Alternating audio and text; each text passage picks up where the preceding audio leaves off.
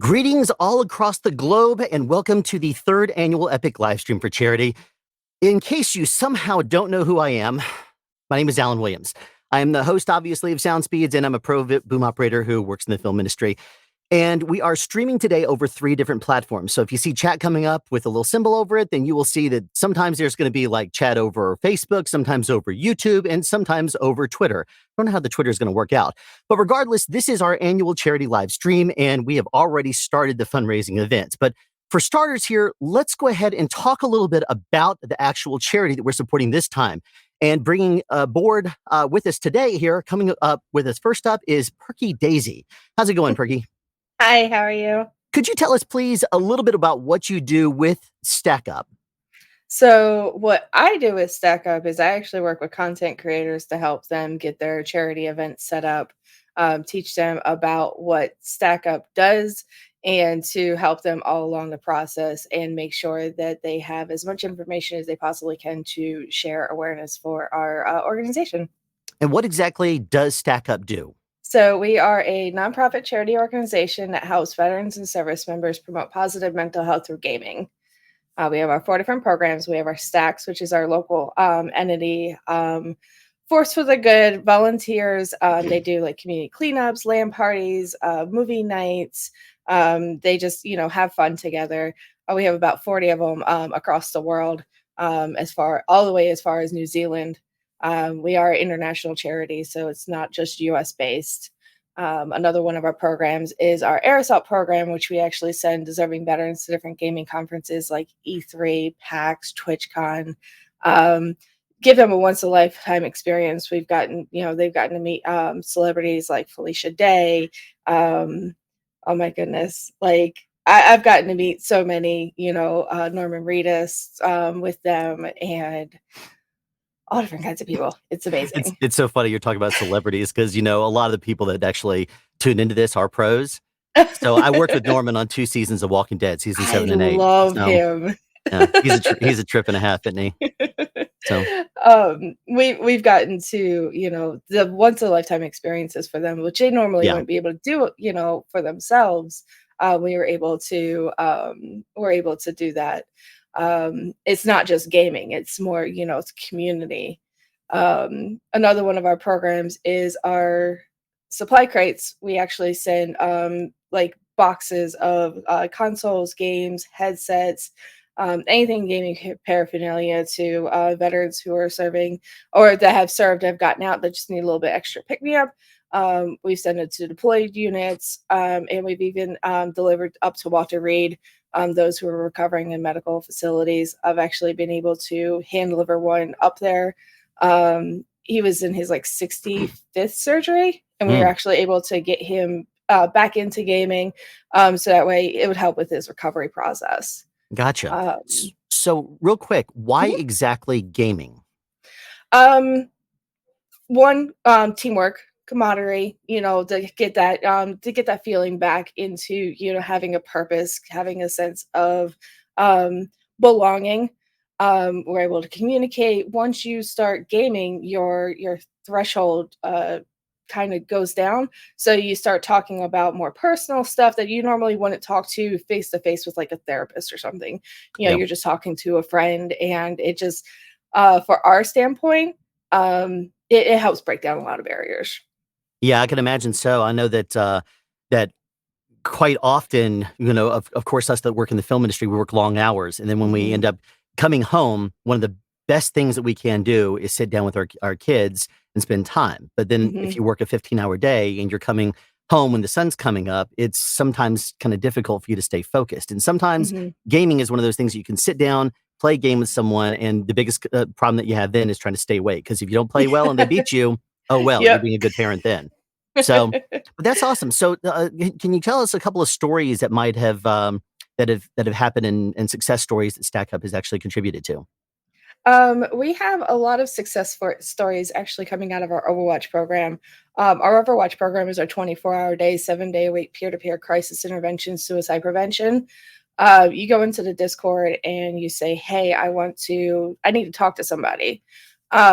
We have been able to de-escalate a lot of people that are on the edge.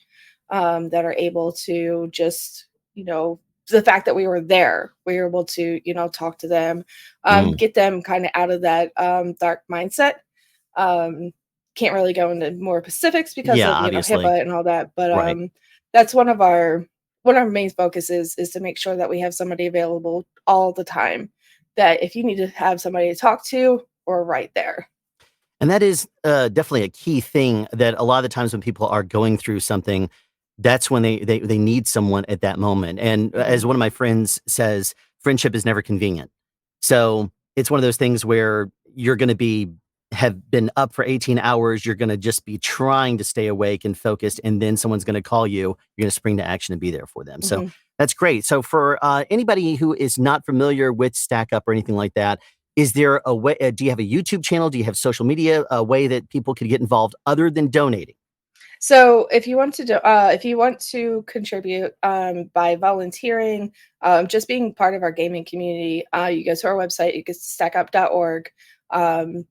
It is, yes, it's stackup period and then org. It'll give you a link to our Discord. You'll be able to see the different programs. There's a tab that says how to help. If you want to see if there is a stack in your local area, we have maps available. Just being in Discord and being part of our gaming nights, that's amazing. Mhm. To help build a community.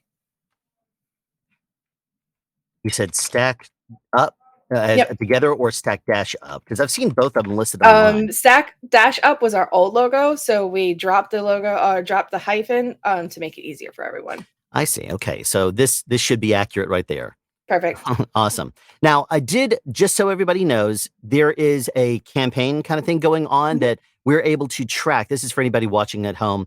We do have some information here, and we're actually signed up with Stack Up to do this. And they have a really cool system in place where if you make a donation through the link that's at the top of the description here on YouTube, then you're going to be able to make a donation directly to them, and I will see it pop up in our dashboard so we can see exactly how much we are making over the course of this fundraiser.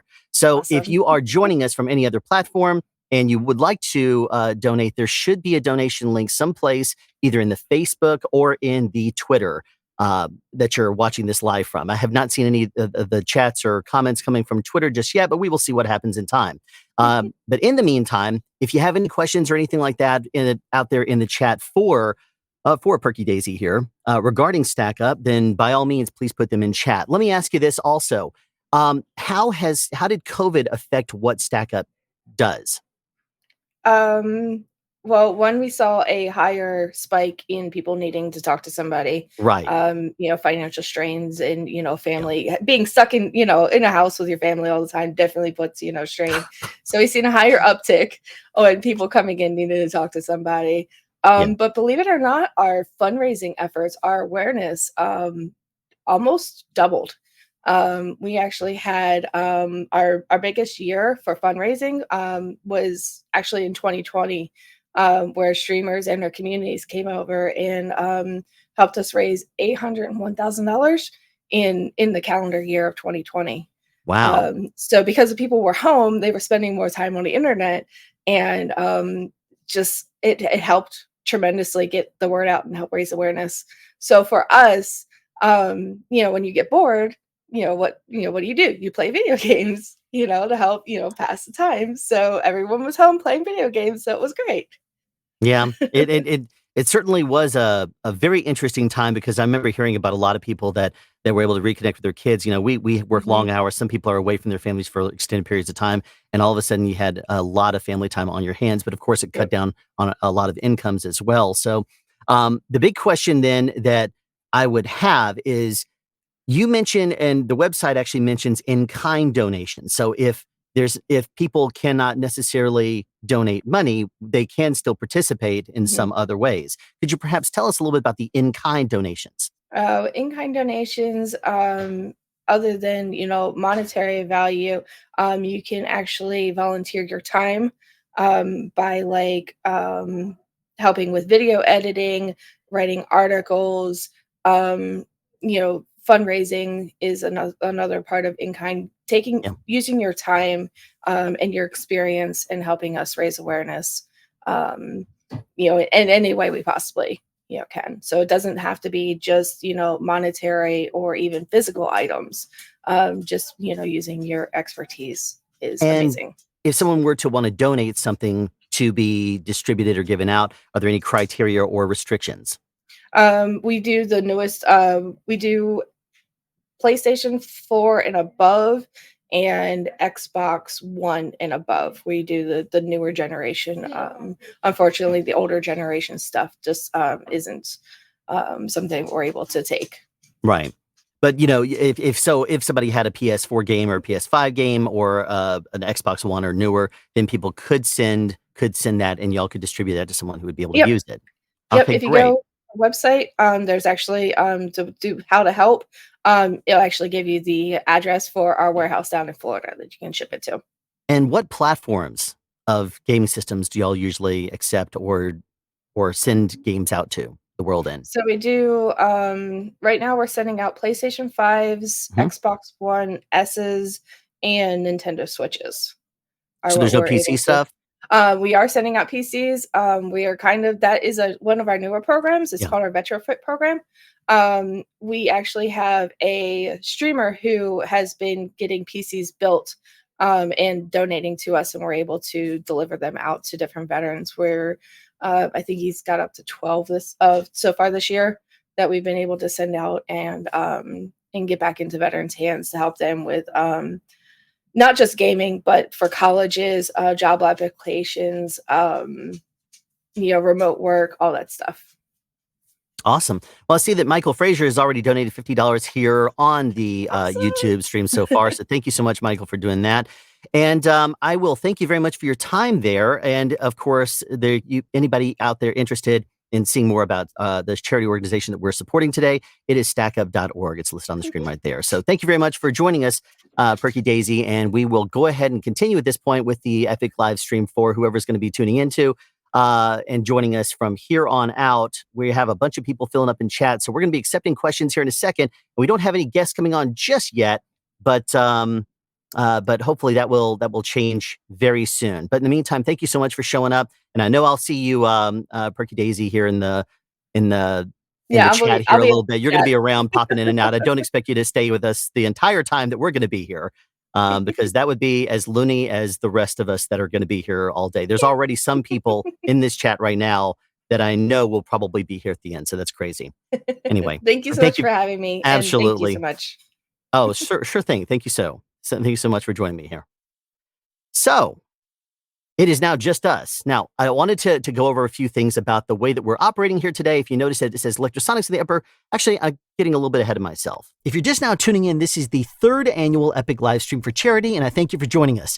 Now, one thing that's a little bit different this year as opposed to years past is that we're allowing each hour to be sponsored. This hour's sponsor is Lectrosonics. Now, if you're a pro, you know the name Lectrosonics and they don't require an introduction. If you're not a pro or getting into the world of professional wireless, then Lectrosonics is a great resource. And I'm going to show you a few things that even pros will want to pay attention to because they have a lot of resources on their website. And I'm going to show you some of them. If you go to lectrosonics.com, you're going to see a whole bunch of press releases up at the top. And these are pros in the film industry that are using their products every single day. You can get a lot of ideas from listening to the conversations that Lectrosonics has with these people. And these are released quite often. If you go down farther, you'll even see that there's information regarding wireless guides. And it'll teach you about wireless themselves. And they also have something called Lectro University. If you look at the right-hand side, there's their online training school that teaches you about wireless and what you really need to know about it. They have a lot of resources on their website, and if you're not familiar with any of them, you should definitely check them out. As for the products they sell, think bulletproof, something that's reliable in any and all circumstances. Doesn't matter if it's raining or if it's a sporting event and you don't have time to fight your wireless, Lectrosonics has you covered. If you go onto products on their website, you can see that they have everything from IFB monitoring systems to digital hybrid and even digital wireless. They also have things like the wireless designer software that will allow any of the receivers to scan the air and to basically put together a spectral analysis and even find the very best frequencies for you to tune to in your wireless system. Another thing I really appreciate about Lectrosonics is their sense of humor. If you scroll down on their homepage down to where it says April 1st press releases, you can see a whole bunch of fake products they released for April Fool's Day as pranks and jokes to the industry.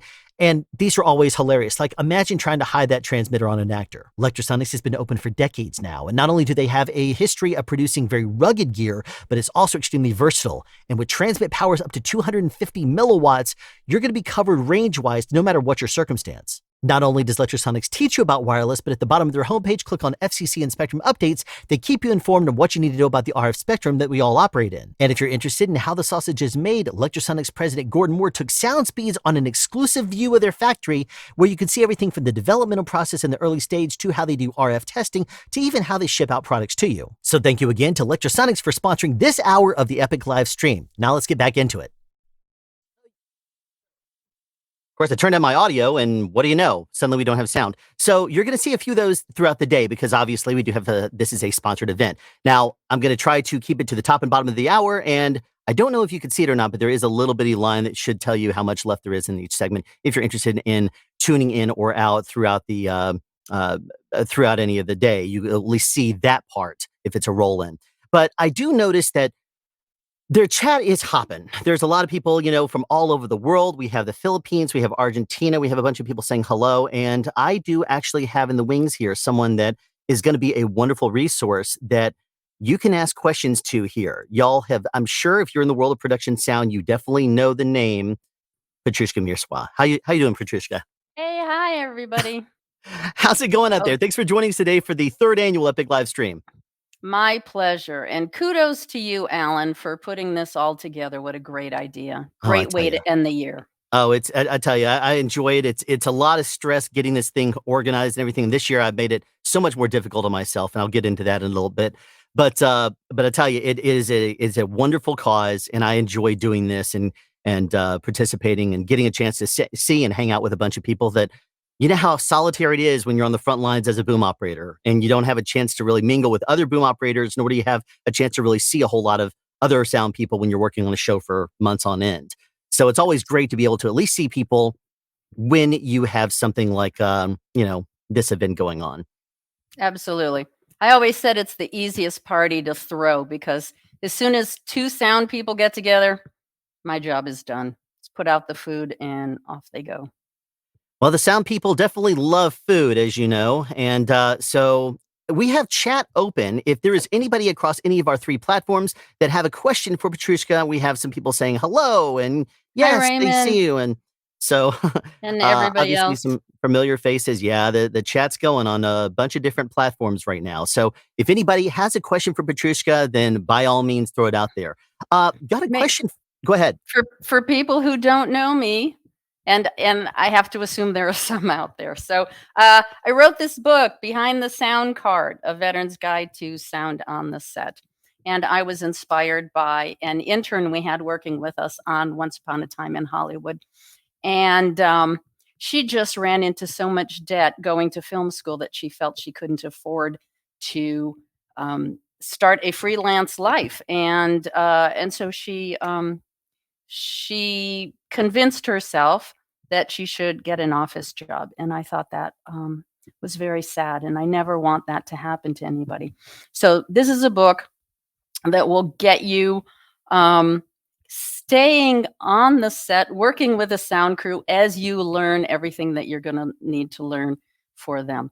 A lot of it has to do with soft skills. And I've been teaching around the world this year, actually. It's been whirlwind at universities, and a lot of students are not learning things about how to take care of themselves, how to think of this as a career for the long haul, not just a job.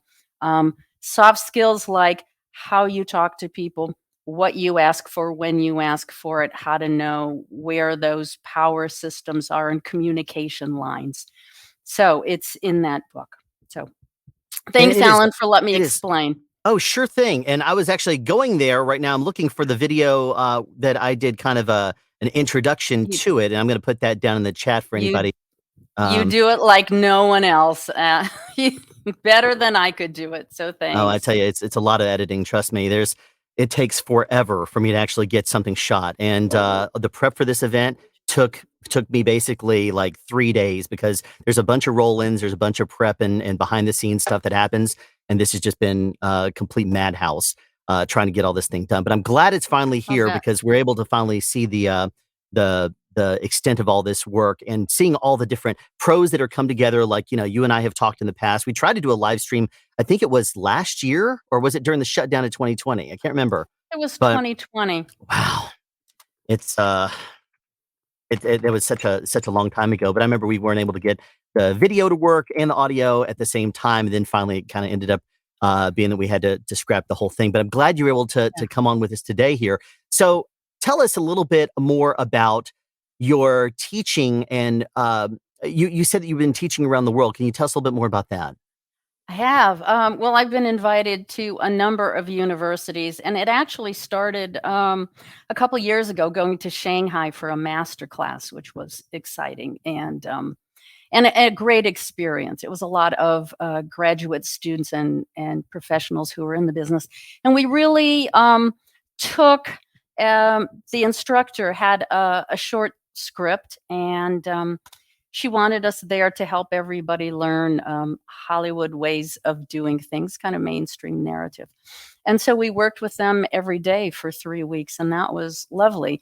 And we've had universities I just finished in the last 2 months, London, Paris. We were there sponsored by VDB, and just finished a stint at Cinecittà in Rome, which is nice. Wow. And so they have a serious program, for dedicated sound people. And I'm going back in the spring when my boom book is going to be finished, and that'll have a lot of new material, completely different from the Behind the Sound card. It'll talk more about health injuries because that's a real concern. So everybody was nice on Facebook a few months ago. You might have noticed that I was asking on different sites, tell me about your injuries, and here's a poll.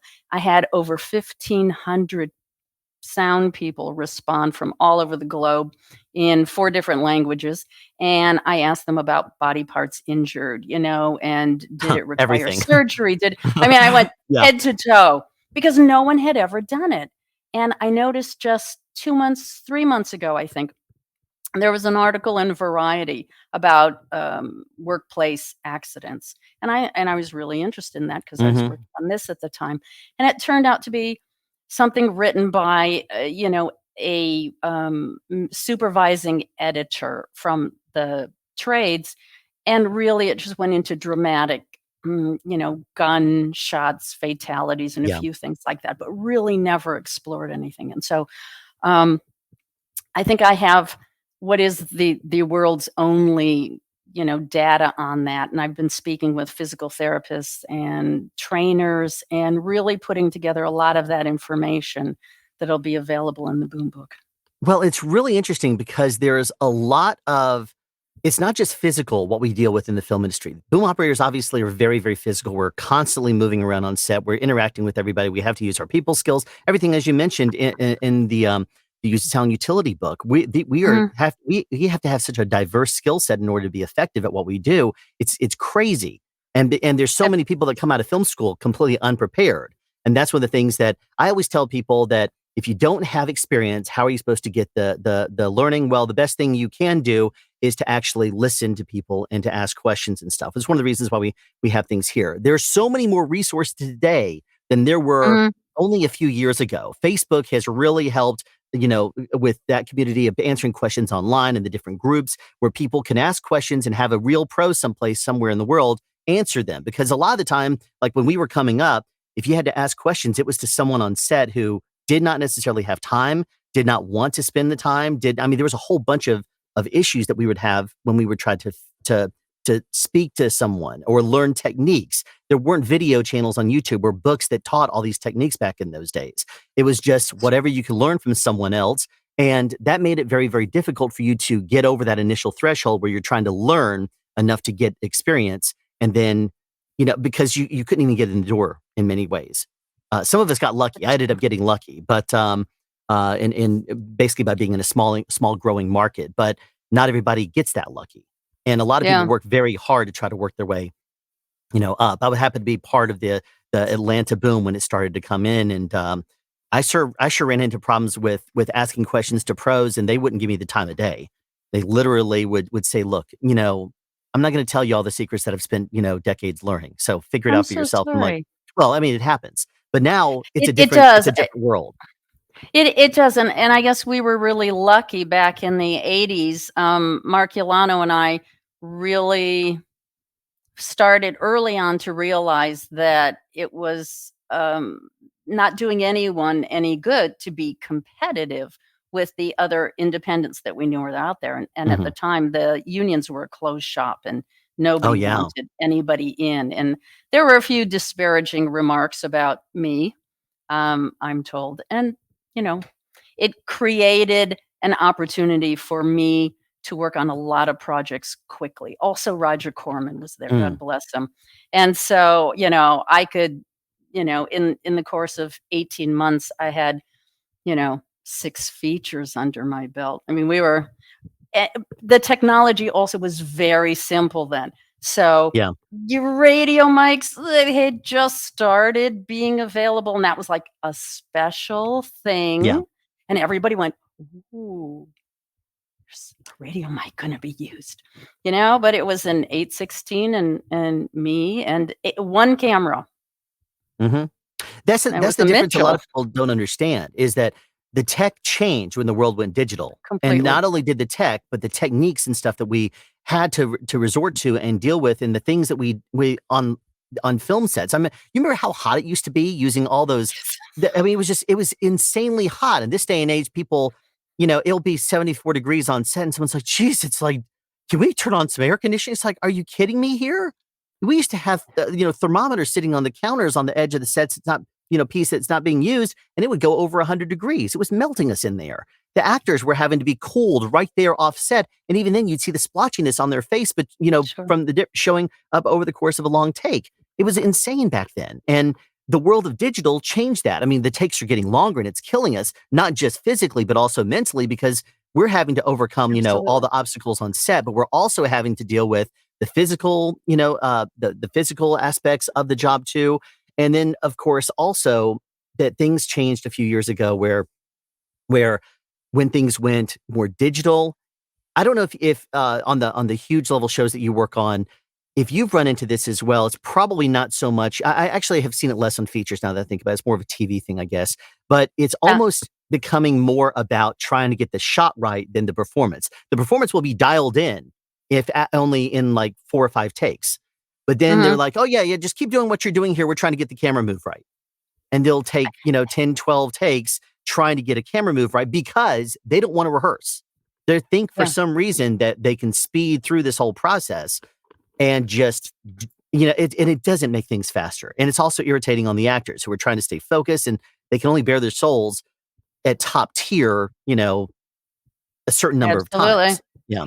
It's, I'm seeing, not lately on the shows I've been on. Well, I just finished with Martin Scorsese, so we didn't Yeah. have that problem. He's And also more old Rodrigo school, Prieto. so he gets it. Yeah.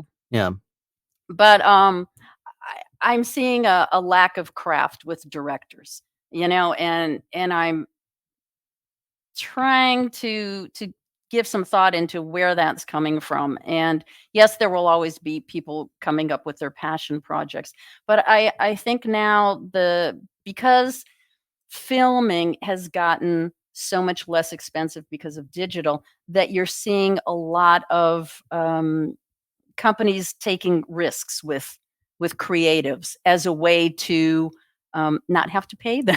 It's like, yes, I'll let you direct something in exchange for you do this blockbuster thing for me. So I'm seeing, I think it's a trend. Everybody jump in and tell me about your experience. But I'm seeing directors coming from writing, coming Mhm. from editing, coming from acting, which is more of a lateral move, and it's really different than if someone was coming up through the ranks, second AD, first AD, and And had some sense of what everybody else does on a set.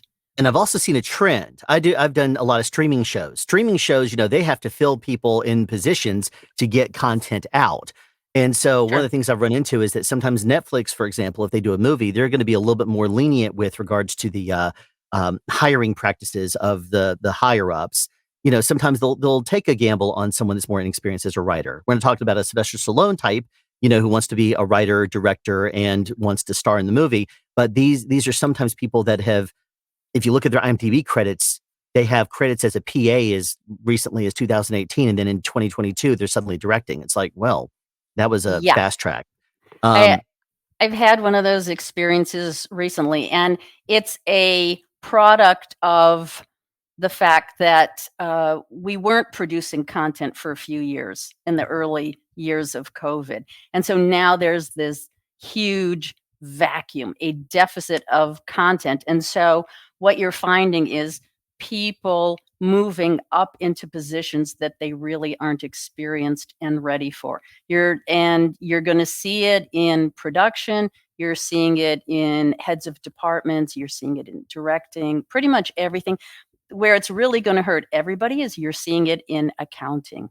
Yeah. If you haven't noticed, oh man, in the last year, people who aren't experienced trying to manage all that paperwork, and so salaries are checks aren't coming on time, people aren't being classified correctly.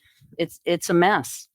Well, also one of the things that's kind of interesting to me is that with every single content, originally it was like streaming was done on Netflix, and everybody was saying throw their stuff on Netflix, and they were being very selective about what they put up there. But then people started, a lot of these studios and channels started doing their own streaming services, and that meant that they were going to have to start putting all their stuff on a platform, pulling it off of Netflix when their contracts ran out. Now we have a whole bunch of streaming services that, especially during the era of COVID, people were binge watching everything at the house. And so they were like, well, geez, I've watched everything. People were saying when Disney Plus launched after the first couple of months, you don't have anything else for me to watch. And Disney's like, are you kidding me? We have decades, almost 100 years of production under our belts. And people would binge watch it and they'd seen it all. And so when it comes down to a lot of streaming services, that's one of the reasons why during the shutdown of 2020, we saw a lot of people, these streaming services saying, hey, guess what? We're going to do an old school marathon of your favorite 80s shows. It's because they had license on it and they could get it inexpensively and stream a bunch of episodes to keep people on their service. And people would be like, oh, you know what? I haven't seen that in a while. But now one of the things we're starting to run into, and I'm sure you're starting to see it too, is oversaturation, simply because a lot of the studios have been trying to get as much as they can on their streaming service for people to watch, but then people will watch it and then they'll leave the service and say, I'll come back in a few months. So I've seen a lot of these discounts, get us for, $3 for 6 months a month, $6 a month, or no, $3 for 6 months.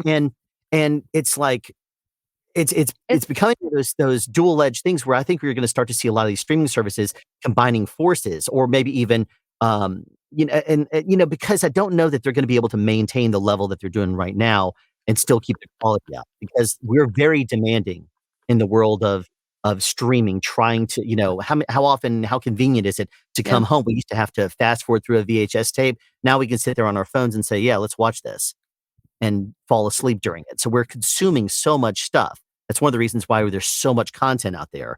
And a lot of these studios are taking gambles and risks that they normally wouldn't take.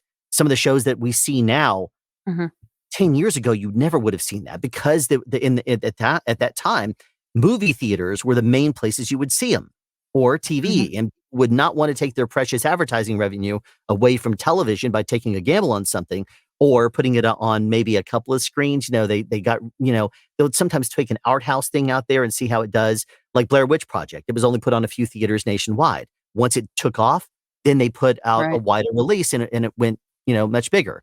And then part 2 came out and everyone was like, yeah, let's not do this again. So, but we're seeing a whole bunch of changes in the industry, and a lot of it's happened, at least in my perspective, since the world went digital. That's, I think, the biggest change that I've seen on set is when you work on shows now that are digital, because it's very tech driven. It is. A lot of shows with old school directors and stuff, are they being pushed by studios or by DPs to do more modern techie things? And I haven't seen that, but then, when I do a feature, I'm on for like 8 months. So, it's not like the other days, the old days for me when things were simple. So I'm not seeing it move so much. And, I am thankfully, or, for whatever reason, I'm at I don't want to say the top. It just sounds so presumptuous, but I work on those A-list things. So we move slower and we're kind of at the top of the game, the Quentin Tarantinos, the Martin Scorsese. So they do what they want. And what has been working for them really well is that old school thing. I use film.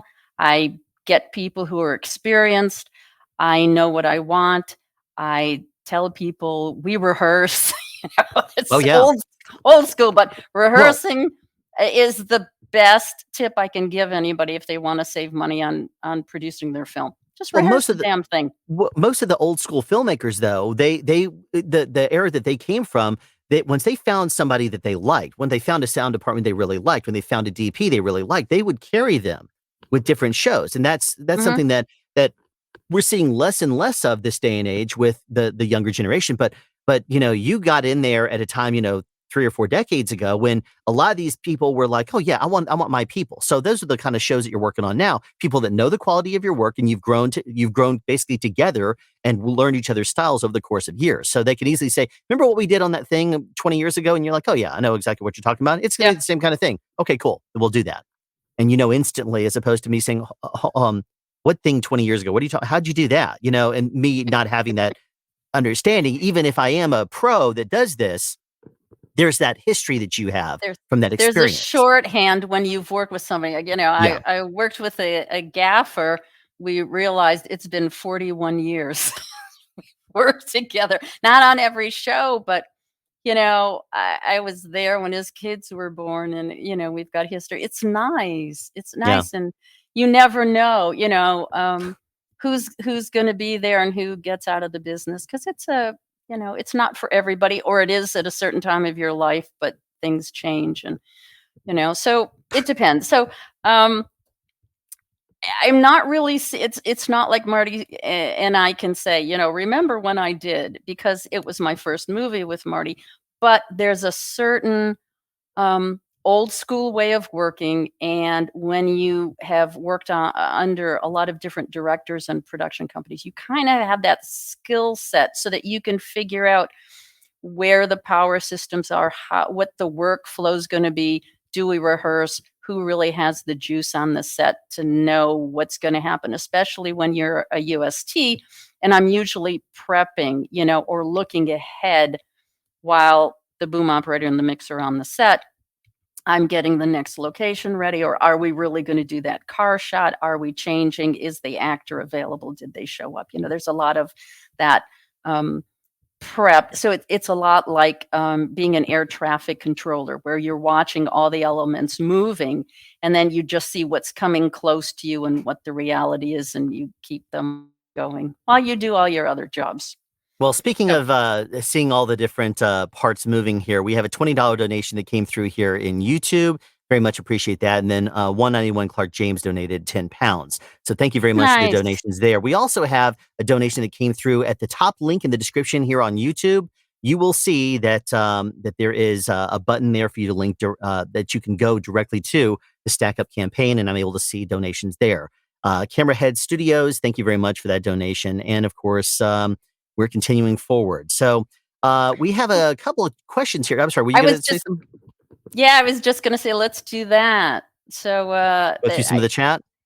Yeah, I've been holding off on it. There's one up here at the top yes. Yeah, that's That's the one. I have a question. If you have to choose just one, what boom pole is your choice? I really hate to answer this question, so maybe I'll give this to you, Al. That's actually why I don't. I like people that know. Go ahead. Here's my answer then. I don't just pick one. But if you have to pick one, then pick something that's going to give you a wide range for the kind of work that you do. I think that's the best answer I can give you. Just go to a rental house, or, make friends in your community and say, hey, can I borrow your whatever it is that they have, and just try a few different ones. Sometimes it comes down to really how to tighten a knuckle. Yeah. Is that I have a preference, or I love VDB pulls because they have markings on them, and I find that really helpful when I have to have an extension out, but I also have to put it down quickly, collapse it, go run, do something, come back on the set. So that was a handy thing that I loved. I loved the Cinefista for various reasons. They're not even there anymore. My first pull was, metal. Metal with a big, thick, rubber-coated cable on it, and a junction box. So I keep a short pole. Love my K-Tek. Have a little pole from them. It comes in so handy, including when a 6'4" boom operator on the Scorsese film Killers of the Flower Moon, he got stuck in a corner and none of the poles worked, and he needed that. And I got this picture of him. He's just holding that thing, but you never know when this is going to come in handy. Sometimes you're booming through a forest of C stands and you need something short that you can maneuver, or you're in a car seat, or who knows. So I keep a few different poles. And that's what's fun about what we do is the sound mixer will be sitting at their screen looking at a shot like what you're looking at either one of us on, and they're like, you can boom this. What's going on? And they're like, well, you don't understand. There's diffusion right here. There's a big, there's a bounce board right there. They have just dropped the topper all the way down to the top. They are literally boxed in. The camera is like this. And people are, and they're like, well, figure it out. You're working on trying to figure it out and working and negotiate. But the DP is like, there's no light. I have to bring in lights. And, they're panicking over there. So yeah, having a variety of booms is definitely key. I try not to answer this question on my channel because I don't want my preferences to become anyone else's, simply because I say it. That's one of the things that when I teach in the real world, I try not to put that opinion out there, because technically speaking, a boom operator can pick up any, if they're a pro, they can pick up any boom pole and make it work. So absolutely. And we have. And yeah, I mean, when I first started out, I was using, VDBs and K-Techs, and then, had my hands on ambience, and I worked with a PSC for a bit. They all have advantages and they have things that they excel in. Every single boom on the market has certain features that others don't, or they're just a generic and they're nothing really to write home about. And so there's been other players that have tried releasing booms over the course of time. They never pick up with pros, and pros are normally not going to grab for those brands because those are basically just stock standard features that don't really interest us. But as a rule, we could be in this circumstance where we can pick up any boom and make it work well for us. Absolutely. And to your point, you have to pick one that works. I just got through adding in the description of this video a link to a video that I have in less than 10 minutes. I give you 15 things you need to consider with regards to a boom pole. Like, one of the things seems kind of obvious, that if you're a boom operator that works mainly on E&G shows, you don't need to go around with a 21-foot boom pole in your kit that you travel with internationally. That's not something you're going to ever run into. But if you work in features and stuff, then having an 8-foot E&G pole is a nice addition, but it's not what you need to use as your daily driver. So sometimes things like that are going to matter. If you're operating in some environments, your hands might stick to the pole, one pole more so than another. Do you operate with gloves on? Do you operate, there's a whole bunch of different things, and you can check out the video I've just dropped down in the description for information about that. But that's one of the reasons why I don't normally give insight as to my personal preferences, because I'll tell you, I've, since doing this channel, I've put a whole bunch of different booms in my hand and done reviews of them. And every single one of them, I would be more than happy to, the K-Tek Mighty Boom, the Ambient Series 5, any of the poles that we've reviewed. I'm in the process of working on a Panoramic review right now. And as soon as, but these are all top tier brands that each have their own feature sets that make them excel. So that's one of the things I really like, is that there are different things that are beneficial to every single manufacturer, and how they kind of go down a certain, mindset. Like, for example, K-Techs are very modular. Panoramic, you cannot internally, cable, but they are very, very stiff and very, very light. So, there's different things like that that every manufacturer kind of focuses on.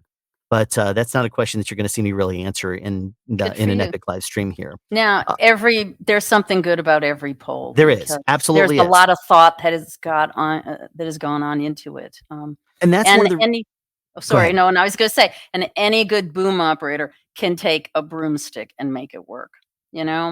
So work on your technique. There's a video that I actually tore to shreds of someone that actually.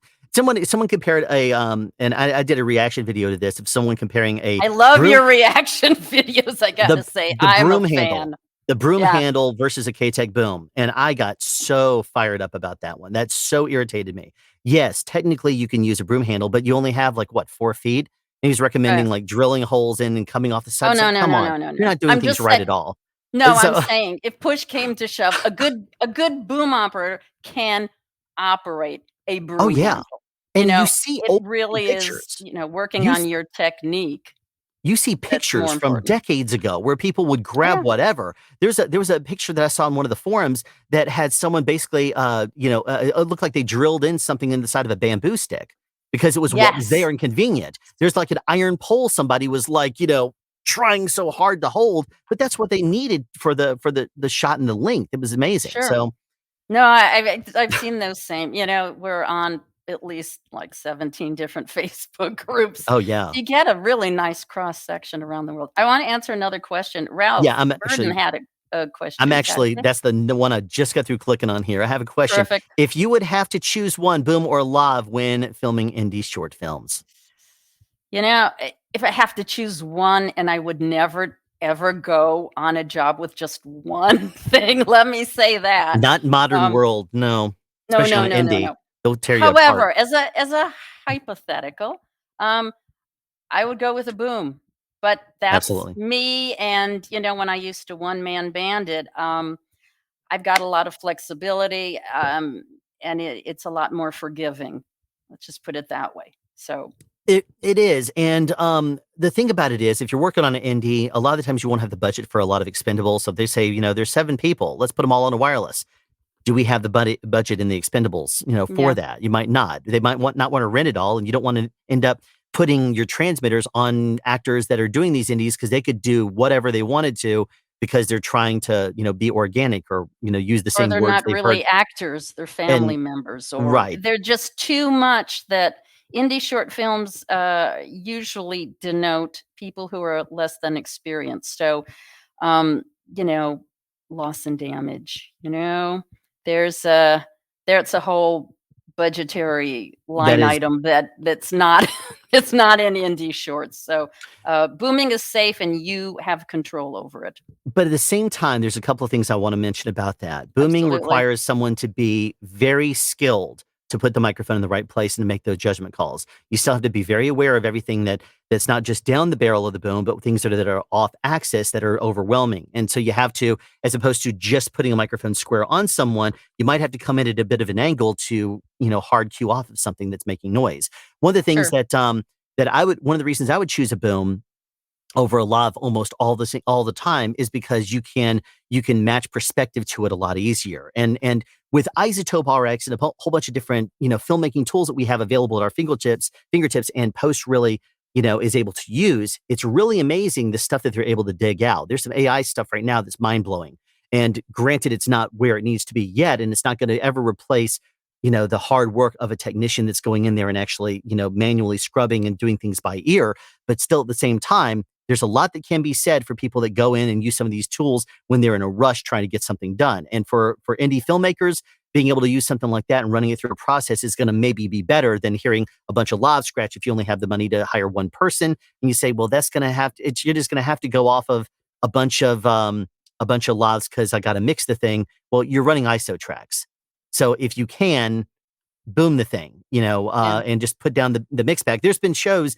It's funny. Sometimes I've mixed, small shows, like very, very small things, indie things, E&G stuff. And there was a time that I was like, oh, you know what? This is going to be cool. I'm actually going to have a chance to, for the first time in years, sit down and actually mix, a little thing. Yeah. But we ended up having such severe RF issues within the first few hours. I ended up saying, you know what? Here, come here. Who wants to just press the record button? Let me boom this thing, because that was so much more beneficial to the show than having me sit there and stress because we were taking hits with literally the transmitters right next to the receiver. But there was like the CDC was right across the street, and it was almost like they pressed a button and everything went in the area because it was pretty bad. But anyway, so there's the answer there.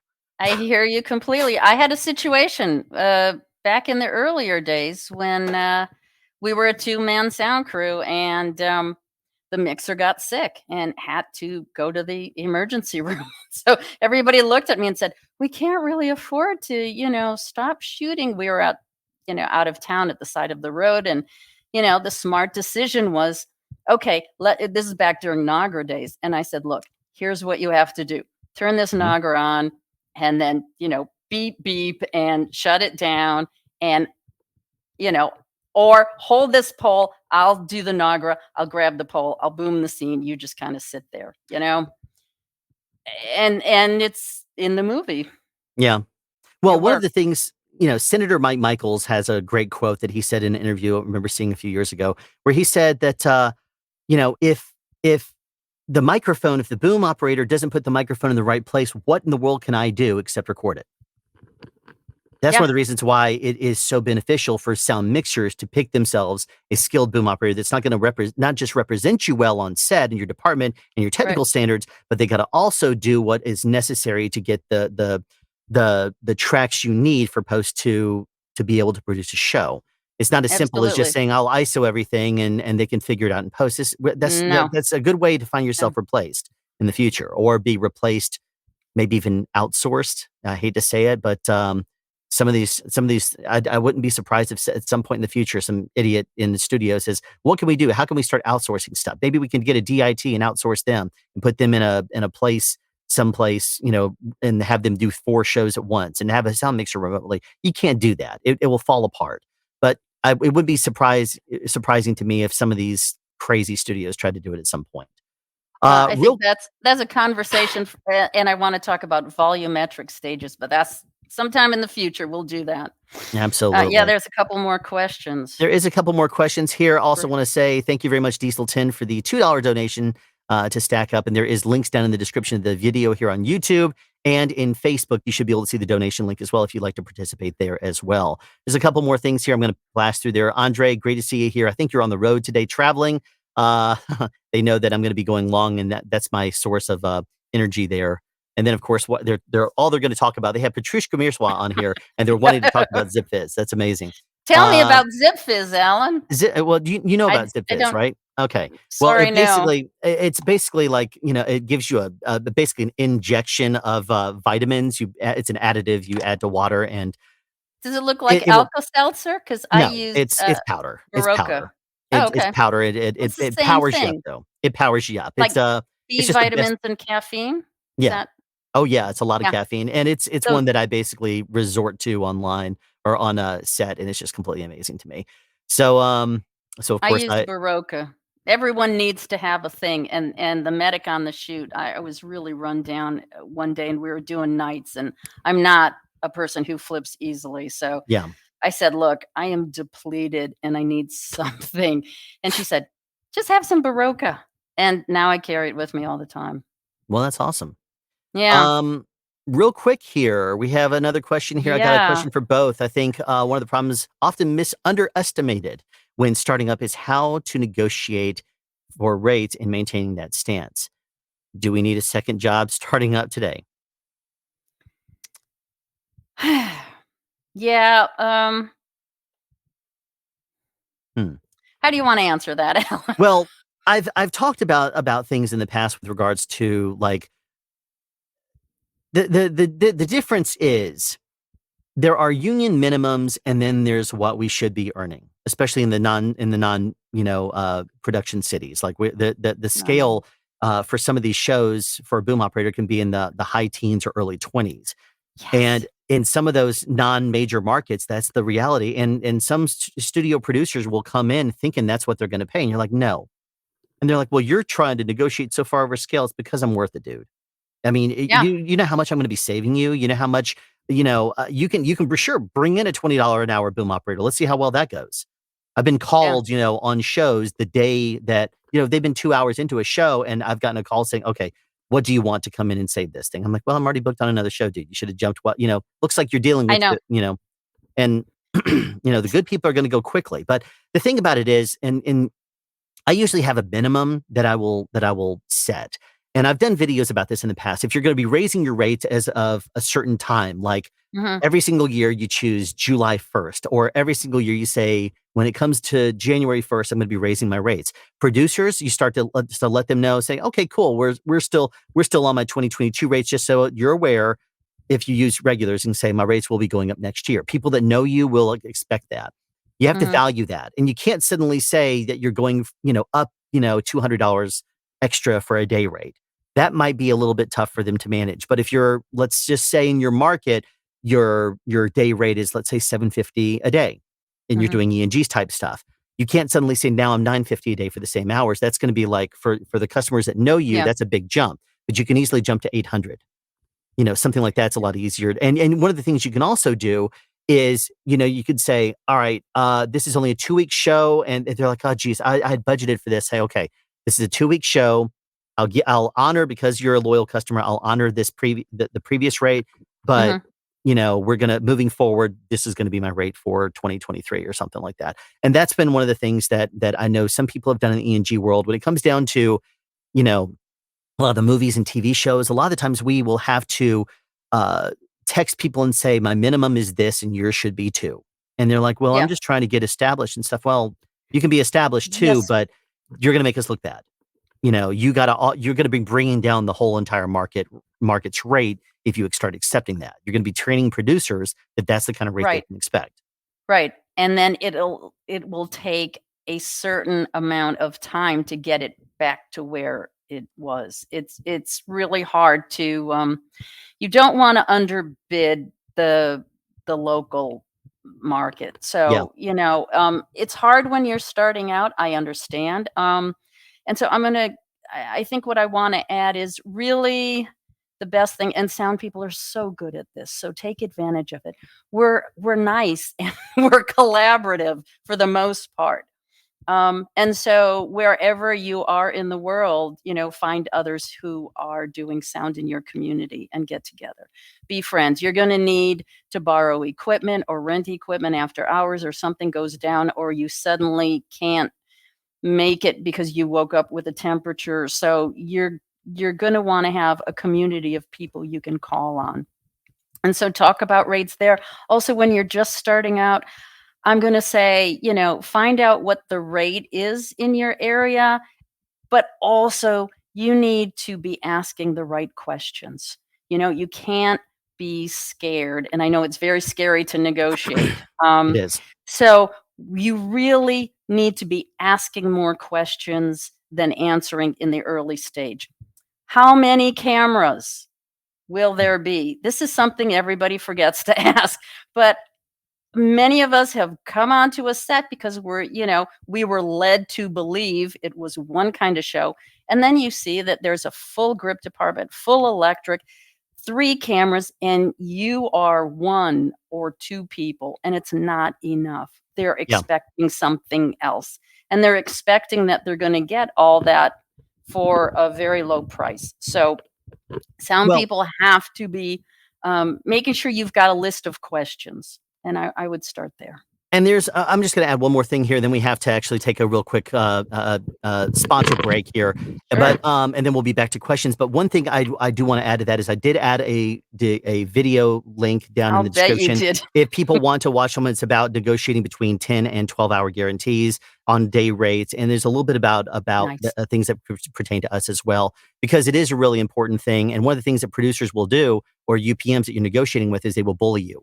And they'll try to Yes. bully you down because you're not the department head. And unfortunately, if we don't have our sound mixers back, then we are definitely going to get bullied. But if you have your sound mixers on the back and they really want you on their team, then by all means, they're going to want to do what it takes, and they're going to go to bat for you. So real quick here, I got to, supposedly, this is a sponsored event, and we do Mhm. have sponsors that have donated money to have a quick spot here. So we're going to go out of the Lectrosonics ad, and basically, hour rather, and we're going to move into another way. So in early October of 2013, I was working on a show, and in one scene, we had an actor who was supposed to be flying a plane, and there was only enough room in the plane for a camera operator from the side and the director behind them in the back. Now, there was no room for us to put a bag or anything else in there, and we had to transmit back to the sound recordist who was set up on the ground at the hangar. So we remoted the antennas, and then actually, I want you to look at this picture right here. Passive antennas running back to the sound mix cart that's set up in the hangar on the left, and they were pointed out at the runway. But if you look at all the planes over there, you may say, well, I can imagine that being okay, decent range, but those planes aren't what we're looking at. Look way back in the back, and you'll see this little bitty white dot. That dot was the airplane that we were shooting in. And in this position, we still had perfect range with no dropouts on the actor on the inside.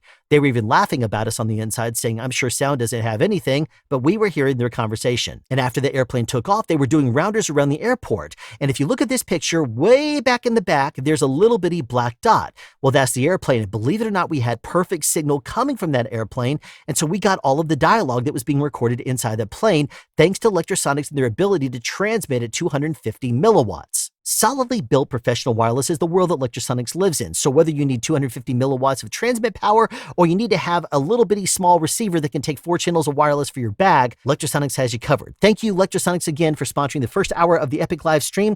And on to our second sponsor. The audio department first opened their doors in Burbank, California in 2008, and for the past 14 years have concentrated on a very user-friendly experience online as well as customer service in their store. If you want to check them out online, simply go to audiodept.com, and one of the first things you'll notice is how easy the website is to use. If you're interested in a certain product from a particular manufacturer, you can simply shop by manufacturer, and it has a list right here of every single professional manufacturer that has products available in their store. So let's just say Zaxcom. Let's check out what they have. Page 1 of 3, and only listing the first 15 products of 34. So you can either click on that, you can click on brand and bring it up alphabetically, or you can search by category. For example, if I want to look at boom poles, let's choose, for example, this K-Tek and this PSC, and let's see what they have in comparison to this Rode. I'm going to click on product comparison right here, and now I have a list of all these different products right here, and I can see them in links, see them in weight, and whatever else that I'm interested in. And if you want to go to the main website, you can click on sales, you can click on rentals, you can also see service where you can get custom cables built. And they also offer financing. So if you happen to land a show and you need additional channels of wireless or maybe a new recorder, and you know that the package rental checks are going to start coming in, you could easily make the payments, then simply go to their website and they can work with you on financing so that way you can get the gear you need to and to get that package rental coming in so that way you can own it as opposed to renting it. Their FAQ section is an easily laid out one-stop shop for anything and everything you need to know about their policies and how they handle your information. For example, how can you place an order? It's listed right there. What shipping services do they use? Well, it's listed right here. What do they do with your private information when you enter it on their website? It's listed right here as well. So if you're interested in learning about them before you purchase, it's all disclosed right there up front. The audio department isn't only customer service focused, but they're also customer experience focused. If you're not sure how a piece of audio gear works, simply go up to a representative and ask them. They'll be happy to sit down and show you the works. If you're not sure how to make a microphone quiet inside of a shock mount, they'll have that information too, and they're full of tips and tricks there. Thank you again to the audio department for sponsoring this hour of the Epic live stream. Okay, so we are back. Now, am I hogging? Just because I came to visit, you don't have to. Not at all. There is, you know what? You and I had talked about you coming in and hanging out, and I love the fact that you're here. You start us out here, and it's just so pleasant. There's 57 people watching across all of our different platforms right now, and every single one of them is, I'm sure, loving the fact that you're on here because the number is only going up. So cool. That's wonderful as far as I'm concerned. So okay. I love the fact that you're here, and we do have more questions coming up here. Questions.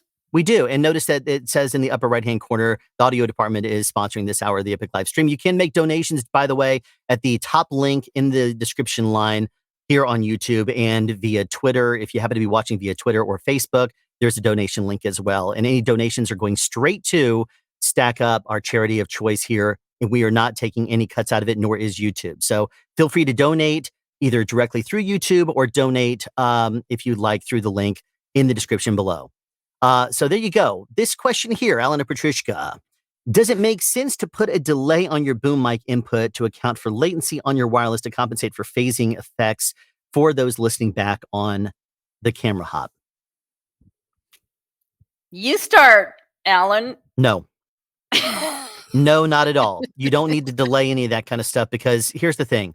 How are you going to accommodate for camera latency? Some cameras will process and they'll lose three, if they run it sometimes in certain modes, it will sometimes take almost a quarter of a second for it to process.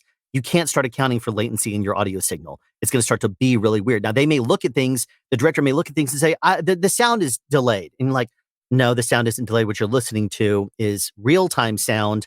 I mean, if there's a delay at all, it's like 2 milliseconds, and that's basically wireless latency. But when I've had people say your sound is delayed, I'm like, it's not my sound that's delayed.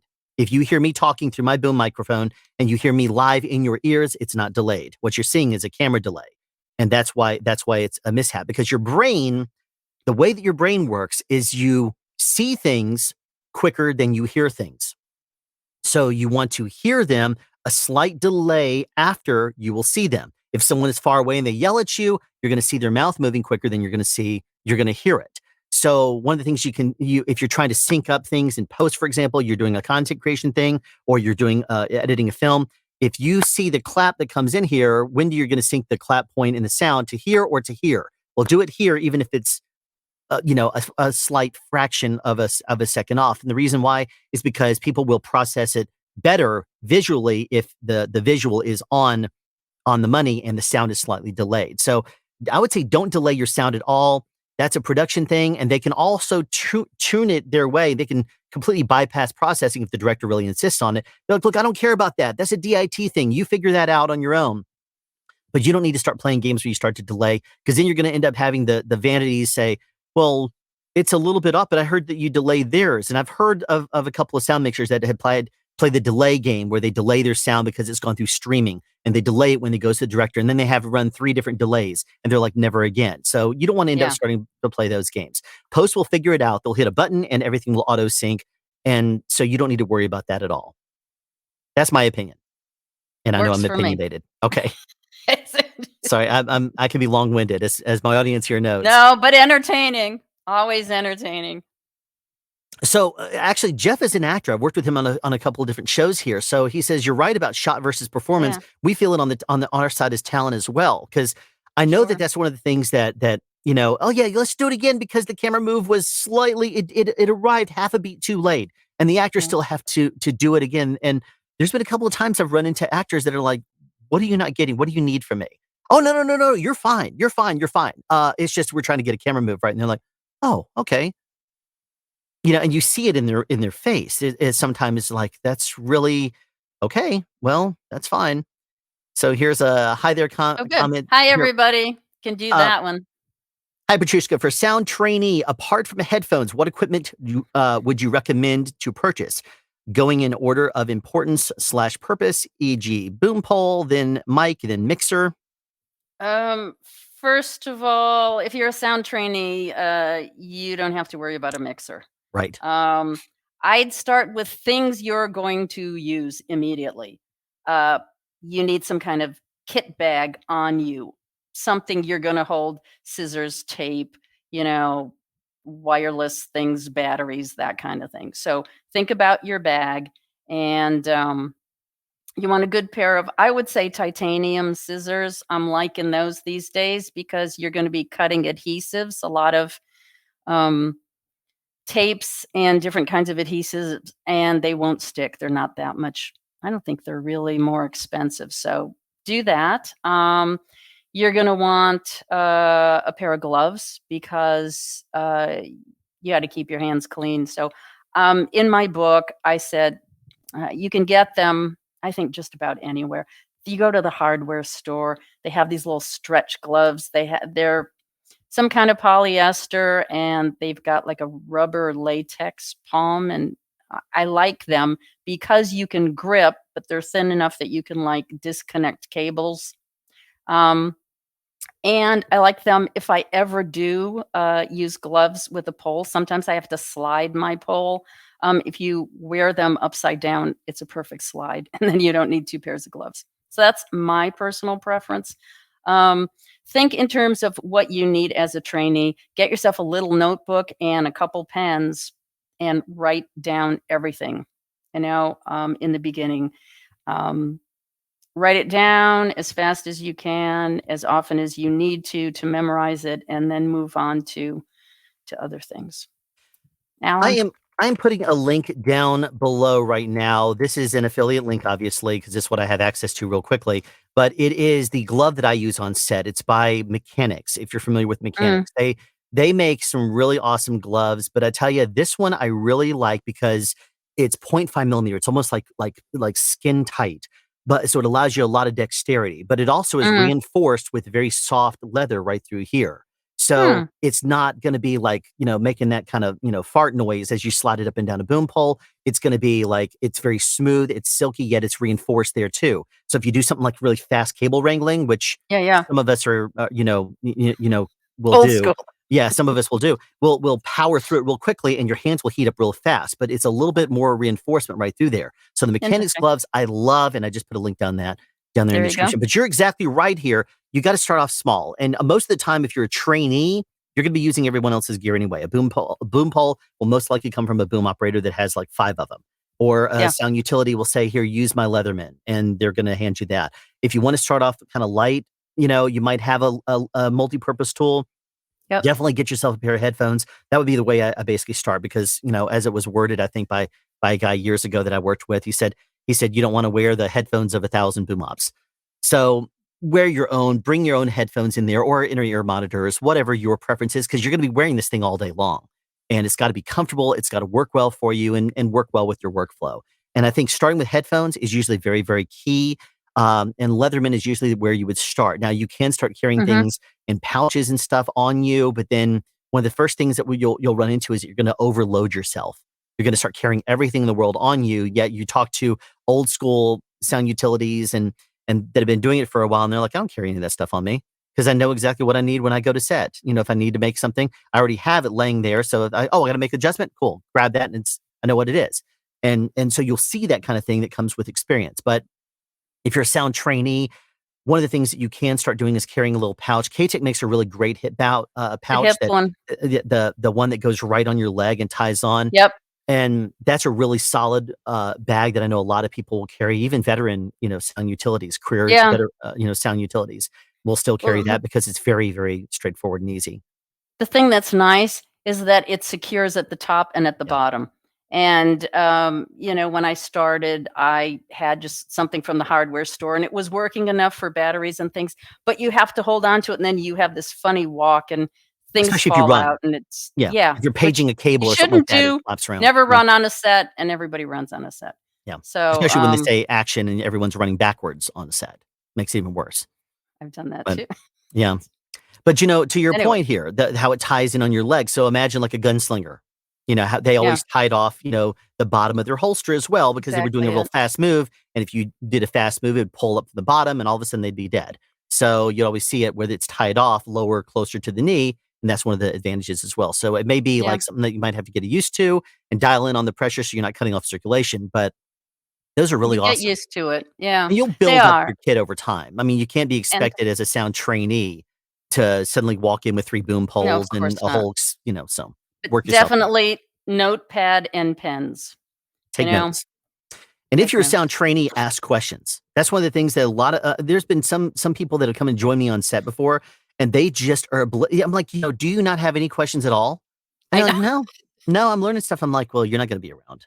The people that are diehards that really want to learn, they're the ones that are going to be asking all these questions. They're the ones that are going to be really wanting to know all the information because you have pros available at your fingertips and you don't want to ask them a question. And this is what you want to do for a career. Think about it. But at the same time, know when to ask the questions. Right. I mean, obviously in the middle of the take, give people a break. rolling restart, here, back to one. Hey, can I ask you a question? That's not the time. There's down times we have in the department. So anyway, there you go. Greetings everyone from Las Vegas. Awesome. Here. Hi from Estonia. Just came from the TV drama shoot where there was no rehearsals. It felt like reality shoot. And you know what? It does. Sadly, feels lower budget. Big ones, the big ones feel like reality shoots too sometimes. Yeah. I got to say, it's again lack of understanding how to film efficiently. Yeah. people aren't learning that. Slowly dying craft, unfortunately, as It being is. efficient on set. You don't get to rehearse and working on a reality show. That's some of the hardest shows to record clean audio on. Absolutely. True. Definitely have been seeing production focus on camera tech more than other departments. Working on something Yeah. new Z camera with time code input. Almost no one worked on before. Yeah. And Yeah. a lot of the times people will work and they'll go from show to show to show and they won't get adequate prep time or an opportunity to learn all the camera Yeah. things. So if you go to them on the first day, they may have been prepping all week, but you say the fans on this camera are really noisy and they're like, I don't even know where to go in this menu. Or what's even better yet is when it's a camera they've known for a long time, then they do a firmware update and the manufacturer, for whatever reason, decided to change their menu structure for where the camera fans are. And they're like, it used to be right here. I don't know where we did a firmware update. Now we got to go find it. So it's sometimes a No, learning we don't curve have for camera time too. for that. Yeah, But I exactly. have a tip from a camera friend, so which I want to share, which is Absolutely. and here I have it right here. You need a tool when you have like a red fan or something. Honestly, I said, look, you're right next to me. I got A-list talent here, right here. And he said, you know what? And he just stabbed it in the fan. We shot. And when they cut, pencil comes out, no harm done. Yep. So recommended by a camera assistant. It's really interesting to me how Red would make cameras that are so noisy and they're supposed to be cinema cameras, but they're the only manufacturer that Clueless. doesn't really make cameras that are quiet. And then I've They heard, must be priced right or something that they or they all test showed them up. in a climate controlled environment. And they're like, well, the fans aren't on very loud. And it's like, well, go on a film set. Well, You're going did to you hear bring a it sound sound like a hair person? dryer. No. Yeah, exactly. Yeah. So many times, these they're not going to ask a sound person because they're afraid we're just going to say no. Same kind of thing in Tech Scout on television Yeah. shows. A lot of the Yeah. times they're like, if I bring you out, you're just going to say no to everything. I'm like, no, I will bring you solutions. So that Yeah. way on the day, I'm not driving locations, crazy by saying, if you can you get this done? They're like, if we would have known in advance. The show I just got through coming off of, we shot outside of this hotel room, and they had cleared off the entire corner where this action took place in the I guess it was kind of motel style. Everybody was Mhm. they exited, externally. But we were shooting out there, and when I went to locations and said, "Yeah, we need to kill all these air conditioning units," and they're like, "They've been vacated out of their apartment today. We put them in hotels." So I don't have access to any of these. I'm like, y'all didn't think to tell them to turn off, the air conditioning units. So we had two different stories right there with, Oh God. two air conditioning units on the top and bottom on either side. Now they cycled on and off, but it's like, we can't go around and baffle all those because they're going to be on down the barrel on, some shots. I'm like, and they're like, yeah, if you would have told us in prep, Seven when we came out Ps. here, I'm like, guess what? We weren't out here during your, location scout. So otherwise I would have. Anyway. Yep.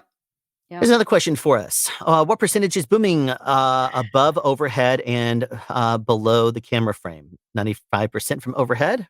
That's a good question from Jeff. I don't know how to answer that. It just depends on the Exactly. show, on the set, on hey, guess who's making a geez. surprise appearance? That actually startled me because No. it's so funny. I was looking right here and I glanced and I saw Mark pop up there, and I've seen so many YouTube videos where they do jump scares or something, and he popped in. I thought he was behind me. That's Mark Yolano. Hi there, Mark. How's it going? Well, here, let me unplug my headphones. There, Mark, say something. You're on. It's a global event. No, we are live. It's a charity fundraiser that Alan is doing. Oh, hi, Alan. Hi there, Mark. How's it going? Well, get in the frame if you're here. What percentage is booming from above and from below? What percentage of Mark's face were we seeing before? Mark, how would you answer this question? What percentage is booming from above and from below? What would you say? I would not say. I would say that it really depends on what are we doing? What is the shot? Exactly. What is the moment that we're capturing to convey connection between the characters and the audience?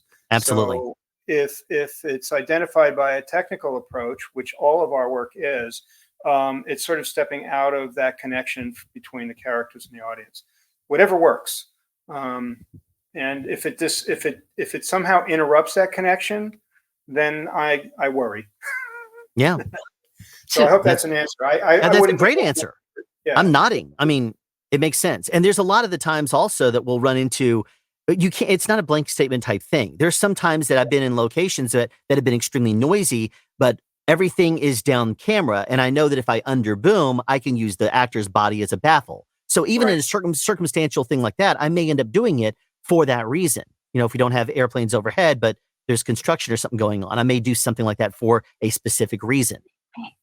The larger principle to me is my threshold is, does it break the connection? You know, we can have competing elements in any given shot or any given scene, but if those competing elements don't rise to the level of distracting us from that connection, they're okay.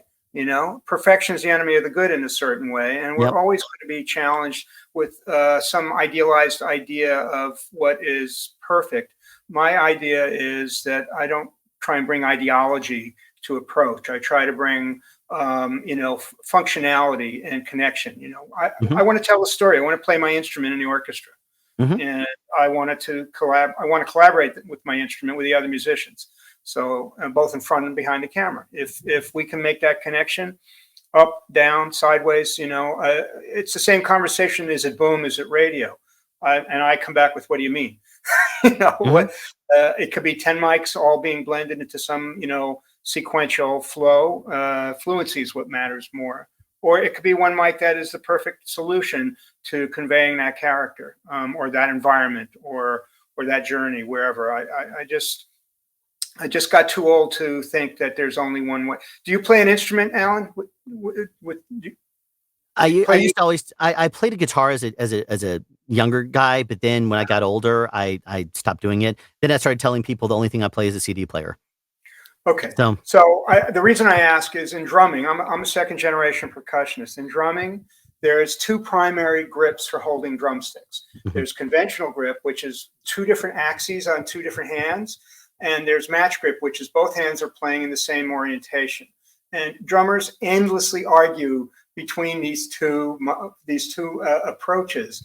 And the real answer is, you need them both. They both have application for different circumstances, and they expand your repertoire of response to the music or the particular situation. And I think the same about us. Is a Betacam, is a VHS.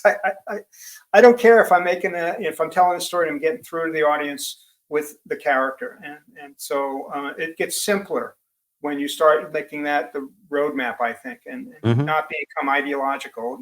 How can I help? How can I contribute? Not compete. Absolutely. Okay, so I'm going to leave the room right now. But yes, I have some information for you. Well, thank you very much. That was a great ad. That was a great ad. So you never know who's going to show up in my house. I tell you, that's amazing. So here's another question. Which departments do you find to be a common ally of the sound department, if such a thing exists? Hi, Charlie. We do have, I think, allies. I have found props to be surprisingly collaborative, and they have the right sense of humor and wry wit. I don't know. Somehow it appeals to sound people. So definitely props, and you work together very closely. So that's great. Also, script. We're always talking about numbers. Oh, they love us. The other, I find, I think first ACs, because not so much with monitors, but in the old days, and I don't really look at monitors too often anyway, because I'm old school and I just feel the lens. I'm the same way. But if you ever can't watch a rehearsal or be there for some reason, the first AC is the person who's going to know more than anybody else on the set whether an actor turns away or when they move, those kind of positions. In this day and age, it's a lot of the times it's dolly grips also. If they're doing remote work and there's a dolly, there's a camera operator doing a remote thing with their camera, their first AC right next to them. Sometimes it's the dolly grip that's right on the headset right there. They have to get the information from the operator to find out what their shot is. And they've been a big resource for me. So absolutely. And now they were next up on my list. And then, and a lot of times you're going to end up giving them context because they are going to make moves off of dialogue, so there's always somebody. I think and then anybody else I decide I need to have an alliance with, like dialogue coaches or, entourages of well, I don't want to say celebrities, a talent, a lot of times they have their assistants. So it's really good idea to become a common ally with them. Oh yeah. They want to make things easier for whoever they're working with, and so do you. So you work that through. Real quick here, we got a couple more donations that have come in here to address. One is an anonymous donation. Thank you for a $5 donation to Stack Up. And also Laurie Ligas. I guess that's how you pronounce your name. Oh, Ligas? nice. She's from Estonia, I think, if I remember. Yeah, she paid, There she is. looks like 10 euros She right had a there. comment. So thank you very much for that contribution towards Stack Up as well. And via the link down below, I try to remember his name. I'm going to butcher it. He was one of the gentlemen that was on the asking viewers to join the live stream. It's Richard Sarkisian, I believe is his name. He did a $90 donation. Thank you so much, Richard, for that donation to Stack Up. And that's on the link that is down in the description on the top line. Let's see. I personally, when it comes down to departments that are common allies, there are quite a few of them. Anybody that needs us. Like, for example, the script supervisor, as you mentioned, they definitely need us. I also find that that once you establish yourself as a department that's going to, as a person on set that's going to save the production money, I also find that a lot of producers will actually listen a lot better. They will actually say, what does he have to say about that? All we have to do is that, and then we're going to save, do that. Absolutely. I've actually had producers go to bat for me when I've talked to a director who's like, no, I can't do that right now. I can't. Producer's like, whoa, listen to him. What did he just say? Let's do that. We need to do that. And that's one of the surprising ones, when that happens. I've noticed that more over the last, 5 years or so. Happens a lot more in TV than in film. It just, it really depends on the other people's state of chaos. Yeah. I've had great relationships with directors. I mean, God bless Quentin Tarantino. He can take in all that information from other people, and we got pretty close on Once Upon a Time because a lot of times the mixer, Marculano, was not, he wasn't on the set at Spawn Ranch because we were seeing everything and it was dusty. And so he was back on the truck. So it was a lot of looks between Quentin and I and deciding about planes or certain things, intelligibility. Absolutely. So I think when you communicate with other people, the words you choose and your attitude and confidence say a lot about whether someone can trust you, and then they bring you into their circle of trust. And one last thing that I'll mention here also is I usually am very quick to get the first AD on my side on a show, because first AD is one of those that I'll ask questions that to them, they're going to come at it from a different perspective. If we're approaching lunchtime and it looks like we may end up, I've overheard conversations where they're like, let's just see if we can get this thing done before we break. So let's take a penalty. If I know that, and I know that some of our wireless are going to start dying soon, I'll go over to the first AD and I'll say, real quick here, I know we're like in a 5-minute gap here. Are we going to be going to lunch on time? The reason I'm asking is, if not, I want to go ahead and rebat everybody. I want to, and they'll say, oh, I see what you're saying. And that way I'm not doing it last minute. And they'll realize real quickly that I don't want to delay them. And I'm trying to do things from an organized perspective, but also it allows me to, at some point in time, fit a couple of other things in there. When it, I'll say, so are we expected to do this in this time frame? Or, they'll answer those questions, and they'll confide more information in you as long as they know you're on their side and you're not just asking questions because you're really wanting to know what time you're going to get home to watch the Netflix series you want to binge watch. Right. Think carefully how you ask the question. Any physical training for boom operators to minimize fatigue? My book, I'm very excited about it. It's going to be a huge part of it is that very thing. I have listened to some boom operators on YouTube and various sites. I haven't really gotten. I bet Alan has something really important and on point to say about it. I was just laughing because it's like, I've seen. You're like, I've seen some boom operators that have done YouTube videos. I'm like, but not. I don't. Busy for the last year and a half, so I haven't watched them so much as before. Is there anybody out? I'm sorry? You and I are. Is there anybody out there doing any physical training? Well, Videos for boom operators specifically? not Or really bag specifically. makers? I'm going to put another video down in the description below. I did a recent video where I reviewed the boom operator, that new Oh, yeah. harness thing. There are definitely uses for that because, we don't always have scenes that we're having to be active and agile and running all Sure. over the place for. So one of the things that I am all about is if you don't have to kill yourself, don't. We see operators right now using, that they'll use the easy rigs, the ergo rigs, the slingshots. They'll use everything they possibly can, which makes, very, very difficult for us when you have booms over, trying to go over them. So one of the things I'll try to do is kind of, what you've heard with Ken Strain in his master class and talking online. There are a lot of boom operators, especially during these longer takes, trying to make it easier by not taking the boom over your head unless you really have to. And if people say, can you actually lift it up? Can you get on a ladder or something like that and say, why? I'll do it if I need to, but, a lot of the times I will come straight back and say, why do you want me to go overhead with it? We're doing a 30-minute long take here and I'm not going to hit you and I'm not going to be over your head unless I absolutely have to be.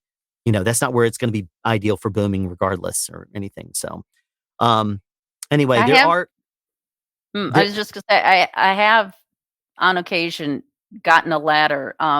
It's a better leverage point because I tend to be shorter than many other people. And so the leverage is different and I'm more stable, putting my elbow on the top of a ladder. It also is helping me claim that territory, that space. And from there, it's easier for me to do some slides, depending on, if it's an awkward, sometimes it doesn't even have to be a long take. It just has to be some odd angle and you can tweak yourself terribly. Yes, you can. With one of those weird things when you don't have the space, behind you as well to work. So sometimes being on a ladder can help take that. And I'm all for assistive devices. I'm gonna throw out one more thing here, and then I have another guest I'm gonna be adding to the stream here. Sure. There is another thing that you don't see a whole lot of on film sets, and that's articulated boom segments or articulated boom poles. K-Tek makes an actual articulated boom pole, and Ambient makes the boom the QDS dipstick that you can add to a boom pole. I have personally found that to be an extremely useful device. Because you can very easily hold it where it's convenient. Ken taught his master class here a few months ago, and one of the things I did was because he's like a skyscraper over me.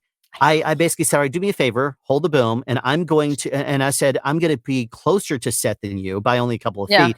But we had actors there, and I held the articulated segment, kind of relaxed like this. It went way up and armed over, and it came in at a steeper angle than he did when he was on an Apple box. And he's taller than me. So, I mean, it was one of those really cool teaching moments that we had that was really cool. Now, I'm going to come back to chat here in a second. We have Red Junior James, but I want to add in another guest here. And I know that you're going to want to hear what he has to say here because you, I'm sure, use his products and absolutely love him. This is Philippe from Cinela. Cinela is, in case you're not familiar with it, they are like the Rolls-Royce premium versions of wind protection options there are out there. They're personally, I love them. I cannot get enough of them, and I own quite a few of them myself. So thank you so much for joining us here today. Yes, hello everyone. Hello, Patrushkha. Hello. And, can you hear me correctly? I can a little bit on the boomy side, but I can hear you just fine here. Do you want me to lower down the level, or is it okay? I think we'll be okay. I can hear you just fine, so I'm not really having an issue with hearing you there. But so absolutely. Okay. Thank you for joining us here today. Okay, so nice. So, Alan, yes. You asked me if possibly I can have a little talk on some tricks or little technical aspects to explain things. Okay, about very good. tweaking microphones and what's really great is you're about to get a little bit of a presentation here from an expert on making shock mounts. And and we have a couple of slides that I'm going to put up on the screen here. So we'll be able to actually, do a little bit of an education thing here live, which is awesome. So I'm ready for those to start putting in the pictures whenever you're ready. Yes, it's okay. Just for me, we had so many contacts from everywhere in the Yes, world, and we have daily questions, and we see that there are some, I would say, simple things that are not always understood. So that's a good occasion to talk about this. So can absolutely. you show us the first slide, please? I'm sorry, what was that? Oh yeah, Show them the first the slide. first image. The first image. Right there. Yes, that's it. What is it there? I mean, we have two microphones, and in fact, they are made to be the same one. I mean, in the position of the user, the idea is to have the same microphone. I mean, shops they say here is two identical microphones in terms of sounds, but what is interesting in the first one is that it's shorter than the second one. So, on the point of view of physics, it's completely different in terms of wind protection and in terms of suspension. For one main reason, if we are talking about, I would say, a classical suspension, where naturally you have a rear part and a front part, and naturally you put a suspension on the rear part and the wind protection on the front one. So if you look at the regular CMIT, the longer one, then you see that you have, I would say, plenty of length at the rear to put a decent suspension. That Mhm. means, and when you hold the boom, it's much more easy to have distance between your hands. Then you can more easily handle a heavy boom. And one main reason is that it is unbalanced. All the weight is on the front, and I would say far away in the front. So for the same reason, we have at the rear part of the CMIT quite a nice distance. Then we can put two isolators, which are springs basically, and then in the front you can put a decent, I would say, wind protection, wind screen, where it covers nicely all the slit section. But on the mini CMIT, on the mini microphone, then you have the same front section, but you have a very short rear section. So there comes the difficulty. Can you show us the next picture, please? Absolutely. Okay, here is some schematics, very simple diagrams. The first one on top shows very small microphone, but the weight is not exactly totally balanced, I would say. But you can imagine that you have these two springs and you can choose them to be quite flexible. So the balance is good, no problem at all. Then you can have a very nice, an efficient wind suspension. On the second image, then we have probably a little longer body with a simple form. So also on this situation, no problem at all. You just have the efficiency of a regular form. You have to tune a bit the springs, the isolators, to compensate the unbalance, but it is quite small, so no problem at all also. On the third image, what is the wish? The wish is to have a bigger ball, to cover more in a more big volume, all the slit section. So this ball begins to be heavy, it begins to be completely unbalanced, and it also takes some length on the front part of the microphone. So Mhm. it wants to be bigger and bigger. So it begins to touch the isolator. So at the rear part also, you have something more heavy, more unbalanced, and you still have a very short length.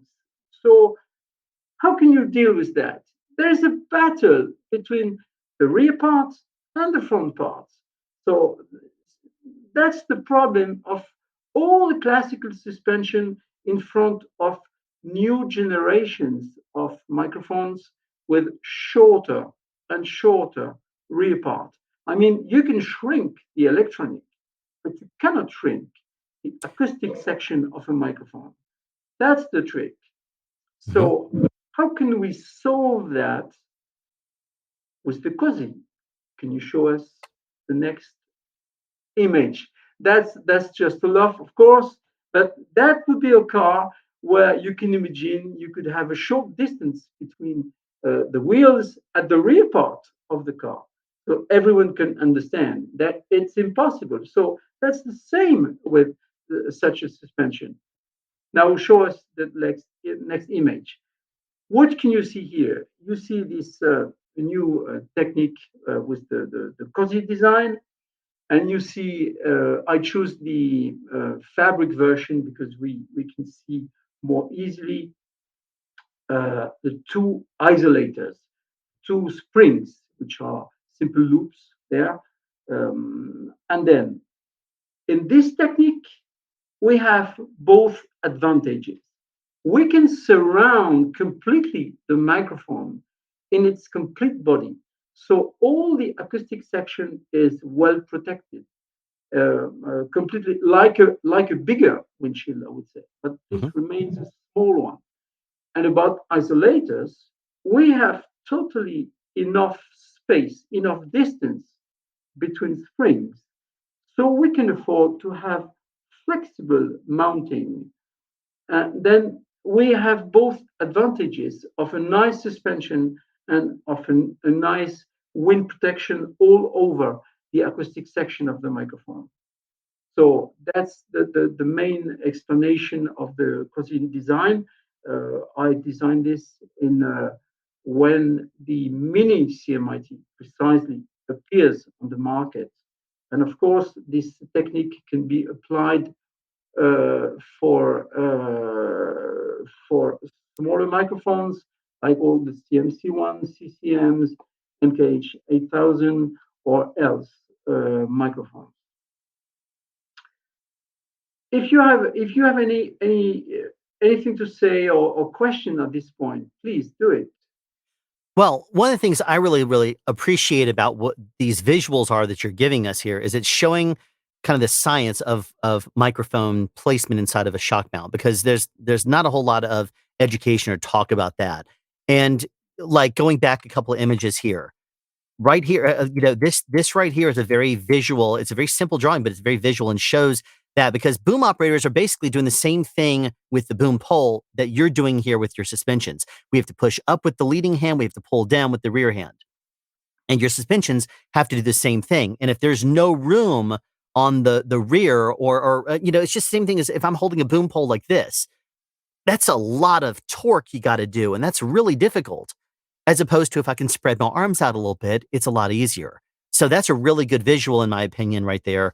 And it's a very telling story. Right there is, I mean, imagine the counterweight you would have to have on the rear part of the car to, hold up the front. Even if it was a rear, engine car, it's still a lot of weight. And that's the same kind of philosophy, I'm sure, that goes into your suspensions here. One of the things I really like about the COSI, and I said this in the review I did, is that the holder itself and everything is completely isolated from the suspension itself. So even if this is not perfectly balanced and weight-wise, it's going to be held in position because of its length. There's only a fixed length of, and there's only a certain amount of weight fluctuation that's going to be within that space. So I really like the design of the COSI because it's very small. It's only designed for smaller microphones, and it's completely isolated with this cable from the suspension. So it's very well put together, and I love it. Yes, I just see that many people think that it's just a question of tuning. I mean, if you have more weight in the front, then you have just to tune, to put harder isolators. That is not true. I mean, that is true in a way. Of course, we can compensate a bit, But when it's too much, it's too much. If you compensate too much, you will have a very hard suspension, and the efficiency, the isolation of the hunting noise will be not enough. So that has been the leading idea of the cozy design. Yeah. Can we go ahead? Yeah, absolutely. Okay. Another thing to understand, it's basically all mixers, preamps that we can find. I remember when I had some electronic courses at school, I would say, basically the electronicians say, you want a low cuts, and I have plenty of diagrams for low cuts. And so everyone knows the older mixers, you can have just one type of filter, whether first orders or second order, rarely third order, but there is only one, and you choose it or not. And now we see that we have to make two types of filter. One filter has to make you help to have a good sound. I mean, if you want a lower noise of any I know, wind or anything is with a too loud low frequency, then you apply, I would say, low slope filter like 6 dB or 12 dB per octave at 100, 150 hertz, and then you apply, you make a it's a decision for your ears. But there is another need. Mm-hmm. Rumbles. Look at this. This is the spectrum we can have. We can record. In this example, if I remember, it's a classical CMIT in a room with a boom, one suspension, a good one. Mm-hmm. And what you see is that your expected sound is over 50 hertz. I mean, at 50 hertz, the level is very low. Then the voice, you have the voice at about 100 or 200 hertz. About that's the maximum of energy is there. And then after, it's surround noise or anything. And below 50 hertz, what's happened? What's happening? You see that there is a big resonance at 12 hertz. You cannot hear it, but it creates a big rumble. That's everyone knows that. Mm-hmm. If you use a microphone without any filter, you simply touch your boom like that, and you put no filter at all in the chain, then you will see your meters going mad with a very low rumbles. So what is absolutely obvious there, it's that you see this resonance, this mechanical resonance at 12 hertz that has much more energy than the voice itself. But where is the chance for that? The chance is at 50 hertz, you have no level at all, no energy at all. So you need, if you just want to cut this rumble and not touching at all the voice, you just put, cut it with a high slope filter. This filter has to be low frequency, no need to be at 100 hertz or 150 hertz. It just needs to be at 50, 60, 70 hertz and the highest slope as possible. So let's see the effect of that. Can you show us the next picture? That's it. That's the same spectrum where we have applied such a filter. So on the n equal 1 on the first, it's just a first order filter that has been applied at about 50 hertz. And the level of the rumble is still high. Then when n equals 2, it's second order filter, I mean 12 dB per octave. And then the level of this rumble is lower, but we can go a little far away if possible. That's the effect of the third order filter plus 18 dB per octave. And there you see that the level of the rumble is completely lowered down. So then you can really make plenty of movements. You will have no rumble at all, and you will keep the level of the voice exactly as it is. So that, and we begin to see more and more in any recorders, more and more recorders, that you can choose two different types of filters. The first one, high slope, low frequency, used for rumbles, against rumbles. And the other one, you can choose 6 dB per octave, 12 dB per octave, and 100 hertz, 150, and you adjust what you hear as a sound. So that's very important that people realize that they have two goals for filtering. Is it clear? Tell me. There's different thoughts on that. Some mixers say, I don't want to have anything rolled off at the microphone end. Some mixers will say they don't want to hear it. So you talk to post guys, sometimes they'll say, I'd rather have all the information and roll it off myself. Some post guys are like, I don't need to hear it at all. It just depends on the different styles. Personally, I don't think any production sound person likes to hear it. But I know that some post guys like to have it so they could dial it in better on their end. So, no, how about you, Patrushkha? I perfectly understand. It's just a question of everyone has to be aware of this, and then you record what you want. Every mixer in post knows that if you have no rumble filter at all, then what you will see on your screen is that thick, this the level, the sound level will be, how do you call that? Timeline. On the timeline, you have something thick. And if you apply this rumble filter, low frequency, high slope, then immediately nothing at all. And you just keep all the voice and all the sound you need. Okay? Yeah. Any talk, any question about that? I don't see any comments in the comments or anything. So okay, very I think good. it pretty much makes sense. Very good. Can we go? We're concentrating on vocal frequencies here, so it allows us to see exactly what this affects the frequencies that we don't care about. There you go. That's it. Let's talk just about this. These are results. Maybe let people look at all the picture, and then if you can zoom on all the different spaces. I'll see if I can. The comparison there is all these spectrums are. We made it on our very nice measurement room.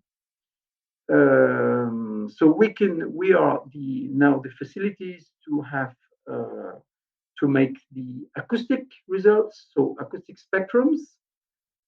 So the transparency, the acoustic transparency of everything, every screen, every foam, every windshield. And we also have the facility to record the level due to the wind noise. We can create an artificial, a complete pure and plain wind in very nice silence.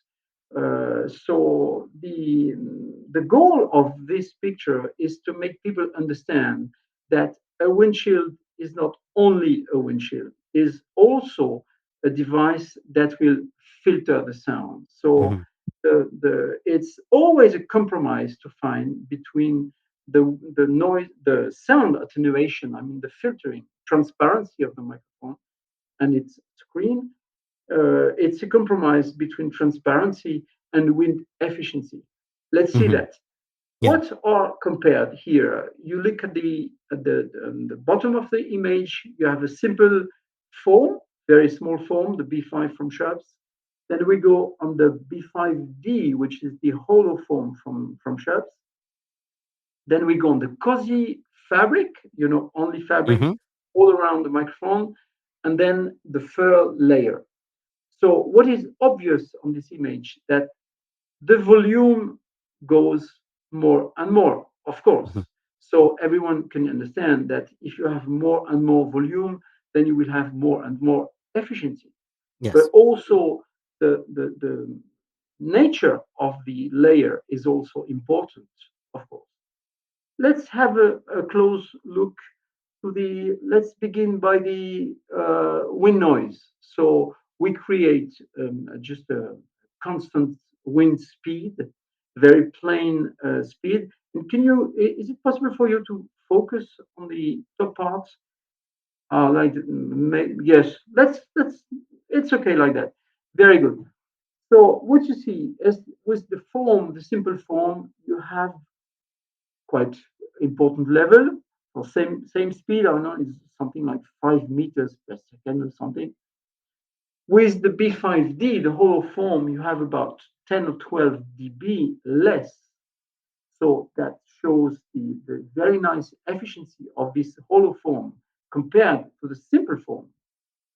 Also, another step of about 12 dB that is given by the COSI in this fabric version in green.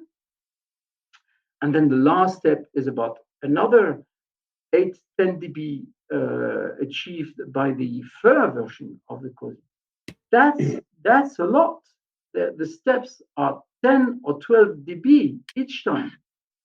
So, but there is a price to pay. And the price to pay is shown by the second image. Can you show us that's it. So maybe you have to unzoom a bit. Yes, that's it. We can imagine it.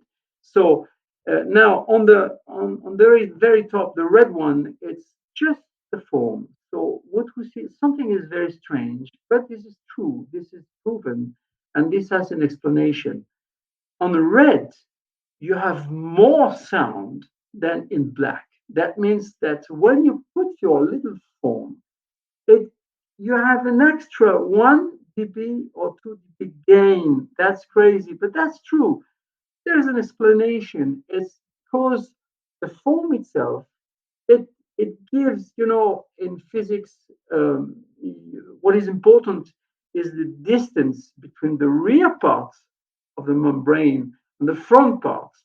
So there is one part of the sound that goes directly, and the other part that have to make, to go on the other side. So that creates a little distance difference. And when you put a form that increase a bit that distance, because the form is tricky, you have the sound is, well, it's an explanation that there is more scientific way to explain that. But that is the proven way why there is an extra dB with a single form. In the contrary, when you put the hollow form, the B5D, then you have to accept some filtering. That's the yellow line, and you see that at 100 hertz, it's about, I cannot read exactly, but something like 4 dB attenuation at about 100 hertz. It also, Yeah. can you see that? Can you confirm that? I think it looks like it's around 2 difference from the red. Like, but if you look at the yellow one, it's 100 hertz. It's about 2 dB about. Yeah. That's it. But what is also to be taken into consideration is that it also affects the directivity of the microphone at the lowest frequency. So it's you kill a little the directivity in the low end with this hollow form. In the high end, it's approximately okay. It doesn't take any, it's just 1 or 2 dB on the very high end. So that's very nice. The B5D is very, very nice screen, I would say. Yeah. On the COSI, on this fabric version, then the transparency is also practically flat. Not exactly, but it's about -1 dB at 100 hertz. So it can be considered as a quite flat screen. On the highest frequencies, also it's just 1 or 2 dB, not more than that. So very nice for indoor use when you have large swings. very nice use. You have about 10 or 12 dB more efficiency against Wynne. And real quick, I want to point something out to the viewers, if you don't mind, real quick here. This scale, these are in single dB. This is an entire 1 dB right here. As if you look and you compare this to a normal frequency response chart, sometimes there would be like between here and here, it might be 10, but not in this case. This is actually sectioned out where this is like in fifth increments. So that's something to understand also as the scale, in case you missed it before, is that this looks like a big gap here, and it looks like bigger numbers, and they're actually, this is expanded. This is massive, blown up, so to speak. The scale is drawn out so you can see it better.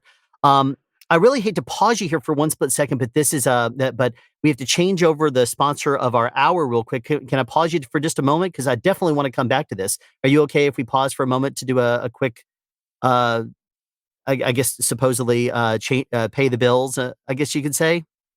Yeah, if you need time now to go with another sponsor, yes, of course, please. Okay, please do it. No. Let's keep you here. I just have to play a quick video, and then we'll be right back in it. Okay.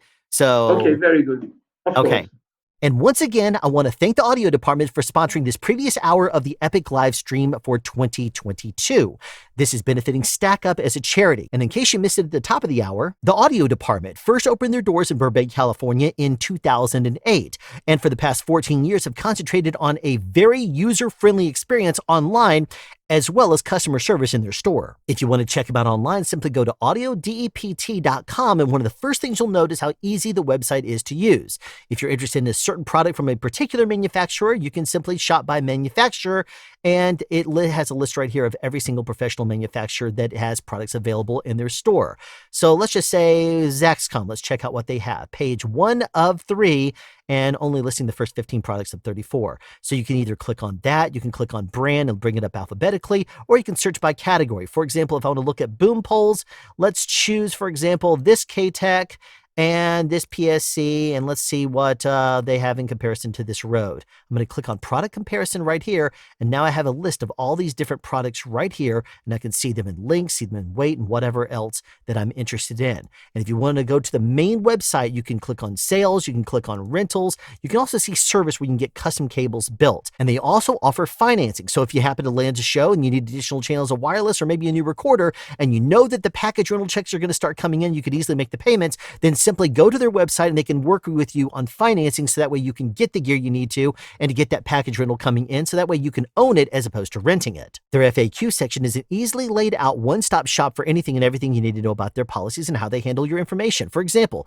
how can you place an order? It's listed right there. What shipping services do they use? Well, it's listed right here. What do they do with your private information when you enter it on their website? It's listed right here as well. So if you're interested in learning about them before you purchase, it's all disclosed right there up front. The audio department isn't only customer service focused, but they're also customer experience focused. If you're not sure how a piece of audio gear works, simply go up to a representative and ask them. They'll be happy to sit down and show you the works. If you're not sure how to make a microphone quiet inside of a shock mount, they'll have that information too, and they're full of tips and tricks there. Thank you again to the audio department for sponsoring this hour of the Epic live stream. This upcoming hour of the Epic live stream is sponsored by Sound Guy Solutions. Founded in 2010 by audio engineers, Sound Guy Solutions makes products that are efficient, reliable, and built to last. If you want to check them out online, simply go to sound-guys.com. Now, one thing I really appreciate about their website is that even if you're on a soundstage with bad signal, you can still pull their website because it's not very graphics intensive. For example, click on products, you have a very small thumbnail,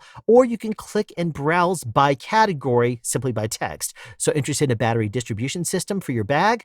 There you go. Boom pole quick releases right there. You want a double battery sled, a tablet mount for your sound card, you want transmitter clips, what have you. They can even do custom cable orders. And another thing you might appreciate is that aside from their USB dual battery charger, all of their products are manufactured in the United States, and all of their products are supported in the United States. So if you're looking to support an American company based in America, manufacturing in America, and supported in America, top down, Sound Guy Solutions is a great company that you can easily buy in on, and their products are going to serve you very well. If you want to know how any of their products look, simply go to their website, click on downloads, Find the product that's listed that you're interested in, and then click preview, and you can navigate left and right to see any and all pictures that they have, including certain detailed places, so that you can see exactly how things are laid out and assembled. Sound Guy Solutions is also very innovative. We used to have workarounds for things that we now have products for, thanks to Sound Guy Solutions, and things that you might take for granted. For example, like if you have a lavalier microphone, you're trying to fish down through someone's shirt, you could drop a connector down, but it's most likely going to get caught someplace in a wrinkle of a shirt. But if you add a lav bullet to it, it will sink down to the bottom. That's something we didn't used to have before Sound Guy Solutions. We had workarounds, but not the actual product. And how about fishing down a lav through skin-tight clothes? Well, the lav rod was the first to market there. Even with things like their quick release system was actually black. Thank you again to Sound Guy Solutions for sponsoring this hour of the Epic Live Stream. And another thing to keep in mind here is that we do have a donation link below if you would like to make a donation directly to StackUp. They are taking donations right now, either via the link down below, and we did recently get a donation from John Cox. Thank you for the $10 donation. We also have another $5 donation via Anonymous. So those are a couple of things we have in the works right now. And now back to this. I'm sorry to have to pause you there for a second. We changed over an hour. We had to change because every single hour is sponsored here for the Epic Live Stream for the first 12 hours at least. So anyway, please continue. I'm finding this fascinating. But Alan, Yes, ma'am. May I just add that there are a couple questions for Philippe? Okay. I was going to get through this area of it in the explanation with the graphics because he may answer those questions. Then we'll come back to those. Cool. Yeah, I will just go on the very last sentence about this, and if there is a question, perfectly. I'll just take a minute. I don't know the Sound Guy Solution people, but I have to say thank you to audio department. I mean, Gene is a very nice guy, and all the others. That's I wanted to say that. Yeah. So just come back to this, and the last point to explain on this is you see the blue line on the back, which is the wind transparency of the fur version of the Cozy. And what we see is the fur version is more, the volume is a bit more than the other one, of course, again, a bit more. And also the layer is more thick. I mean, it's fur, fox fur, of course. And then the first effect of this is transparency. Look, if you look at the low end, it has more filtering than the other solutions. And on the high ends, it's also the same. But what is not put on the screen is what is the effect of a bigger windshield, like the piano, the pianissimo, if you take into consideration fabric plus thick layer of fur. This has an effect on a big windshield, like a pianissimo, which can fight higher winds, of course. But the wind transparency is worse than that. You have to accept more filtering. I mean, it's always a compromise: volume, weight, and transparency.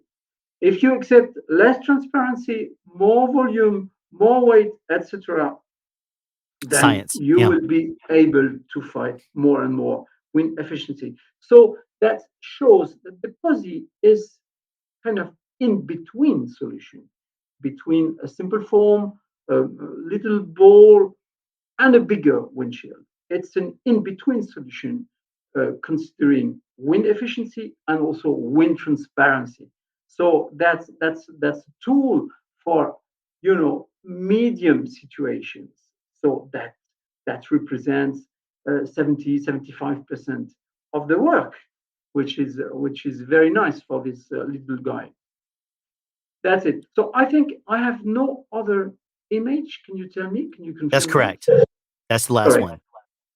I only have one link. Maybe you can put it somewhere on the, I don't know, on the chat or that's a link where we can see, everyone can discover our measurement room. So you can listen to all the tests. There is not only a simple form, there is a bigger windshield. So you can, all the scale between nothing, little form, up to the bigger windshield with a thick layer of fur, and you can hear all the tests. For acoustic, we can hear someone speaking, and also we can hear the background noise added to this. So everyone is free to appreciate all these aspects. Yeah, I'm actually trying to find that link real quick right now. Or you can send it to at any time.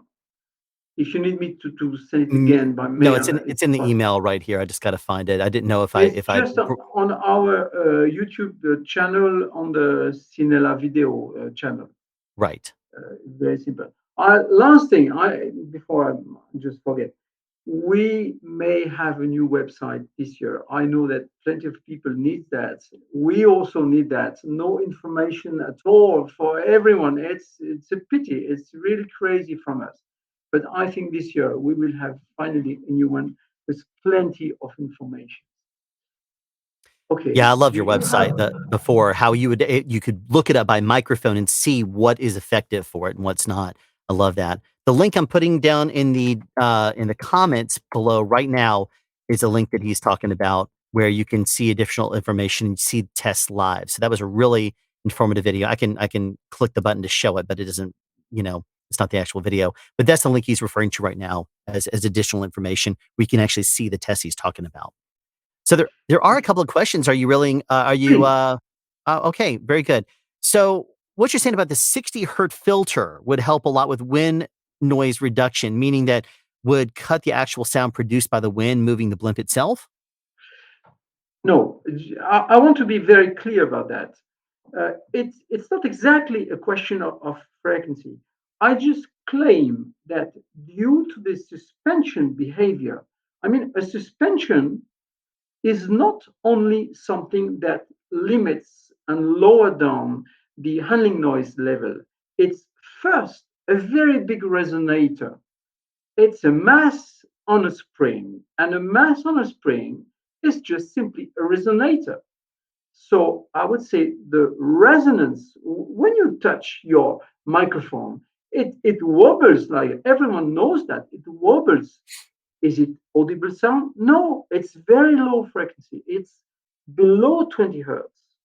So if it's below 20 hertz, it can create a very high level of due to the mechanical noise. So you cannot hear it, but you will see it on your meters.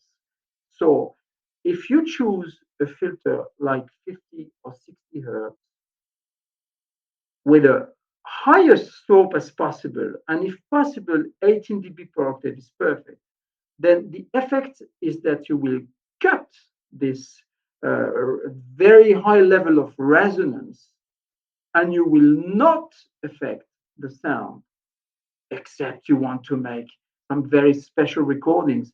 But for live recording, for voice recording with a boom, if you cut everything under 60 hertz, you will not affect at all the level of the street, the wind, or the voice.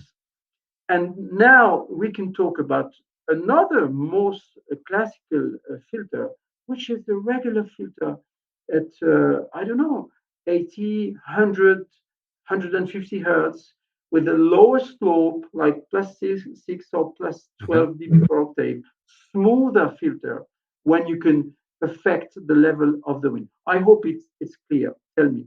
Yes, it is. As a matter of fact, I'm going to add one little thing regarding acoustics for people to consider as well. If your microphone is tuned to the human voice, and that's what you're trying to capture here, if all the wind noise is affecting you on the low end, then that is going to affect the headroom of the microphone. And it could affect, if you start to filter it, that output level from the microphone, if you don't filter it, might go up and down over the vocal frequencies because the microphone is trying to compensate. That is something that can and should be noted as well. So if you start to roll it off at the microphone end, if it's very, very aggressive out there in heavy winds, then that is something that will sometimes take and smooth out the vocals a little bit because you do that on the microphone, and that way it's not traveling down the line, and then all of a sudden your mixer's like, why does it sound like the voice is going in and out? That might be because you're not using the filtering at the microphone end, you're using it down the line after it goes down and is already gone through perhaps maybe a little bit of processing.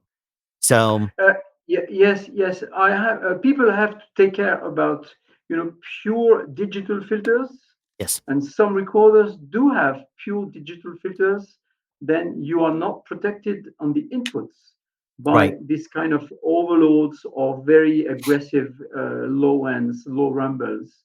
So yes, of course, the best against rumble is on my position is analog filters, and possibly in the microphone. I mean, in the shops you have this cut 60 filter, which is just behind the membrane, So, and it's 24 dB per octave. It's fourth order at 60 hertz. So with that, you are absolutely protected against every kind of overloads due to the low rumbles of vibrating winds or things like that. One other thing that I'm going to mention, then we're going to take another question here, is that boom operators also can help with this process as well. Sometimes different boom poles resonate differently in different people's hands. And depending on the cable you perhaps might, if you're doing an external wrap versus an internal coiled versus an internal straight cable, if you have a transmitter at the end, that will all affect the handling noise that goes into the suspension as well. There's also the that I recently reviewed, the repos from Hidemic. That is something that can actually reduce the vibrations that make it to the microphone itself as well. So a couple other things to consider. Here's another question for you here. What is the physical principle behind a Zeppelin? I've heard tip of a microphone should be between the final segment of a Zeppelin and the plastic cap, but why is that? Segment of the Zeppelin tube and the plastic cap. What he's referring to is a microphone, like a windscreen that comes to an end like this. The microphone's inside there. What he's referring to is how far back should you have the microphone? Like some people will push way up close to the end. Some people will put it far away. And obviously if it's too far away, but there's a science behind that. I will come back to that precise question in just a few seconds. But the first part of the question is, what is the physical principle behind a Zeppelin? It's very simple. Not so simple, but it's well known, I would say. It's just that a directive microphone. I can talk about a pressure microphone, which is omnidirectional microphone. But let's talk about a directive microphone, which is used mainly in location sound recording. The basic principle is that that's a pressure gradient microphone.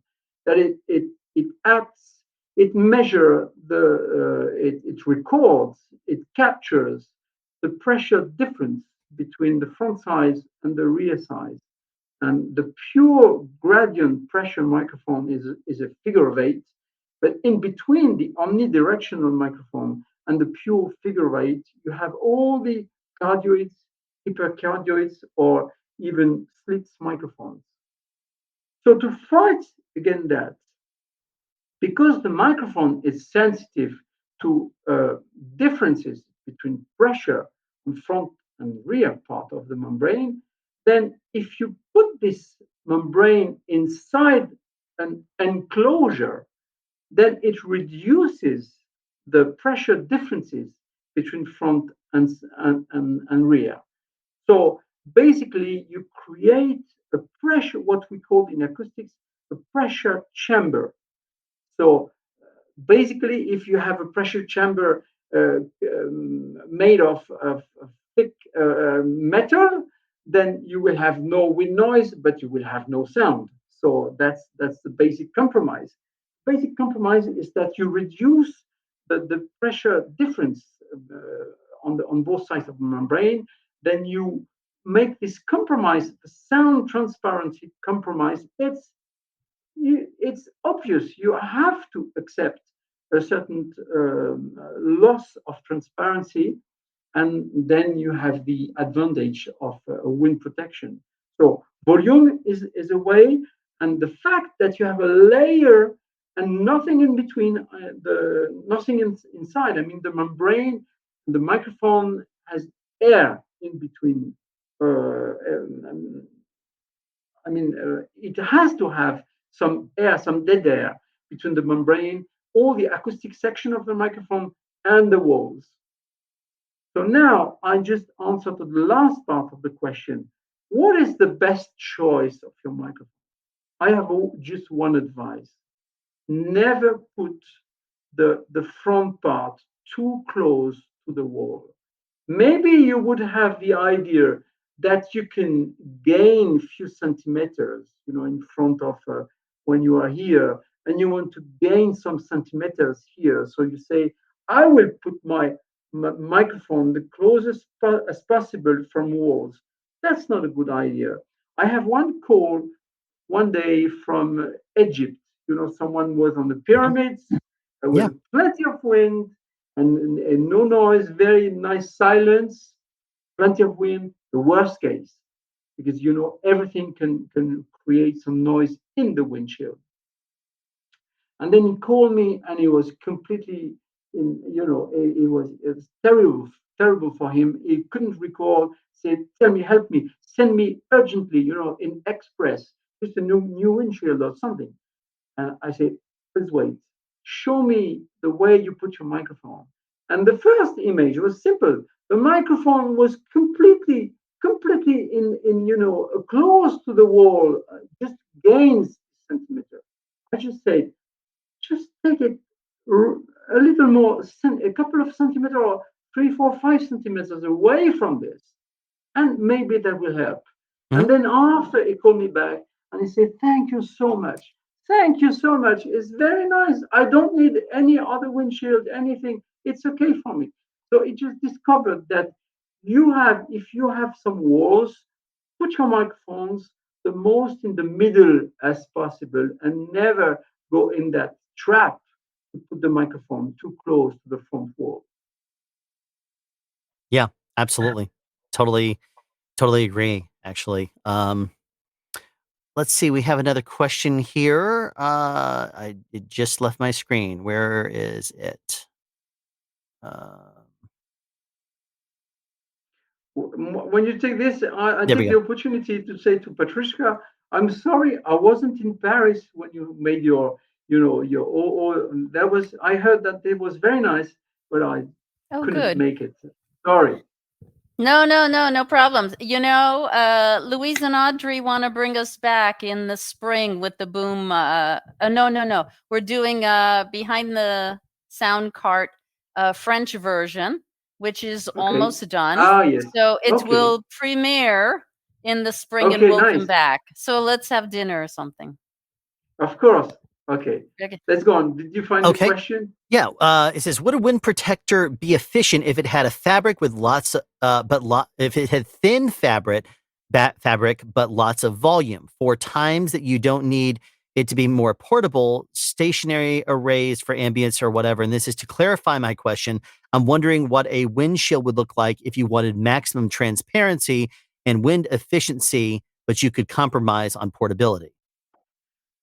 Very nice question. Very, very obvious question. It's, I had this, maybe people know, it's Jörg Wuttke, which was the previous technical director from Scherps. And he told me the story that he saw one of the user, he made, a tent to make camping. So that's a very thin layer of fabric, very transparent. Everyone knows that when you are inside that tent, you can hear clearly everything. So he made a tent with 2 holes to put his legs in, and so he can hold it like that. He put the Atmo microphone inside the tent, and he was able to walk in a nature with animals. It was the most perfect windshield at all, because it was completely transparent. You can hold it, walk in the nature. So that's the first answer to this question. Yes, if you have a thin layer and you can afford to have a big volume, you will have the best windshield as possible. But just ask Patrushkha if she would be able to put the tent at the end of the boom, and with the light operator would say, what is that hell over the head of people? So yes, as a windshield manufacturer, I can tell you that I would say this kind of size, you will never make something bigger than that. It's too heavy, it's too big, so that's impossible for so many reasons to imagine at the end of the boom, I would say, something bigger than that. Then if you have a fixed this kind of size, you have to make other compromise for the with the layer, with the quality of the layer you are choosing.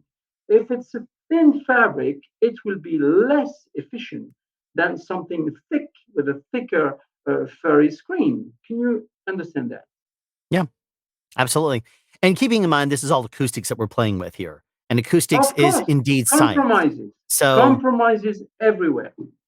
and a microphone cannot tell the difference between acoustic vibrations and wind hitting it. All it knows is that something is moving the diaphragm. So what we have to do is try to get the balance right with our ears, because a microphone can't differentiate what it needs. We have to make that decision for it. So yes, the noise that is coming out the microphone inside the windshield, if you take into consideration vibrations, wind noise, every kind of thing, it's very difficult to make the balance. It's just a sum of plenty of things. yeah, absolutely. Another question is no? Currently, there's no more questions, particularly Okay. about what you just showed us. I think it's because you explained it extremely well. It was with the graphics and the visuals really made it easy, and the explanation of, I think, volume. The big question I would ask is, what does Cinela do differently than other manufacturers that make shock mounts? I know the answer to this, but I want to hear you say it, please. There's a Yes, reason I love Cinela. I understand. Initially, I have been a boom operator, so Yep. believe me, I was my first experience as a boom op, very young. Was the Patrushkha know it is the KMR 82 from Neumann. I know that one The very well. longer one, and Yep. I know in the US you are fans of longer, maybe less and less with time, but it's a real US habit to have a very long shotgun like that. So everyone knows it was nightmare because suspension at that time, I'm talking about 20, 30 years ago, were not good. So it was very sensitive. So at that time, a good boom up was someone that was able to boom like a cat. I mean, with a very flexible. So now, because we have much more easier suspension, we can live more. We can play more with movements, something like that. That's the improvement. So let me And answer it's to your question it's also now. necessary today. Yes, of course. So many different microphones, so many different shapes. It's incredible. So to answer your question, I would say when I began and when I decided to make suspension, I knew all what is in the market. And the main idea in that market was universal. Manufacturers, we want universal mounts. So I can cover it. I want something cheap and that can cover all my microphones. And that was the goal of all manufacturers. Everyone knows the Shure, everyone knows all these. And I just said, no, sorry, it will not be cheap and you will have plenty of those. I'm so sorry, but I know physics and I also perfectly know your need. So that's how things begin. So now I'm sorry, we have a big catalog because there are so many configurations and tricks and so traps and all these. So we have to make one by one. That's maybe the summary of this. And that's one thing that Cinela does differently than many other manufacturers, is that you actually you take a microphone, you find the exact balance point, you find how much percentage of it, the way it is and how it is distributed across the microphone. And then you apply suspensions where it's necessary to properly balance it. That's one of the things that I really appreciate about this Cinela approach. That to me finds it so invaluable. But I have to say, this is not totally true. I also perfectly know that it's not a question of pure tuning, as I said previously. I mean, sometimes when it's too unbalanced, I see. We cannot do anything good. We cannot just overtune and overtune. Sometimes it's too much, you know. So I just also, what is the key of some success, I would say, is that if I decide to say no, I don't want to go in that direction. I cannot help you on this configuration. I don't want to say yes to everything. It's impossible. So there are some limits on this idea. It's a question of tuning, of course, but somehow it can be very bad. You know, when the mini CMIT, the short CMIT from Chefs, was on the market for 2 years, I said, I don't do anything on this because I was not able to tune it properly. It's impossible. Everyone would like to have a very small short suspension and just put a furry screen on it. I say, crazy. If you look at our suspension for the mini CMIT, I engraved no fur on it because it's stupid. Well, it cannot be solved. You play with leverage all day long. You can look at the numbers on paper, and if you put like 1 ounce of weight, or let's amp this thing up. You say 1 kilogram is on the end of a 10-foot pole, or let's do 2-meter pole since we're speaking to you here. If you hold it, half a meter in with your hands half a meter spread, it's going to be a lot easier than it would be if you're only, 1/10 of a meter spread, because then at that point there is so much torque right there, and you have to push down so much in the difference there. So I can imagine what it is with everybody trying to make these mini microphones and having to try to find ways of suspending them correctly. It's one of the reasons I also really appreciate the approach with the Cozy, because it basically locks the microphone into a position where it's able to hold it properly, and then the suspension holds and moves everything together, which I really appreciate that approach. So that's it. That's the exact explanation of the Cozy and the exact sense of the Cozy. And because we have the Cozy, you can take a microphone down to, like, I remember putting a little tiny thing. It was a DPA 4018C. That was what it was. It was a tiny little thing. And I remember seeing that in the small version of the Cozy and saying, geez, you would not be able to put wind protection at all on that thing because there is literally no space. It's designed for low profile, but even then, the windscreen that it comes with, it sometimes in these pressurized sound stages we find ourselves in, the wind, even though they're very, very quiet stages with the air conditioner that has been baffled like crazy, it's still a lot of pressure. We feel it in the air. I'm sure, Patrushkha, you've been in places where the air is dead and it's quiet, and then you feel the pressure in the air it's quiet. And when you feel that pressure, you have to be aware of it, because sometimes it can overwhelm a microphone, especially if it has a very thin windscreen. So I really appreciate, even if you have to have a low profile microphone, you have to have a solution that allows proper wind protection for that. Otherwise, you're going to have some issues. That's my life now. I'm inside the microphone, Constantly. Now there's a longer. Thank you very much. I have to go now, so I'm sorry. I have to go now. Absolutely. But, thank you, Thank Philippe. you so much for this invitation, Alan. Very nice to see you, Patrushkha. Great seeing you. Maybe Thank one you day so much. physically. A few months from now, I hope. Thank you so much for very nice. For coming out to and this presentation was amazing. Very much appreciate this. Thank you. Well done.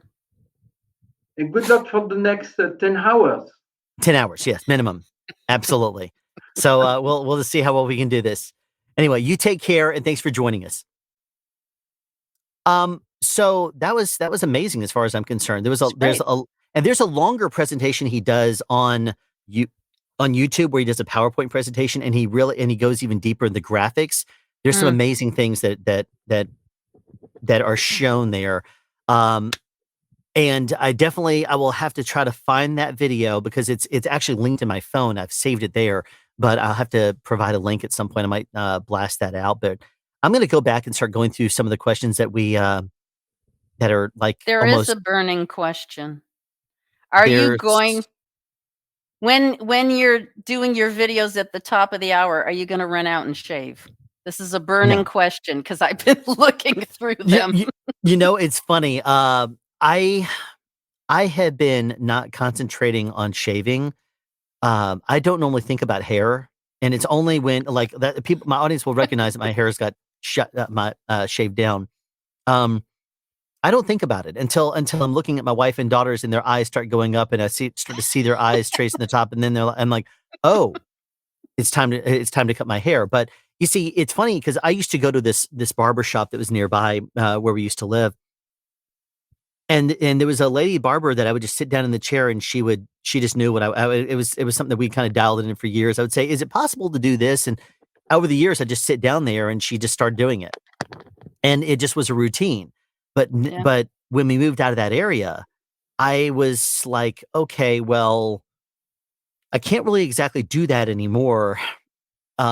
So I said, but my hair was crazy, and I wanted to do something. And my wife says, we I had 2 pet hair trimmers. One we use for the animals, but another one we just have laying around that's not doing anything. And I'm like, well, let me look at it. And I looked at it, and it had like a number 2 and number 3 and whatever else on there. I'm like, well, geez, this thing's battery powered, and let's try it. And when we moved, my youngest daughter was a little bit depressed. And so one thing I did one day just to kind of amuse her is I said, let's get the pet hair trimmer and let's trim Dad's head. And so she was laughing hysterically, thought it was the funniest thing in the world to see all this hair that had grown to like that long get completely trimmed down. She was laughing. And that to me is so valuable. It's a kid pleaser. And so I used the pet hair trimmer a couple of times since we've lived here. And then I did it again about a week or 2 ago. And then it's funny because I started not concentrating here, and I'm like, well, wait a minute. Now it's kind of actually almost starting to kind of blend in. It's kind of almost starting to kind of go as one big thing. And I thought about shaving for the live stream because I usually try to do it for my videos. But then I said, you know what? I got so backed up with everything. I literally went to bed this morning at 6:50 a.m. after editing together all the segments and getting everything ready. And then I got up this morning at about 10:30. So I'm right now, but this has been my life the past couple of days. So naturally my energy level is pretty high. I'm able to just keep going naturally just by willpower.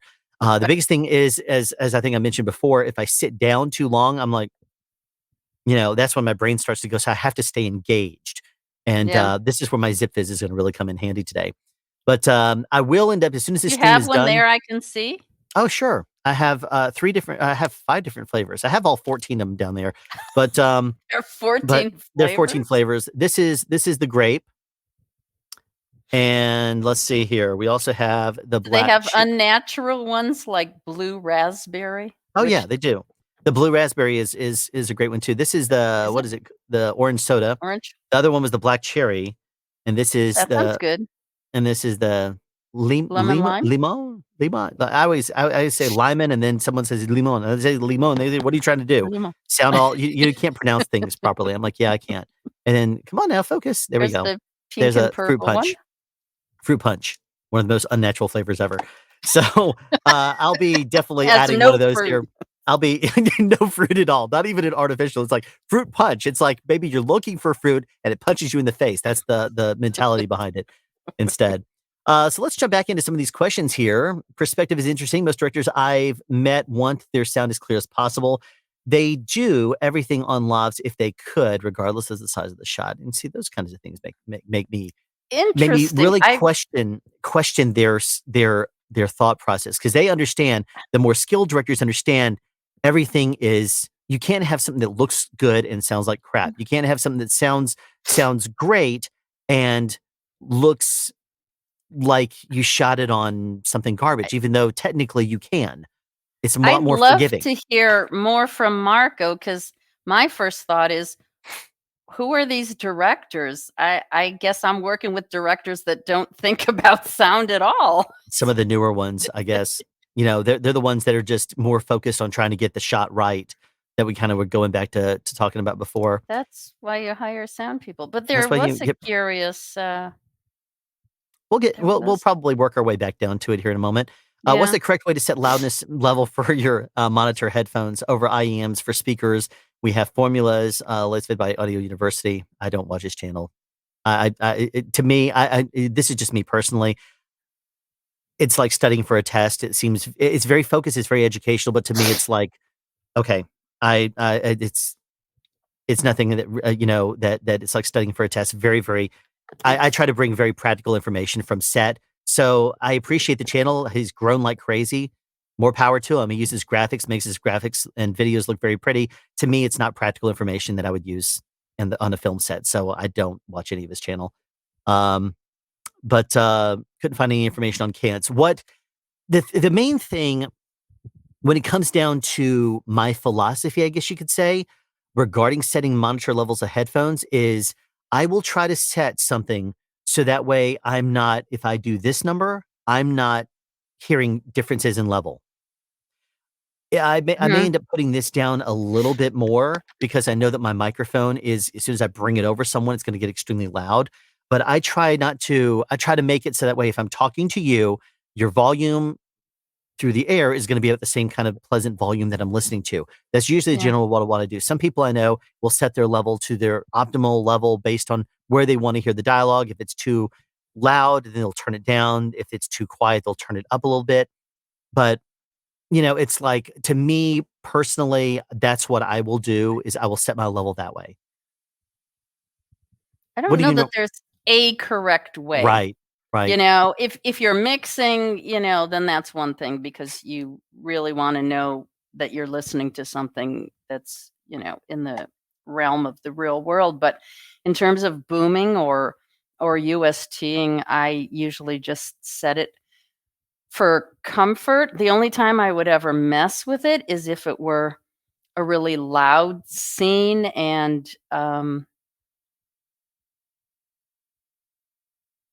I think that would be it. You know, just if there was something going on and I was really worried about ear protection or if things were particularly quiet and for some reason I needed to, you know, have super hearing for that I would raise that level to be able to isolate or pick out certain things that I was struggling to reach for. But one thing to keep in mind also, comfort.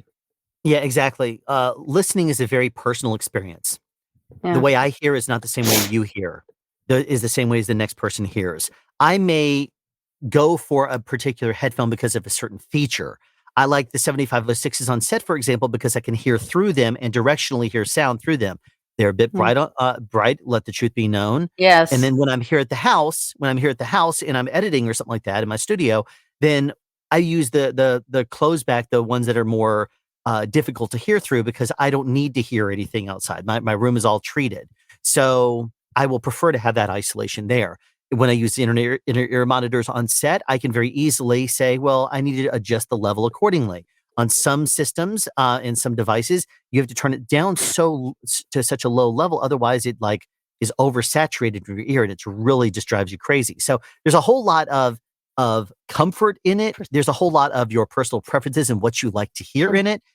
I don't really think that there's necessarily a formula, as it said, with regards to speakers. There are calibrations because what you're trying to do is match the acoustics in the room. A lot of the speakers, that's what comes into major play when you're setting speakers.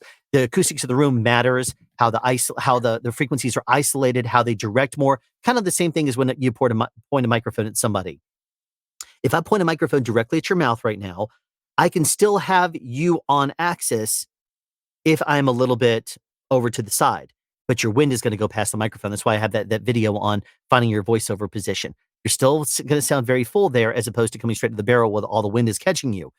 That's where the detail sweet spot is. If you go too far off axis, then it's going to have an issue.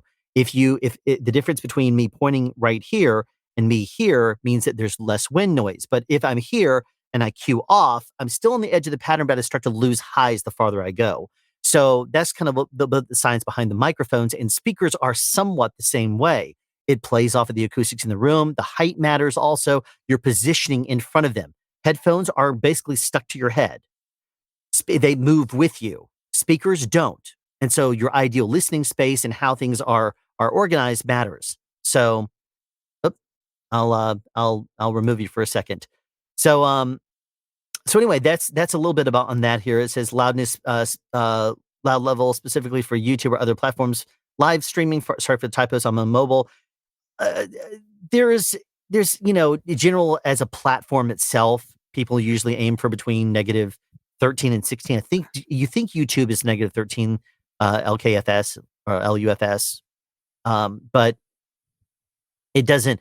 Usually, as long as people can hear you fine, that's the important thing. I'll tell you one thing that's very interesting from a content creator's perspective. A lot of the people I know will actually what they'll do is they will aim for certain lust levels, and I'm extremely aggressive in my processing. If you notice, I level everything very aggressively.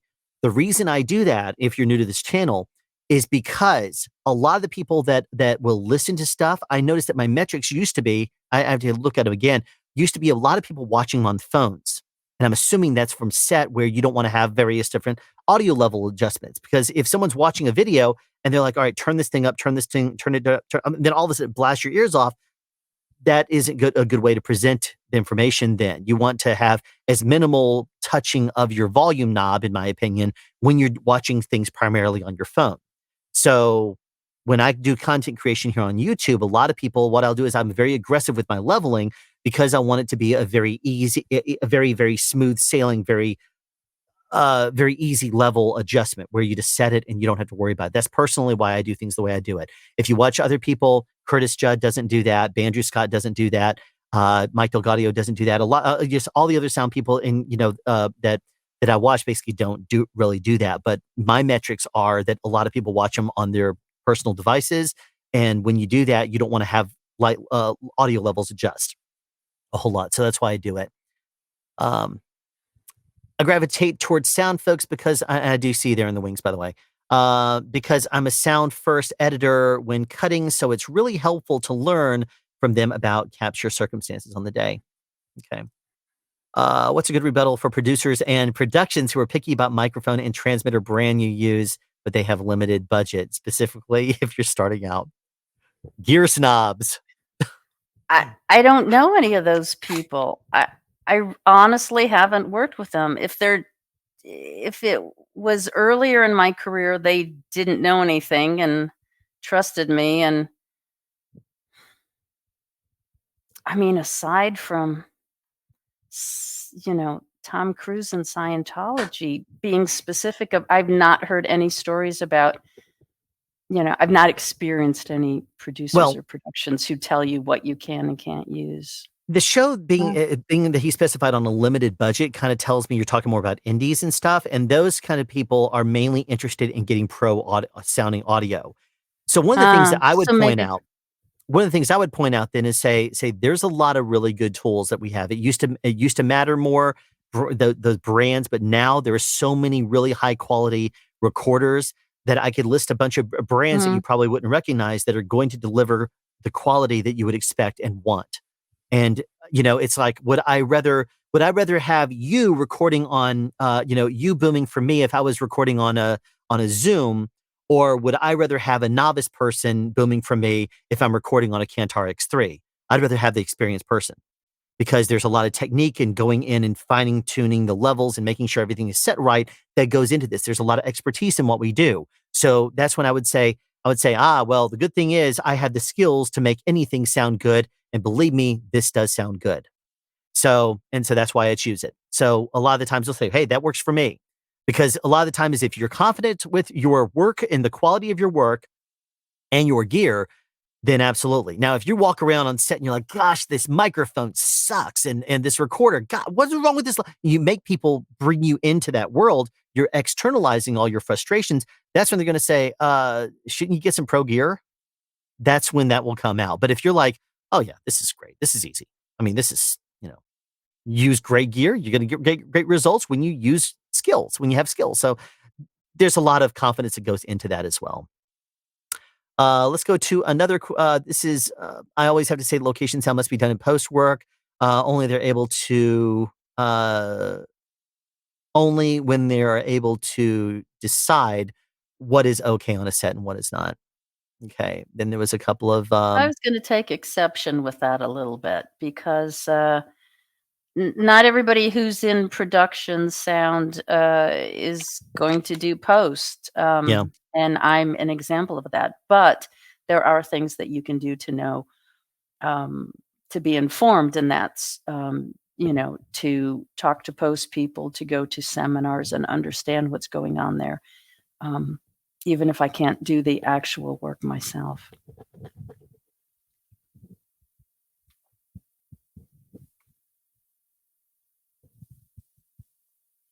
One of the things that I run into is sometimes things that I'm concerned about, post guys are like, oh, that's nothing. And then they'll get nervous about something that I'm like, why are you worried about that?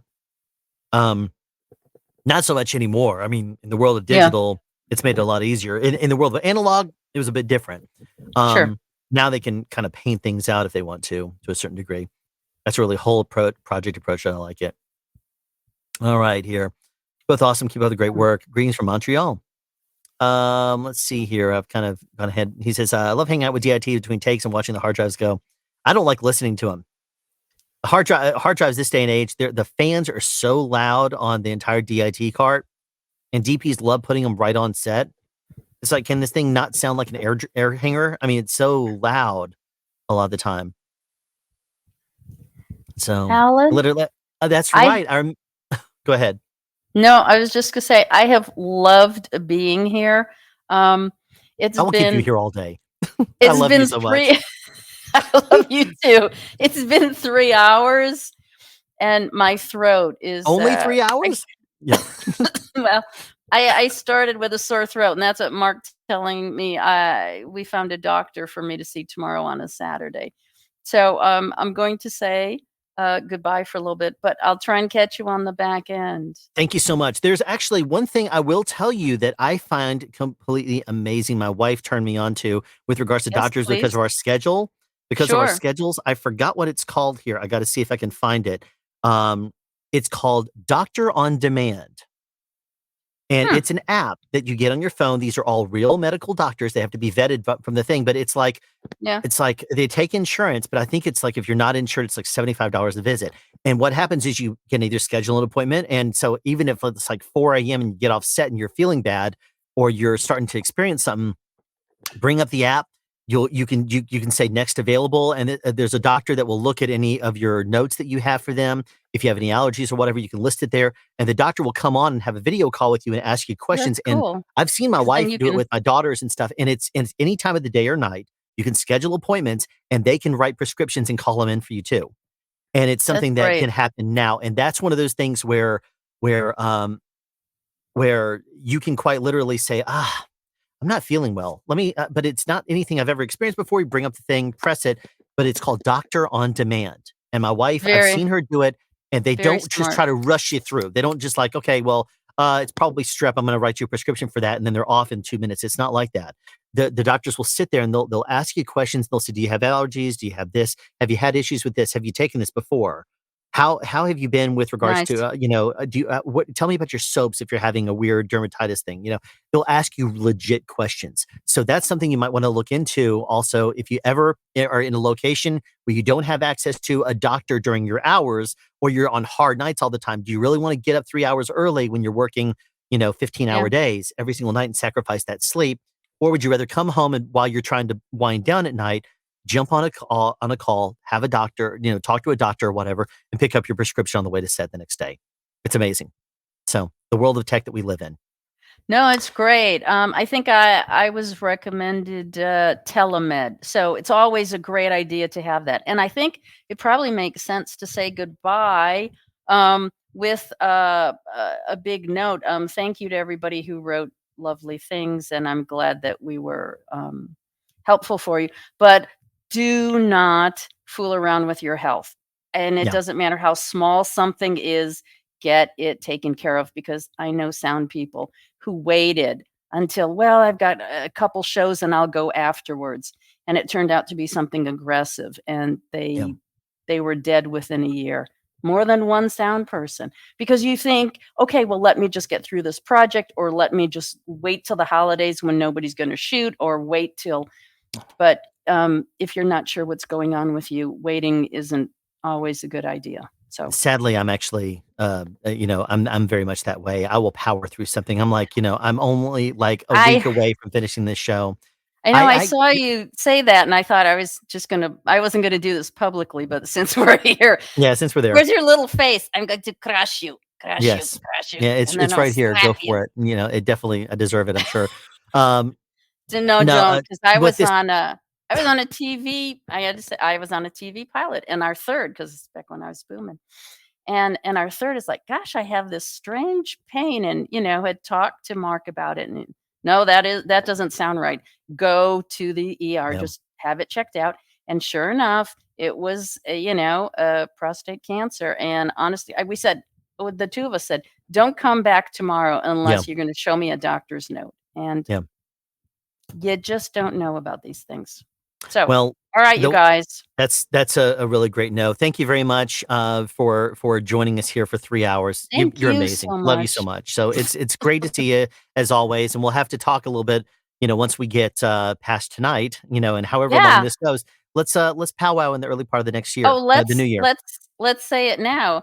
Alan, I want you to write part of my boom book. I want to collaborate with you. So there, it's official. Well, this is actually something that we've been talking about for a few months now. I've taken a lot of notes. I have a lot. Well, I also have taught a class about techniques recently. I've taught different things, and I've taught classes in the real world for years.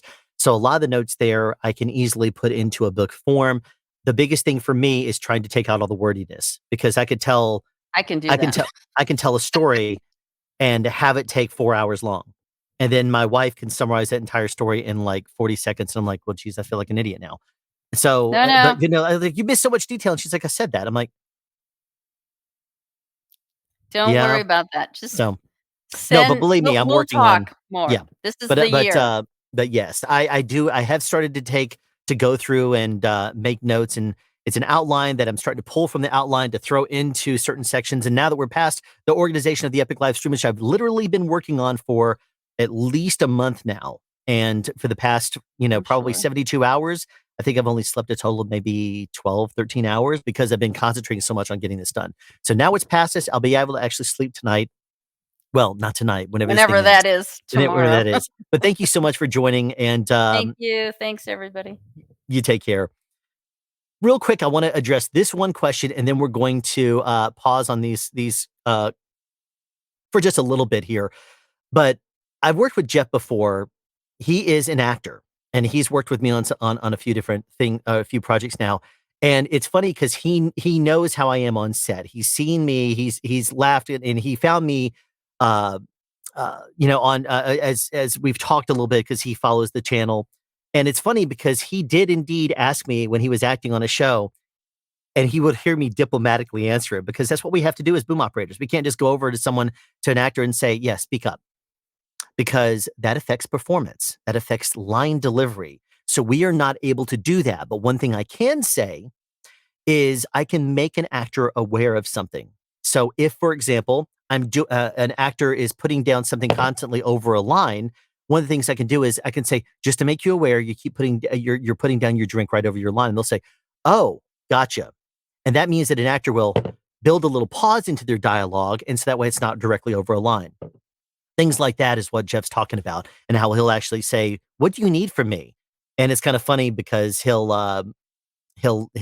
done that before in the past. But we're about to change over from 1 hour to another. So of course, what does that mean? It means that we are changing over our sponsors yet again. So we are moving into Now that we're at the bottom of the hour, I want to once again thank Sound Guy Solutions for sponsoring the previous hour of the Epic live stream. And in case you missed it at the beginning of the hour, founded in 2010 by audio engineers, Sound Guy Solutions makes products that are efficient, reliable, and built to last. If you want to check them out online, simply go to sound-guys.com. Now, one thing I really appreciate about their website is that even if you're on a soundstage with bad signal, you can still pull their website because it's not very graphics intensive. For example, click on products, you have a very small thumbnail, or you can click and browse by category simply by text. So interested in a battery distribution system for your bag? There you go. Boom Pole quick releases right there. You want a double battery sled, a tablet mount for your sound card, you want transmitter clips, what have you. They can even do custom cable orders. And another thing you might appreciate is that aside from their USB dual battery charger, all of their products are manufactured in the United States, and all of their products are supported in the United States. So if you're looking to support an American company, based in America, manufacturing in America, and supported in America, top down, Sound Guy Solutions is a great company that you can easily buy in on, and their products are going to serve you very well. If you want to know how any of their products look, simply go to their website, click on downloads, find the product that's listed that you're interested in, and then click preview. And you can navigate left and right to see any and all pictures that they have, including certain detailed places, so that you can see exactly how things are laid out and assembled. Sound Guy Solutions is also very innovative. We used to have workarounds for things that we now have products for, thanks to Sound Guy Solutions, and things that you might take for granted. For example, like if you have a lavalier microphone, you're trying to fish down through someone's shirt, you could drop a connector down, but it's most likely going to get caught someplace in a wrinkle of a shirt. But if you add a lav bullet to it, it will sink down to the bottom. That's something we didn't used to have before Sound Guy Solutions. We had workarounds, but not the actual product. And how about fishing down a lav through skin-tight clothes? Well, the lav rod was the first to market there. Even with things like their quick release system, it was actually black. Thank you again to Sound Guy Solutions for sponsoring this hour of the Epic live stream. This next hour of the Epic live stream is sponsored by the audiobook of The Shark in the Housing Pool. It's a story about a mortgage fraud con artist and the adventures that they get themselves into, let's say. Now, if you're not familiar with the voice that narrates it, it's Shawn Milo. Now, I know you've heard his voice before if you've been following my channel from the Speed Bumps podcast episode 12 or the outro of the Bandrew Scott podcast. Now, why don't we listen to him in his own words tell you a little bit about the audiobook. Matt Cox spent 3 years on the run from the FBI and U.S. Marshals. He traveled the country stealing millions from banks by committing mortgage fraud. In prison, he became a true crime author, writing the most interesting stories of his fellow inmates. Now he shares his own story, where he displays his mistakes, incredible charisma, and raw talent for getting away with his crimes even when he was caught, by playing the corrupt mortgage system against itself. He was the shark in the housing pool. I first heard about his story on another channel when I saw an interview with him, and believe me, it caught my attention. While you can listen to this audiobook with a free trial from Audible, if you go to Amazon and click buy with one click, Shawn will give the first 20 people that do so a free audiobook of the program, How a Con Man Survived a Federal Bureau Prison Cult. I'm very much looking forward to diving in on that one when I'm done with Shark. Thank you once again to the audiobook of The Shark in the Housing Pool for sponsoring this hour of the Epic live stream. And that is one other thing that that is really cool for me to mention real quick here. One of the things that I did a few years ago is I got really frustrated with the stress level that news would cause as I was driving to and from set. It didn't matter if I was on my way into work in the morning and I was like, hey, you know what? This is actually like starting to irritate me a bit because I was constantly running into just I would listen to the news and I would get myself completely wired and get frustrated. I get on set and I'm like jittering because I'm so frustrated out just hearing the stupidity of the world that we live in. But what I did is I decided to take a week off and I listened to an audiobook. That to me was life-changing. And the reason why is because by me able to do that, I started listening to the audiobook, and then suddenly I realized it had been a month and a half and I had not missed the news at all. Now I kind of live in my own little oblivious bubble, which my wife and friends are like, how did you not know that this is going on in the world? I'm like, well, because I don't concentrate on it. Sorry. And that's when I'll usually find out what I really need to know about the real world. But audiobooks are something that will help de-stress you. They keep you focused. There's many times that I'm listening to an audiobook in the car and I find myself pulling up to set and I'm like, okay, let's slow down. Can you push back call time a little bit? Because I want to really finish a chapter I'm listening to. So if you listen to things in the morning to get you irritated or frustrated or something like that on the drive in, listen to an audiobook, and I think that you would be a lot better off because of it. As a matter of fact, I started this, as I said in the video you just saw here, I started the Shark in the Housing Pool, and I had seen this video on Valuetainment back in April, and it just scratched the surface of it. And so that's the reason why it was really interesting to me when I started listening to it as to exactly what the story and how deep it really goes. And it's really fascinating. And to talk a little bit about the actual creation of an audiobook, we have indeed the voiceover artist, Shawn Milo, is with us today. Thank you very much for joining us, Shawn. Hey, Alan. Thanks for having me on. Absolutely. So tell us a little bit about how you ended up how you ended up doing the audiobook thing. How you ended up starting to do audiobooks. Well, I got interested in podcasting in 2004 when it was really new, and I really wanted to do a podcast, and for some reason I had it in my head I wanted to do audiobooks. So at that time, the podcast community was so small that I was able to meet real like FM radio and movie background people who were the early adopters and get a lot of advice. I bought some gear. I had no clue how to get into audiobooks, so I just did podcasts. Fast forward to 2018, and I learned about something called ACX. ACX.com is owned by Audible, which is owned by Amazon, and it stands for Audio Creative Exchange, and it's basically a marketplace where freelance narrators and indie authors can connect with each other. The authors maybe can't afford or don't have the backing of a big publishing house, and the narrators aren't part of a narration company, but they can kind of do it on the cheap, so to speak, and hopefully break through. Yeah, ACX is actually one of the very first videos. I remember seeing Mike DelGaudio talk about it like in a video about 6 years ago. And one of the very first videos I did here on SoundSpeeds was how to verify ACX audio specifications in one click. And so basically, once you install this little plugin, you can basically click literally one button and it will say, noise level's too high, it should be this, and it will tell you exactly what the settings are. I don't know if it's changed in the past 5 years. It probably has, knowing the world that we live in. I'll at least see what that, I'll see if I can find that video, and what I'll do is I'll post it. Audiobooks. Yeah, I think the requirements have stayed stable since I've been doing it. Yeah, there you go. It's a release from July 5th, 2017. It's a video that I called How to Verify Audiobook Technical Specifications in One Click. So, or in 2 clicks. My mistake. I forgot the extra one in there, probably because you have to drop down a menu. So that's an older video. Jeez, man, 5.5 years ago. Wow. That was about the same time I could not give away money on this channel. I tried to run a contest. I mentioned it in one of the videos. Was unable to give away money because people just were not watching the channel and did not seem to care. Most amazing thing ever. So I'll post this, how to verify audiobook specs in one click. In any case, if anybody wants to look at it, I'm spelling that wrong. In 2 clicks, that's what it was. So, how did you end up getting connected with Matthew and ended up doing this audiobook?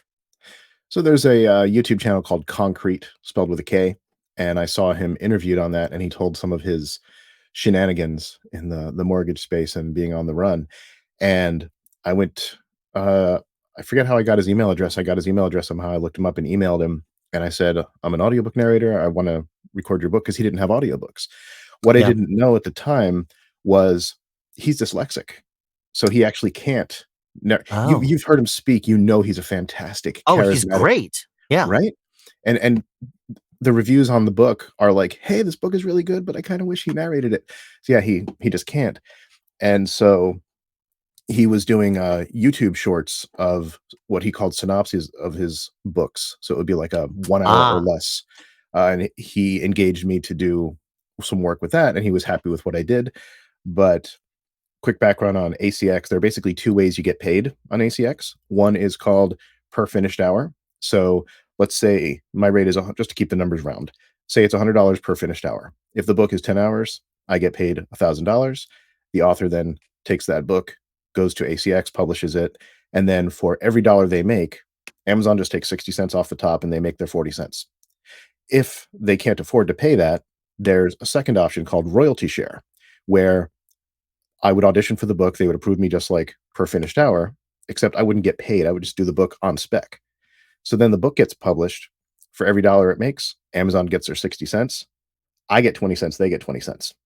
And Matt wasn't really rolling in the dough, being fresh out of prison and, kind of restricted in what his employment opportunities were. Yeah. And he was very hesitant to do the royalty share because he didn't want to give up that much money. But I wore him down, and he was happy with my work. So I've now done 4 of his books. And, they just need more publicity, because the story, as you're hearing, is just amazing. Like, I don't even care if you read it. Oh no, I literally have it on a tab. It's my 3rd tab over. I usually have Facebook, Amazon, and then this is my 3rd tab, and it's right there. And as soon as we're done with this stream, I'm going to be jumping. I'm going to be, probably collapsing tonight, but tomorrow I'll be, trying to take, tomorrow and relax with the kids and stuff, and I'll be back into it and I'll probably back up a little bit, because it's a really fascinating story, and just the gall that he just, when you think it's like, okay, you're busted now. And then he says a couple of things, and you're like, man, and now you're deeper. And yet it's just like when you hear, like, I know that people will compare things, obviously, to Catch Me If You Can, Robert Abagnale. What's his name? Abagnale, yeah. Frank Abagnale. But, if you listen to him speak, he'll tell you straight up, he wasn't smart. Otherwise he would have done things with his life without breaking the law. There's a lot that can be said for actually being in a circumstance and making the best of it. And then once you get down a rabbit hole, you find it's bad. And then you realize how bad it is. But I tell you, there is also, just with everything, there's expertise that goes into it. And I tell you, there's a lot of expertise in what he did and how, and like I said, I'm only like 2 hours in, but to me, it's like, man. Yeah. So it's a really cool book. You don't hear someone has a fine arts degree and go, perhaps he's counterfeiting mortgage documents. Right. You don't normally think about that. Real quick here, I want to say thank you to a couple of the donations that have come through. I always say I'm DeBrown. Is it M. DeBrown? I'm probably butchering the name, and I do apologize. $50 donation at Stack Up on their website themselves. There's also been a couple of donations that have gone through here on YouTube land. We have Line Level Media donating $5, and we have Larry Marceau donating $20, as well as Lasse. Oh, geez, I'm going to be butchering names again. Donated 40 NOK. I don't know what that is. Obviously it's a currency. And then of course, Erling FT, thank you very much for the 400 NOK.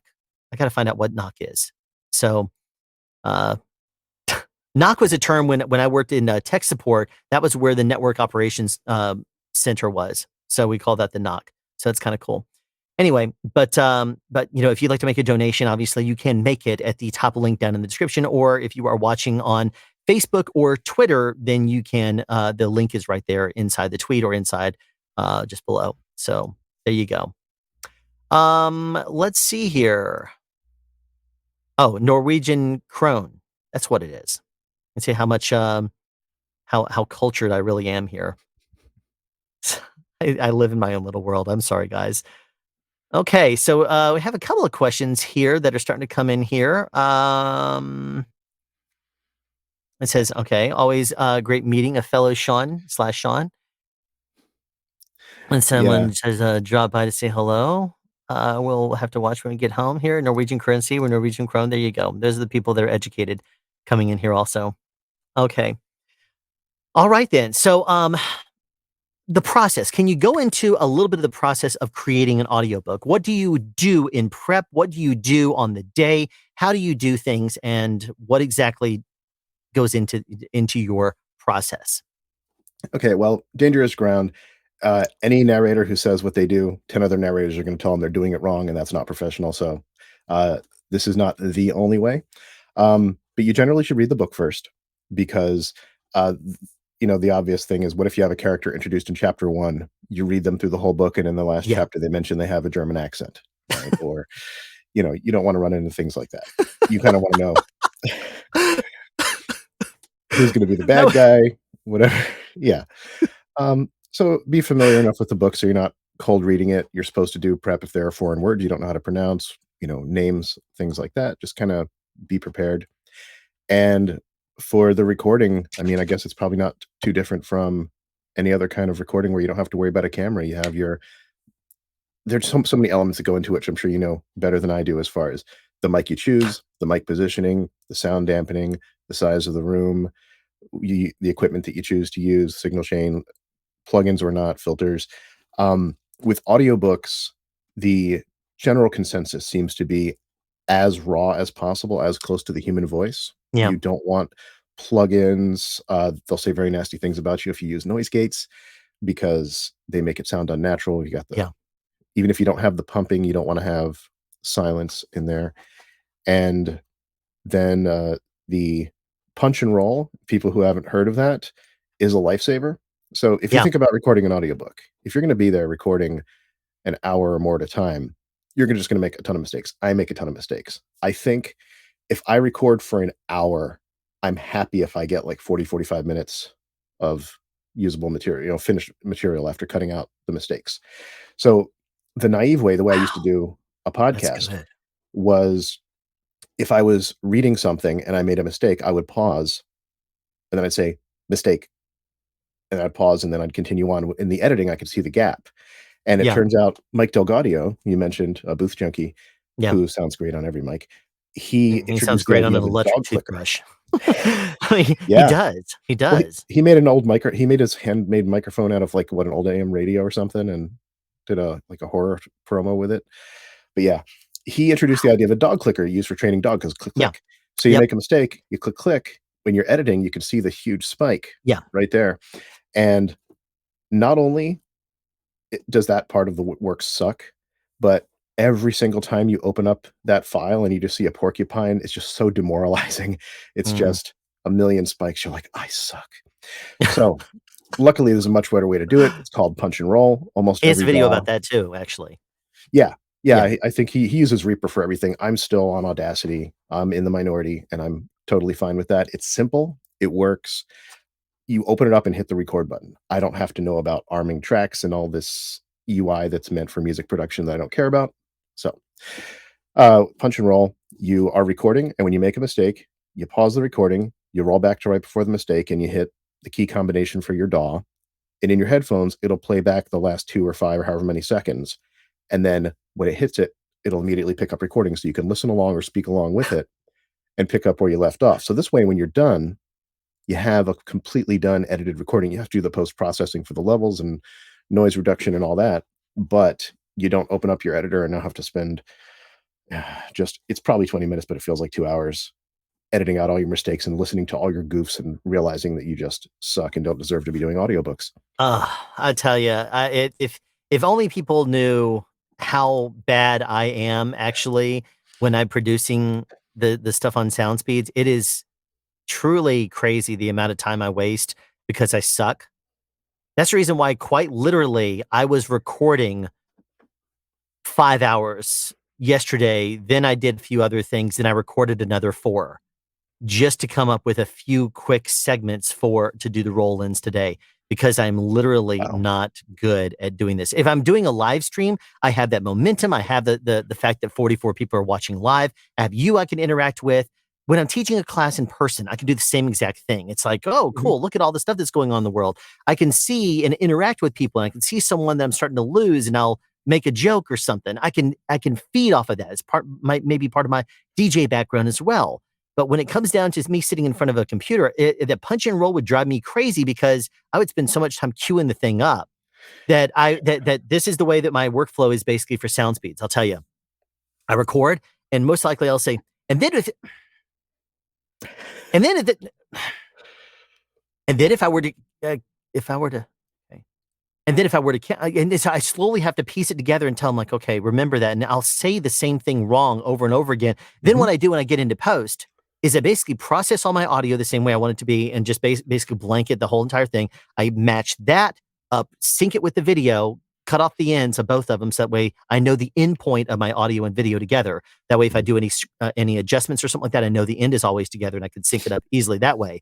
And then all I do is I look for the beginning of every single little break, and I'm like, all right, that looks the same, that looks the same, that looks the same, and I can hear and see when it changes.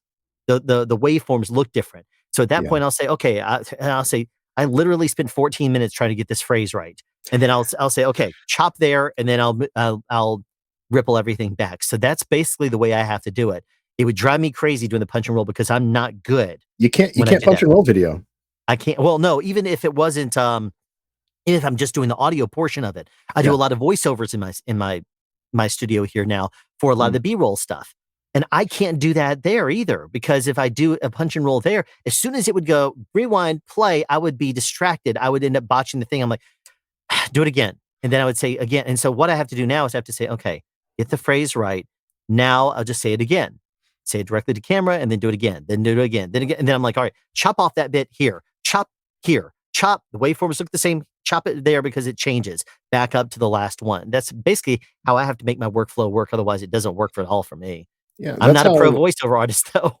Yeah, the real big names in audiobooks, that's all they do because they sit in a booth with a producer. So producer handles it for them. Or a director, I don't know. Because I haven't been in that booth. Let's see here. Do we have any questions coming through? Well, I was a DJ. That's totally in the past. I was a DJ.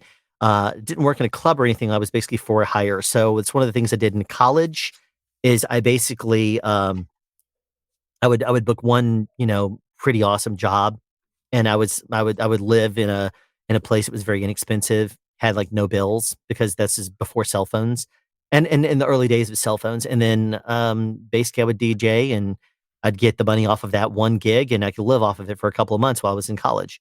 But you have a high maintenance girlfriend and you can live off of it for about 45 minutes. So that's the difference. That's at least my experience. But those were the old days. It's funny because I still have the stuff. I still have stuff to DJ with, and I still have the ear for it, whether or not I can know the music and stuff. I can go back, 3 decades and play 90s or 80s stuff. No problem. I can do that. So only the stuff worth playing. Got it. Exactly. Modern stuff. My daughters will introduce me to something. I'm like, is that what you kids call music? And they'll laugh, Dad. But it's the different generations. I mean, I'm sure that our parents thought that the stuff we listened to was complete crap also because it didn't have the charm of the 60s or 50s. So it's like, Well, my son's 13 and he thinks today's music is crap. So, Mike DelGaudio is here. He says, turn down for what? I tell you, you want to hear something funny, Mike? Whenever I am in a club, I don't ever go to those anymore, but if I go to an event, a wedding or some sort of a thing, and there's a DJ there, I will, if they don't know how to do a good mix, I'll be literally sitting back there listening to my favorite, one of my favorite songs, glaring, just on the side, just completely frustrated. And then I'm like, and then I'll be sitting there shaking my head as he's doing the mix. And it sounds like, two shoes tossed around in a clothes dryer. And I'm like, how do you think this is beat matching? I'll go on a cruise and I'll hear the DJs there. I'm like, who hired this idiot? I'm like, let AI mix this thing if you're that bad, and it will just frustrate me. And I'll instantly say, I'm ready to go. I'm ready to go. I don't want to be here anymore. So anyway, we have a whole bunch of the world right here just starting to wake up because they hear you talking about audiobooks. So we have a voiceover artist here, and he's referenced your videos a couple of times, Mike. So that's cool. I don't call myself a VO artist. A VO and audiobooks are two completely separate careers in the same general genre. We all talk into a microphone in a padded room, but what they do is way more intense and focused and needs special talents and training that I don't have. So I don't claim to be a VO talent. It's an aspiration, but yeah, audiobook is like a marathon. If you do a 10-hour audiobook, then it has to be good. But if you do a 20-second promo, every syllable, every gap, everything has to be perfect. I'm sure you can maybe have Mike on to talk about that sometime. But I'm sure he could. He'd be amazing. I might even talk about that later on because I'm hoping that he'll pop in a bit. Nice. So perhaps at the beginning, instead of saying VO artist, I should have said this. Yeah, is that a little more appropriate? Yeah, guy who buys too much recording gear is also appropriate. Oh well, that's probably most of the people out there that that watch a lot of these channels, because I'll tell you, people that watch my channel for a while and see me in live streams, they know that I'm constantly saying, I don't want more gear. People were like, hey, we'd like you to review or whatever. No. It's like, well, I don't want to do a review on anything except maybe a boom pole. And those take me forever because I test them to death. And I understand that there's a lot of wear and tear that happens on things, not just when I do drop tests. But I have to use things for a bit. I'm not the kind of person that's like, oh yeah, I'm going to use this microphone for a couple of hours and then say it's the best thing in the world. Well, what if it dies after a week? What if it, I like to test things for an extended period of time. I'm not gentle on them. Also, if I'm reviewing something, I'll want to see how something is if I hit it a couple of times or whatever. So that's just me personally, though. I mean, other people can do very effective reviews talking about things for their merits, and you don't have to abuse gear in order to properly review it. I mean, it's funny because Bandrew throws the boxes. Mike DelGaudio just talks to things and he shows things. Those are very valid review ways of doing it. You don't have to abuse gear in order to test its effectiveness. The main times that people will see me abuse gear and try to actually destroy it is when it leaves the hands of an audio person and goes into the hands of someone that is not an audio person. That to me is when I've heard the phrases, like I said in the deity video recently, if you don't want it dented, don't rent it. And don't be gentle, it's a rental. Those two phrases were told to me from camera people when we handed off slates. And I'm like, are you kidding me here? And they're like, why it's well, indeed, if it gets destroyed, bring out another one. And I'm just like, geez, that's your mentality. Let's see you take that. Let's drop that lens for a second. Let's see you be careless with that. They're not going to. That's their responsibility. If they handed it to me, I would be overly cautious with it. And sometimes I've been standing there and they're like, Alan, do you have a hand? I'm like, you're going to hand me that $40,000 lens? I'm like, okay. And then I'll hold it. I'm like, doing this number. And then they take it back and they're casually, they'll doing this number with this lens. And I'm like, I don't know, man. I mean, they're more confident with it than I would be. But then of course I'm more delicate with my own gear. But when I review something and I'm trying to stress test it, that's one of the things I'll do is I'll torture it. Because I know that someone else is going to. So I've dropped my 416. I'm embarrassed to say, but it was fine. I'm glad to know that if it had to happen by mistake, that it would be okay. Was it in water though? No. Okay. Well, you see, that's a good thing. At least that's a win. Mixing music is one of the biggest joys in my life. But that's awesome. Let's see here. Next comment. Especially with today's tools, all DJs should be able to beat match. You're right. You press a button and it does it for you. But I tell you, even then though, sometimes it puts, you have measures 1, 2, 3, 4, 1, 2, 3, 4, and then they're gonna use it and it's gonna go 1, 2, 3, 4, 5, 6, 1, 2, 3, 4, and someone's gonna beat match it in that way. And it's like they're not matching by measure. They're not matching. You can't beat match properly a 3/4 time to a 4/4 time the way you're doing it. You have to do different techniques for different, anyway, I don't need to explain this. So. Anyway, guilty as charged. So makes total sense here. What about, is there a shift to digital audio workflow equipment versus analog in the industry? Do you prefer one or the other, or is it mostly still mixed? And if it doesn't even matter? Is that, wait a minute.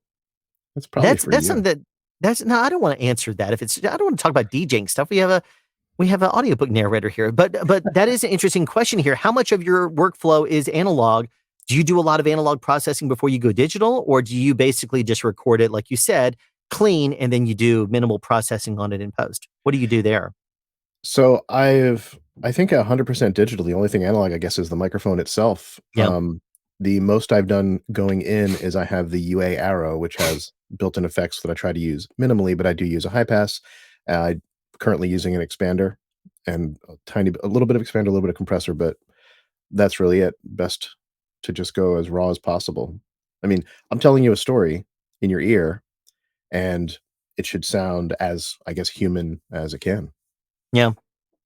And that's a good way to word it too, because I mean, people who you're going to be listening to, it has to sound pleasant. It can't be something that you're concentrating too much and it pushes someone's threshold. A lot of the times I'll hear people that try to sound cinematic when they do voiceover stuff. They try to bring on a broadcast voice. I'm like, look, that's going to drive me insane.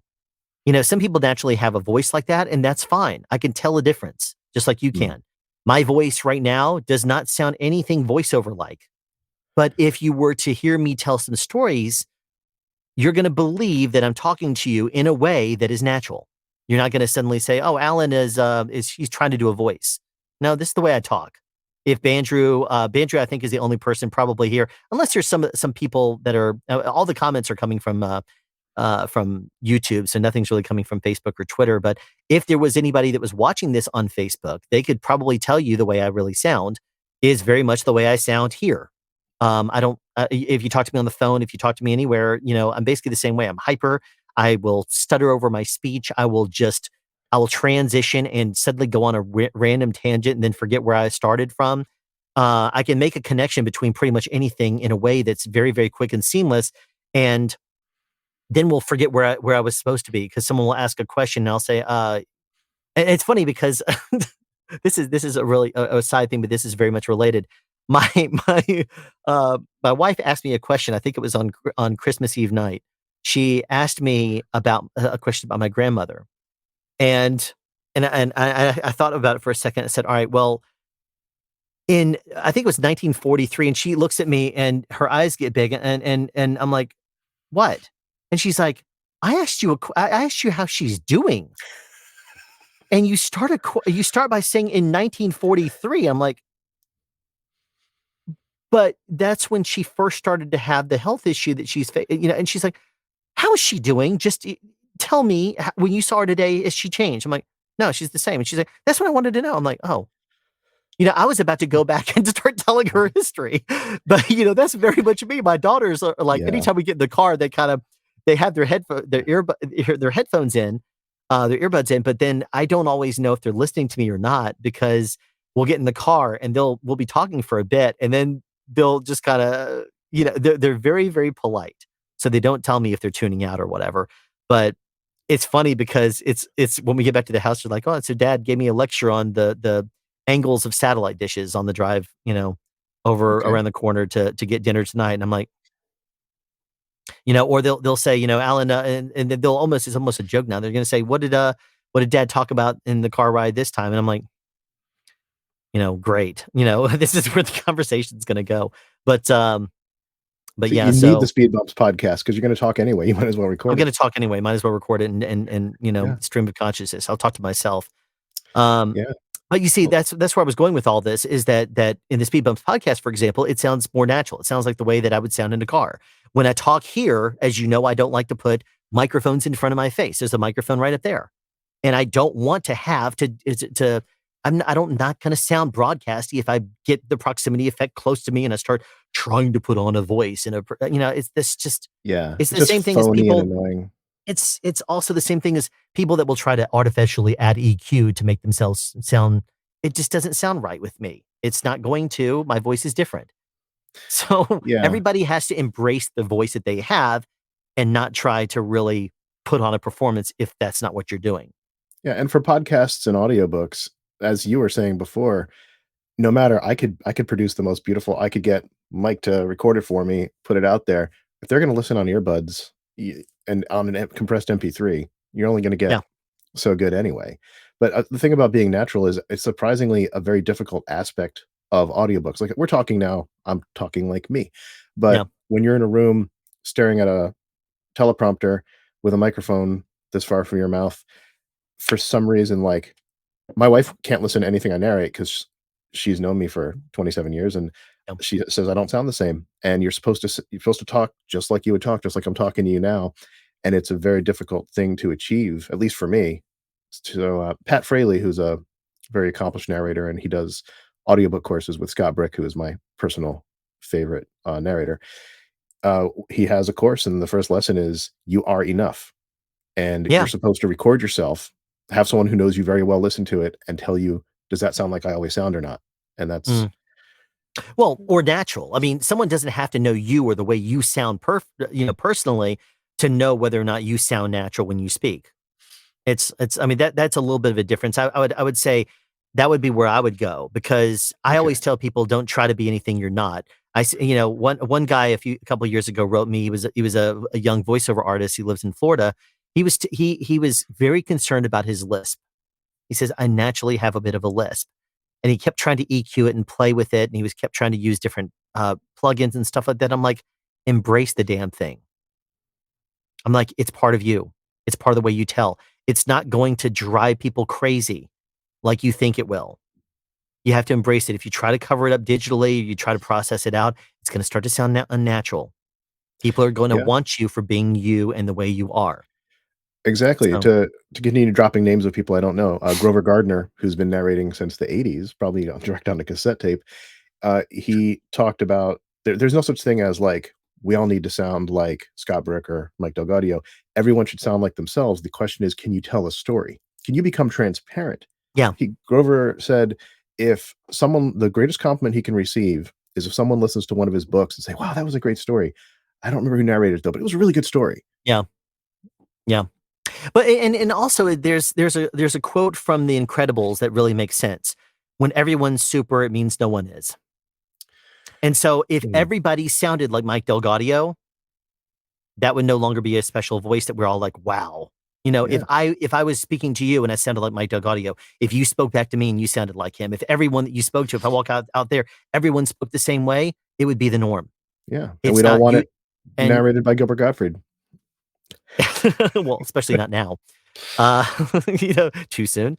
But no, it's and you know what? There's a lot of charm. I thought he did he read a kid's book or something. He did 50 Shades of Grey. Oh, that's what it was. That's what it was. It was hilarious. It was great. It's like Christopher Walken reading a children's story. He has one of those online too. Yeah, you're probably thinking of Sam Jackson. No, Sam Jackson did it also. He did the Go to Sleep. Yeah. Yes, I remember that.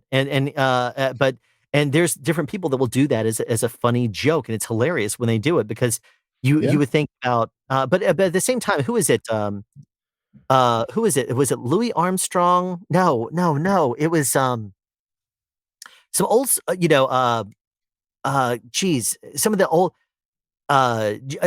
Jimmy Durante. That was him. Old time actor. He's got the whole hi, but this is the way he sounds. And and he wanted to sing. And they're like, you're never going to be a singer. But once he was acting and people were like, man, your voice has a natural charm to it. He started doing some of those. Yeah. I heard Jimi Hendrix. He was a guitar player. He said he couldn't sing. He didn't sound good. He always played backup. And then he said, if Bob Dylan can sing, then I can sing. Yeah. He went for it. Real quick here. What is your preferred microphone to use with your voice and with your audiobooks? So I have done a little over 20 books, which is nothing by industry standards, but most of them I've used the MKH 416.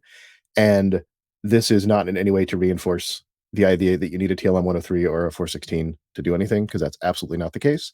I have spent way more money on microphones than a human being should be allowed to. But what I have done, and people who know me from Bandrew's Discord have seen me put these out every once in a while, is I'll take 2 or 5 or 10 mics, I'll record samples with each one, and I'll label them like Mike.mp3, Jason. Give them names, Sandra, just random stuff, colors, animal names. And then I'll blindly listen to them back to back, each pair, and rank them.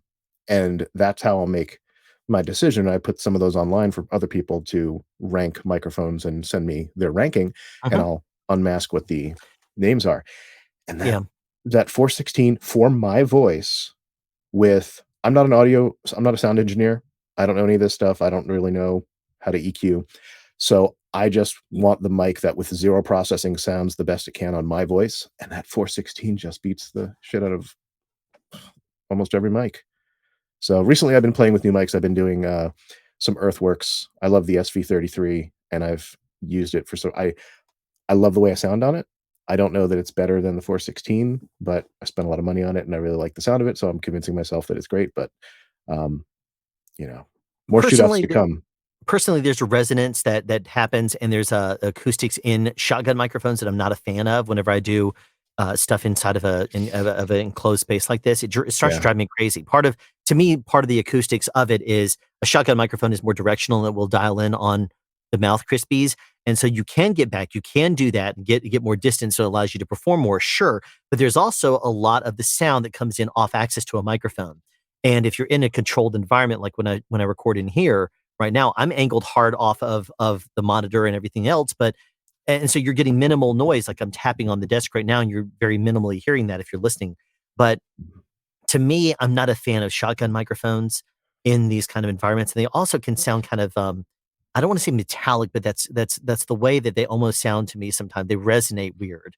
And that's just my ears, and I've done a search for it. I came up with an article about an old school engineer who hated the 416 for voiceover. And he would almost take like a very aggressive opinion toward them if they liked it, because he just was like, that to me, and the word he used was metallic. And I'm like, geez, it's not just me then. But that's just, I mean, it's a personal preference thing. But you know what? If I'm listening to an audiobook and use the 416, is that what you use for the Shark? It probably is. And I record in a whisper room, Doesn't and I bother have me. some Yeah. Owens Corning 703 that I use.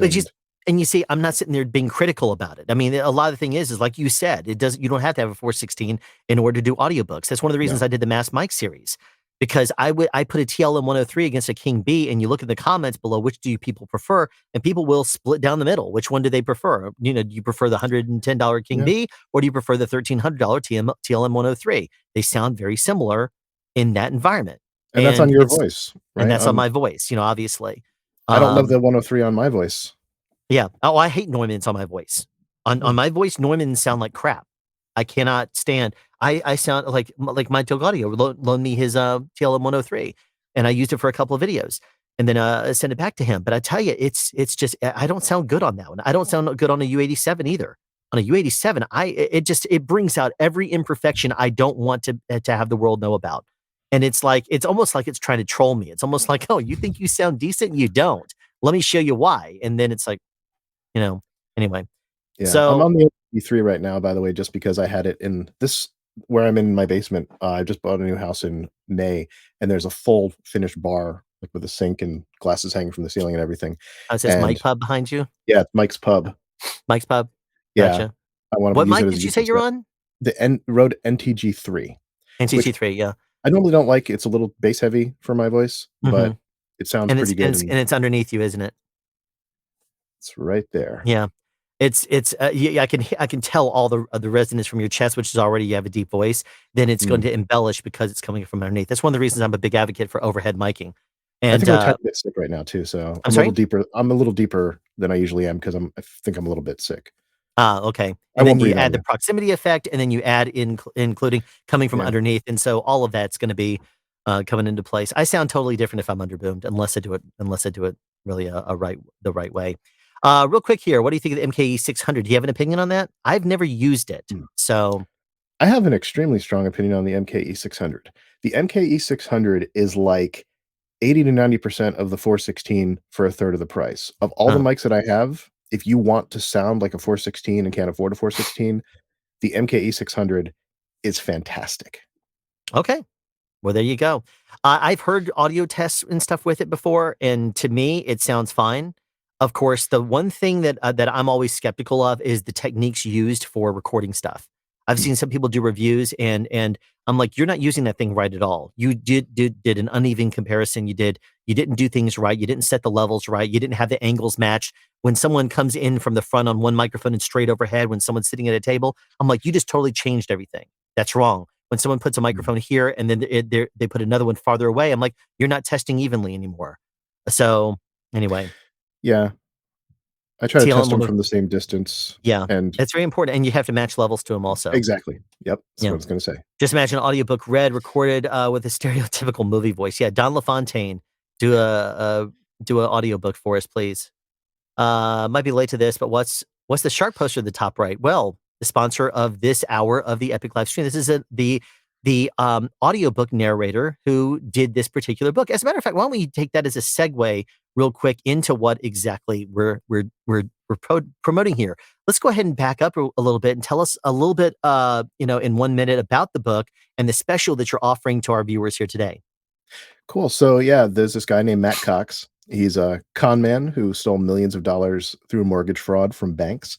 And he traveled around a bunch of states, eluding the Secret Service, FBI, and the U.S. Marshals, and for several years, and had a very interesting time, as Alan can attest to. And he eventually got caught through, I won't spoil it, but it was not through his own mistake. And he went to prison. In prison, he became a true crime writer. And what he did was he only wrote stories of people he was literally serving with. So every book you read of his is someone he was in prison with. And because he's a criminal and a con man and a narcissist, and which he'll all freely admit, and he doesn't say he was a con man, he is a con man. He doesn't trust people very much. So to write these books, he didn't just take their word for it. He listened to them. He took notes. But then he filed Freedom of Information Act requests, and he got their court documents. He got their FBI files. He got, transcript, arrest records, all this stuff. And he wrote the truth, which sometimes irritated them quite extensively. Oh, no question. You can't contradict the government. They don't like that. Yeah. Oh, and this is the criminals themselves too. Although he did, I don't even want to spoil it, but there's someone very high in the government that every single person in this country has heard of, who he exposes in one of his books as just being extremely corrupt and doing horrible things. Oh, in his... please email me that. I want to read. I want to do that book next. So is that one that you did? Not even you narrated? Okay. Yeah. There's a book. It's called Devil Exposed. It's all about a criminal. But in this criminal story, he interacted with this person who used to be high up in the FBI. Oh, man. Did some shady things.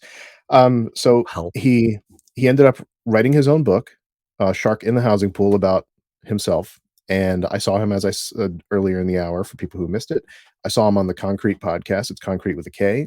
And the story was so great, I had to hunt him down and browbeat him into letting me narrate his story. And I've done 4 of his books, including Devil Exposed and this, and also another called The Program, which I'll be giving away free copies of for people who buy Shark in the Housing Pool. As a narrator, here's a cool thing. Every book you do, if you do it through ACX, you get 25 coupon codes for the US and 25 for the UK. So you can give away free copies of your book to friends or reviewers or whatever. So The Program is a much shorter book. It's about 3 hours, whereas this is about 10. That's part of the reason I'm giving it away for free, is about this program called RDAP, which is a drug abuse program. Now, Matt has never done drugs, drank, smoked, whatever. He came from a situation where his father was an alcoholic. He didn't want to follow in his footsteps, but he did it for personal reasons. Within the prison, you get certain privileges, and they wanted to transfer him to another prison, which his mother, elderly in a wheelchair, and he didn't know how many years she had left, and she had about an hour trip to visit him. If they moved him to this new prison, he was sure he'd never see her again. But if you enroll in the program, then they allow you to stay in the prison. So what he did is, once you join and you do the program for, I think it's 5 or 6 weeks, they uncheck your name. You can no longer be transferred. And then he quit the program.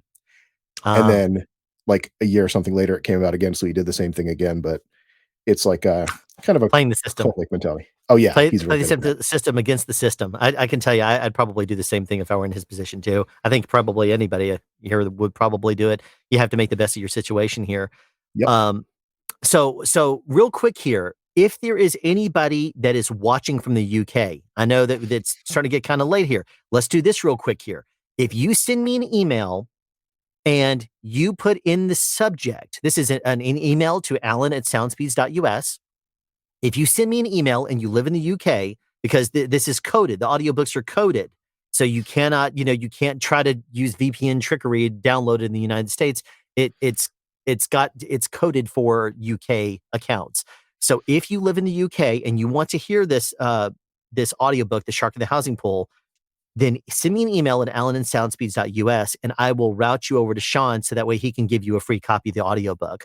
And then for anyone in the United States, if you go to, there's a link down in the description right now. I believe I put it there. I have to double check it real quick here. But there is, if you go to their website, if you go to Amazon, then yes, no, is it there? It could be Amazon or Audible. I have not put it there. Amazon or Audible. But if you go there and do a buy with one click, you can do the free trial if you want to. But if you click buy with one click, and then you let me know about that, I will route you to Shawn and he will send you a copy of the program for free. So that is a special going on today. If you want to, and any listener out there that wants to buy The Shark in the Housing Pool, which I tell you is a good book. Definitely. It really is. And it really is. If you ever watch Valuetainment and you hear some of the stories, you watch other things like he was talking about the Concrete podcast, you hear some of these stories and they sound like it's obviously another world you would never know anything about, as it should be, because you shouldn't know how to do mortgage fraud. It's an amazing world. Well, he teaches you. To hear about. Yeah, well, he teaches you about things that I'm sure used to work, but now I'm sure they don't. But A surprising number still do. Oh, really? Yeah. Yikes. Well, probably now more than ever with all the real estate stuff going on. Yeah. Well, if you hate the big banks and you want to see a few lose a couple bucks, maybe you could read it out of Schadenfreude. Yeah. I'm going to put a link down real quick, though. The Shark in the Housing. Just when I did this earlier, full audiobook. So you can click on the link right there, and it is now in the description of this video. And if you want to purchase it with one click, then just send me forward the thing to alan@soundspeeds.us. I will route it over. And then, so it basically got to see the email address that it was purchased off of. That way he knows how to credit it. That's how it would work. Yeah, and we will make sure. And he has to know where to send it. So that way, how it'd be delivered. Yeah, Audible doesn't give me any personal information when you buy a book. I can just see a account. Now, another really cool thing that I guess we're going to kind of pause from the answering questions real quick. But another really cool thing that you've done that's quite generous, that a lot of people have written me. One of the things I asked people to do is I said, if you write me an email, I did the thing. It's really kind of funny, actually, where I said, everybody let me know what it is that you would have on your wish list if you could ask for something, because there are certain giveaway items. So one thing I do not want to do is say, this is what I have, who wants it? Put a number in the chat, because if I do that, everyone's going to say, oh yeah, sure, I'll take that. Oh, I'll give it to somebody. I'll resell that. Then that has a good value. I'll resell it on eBay or whatever. If I'm going to give you something, I want it to be something that is going to benefit you, not give you some money if you resell it. So if I were to connect you up, like, let's just say that I'm giving away a certain microphone. There are different types of microphones for different reasons. But if you tell me you want a particular microphone or a particular style of microphone, I'd say, okay, this is one of the things that we're going to be giving away. So I will enter you for that. Many people wrote me emails and said they wanted timecode devices or wireless devices or boom poles. And sorry, I don't have any of those to give away. And I responded to you and said, sorry, those are none of the items that I'm giving away. And notice I've been very careful about what we're giving away and what we're not, because I don't want to end up telling everybody a blanket thing and have everyone say, oh, well, look at this. I can get this, and suddenly take it from someone that really could use it. Because there are some people that send me emails and they're like, I'm far away from everything. I can't try anything because I'm in the middle of middle America. I'm in Iowa. I'm nowhere near anything. And it's hard for me to get anything because I don't have a lot of disposable income. Well, being able to put a microphone in that person's hand when they already have some of the resources is more valuable than me sending a third microphone to someone who's going to say, you know what, I just wanted to listen to it. I don't really, that to me is like, it's pretty bad. So one of the things that when we were talking, Shawn, that I thought was amazing is you're in your Mike's Pub back there.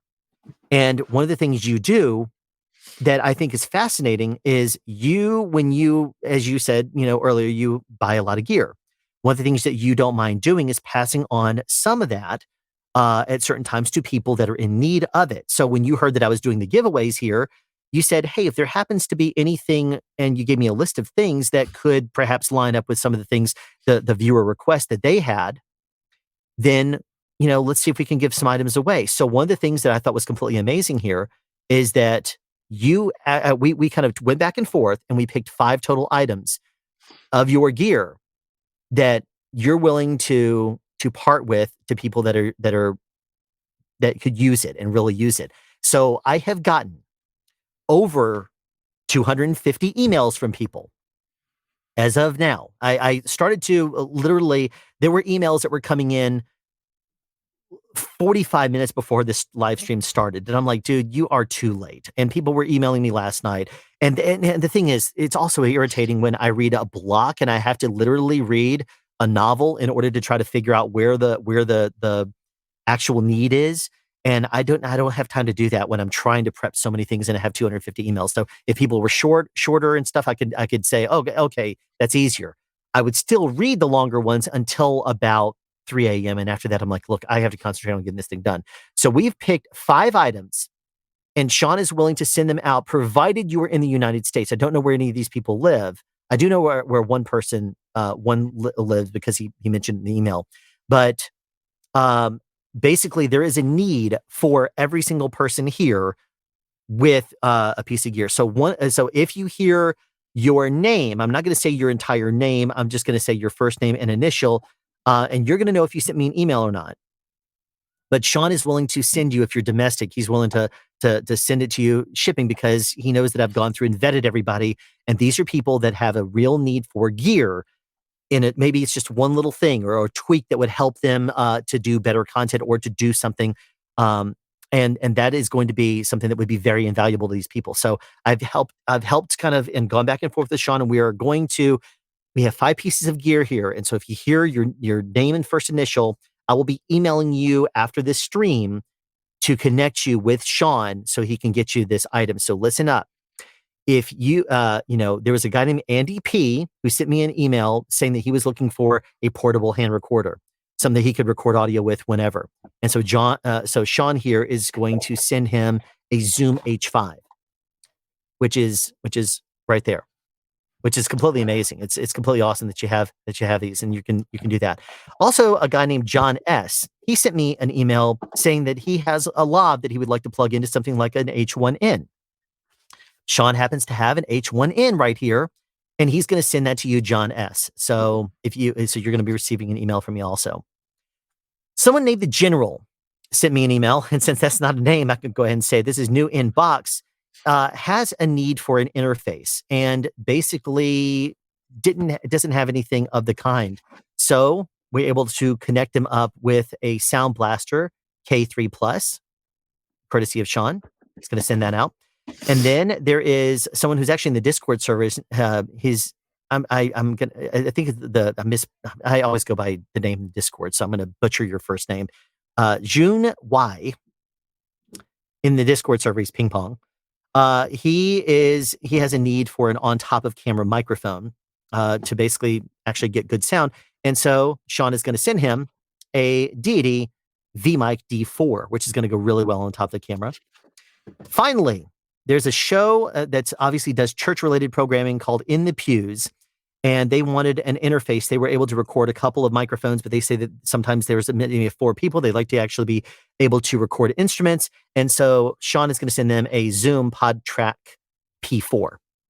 Extremely generous. That has 4 inputs right there, so they're going to be able to record some music as well as voices and stuff like that. So thank you very much, Shawn, for supporting viewers and trying to connect people with things that would actually help them to use their skills and what they really want to do as either a hobby or for their church or for whatever the case may be. So if you are part of that group right there, I will be sending you an email later telling you, probably I'll have to mental note here that this is the end of your hour here, Shawn, that we did this, but thank you very much. And if there's anything you want to add to that, I know there's other things that you're willing to pass on, but I didn't want to just sit there and say, let's play Oprah and you get a microphone, you get this, you get this and whatever else.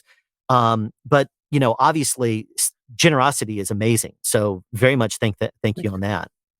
Yeah. I love to help people out. If I know exact same desire you have, if I knew there's someone 3 blocks away who really wants to be a rapper and needs a microphone or needs something, I would be happy to give it to them. I just would hate to put something on Craigslist and have someone ask for it for the reasons you mentioned earlier. Yeah. Really awesome. Well, real quick here, speaking of prizes, the socks you were giving away last year seriously saved me during these recent COPD snaps in the East Coast. Is that I said Cold COPD? snaps? That's cold snaps. I said COPD. Of course, my brain went to the wrong thing. This is why I don't read things.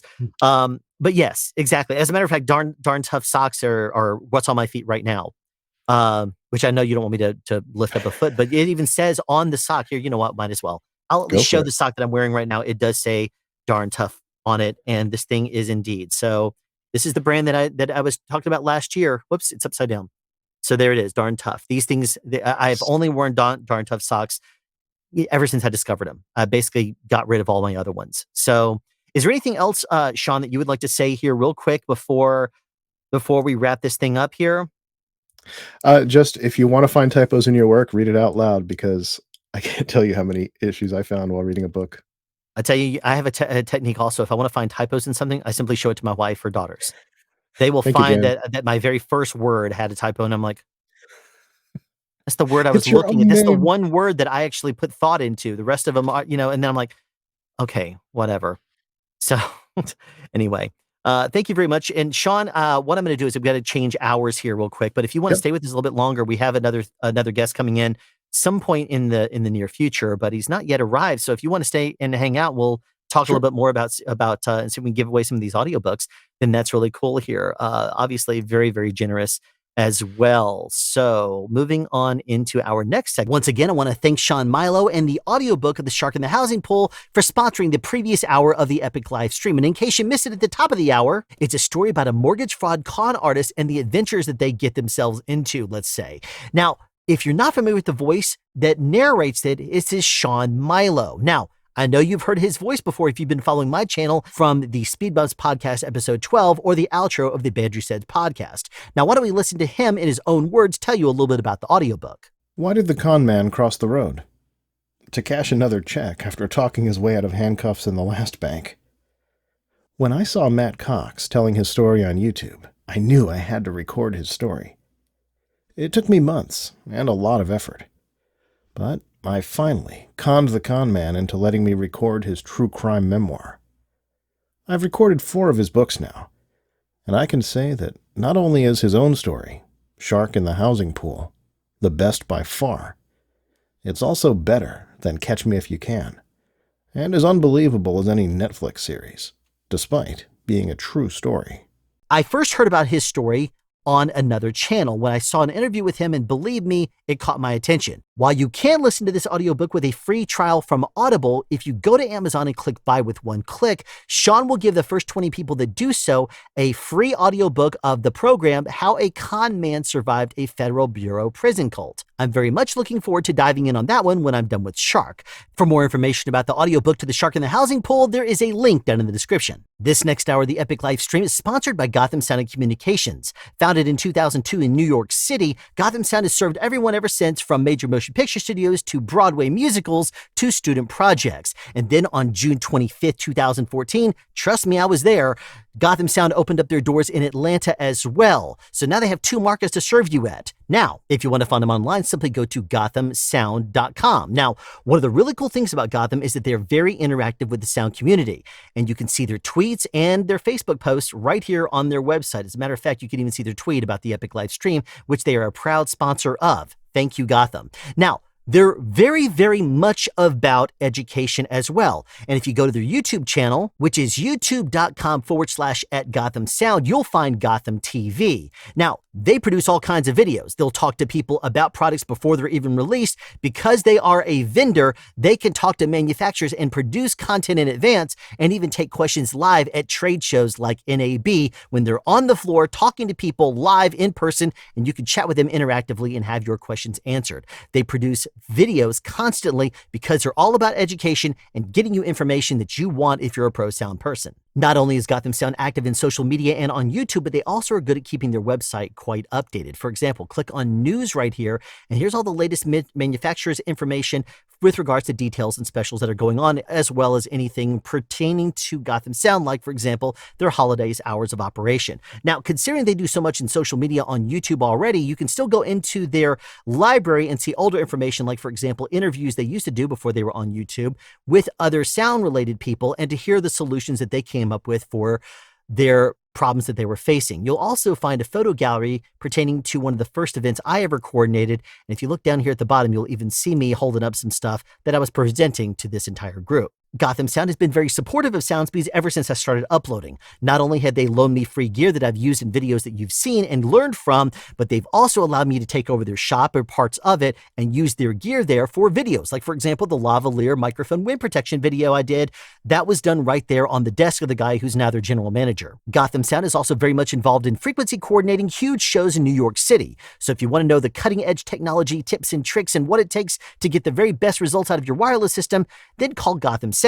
So it doesn't matter if you're looking to buy equipment, to rent equipment, or if you're even interested in walkie rentals or Wi-Fi hotspots, Gotham Sound has you covered there too. So thank you once again to Gotham Sound and Communications for sponsoring this upcoming hour of the Epic live stream. And we are back. So, real quick here, well, Shawn just disappeared because we have another guest here in the wings.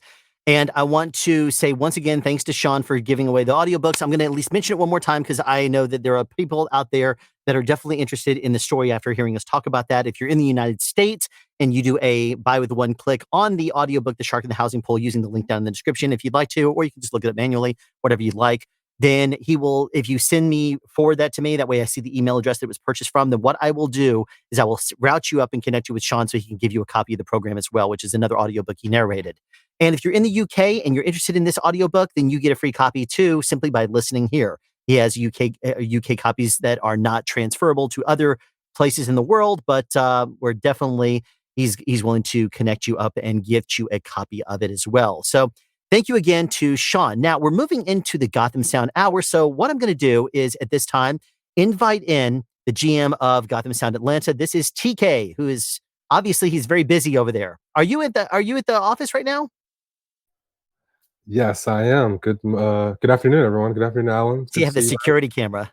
But yeah. You see, man, we're always running here at Gotham, trying to make sure that we're open for anyone's needs. You know, it's the end of the year. People like to make a lot of purchases to hit certain marks with their gear. So or their bills, rather, the taxes. But yeah, happy to be here. Yeah. Well, thank you very much. I'm doing fine. There's been a lot of prep going into this live stream the past.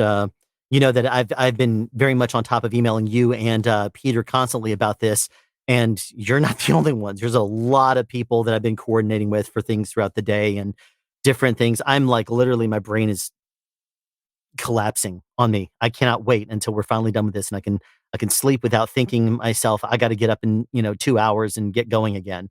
I literally edited and was at my computer yesterday for 21 hours. So it was crazy. Yeah, it's just it's one of those. But you know what? It's to me, it's important. I have 45 people watching right now across 3 different platforms. I think this is only a counter from YouTube. We are broadcasting right now on Facebook, on YouTube, and on Twitter. So, but most of the questions actually that I've seen, all of the questions coming through so far is from YouTube. So thank you, YouTube audience. So tell us a little bit about what you're doing at the office at 4:00 in the afternoon, the day before New Year's Eve.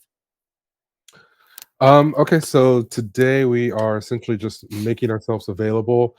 We happen to have the Sound Devices Nexus here for a demo. So if anyone in town is interested and running up here before we close, we will have that available for you to put hands on and touch and see and feel. We also have a couple of other demo options available, so we can do walk tests and kind of put things through their paces. I'm a big fan of, instead of just telling you what I think or recommending you what other people are buying, I encourage people, I implore you really to demo something, take it out, put it through its paces, put it through the workflow that you as an operator are using, and then get back to me and let me know what you like, what you don't like, and then we can make a calculated decision on what's going to be best for that person. Because we're not all the same, you know. Absolutely. And so I recently came in there and got one of the Gotham Sound hats, which I've had sitting right next to me waiting to use, on the stream. So that's one of the things I know that you have a special right now. What is that? If you purchase more than $50 worth of gear, then you get a hat, is it? If I'm remembering correctly? Yeah, that's pretty much it. Make an online order, $50 or more will qualify you. They'll throw a hat in the box, and you can cut it all open gently and get a nice hat as a surprise. I like it. It's a warm hat too. Boys, later on in the year, we got some things planned for 2023, so it should be really exciting. Oh, very good. And you and I also, we're not going to talk about it right now, but you and I have also talked about collaborating on a video here with going back to Gotham and doing something. And I'm looking forward to doing that too. That's going to be something that I've got to coordinate with you once we get into the new year, so we can find a good date for us to actually do those tests, because that's going to be a very informative video, and it's something that people aren't talking about; they're only speculating about online. And it's something that I had a thought about, and then I actually tested this in the class that I taught a couple of weeks ago, and I said, "Wait a second, now we were right. Ooh, cool! This is going to be really cool." So don't want to get into it just yet. but it's a collaboration between Gotham Sound, and TK is at the front of the Gotham Sound world. It's going to be coordinating. It's funny because the lavalier microphone testing video, that was on your desk. We were talking about that before, that basically I walked in there and I was like, where can I do this? And you were like, no, where's convenient? I'm like, right here. And it's like, okay. And then I later found out that was your desk and I just took over, and there you are trying to work and stuff. And I'm like, oh, well, that's brilliant. It's the beauty of having a large desk. Yeah. So I've since moved on to a smaller desk in a sense of irony. But yeah, that was a brilliant test. And I recommend specific products because of that specific test. So, it still holds to this day. It does. And mainly because a lot of those products are still available on the market. And there's a lot of products that have been added to the market with people, with companies like Hydamike now has a bunch of offerings. Bumblebee has more offerings. I don't know if LMC Corp still does, but I know that Rycode also still offers the same products they have. So a lot of these do definitely hold up. Now, one of the things also to keep in mind is you don't need appliances to get great results out of wireless. Old school methods are still very, very, very, accurate and very valuable if you know them. I'm more old school in many of my ways of doing wind protection. I'll do things in a certain way that I like them to be. And it's just, and people will say, well, you can use one of these and these and these. I'm like, yeah, or I can do this and then just throw it on someone. And they're like, does that work? I'm like, yeah, it works. It's old school. It's awesome. That's what we did before all the modern tech. Well, Patrushkha Mierzwa was on earlier, and we were talking about some of the old school things as well. So yeah, she was here for almost 3 hours. Very nice. Did you miss that? I did. I'm a working man. Someone wasn't paying attention. No, obviously, no, absolutely. Go ahead. No, that's a great segue though. Exactly. So Gotham is going to be sponsoring these. We have about a couple. I won't say how many, but we have a few books to give away, and this is just let me try to get this in the frame camera. I'm sure we have this somewhere on a PDF slide. But yeah, we're going to be giving these books. They're incredibly informative. This is a great read. If you are just getting introduced into the sound world for TV and film, and it'll really tells you about a lot of the things that you aren't typically thinking of, some of the politics, some of the things that you just the regular workflow of a day, and it touches over a lot. And I think it's a great asset, a great tool. So we'd love to sponsor these for those who are willing to. We've kind of really want this actually. We've gone back and forth already, and we've one of the reasons why I asked everybody, and I kind of went over this with in the Shawn segment previously, but one of the reasons why I asked people in advance what's on your wish list, like what would actually be beneficial to you, is because there are vendors like Gotham Sound that has this valuable resource that people wouldn't necessarily think of. If I were to say I'm going to give you this book and I gave it to a Sound Pro, sure, they could re-give it. But what if there was someone in school that's actually trying to save up their money, they're working, and they don't have, the $75, $80, whatever it is, to buy themselves a copy of it right now because they're trying to concentrate on their schoolwork and just they're barely able to make ends meet or something like that, and they don't really have that disposable income. It is a valuable resource that would help them a lot. So that's one of the reasons why Gotham stepping up to and saying that originally it was, we'll give a copy away because you're already sponsoring this hour of the Epic live stream, which is amazing. And then when Peter reached out and said, we'd also like to give away a book. And I told him there were 5 total people that were in a position where they could use that knowledge. They had not either heard of or not had experienced the book, or they were saving up and they were going to buy it, but they just did not have it at this time. And then it got expanded. Yesterday, I got another email from someone else. And so I would go back and forth with people to find out if they had read literature, if they've been actually interested in, if they were actually interested in, reading, because not everybody would actually read. Some people this day and age are just like, oh, I'd just rather watch a video.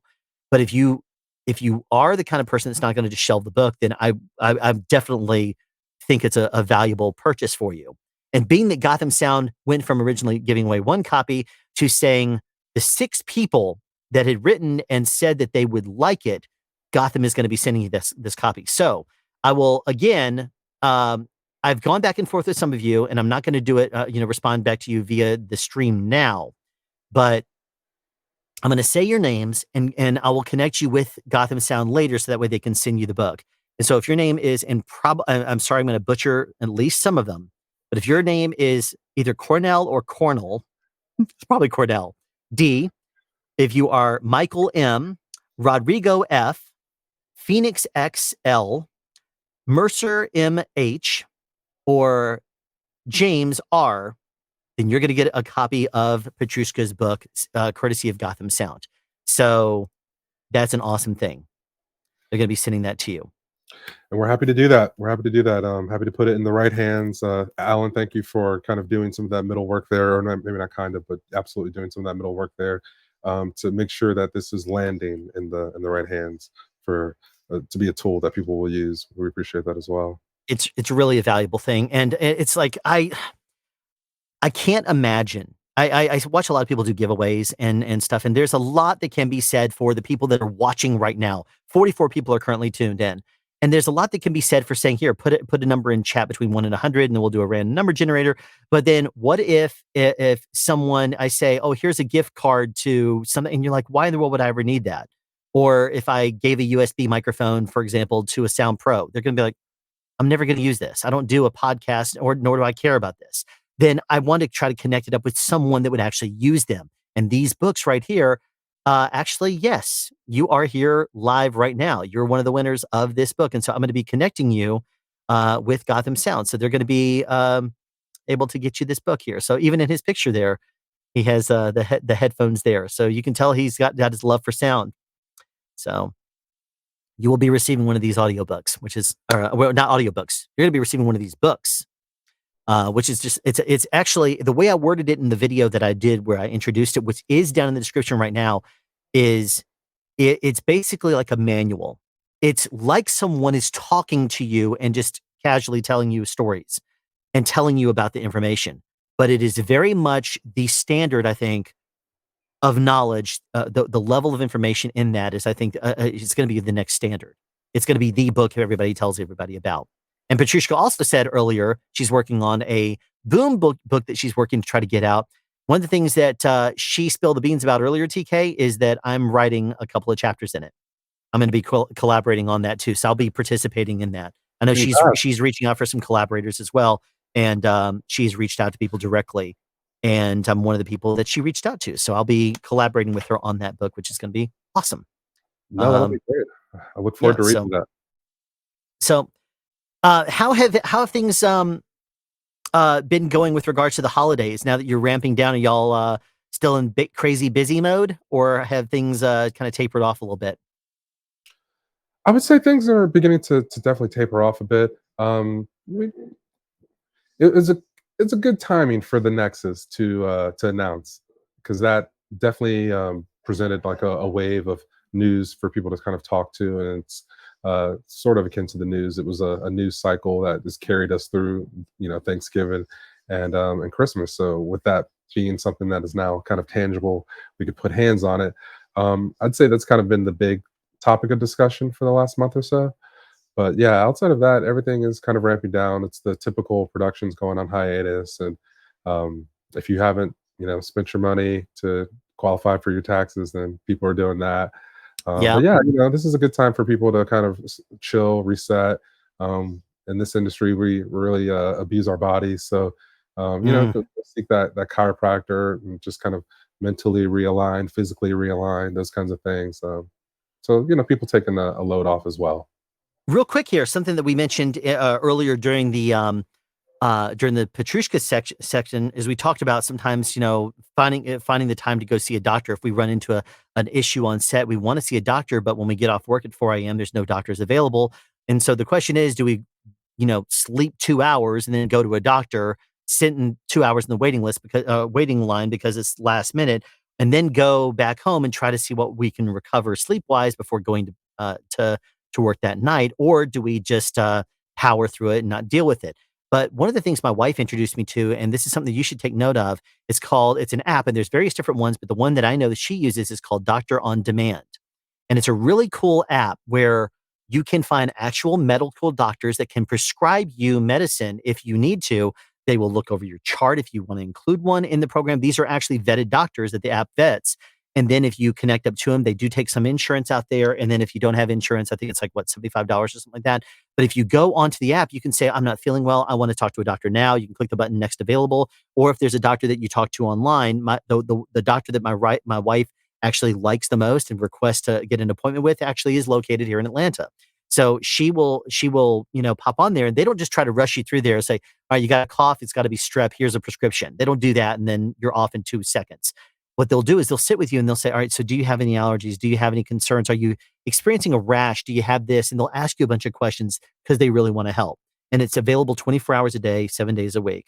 And it's a really cool thing. So if anyone ever comes in there, or you talk to someone and they're like, yeah, I got to go see a doctor, and their schedule doesn't allow it, then something to know. Those are some services that are actually available now, which is pretty amazing. I had not heard of it until she mentioned it. So, yeah, I think that's kind of something that we as a society have benefited on the back of COVID. And probably a lot of people would probably agree that we maybe should have already been there in terms of just the technology with all the other advancements we can make across the globe. But we can't see a doctor at a, kind of a humane amount of time. I know I waited 4 hours at my pediatrician the last appointment I went to. So yep. It could certainly get annoying across the board, if you've got kids, Yep. not only just taking care of yourself. But yeah, that's a great tool, a great source. So yeah, I'll definitely be passing that information on as well. Check it out, other people as well. Right here, Peter Schneider, he's one of the owners of Gotham Sound. He says, this really is the best book I've ever read about what you need to know about work with others on a film set. Nothing else like it, and that is absolutely true. It's one of the reasons why Peter not just said that they wanted to sponsor an hour. He wanted to make sure that we had books available to give the people that really were going to benefit from it and learn from those books. Because obviously, I don't want to give it to someone who's like, okay, great, it's another book to be on the shelf. You want to get into the hands of someone that's actually going to benefit from it, from that knowledge, and learn from it, which is amazing. So thank you very much for that comment there as well. And this is actually a comment in with response to the way that we're doing the giveaways. And I'll tell you, it's very funny to me because I think I got to look at it right now, and I'm going to share this with you. It's hilarious. The actual view count of the when I did the announcement of the Epic live stream, that view is now to date, as of now, this exact second, 252 views. And then it's funny because I've received over 250 emails about people saying, yeah, I'd like to get this and this and this. I'd like this and this and this. That video has 753 views as of this exact moment. So it just kind of shows that as soon as you do a video about announcing a live stream, people are like, you do an announcement about doing giveaways, and like, you've caught my attention much here. more inclined. Yes, I might actually watch and hear what you have to say. So, hey man, it's kind sometimes capitalism works. You know what? It's the world we live in right now, and you can poo-poo a lot of things in this world, but some things you kind of gotta go with the flow on as well. But TK, I know you're a busy guy here and that you have a lot of things going on. Were you interested in hanging out for a bit, or do you need to get back to you're interested in hanging out? Yeah, totally. I've got a little bit of a time that I've blocked off for this event, so I am gonna watch some of the previous streams, a couple of your other guests that you had in those streams. I'd love to just chop it up shop. It seems we're just kind of ride the wave for Sure. on the water analogies. See where the conversation goes while I'm here. There's a couple of comments. I mean, you're a production sound person here too, so it's the whole joke that people always say. I'm not just the hair club president; I'm also a client. That, if you remember those commercials back from the '80s, but there is we stopped taking questions up here at the top, and what I'm going to do is I'm just going to pick up where we left off and see if we can power through some of these. And if you have anything you'd like to add, by all means. So let's go ahead and do this. Let's see. Jeff mentioned up there how many folks on film sets are naturally curious people who are trying to find better ways to do their job particular. Well, that's one of the things that's interesting, and I'm sure you know a lot of products that we don't use for intended purposes. It's like when we first started putting unlubricated condoms on our expendables list, people were like, the production offices were like, wait a minute, why are you doing this? because it's one of those things where, well, we don't use it for that. We use it for rain protection. Oh, okay. Well, that makes sense then.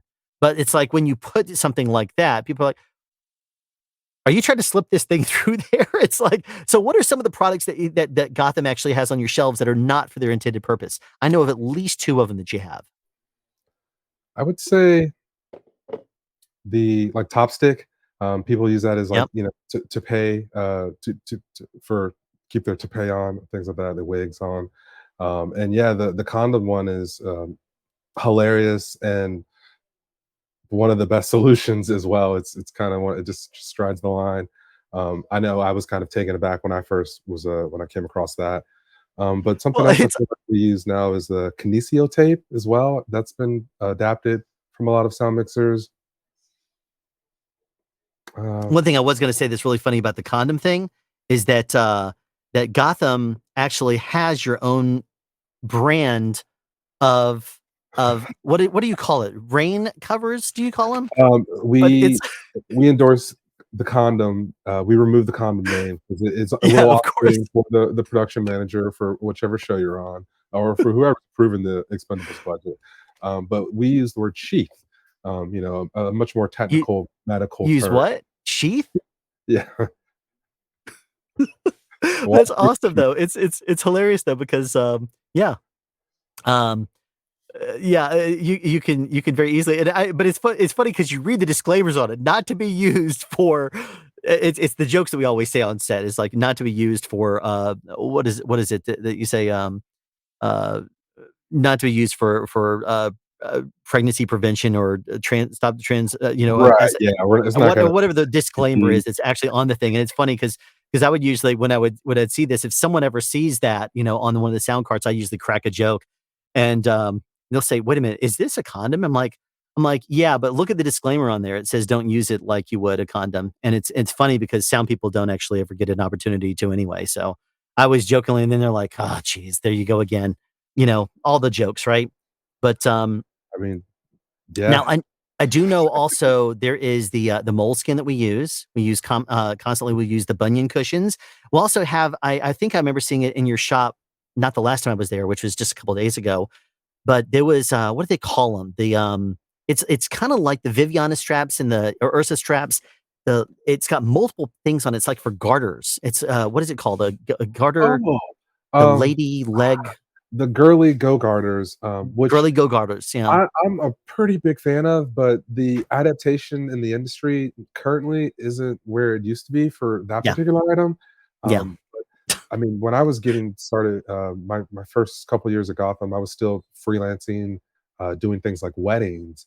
So I would love those. I discovered that product and I was like, yep, this is the easiest place to put on a transmitter. You're already all dolled up. I'm walking away. I'm done. And I felt like pro as soon as I started using that product. But we've kind of moved on. Ursa and Viviana are kind of the two kings of the town in terms of straps these days. But we really moved away from things like Neopacks. That was the OG for the longest time, but they've not innovated. That's the thing, is that as soon as you're started, I mean, we were like, these things fall down off of your thighs, and they're like, that's all right, you're gonna buy them. Well, now we don't. Yeah, no, they definitely ruined a good thing for themselves. I think it's just a matter of if you don't innovate, you die. You don't. It's kind of like Encyclopedia Britannica when they were approached by Bill Gates, and he's like, "I'd like to put your Encyclopedia Britannica on a CD," and they're like, "A CD? Who would want that?" And he's like, "Fine, I'll do it myself." And then now we know what happened to Encyclopedia Britannica. Anytime there's someone that gets cocky about and refuses to acknowledge where the world is going in tech, there's a potential problem. You have to kind of go with the flow, otherwise you're going to become obsolete.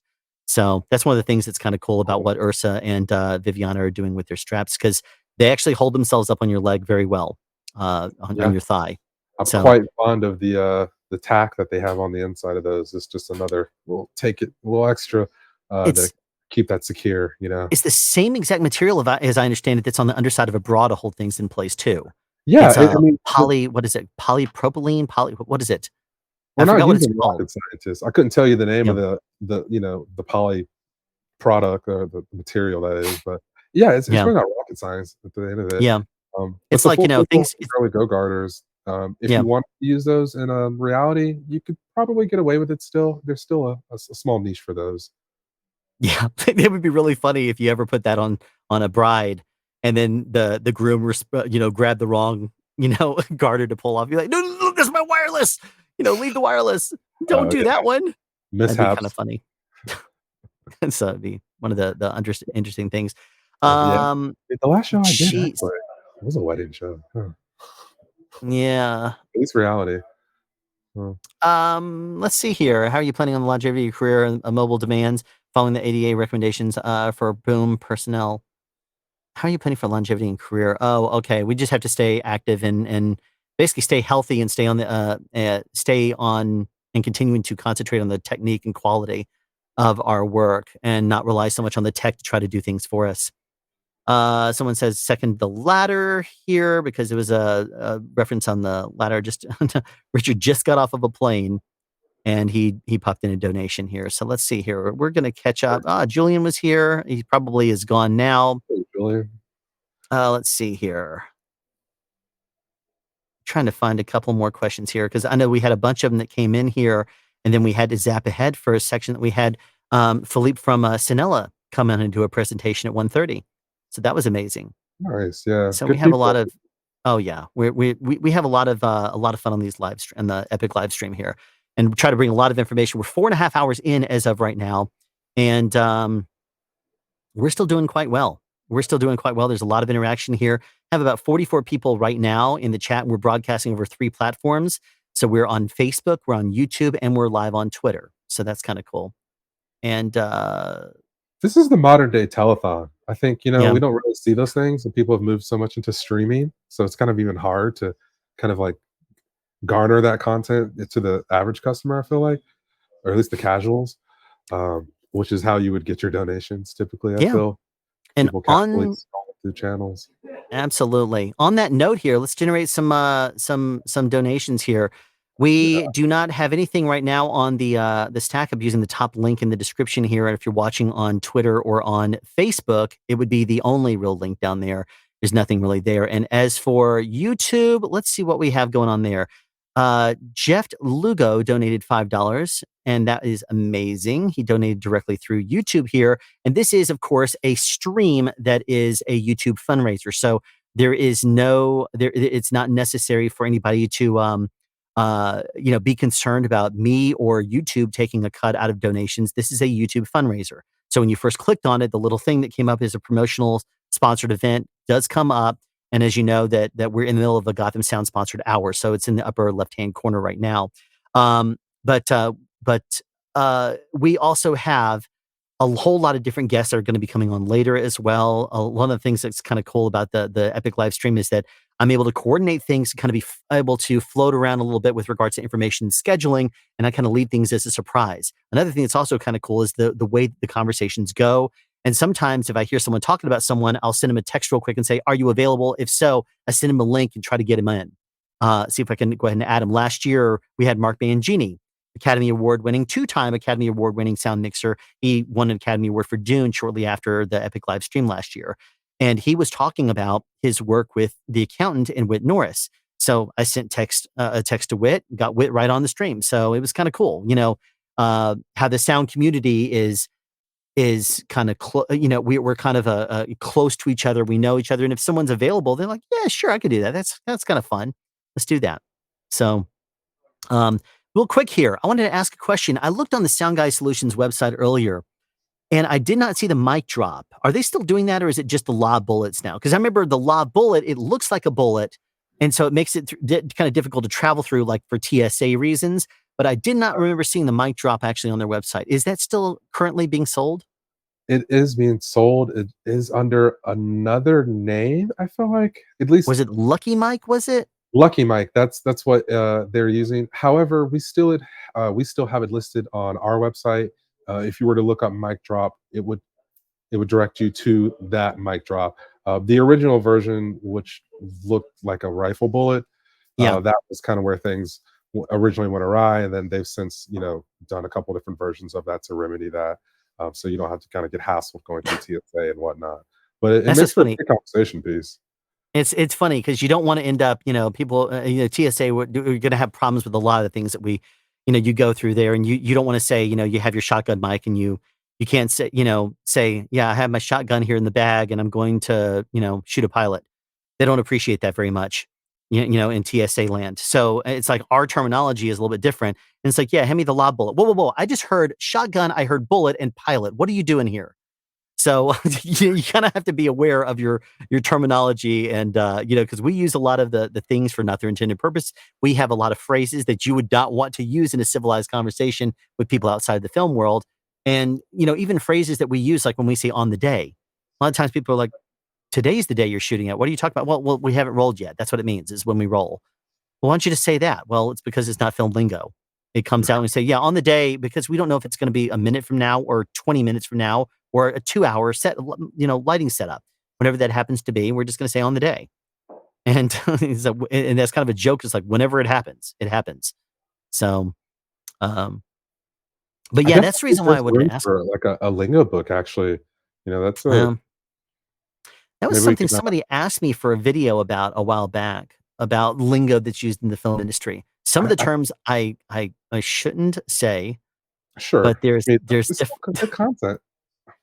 But it would be. Put it behind a paywall or something like that. So that way people would have to pay to learn the really dirty phrases that we use. Yeah, the phrases that if you accidentally say to your spouse, they're going to say, wait a minute, what? And that's happening before it. So it's like, when you paid to get here, you knew what you were doing. You knew what you were getting yourself into. As a matter of fact, there's been, the class. Did you ever go to the Lav class that I did in person? The one that I taught? I've been gifted with enough time before having kids to attend a good bulk of your classes. We still keep a lot of the manuscripts here in the office, as a matter of fact. So I've cut my teeth learning off of some of your own techniques, so that you've been able to share and kind of spread the good word. Yeah, that's awesome. Thank you. The reason I was asking is because you remember that the Lav class I teach in person, I'm trying to figure out a way to do it and have it be acceptable here on YouTube. The way I thought about doing it is putting it behind a I don't want to say a paywall, but I've done classes in the past where I did the one class, the sound utility class, that it was kind of an overview 101 level class. And I still have it available right now if anyone's watching and you're interested in it. It's like an overview. It's like a 5-hour class. I show video, I show picture examples of things and take questions and stuff like that. But it's basically a 5-hour class, and it sells for $50. If you're interested, send me an email. But I don't even think about it. But the reason why I'm mentioning it now is because I'm in the process of working on a boom technique class where I teach a few classes and putting that up on YouTube.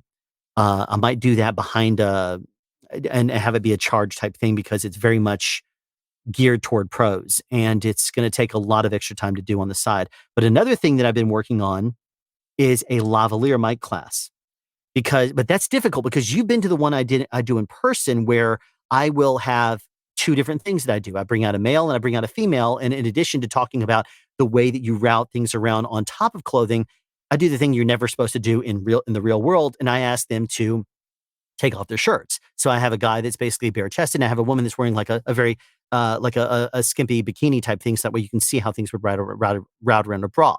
And I do this because I'm able to talk about the contour lines, places you can hide things, and why it's effective when you do different shirts, and why things are able to, and how some of the appliances that people will sell online are they're not going to work in certain circumstances. So ways of getting around that. I got to be careful about YouTube because there's a respect and an etiquette that goes into what it is. And I will straight up not accept anyone that doesn't respect the procedure and the etiquette that we have to follow, because it's not a joke. A lot of the times we're in their personal spaces. We're very close in an intimate environment, and they don't know us. And so it's something you have to take very seriously. It's like a doctor's not going to show up and start making wisecracks when he first visits you and says, okay, good, let's do a prostate exam. They don't do that.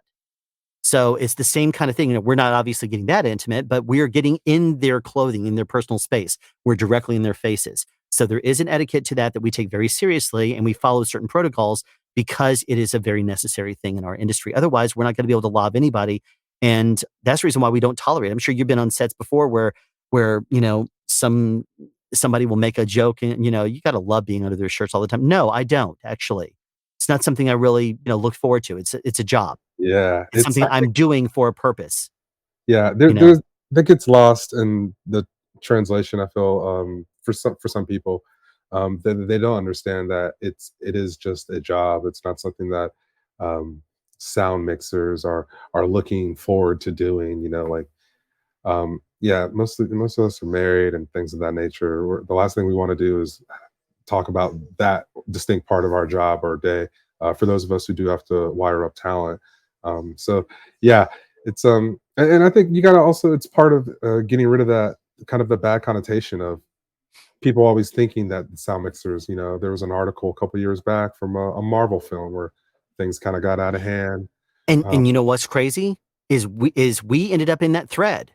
We were reading about that and seeing that. We started tagging the sound utility that was doing that. And he's like, no, I don't know what you're talking about. He's like, this, and he starts posting pictures. He says, this is how we did it. This is this. They VFX that. What are you talking about? If you read that in an article, that's nonsense.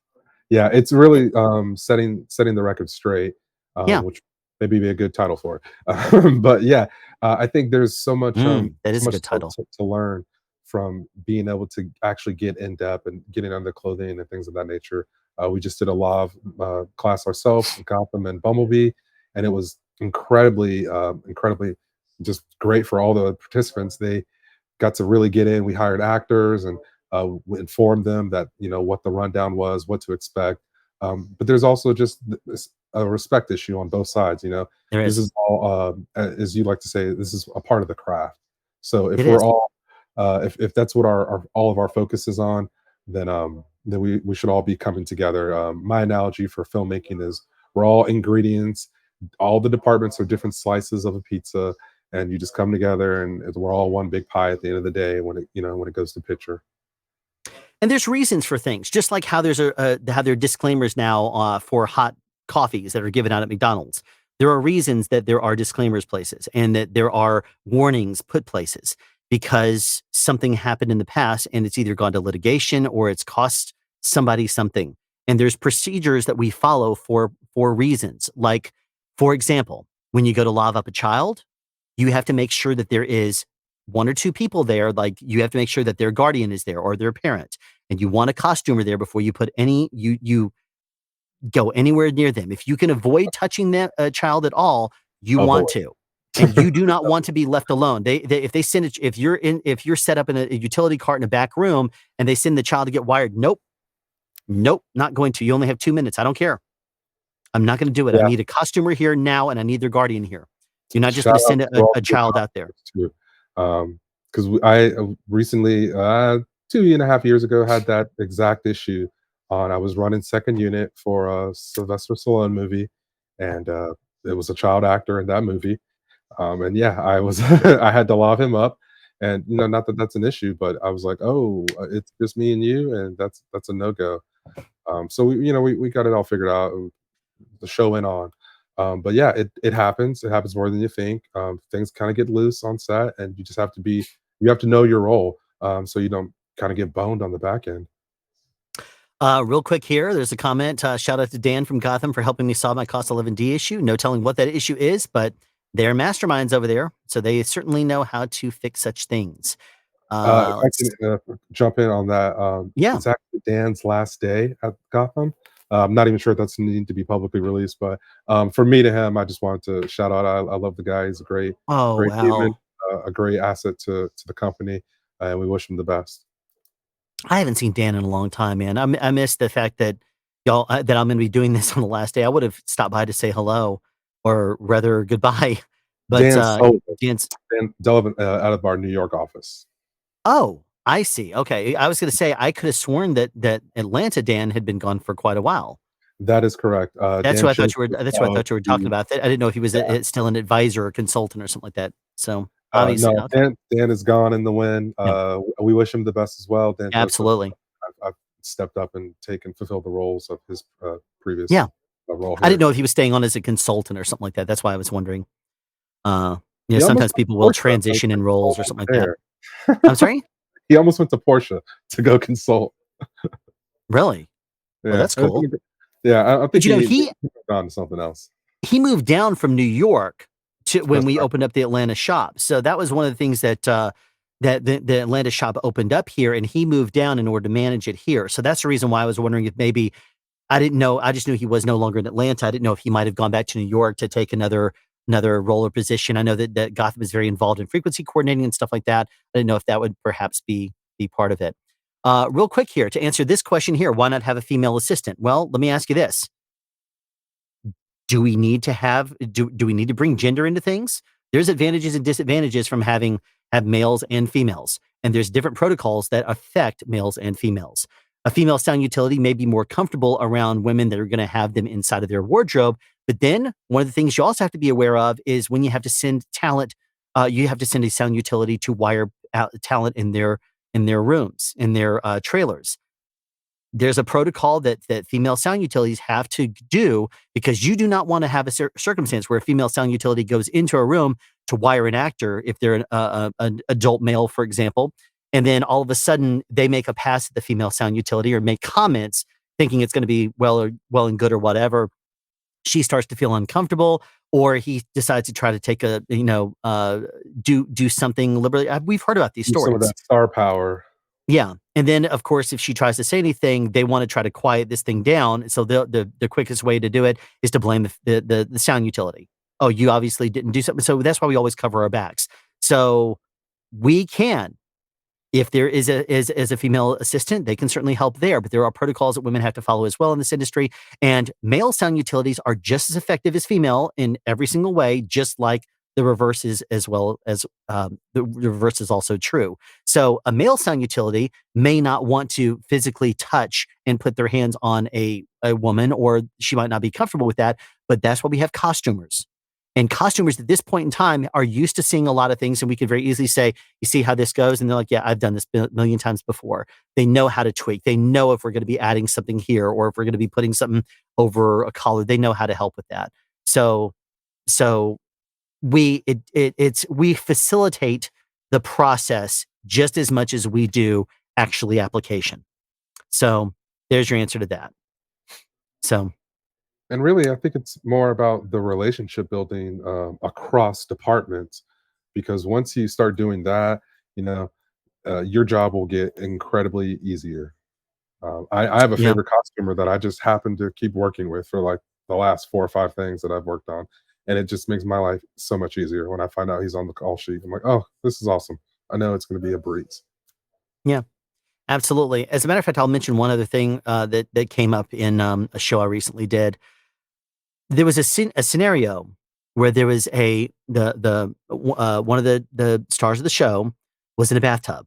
Now, granted, she was wearing the modesty, stuff that's low profile, and the tape on stuff, and then she was wearing stuff below the waist because she was in a bathtub, and it was not designed to show anything. It's designed to basically be more of you see the back of her arm and you see the back of her, her back. But at the same time, because it was an intimate set, she was she was trying to keep things clear. But one of the things they made a mistake about on this show is that it was like almost like party time with any of the female PAs, the female director, the female first AD. Between takes, they had no problem with any of the ladies on set being in there. So there'd be like 8-10 people all laughing and joking while she's in the bathtub. But if I needed to go in there to make a plant mic adjustment, it was like, oh no, we can't do that. Why do you have to come in here? Is there something I can do? I'm like, no, there's not something you can do. You don't know how to adjust this thing. And so they had to clear set, and they had to do this whole cover-up procedure and whatever else. Now, that's fine. I understand the modesty part of it. But what was irritating is when it came down to me having to boom when we got in for a tight shot like this. And they brought in additional lights, and they brought in additional diffusion and stuff like that. And then when I went into the only place I really could be, they were like, Alan, you can't be in here. I'm like, why not? And it's one of those things where you have to be aware of this. Sound mixer that I was working with, he got fired up, and he reminded me of something that I had actually forgotten because it had not come up in a long time.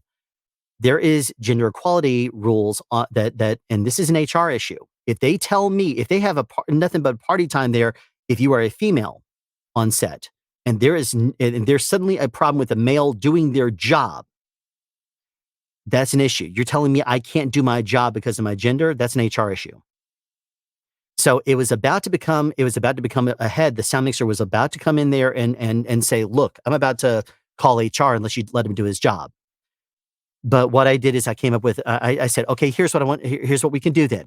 If we have, because there was a little bit of a gap, I said, if you want to bring out a flag, because I knew that we were trying to expedite this, and I obviously don't want to end up getting into a big, huge thing and have it be whatever. And because it was also the talent, and I didn't want to potentially ruin it if I could fix it another way. So I said, if we want to bring up a frame, and it just cuts off at the top of her head, I can boom over that, no problem, and she would be comfortable.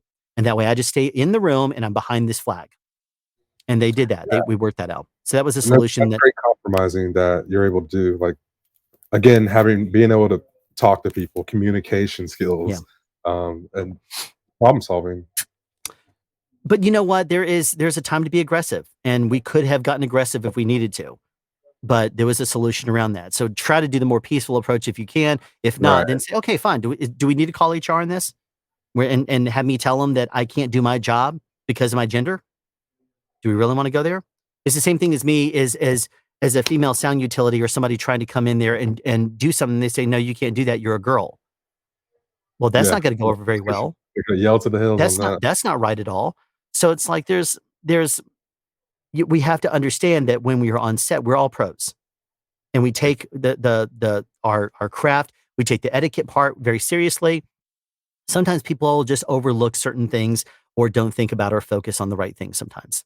So, real quick here, let's change issue. If anyone is curious with the COS 11D issue that he mentioned, and then he says, I wanted to use a TA5 COS 11D with a Sennheiser G4 with an adapter, but COS 11D for Electro has two types of wiring, universal and servo, and sold as Electro TX and Electro SMTX, right? Yes, exactly. But Electro TX version doesn't work with the adapter, so I asked Dan to help with rewiring. Yeah, that's it. There's what is it? I'm trying to remember. You have, in order to go from universal to servo, the difference is you have to do a jumper between pins 2 and pins 4, I believe, and there's adding a 2.7K resistor, I believe it is, in the ground on pin 1, if memory serves. It might be 3.7. So, something like that. There's a jumper in between the two pins, and that is basically Electro's protocol now for all of their new transmitters are all now servo. Yeah. And basically, if you're wondering, a TA5 basically has ground pin 1. There's a bias setting on 2, mic level 3. I think it's mic level 3, and then 4 is another bias setting, and then 5 is line level. So you basically have, your ground, you have your mic level, and then you have to do a jumper between these. And if you're not using line level at all, let 5 go. If you're not using mic level at all, let 3 go. And then you'd have to add that resistor, I believe, in line with pin 1. So that's a little bit of a wiring thing. I got to go back and recheck that. I don't think I've soldered one of those in like 10 years. So it's been a while. So if anybody else wants to refreshen my memory on this in the comments below, I would definitely appreciate that. I'm sure someone out there is like, oh, you got it right, Alan, or you got it wrong, Alan. Whatever the case may be, I'm sure I'm an idiot with my memory. It's a 1K server. It's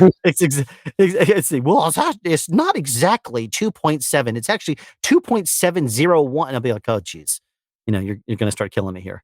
But it says if memory servos, I'll see myself out. Yes, obviously, you should. All right. Well, is there? I'm sorry. Quality dad joking, sir. Yeah, quality dad jokes here, and I think we've gotten through pretty much all the questions, including earlier here. We've talked about a lot of different things here. What is this that you sent me a link to? Oh, is that the actual wiring?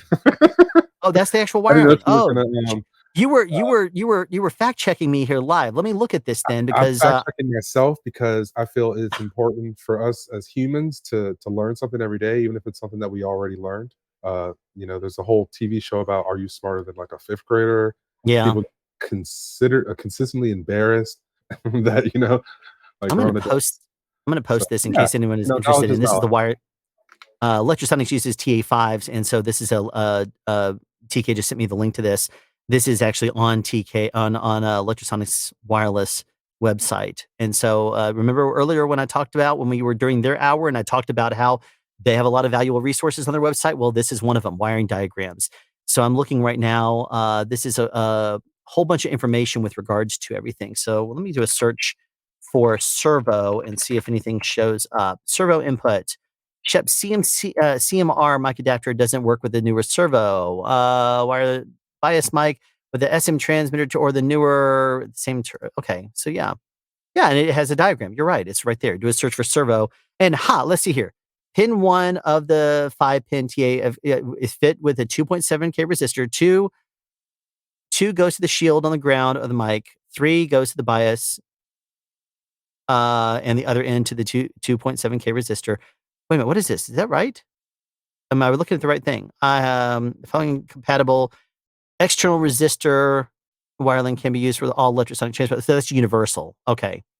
Pin 1 and pin 5. Okay. Yeah, I can look at this later. I'm going to leave that up there. That's a really good link. I'm going to have to dive. It slightly differ depending on the microphone. There are some 2-wire microphones out there versus 3-wire. So that might be the difference in the diagram that you're seeing. I see. Because I do know that there's different ways of doing it. I remember looking at one point and seeing a graphic that I put in one of the literatures in one of the classes that I did, and I remember a certain sound now mixer named whose initials are CH saw that, and he instantly started lighting up my sent me a big huge blockchain of text saying that he didn't think I should be misteaching people. And I'm like, he's like, where did you get that? I said, Lectrosonic's website.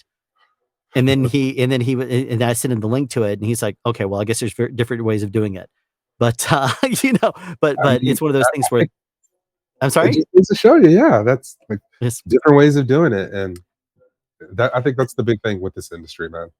And the main thing is also there's a difference in the hotness of the signal, and as long as you use the 2.7K resistor to lessen that a little bit, so it's not quite as saturated and hot sounding, then I think that's what it basically brings it back down to reality a little bit level wise, and that's one of the reasons why we use that resistor there. And then the rest of it's just jumping things as needed. So it's kind of cool. Let's see here. What is this one here? Let's just pretend that I'm a dad, and I'll excuse myself. Okay, no problem there. So TK, once again, for anybody who has, if you just happen to be joining us right now, TK is the GM over at Gotham Sound Atlanta, and they've absolutely been wonderful by sponsoring this hour of the Epic live stream, and they're going to be supplying 6 viewers with the copy of Patrushkha Mierzwa's book, Behind the Sound Cart, and that is something that's going to be going out to 6 people who definitely are going to benefit from it. There's, if you missed your names earlier, as I called them out there was Cornell D, there was Michael M, there was Rodrigo F, there was Phoenix XL, Mercer MH, and James R. So if you're amongst them, I will be reaching out to you following this live stream or tomorrow. Let the truth be known. I may crash as soon as we're done here tonight, and we go for however 15, 20 hours, whatever it happens to be. I make no claims, but I'll be connecting you with Gotham Sound so we can get you the book, and that way you can start learning this information and joining in many of the conversations online of people talking about how wonderful the book actually is. Thank you again, TK, for hanging out with us for the past hour. I really appreciate you coming out here. Is there anything else you'd like to share or say to anybody out there in the world? I think I do have a message from our owners. Simply being Happy New Year and peace in the new year. Oh, that's great. Absolutely. So thank you very much again, TK, for hanging out with us here. We obviously having guests, having people on brings different perspectives, and I certainly love that. There's a lot of different things that we talk about in the Epic live stream, and that's one of the things that's really beneficial and wonderful about the internet world is some people in some areas of the world do not normally get access to the information that we're able to provide simply by contacting someone and saying, hey, can you join us in the live stream? And that information is invaluable if you're somebody that needs it. So yeah, absolutely. And thank you, Alan. We certainly appreciate it, Gotham. On behalf of Gotham Sound and the community. This is a great thing that you're doing here. And yeah, more of this, man. More of the same. Absolutely. So, and thank you very much for joining us here today, TK. Absolutely. So once again, we want to thank Gotham Sound for sponsoring the previous hour of the Epic live stream. And in case you missed it at the top of the hour, founded in 2002 in New York City, Gotham Sound has served everyone ever since, from major motion picture studios to Broadway musicals to student projects. And then on June 25th, 2014, trust me, I was there, Gotham Sound opened up their doors in Atlanta as well. So now they have 2 markets to serve you at. Now, if you want to find them online, simply go to gothamsound.com. Now, one of the really cool things about Gotham is that they're very interactive with the sound community, and you can see their tweets and their Facebook posts right here on their website. As a matter of fact, you can even see their tweet about the Epic live stream, which they are a proud sponsor of. Thank you, Gotham. Now, they're very, very much about education as well. And if you go to their YouTube channel, which is youtube.com/@GothamSound, you'll find Gotham TV. Now, they produce all kinds of videos. They'll talk to people about products before they're even released. Because they are a vendor, they can talk to manufacturers and produce content in advance,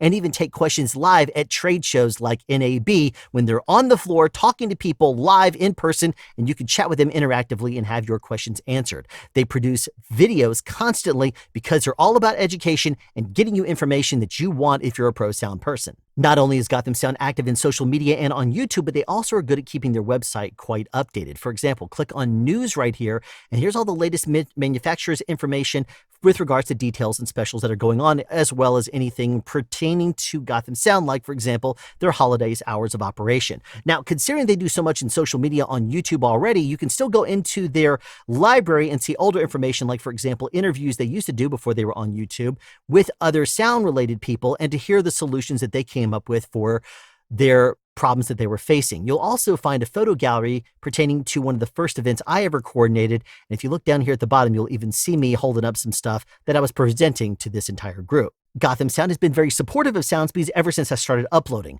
Not only had they loaned me free gear that I've used in videos that you've seen and learned from, but they've also allowed me to take over their shop or parts of it and use their gear there for videos. Like, for example, the lavalier microphone wind protection video I did, that was done right there on the desk of the guy who's now their general manager. Gotham Sound is also very much involved in frequency coordinating huge shows in New York City. So if you want to know the cutting edge technology, tips and tricks, and what it takes to get the very best results out of your wireless system, then call Gotham Sound.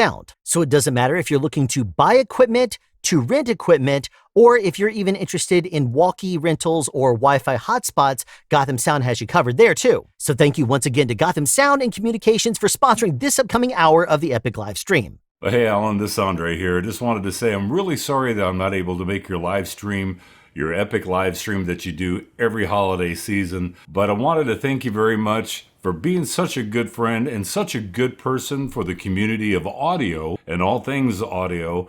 And I'd just like to thank everybody for a wonderful year of 2022. And I'm really looking forward to a great year of 2023. Stay healthy, stay safe, be good to one another, and I'll see you next year. This next hour of the Epic live stream is sponsored by Trew Audio. If you want to find Trew Audio online, you have to type in TREW audio.com. And if you click on company and then go down to about, you're going to find that there are 5 locations in North America, consisting of Burbank, California, Atlanta, Georgia, and Nashville, Tennessee, and those are in the United States. In Canada, they also have Vancouver and Toronto. When it comes to professional audio companies online, most concentrate on the rental and sales of audio gear and maybe walkie-talkies, but Trew Audio has their hands in just about everything and is a one-stop shop for basically anything in your imagination, and then some likely. If you go through their very densely packed menu, you're going to see there's a lot of categories for you to scroll through. Whether it's rental and service or want company information and their social media platforms, it's all listed right there on their website. Another thing that I really appreciate about Trew Audio is that they have a wonderful used/consignment area. From the front of their website, if you click on used, you'll go to their used section, and this is, in my opinion, unmatched of any pro audio company. If you click on a category on the left-hand side, like for example, used cases, it's going to tell you a list of all the cases that are available, people are selling nationwide and even in Canada. United States locations are in blue and the Canadian locations are in red. Did you watch my video on the Mina inner ear monitors? If so, then you'll know that Mina is the house brand of Trew Audio, and they're only sold there. So if you're interested in getting either a set of universals or fitted, then Trew Audio is your source for that. Another amazing service that Trew Audio offers is insurance. If you click on it from their main website right here, it takes you to the website of Trew Shield.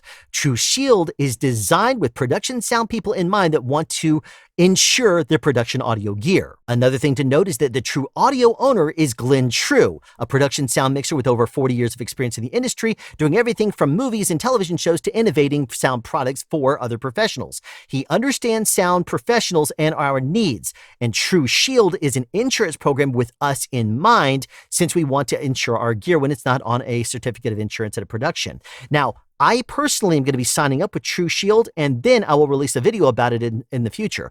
But in the meantime, they certainly have my interest, and if you're needing insurance for your audio gear, check them out. Trew Audio is also a big supporter of education, and ever since I started SoundSpeeds, they have loaned me gear that I've used in product comparison videos that you benefited and learned from. Now, another thing to note is that, yes, I did actually shoot in their building for the video where I compared wind protection options for full-size microphones. So thank you once again to Trew Audio for supporting this upcoming hour of the Epic live stream. Now that we are done with paying the bills, I guess we could say. Now, keeping in mind that every single sponsor of this show has actually made a donation directly to Stack Up, which is our charity of choice this particular year. And if you want to look at the top line here on YouTube, it will give you a link to that if you would like to make a donation there, or you can make it directly through YouTube if you like as well. If you are joining us on Twitter or on Facebook, then there should be one line along with the link of this, and you can click on that to make a donation directly through to Stack Up. At the very beginning of this video, you'll see actually information regarding Stack Up if you want to learn a little bit about them, or you could go to stackup.org. And I don't see any donations that have come through for a while, so let's get those happening because they are definitely doing a lot of great work here. Now, we're moving into another hour here, and I wanted to kind of transition because we've talked a lot about all kinds of different aspects of sound, and this is going to be a really cool aspect that you might not have thought about, but it is definitely something that affects us in specialty circumstances here. And for this, I brought on a special guest here. And he is a 25 plus year union sound person. He's also, if you're familiar with the Boombox, which has sold over 500 versions, he is the creator and manufacturer of them. And he's also the administrator of the Microphone Boom Operators group on Facebook, and it has currently over 1.8 thousand members. He also is a dog lover and this is the information that's really going to pertain to what we're talking about here. Scuba Sound certified. He is a scuba sound technician with rescue certification. Please welcome with me. This is William Munroe. How's it going today, William? Thanks for joining us. Thanks for having me, Alan. Absolutely. Here, I've never actually talked to you before. I've definitely know you. I've interacted with you quite a few times through the internet, and written you many times, and we've talked and shared a lot of the same kind of information. But just tell us a little bit about you and your history with the world of pro sound. Well, I've been here in Los Angeles for my entire career, but I've worked a lot of different places: Mexico, Puerto Rico, Canada, New Mexico, in and around. But the first 10 years, I did a lot of movies and films. And in the last 10, 15 years, I've been doing a lot of television because I get to stay close to home with my family. Yeah. That's the main reason right there. And it's been pretty good for me. I enjoy the work. I think one of my favorite stories is how I got into sound, which I always like to share with people if you're interested. But I was on my very first film as a production assistant, first time on set, very excited. Didn't know what anybody was or what anybody was doing. But up on a kind of a walkway, I'm standing there with another PA who had done a few shows. And I look down, and on these sets, we're in a warehouse in the Valley of Los Angeles, and there's 4 or 5 different sets built in the warehouse. And I'm looking down on top of all of them, and there's people running around, just couldn't be busier. Everybody's going. Someone's got something to do, somewhere to get. Very, very busy. Except for 2 guys that were sitting down reading the newspaper.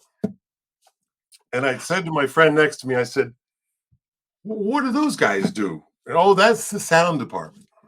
Either sound or producers. Note to self, sitting down, reading the newspaper, not running around. I got to talk to those guys. And I'm 6'7", 2 meters tall, basically. And I walk up to this little sound mixer and I said, hey, you know, I used to be a DJ. I know a little bit about XLRs and BNCs. And he kind of looks up and just keeps looking up. And then he hands me a boom pole and says, I don't care what you know, just hold this. This is a true story. Yeah, oh, I don't doubt it. I don't doubt it. I tell you, the mixers and the people who were involved all know the story. And that's how I got my start in sound. Wow. What show is that? What show is that? It was a non-union movie that turned union with Bob Hoskins, Robert Loggia, Sally Kellerman. And I think it was called Live Virgin, but I think the name got changed and it went straight to video. And I don't think anybody was terrible. It was terrible, but got me in. So that's what that was. Never. Anyway, that's the story I like to share is how I. Never. I don't think any, very few of us have ever landed our first shows, and it's something we really want to brag and show our parents. It's not normally something that happens.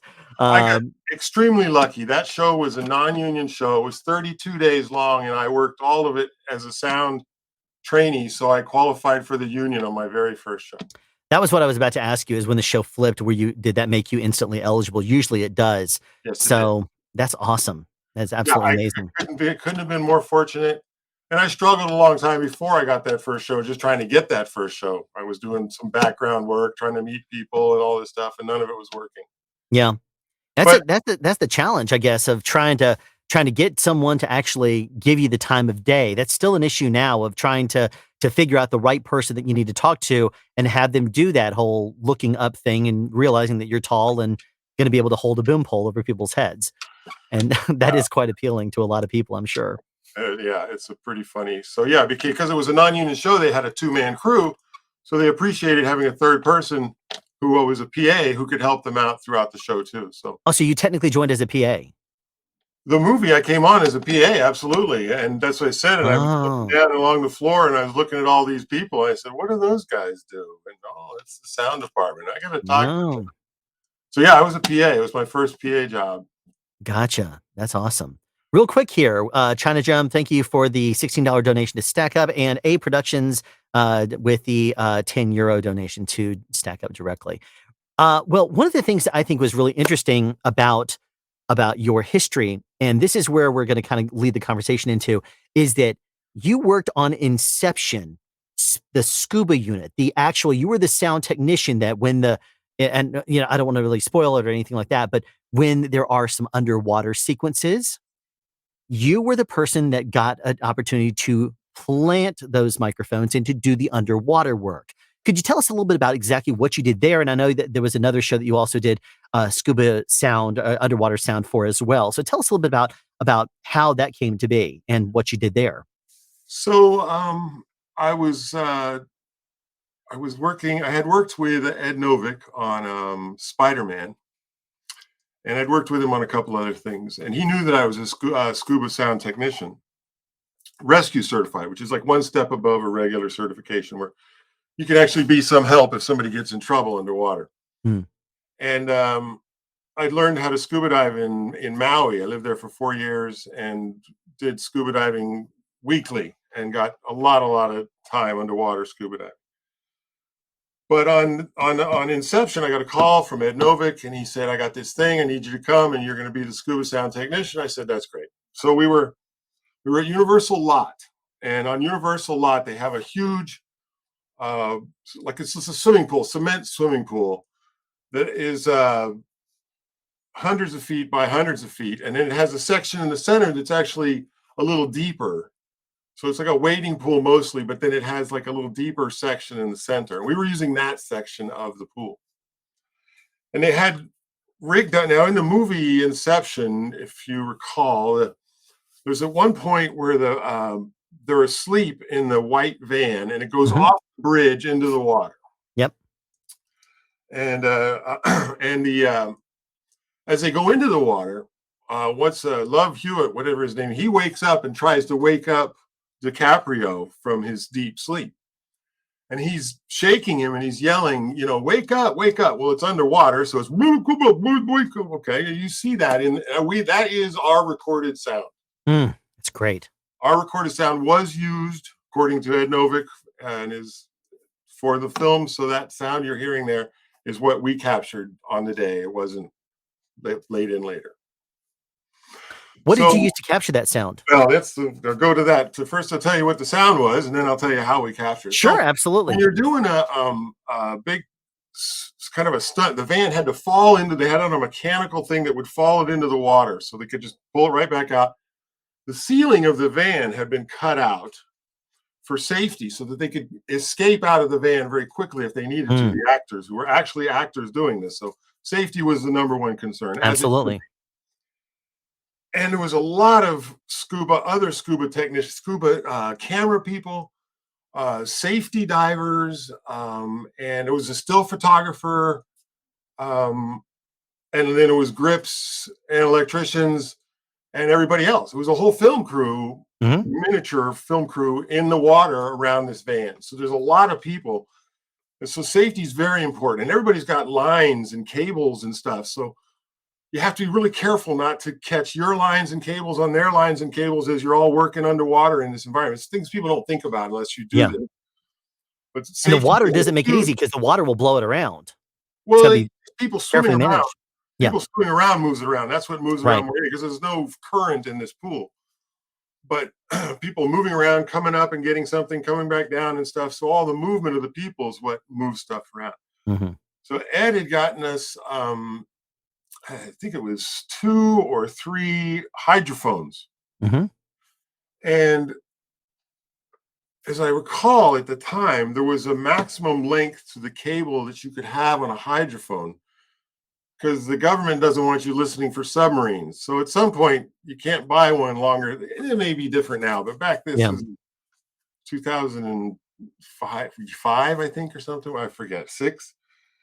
And so we had 3 of these hydrophones. So what I did is I rigged a floating device up at the top and then ran my cables along the water, floating them along the water, and then came down right over the van with the actual line coming down with the hydrophone microphone on it. And I had them on like both sides of the van originally, but they kept getting moved around by all the people, and I couldn't couldn't stay on both mics to keep them exactly where I wanted, but it really wasn't getting anything. All I was getting with bubbles of all the people working around. So I had to come up with something else. What I came up with, now I have a picture. Is there any way I can share that? Absolutely. If you click on share at the bottom, as soon as you bring it up, just open it up or you can send it to me if you want to send it to me through Facebook or whatever, I can put it through. But if you would picture me in the pool, let's see. So what do? I click on open it up in a window or something like that, like you would want to look at it, and then click on share or present, one of the two down below, and I'll approve it. And you can present. Put it through. Should be down at the bottom. Yeah, and I can say share screen. You can share screen, or you can share a window. If you open it up as a picture. It would be under you could do a window and then do the window of the thing that's open with the picture in it. All right, let's see. I'll give you this. You gonna send it through Facebook? Well, here, just show it to you. Okay. Does that work? Can you see that? I do not see anything right now. Oh.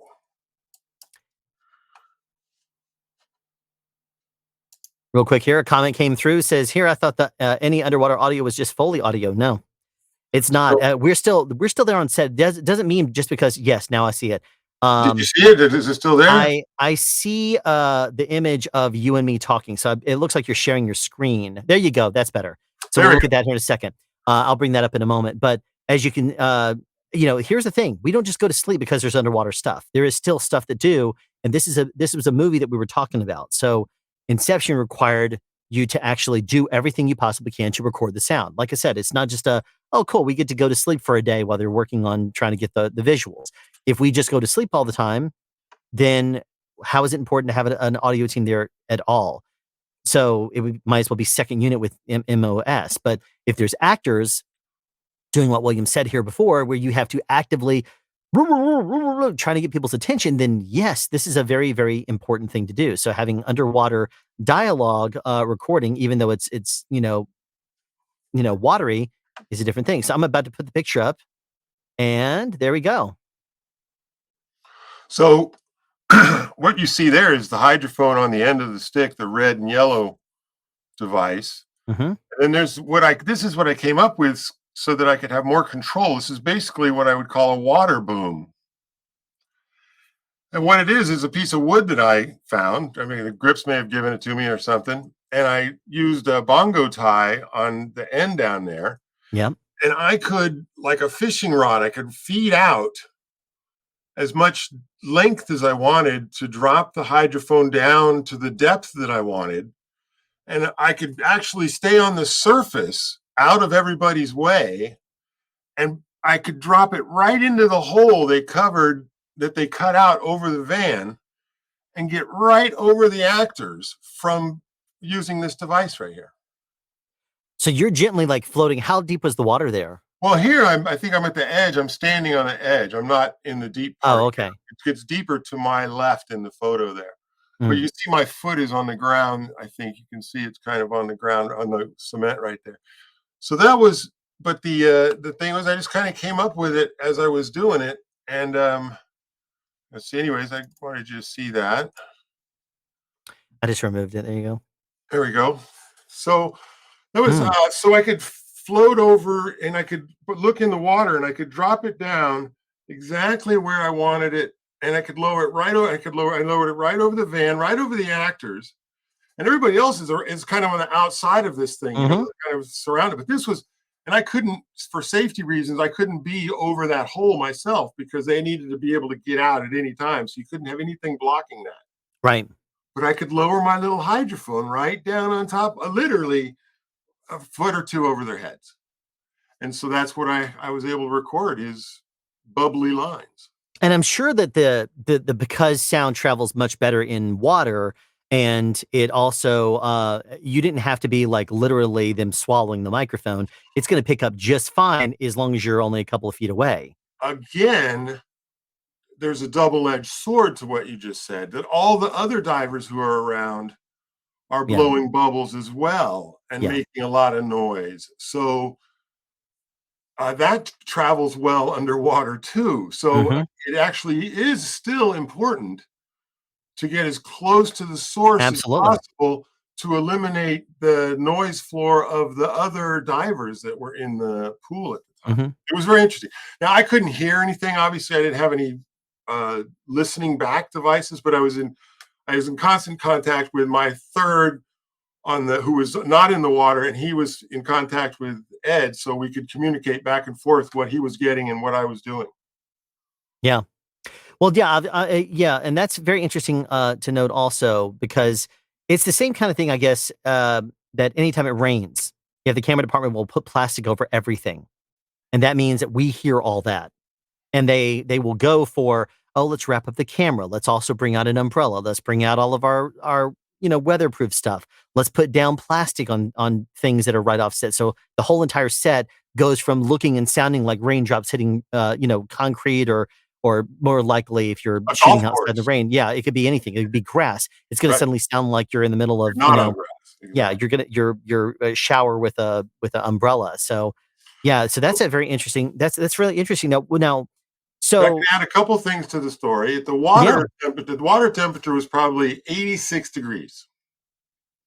Toasty warm. As a matter of fact, as divers, it was too warm, but for the actors, it was comfortable for them. So but for us, you're in the water that long, it's too hot, it's too warm. Your body temperature gets too. So we'd have to actually get out to cool down while we were in doing this. What time of year did y'all shoot that? Oh, I don't remember. The reason I was asking is because if it was that warm in the water, I'm assuming that was heated, and you weren't someplace shooting. Totally heated there at Universal a lot. They had water heaters they were pumping through, filtering and heating the water both. But there are some places in the world that if it wasn't heated and it was shallow water, they could have put something, and it could have just heated up to that point. And that's why I was wondering absolutely. But what time of year it was. 3-day shoot. it was a day of setting it up and practicing it, all mechanically and everything. Then they had a day where we did we had extra stand-ins, stunt people doing the move in the vehicle stuff, and then the final shoot day when we shot with the actors that were there. That's awesome.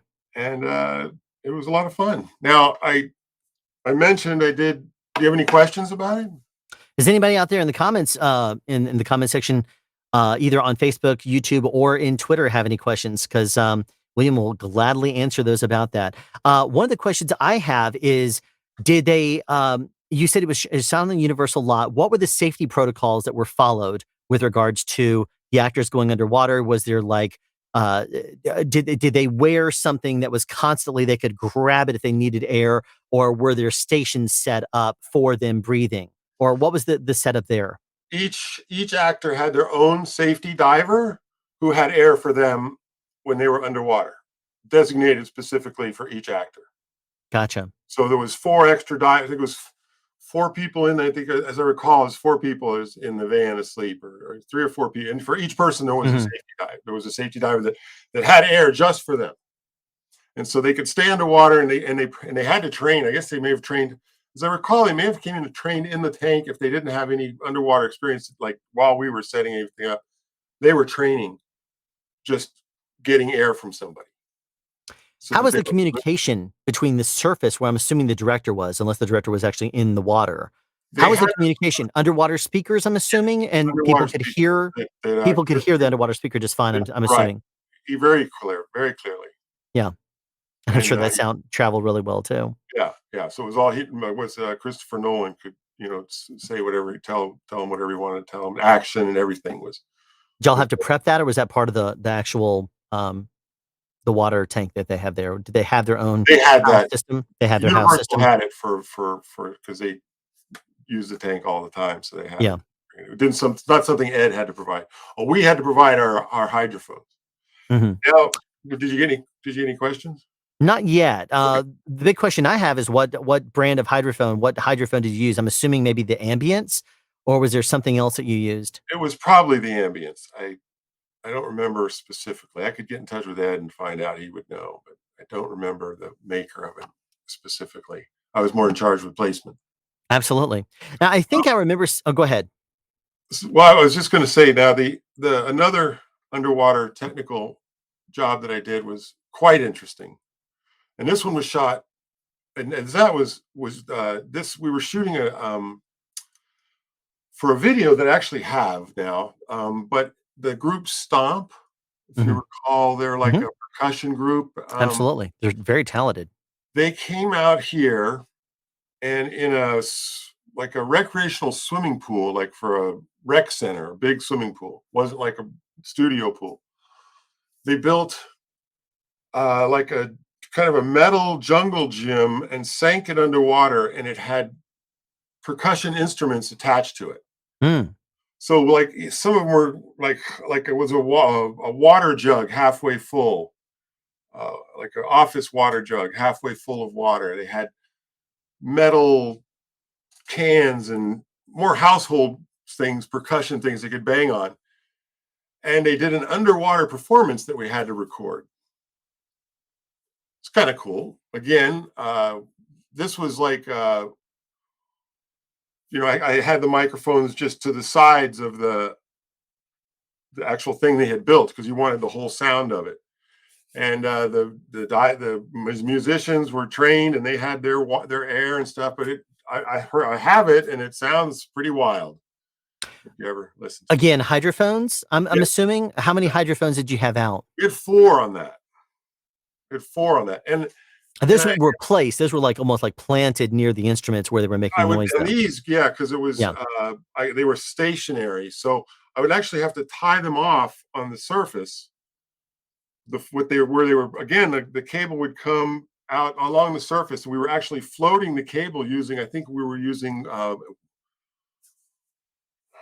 We were using something we attached to. I think it was water bottles or something like that we attached to the cable to float the cable. Mm-hmm. It looked like some kind of pool party with these little things floating in the pool. Was that before or after Inception? This was before Inception. And that's a good solution, though. And so we floated the cables and then had the microphones tethered along the surface so that they wouldn't move once we had them in position. Also, we had the 4 microphones around them. And I think this was shot in IMAX. For some reason, I want to say it was shot in IMAX, but oh wow, it's pretty cool when you see it. And the guys are underwater and they're playing their stuff. And because in that situation, there wasn't a lot of other divers. Yeah, we didn't have all that, because basically we wanted the shot of them around the equipment without a bunch of other people. So you got a nice clean sound coming from the instruments. Those are just 2 examples of actually capturing sound underwater. That's really awesome. Underwater. So I guess I remember seeing something in a CAS or a 695 magazine article or something like that a long time ago, where there was an article. There was, I believe, Ed was actually interviewed, or he talked about it. And he showed a couple of pictures. I seem to recall also there were like plant microphones that y'all placed on the actual seat fronts or something like that in front of them. Am I remembering that correctly? Because it was like 12 years ago or whatever it was. I think we did try to plant hydrophone microphones. I think you're correct, as I recall, but they just were unusable. Mm. They weren't anywhere near. All that we got was the bubbles all around. Yeah. The divers and the safety divers and stuff. And the only actual thing that was ever spoken was that moment where he gets loose and swims over and tries to wake him up. Is the only time that there was any verbalage of any kind that happened. There was nobody at the driver talking. There, there was no other, because the whole scene, the thing goes into the water. There was no time they didn't do any like pre-lap of audio or anything. It was just all about dropping the thing in the water and then doing the stunt. Yeah. It was really a stunt. Yeah.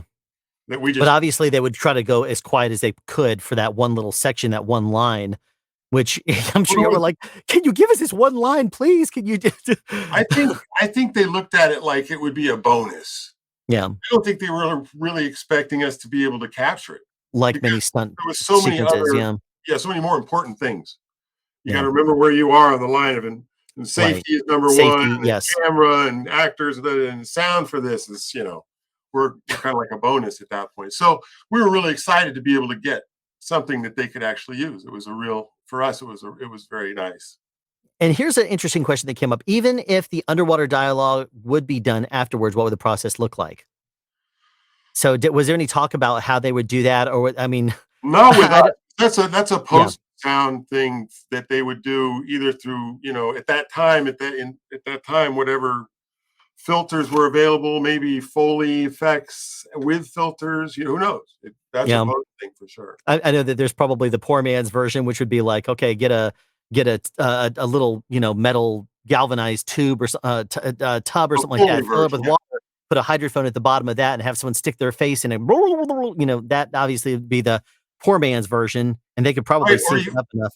Or even not a hydrophone. If you did that with something, you might be able to pick it up with a regular microphone outside of the water.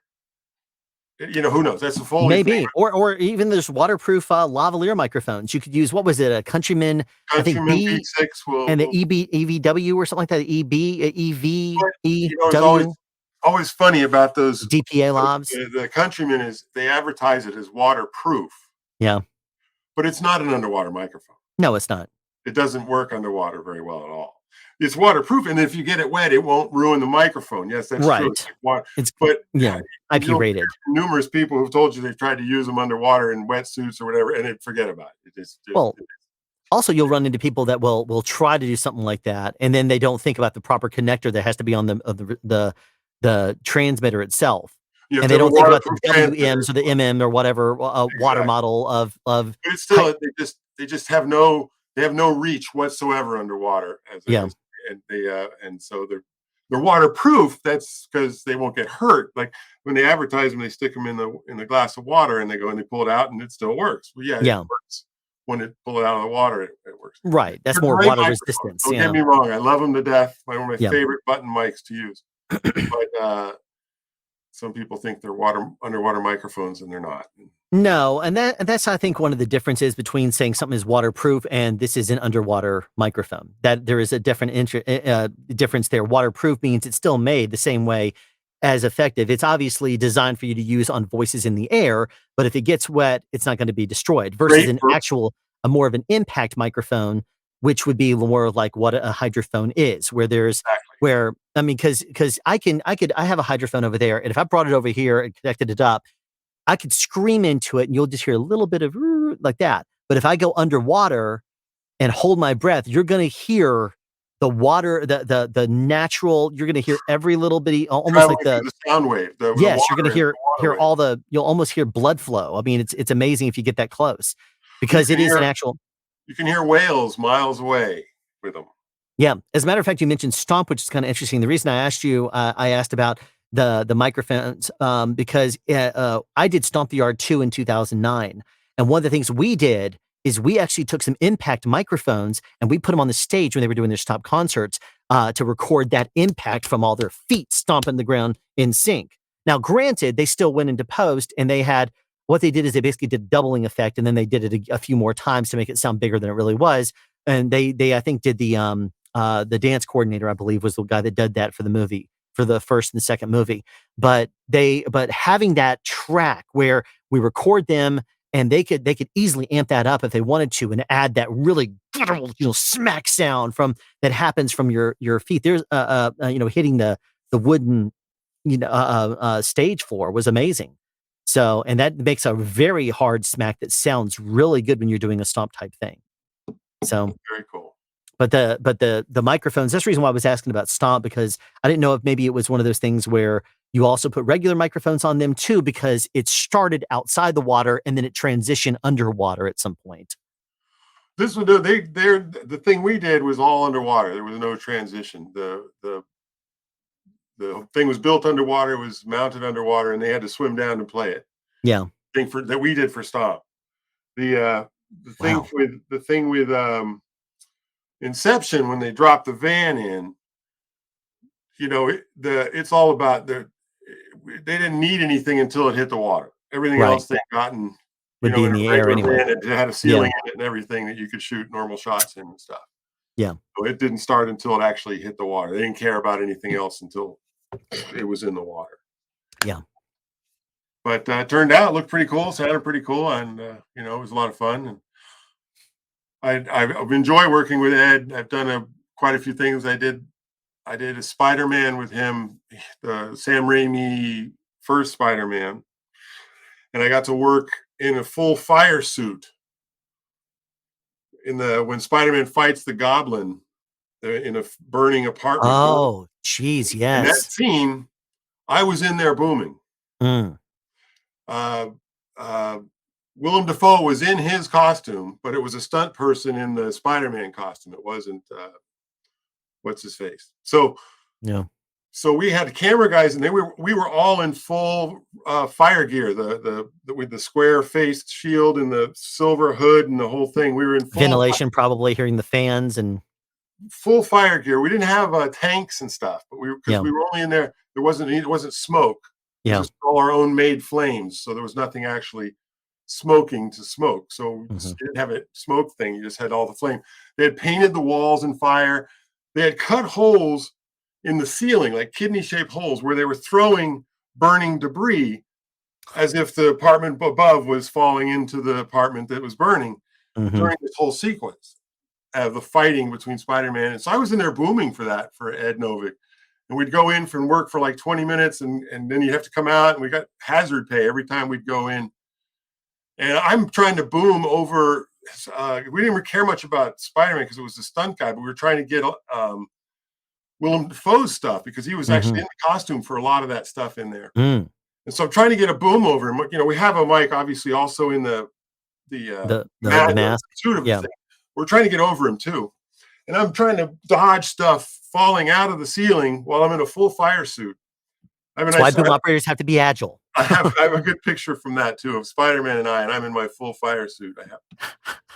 So Ed always brought You're me all on in your super suits. Suits that he did. That's awesome. Here's a question for you. I'm sorry? He got nominated for Oscar for that movie. I remember.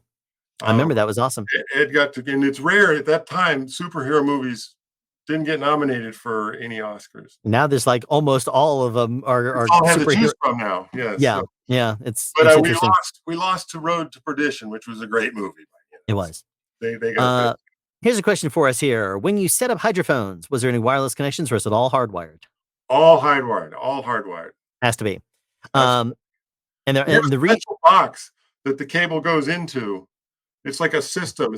Doesn't give you a handy like an XLR. The hydrophone is a hardwired to this metal military looking box that does all the math that you plug your XLR into that. Yeah. That's helpful. Well, it is, and I'm about to drop a link down here that you can look at if you're interested. There is a video that I made called RF Loves Space. And in this video, I talk about the difference between RF and sound acoustics. They're basically two different forces. You have, if anyone is thinking about this, if I am in a complete vacuum and there is a microphone right here, there is nothing to connect and move the acoustic vibrations from my mouth to the microphone this far away. So it would be dead quiet on the microphone. Versus if I am broadcasting off of Voyager 2 at the opposite side of the solar system, they're able to transmit to us and we're able to get those signals. But sound works the opposite. And just like how there is a medium, the denser that medium is, the better my sound will travel. So I can send my voice a far distance through, like literally if I sent it through something like the water, as you said before, they had speakers underwater, that sound traveled great. And I'm sure it wasn't overly loud because it doesn't need to be underwater. It can be pleasant and it'll carry perfectly across the whole thing. Exactly. Conversational level. But in outer space, you don't have sound. Just like if you have a really hard, dense surface here in America, on Earth, you can't send RF through that. That's the reason why Faraday cloth is so thin, and it can literally block out RF. So that's the difference between acoustic vibrations that will go easily through very dense surfaces. RF doesn't. So that's the reason why you cannot use wireless when you're dealing with water. In space, no one can hear you scream. That's right. That's absolutely true. Here's another question for you here. How would you seal a cable connection in an underwater situation? Well, we've had to do it in underwater situations. You can use, they make special bags, first of all, that fold over and over and over. And if your cable is done properly, it'll seal in all those foldovers. Yeah. I've seen people use hot glue guns to seal up containers that have, so we've used even like a miniature little plastic box that you open and close. It has a rubber seal. You drill a hole in it, you run your cables through that hole, and then you seal that hole up. And so your transmitter or whatever that you have is inside that thing, and then you have a sealed hole. That's so many different ways you can do it for underwater. They make underwater transmitters that you can rent or whatever that actually that have all the rubber seals, protecting the battery, and the where you screw the actual microphone into it is sealed. So there's several different ways that you can seal a cable connection, but those are some of them. So here's a question for you. If you were to put a transmitter underwater, you would probably want to also put a receiving antenna underwater too. Correct? I've never run into this, and this is something I've actually wondered. Is that something that you've ever experienced? Like they said, well, we got to put a wireless something down here, because it sounds to me like it depends on depth. I think I've used transmitters that are underwater and have been picked up by antennas above the surface, but they weren't very deep. They were less than 10 feet below the surface. Yeah, I think that would be the big thing. You might have to look into something that a system that works, that can follow you down as you go down, so to speak. Yeah. I imagine that if it was really, really deep, you'd have to have something remoted. Like 30 or 40 feet even probably. But even then, submarine communication is shortwave. It's very low frequency, and it travels through. The reason why it's low frequency is because it's a long sound, long wave. Correct. But they are able to still, have underwater communication and transmit.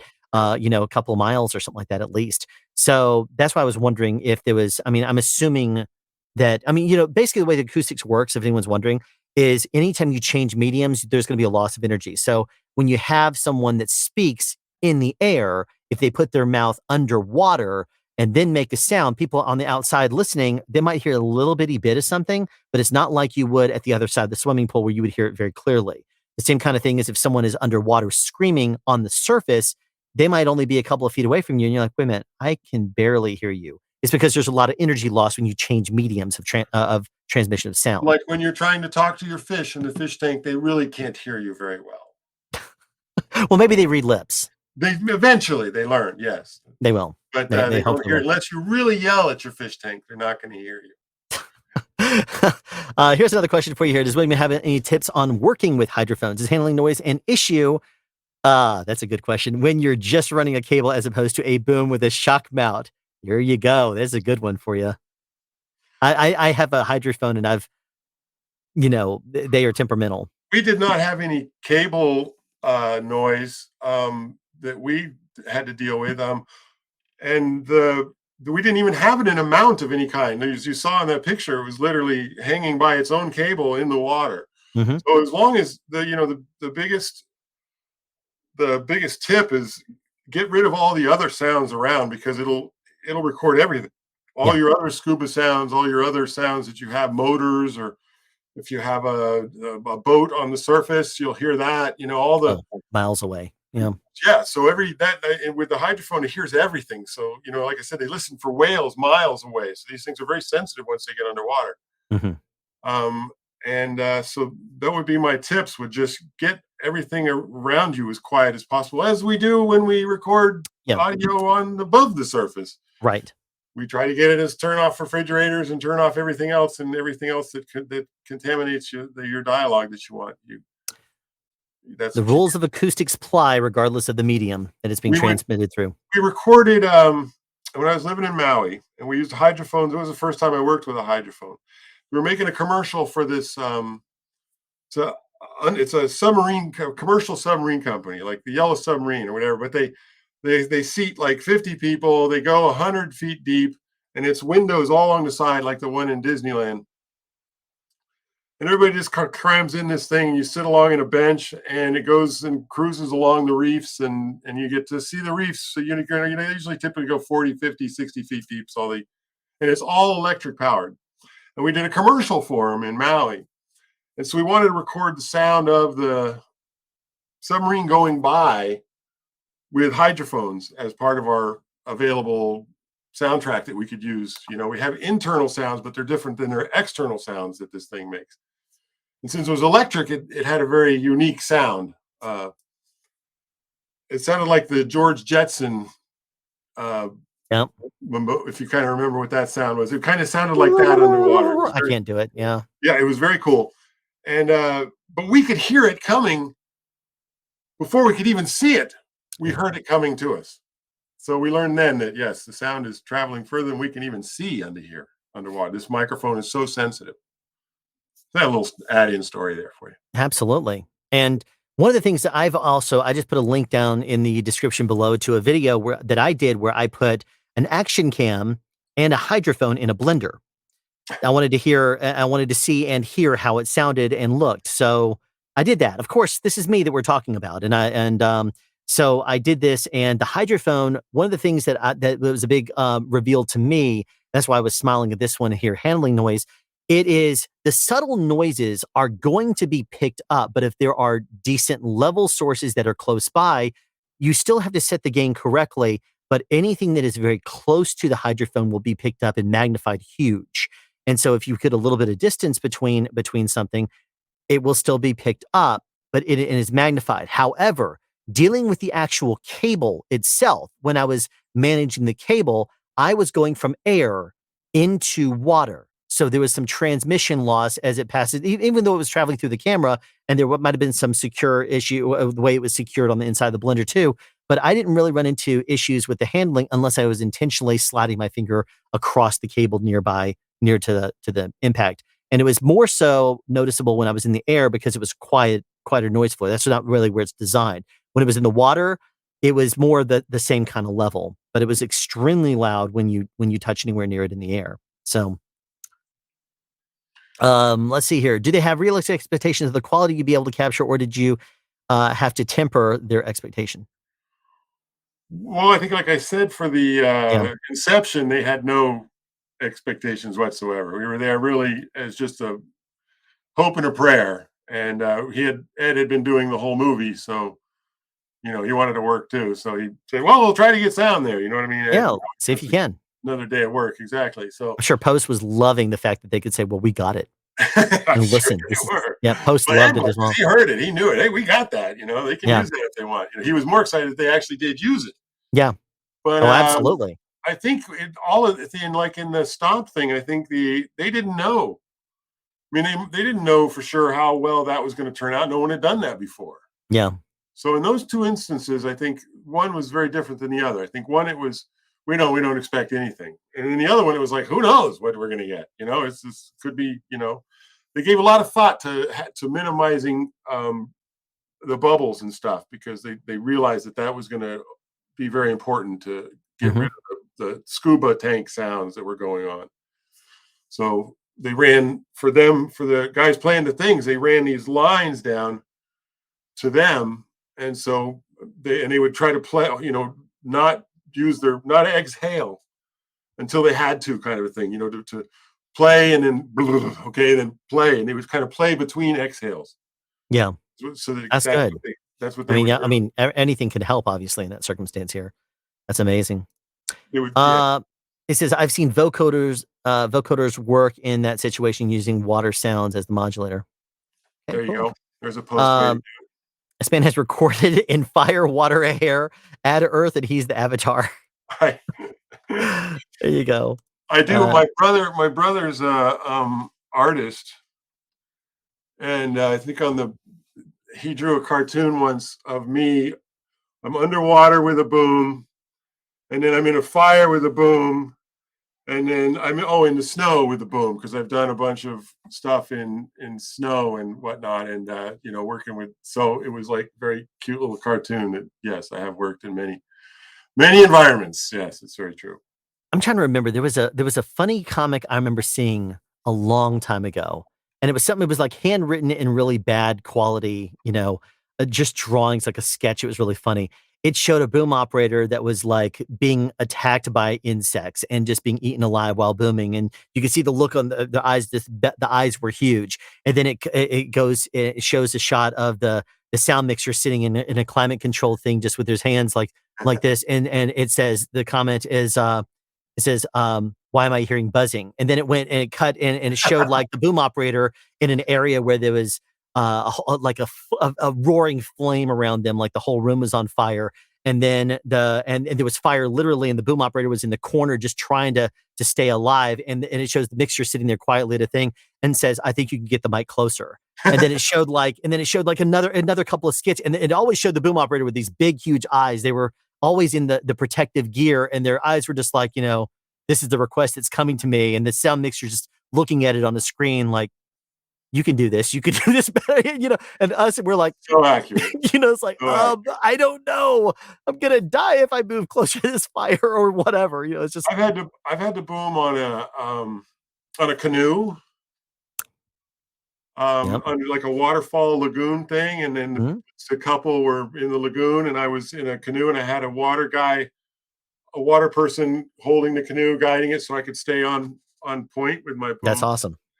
I had to boom on one of those the bridges, the crosses the canyons, whatever, the swinging bridge, that you hold onto the ropes on the side. Yes. Oh yeah. Indiana Jones style. Yes, I definitely know the one you're talking about. Swinging bridge. Yeah, the rope bridge. Yeah. Rope bridge, exactly. I boomed on that. And that's really, really tricky. Mm-hmm. Because everything that we do is a balance. Your legs are swinging underneath you, kind of, as you're trying to keep your arms in a certain one position. Your whole body is on like this. I can only imagine, because the whole axis is changing this way, and you have the pole that's not this way, like a tightrope walker. You're this way, so there's no help. So you're trying to maintain the top. It's like when you see a bird flying and their body's all moving around, but their head is the only thing that's not moving. As it's stationary. Yeah. and you're trying to do that with your boom while your whole body is swinging. I remember that situation as well. We had boom operators that are out there fighting in the front lines, and the mixers are back there with the heaters by their feet and their half glove fingers on, mixing away.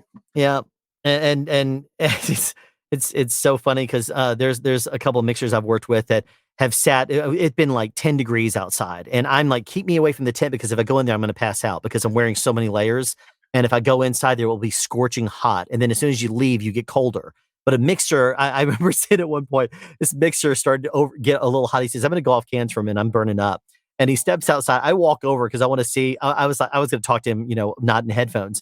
And I see him walk out of there, and his body is steaming. He's like literally steaming because he had his fire on like right next to him, and he's like, steaming and stuff. And he's just like, "Oh, this feels good, doesn't it?" And I'm like, "Yes." It's just one of those things when you're burning up and you step outside in the cold, it feels great. But as soon as you're like out there for 30 seconds, you're like, "This is cold. I'm going to go back in." It's really funny. I know that when I did a movie we did a movie in Puerto Rico, in like the deep forest of Puerto Rico, playing for Hawaii. It was called The Perfect Getaway. Really good movie. And it was the only movie I ever shot. We shot in sequence. Scene by scene, we shot it in order, in movie order, which I've never done ever since, but we did it on that movie. But we're in the deep jungle in Puerto Rico, and the mosquitoes were like flocking on us as crew. And I had to have one of those hats that had the mosquito netting. The netting coming down in front of it. Yep. You had to have full long sleeve, two layers, because they would get through one layer of shirts on you. And I remember the mixer was in some tent, back, and he's like, "Oh, the mosquitoes in here are terrible." And I'm like, "Dude, come out here. Come out here for a second." Complain. Keep on complaining. Yeah. Yeah. No, I'm going to stay back here. I'm okay. Yeah, I've there's been a couple of times that mixers have just been complaining about the conditions they're working in or something. I was working on a show and it had been torrential downpour for like 7 days. And then they were like, "Well, we got to shoot the scene because if we don't, it's going to move on." And it took place at the side of a lake. And so because everything was on an incline like this, everything was muddy because the grips had been going out there with the gators and stuff and just chewed everything up. And all it was mud. And this was a sequence where all the actors were basically wearing bathing suits. So the guys were not wearing anything below the waist, and the girls had little skimpy tops on, and their hair was up. So you couldn't put a lav anywhere. And so the mixer, we pushed him into the bottom of this place way up a hill, and he was like, "Okay, well, let's remote the antennas, and we're going to see what we can get." And I just shook my head at him. I said, "We can't do that." He's like, "Well, I'm not going down there." I'm like, "Yeah, I know, but I'm going to have to hardline this." And he was like, "Okay." I mean, he was like fine with it, but I'm like, I can't trust, because it was so much distance between us at that point that I wasn't going to trust the wireless to get from where it was, even though he was up a hill. And in that circumstance, with all of the stuff going on there, I said it has to be hardlined. And I remember that I just about charged up there, and I got in his face and pointed at him, which I never do, because he kept complaining about the conditions we were working in. He was up there just in the thing, and he was just like, "I can't believe the conditions are making us work in here." And he's like, "Geez, it's like it's been raining out here, and all it is muddy and stuff like that." And I'm thinking to myself, he is in a climate-controlled house on the bottom with a heater next to him, and he is dry. He didn't touch the cables and run them down here. I ran over 400 feet at the time it was a 8-pin duplex, and I was like, and I'm down there just trying to, step over the mud and not trip, and at the same time keep the boom connected because he always liked it to be connected. And I was like, I'm at the end of the hose now. I got to disconnect, and I got to run over there and talk to the cameras. As soon as I come back, he'd be like, "I can't believe it. We can't even communicate as a team, and it's because they're making us work out here and this stuff." And I remember just being like, what? As soon as they said we were turning around, I handed my boom and stuff to the utility. And I said, "Do me a favor, hold on to that for a second. I'll be right back." I went up there and I said, "You are not in these conditions. I'm in these conditions. So do me a favor, please, and stop complaining to me because I'm not complaining to you. All right? I don't want to listen to it when I'm trying to do all this stuff and deal with the actual conditions. Do me that favor, please." And then he was just like, And I felt bad about it later. I said, sorry for getting in your face and pointing, but that was like, I'm trying to just, talk to people and whatever, and I'm listening, and all it is just complaining constantly in my headphones. I'm like, shut up. I'm trying to do this and make the best out of this situation. So it's like, anyway. But and those kind of situations though are challenging, but those are the ones that we really have a chance to show our value to the show, and we can still show them that we can do the challenging stuff and get great tracks too, and they'll have maybe a better expectation for the sound departments and what we can actually do next time, and perhaps involve us in prep a little bit maybe. So that's anyway. Says, thank you very much for the vocoder suggestion. Sounds interesting as well. Thanks, Alan, for taking the questions here. Here's another one. Imagine the look on a first lady's face when you asked him to lock up the whale singing. He's 6 miles away. Well, this is what you say. Is this, can you get locations to go and, see if the animal handlers can move the whales farther away? They're 6 miles away. Yes, and they should be at least 60. We need them to relocate, please. I'm not asking. You just do it. First day I worked with once would tell locations to deal with them. Yeah, a lot. That's I could just imagine. It's like when we work with babies. The baby's just over there, like this, and I enjoy talking to first ADs and say the baby is. Can you make the baby quiet? They're right over our dialogue, and they're like, it's a baby. I'm like, yes, I know, but we have scripted dialogue here. And, I'll just do that sometimes to mess with them. And they're like, what are you kidding me here? Would you mind if I pause this conversation for just a moment here? We're changing over hours and we have to change sponsors. I'd love to continue the conversation if you have another few minutes. A couple more minutes. Yeah, we can wrap it up. Okay. I'll hold on. Now, once again, I would like to thank Trew Audio for sponsoring this previous hour of the Epic live stream. And in case you missed it at the beginning, if you want to find Trew Audio online, you have to type in TREW audio.com. And if you click on company and then go down to about, you're going to find that there are 5 locations in North America, consisting of Burbank, California, Atlanta, Georgia, and Nashville, Tennessee. And those are in the United States. In Canada, they also have Vancouver and Toronto. When it comes to professional audio companies online, most concentrate on the rental and sales of audio gear and maybe walkie-talkies, but Trew Audio has their hands in just about everything and is a one-stop shop for basically anything in your imagination, and then some likely. If you go through their very densely packed menu, you're going to see there's a lot of categories for you to scroll through. Whether it's rental and service or want company information and their social media platforms, it's all listed right there on their website. Another thing that I really appreciate about Trew Audio is that they have a wonderful used/consignment area. From the front of their website, if you click on used, you'll go to their used section, and this is, in my opinion, unmatched of any pro audio company.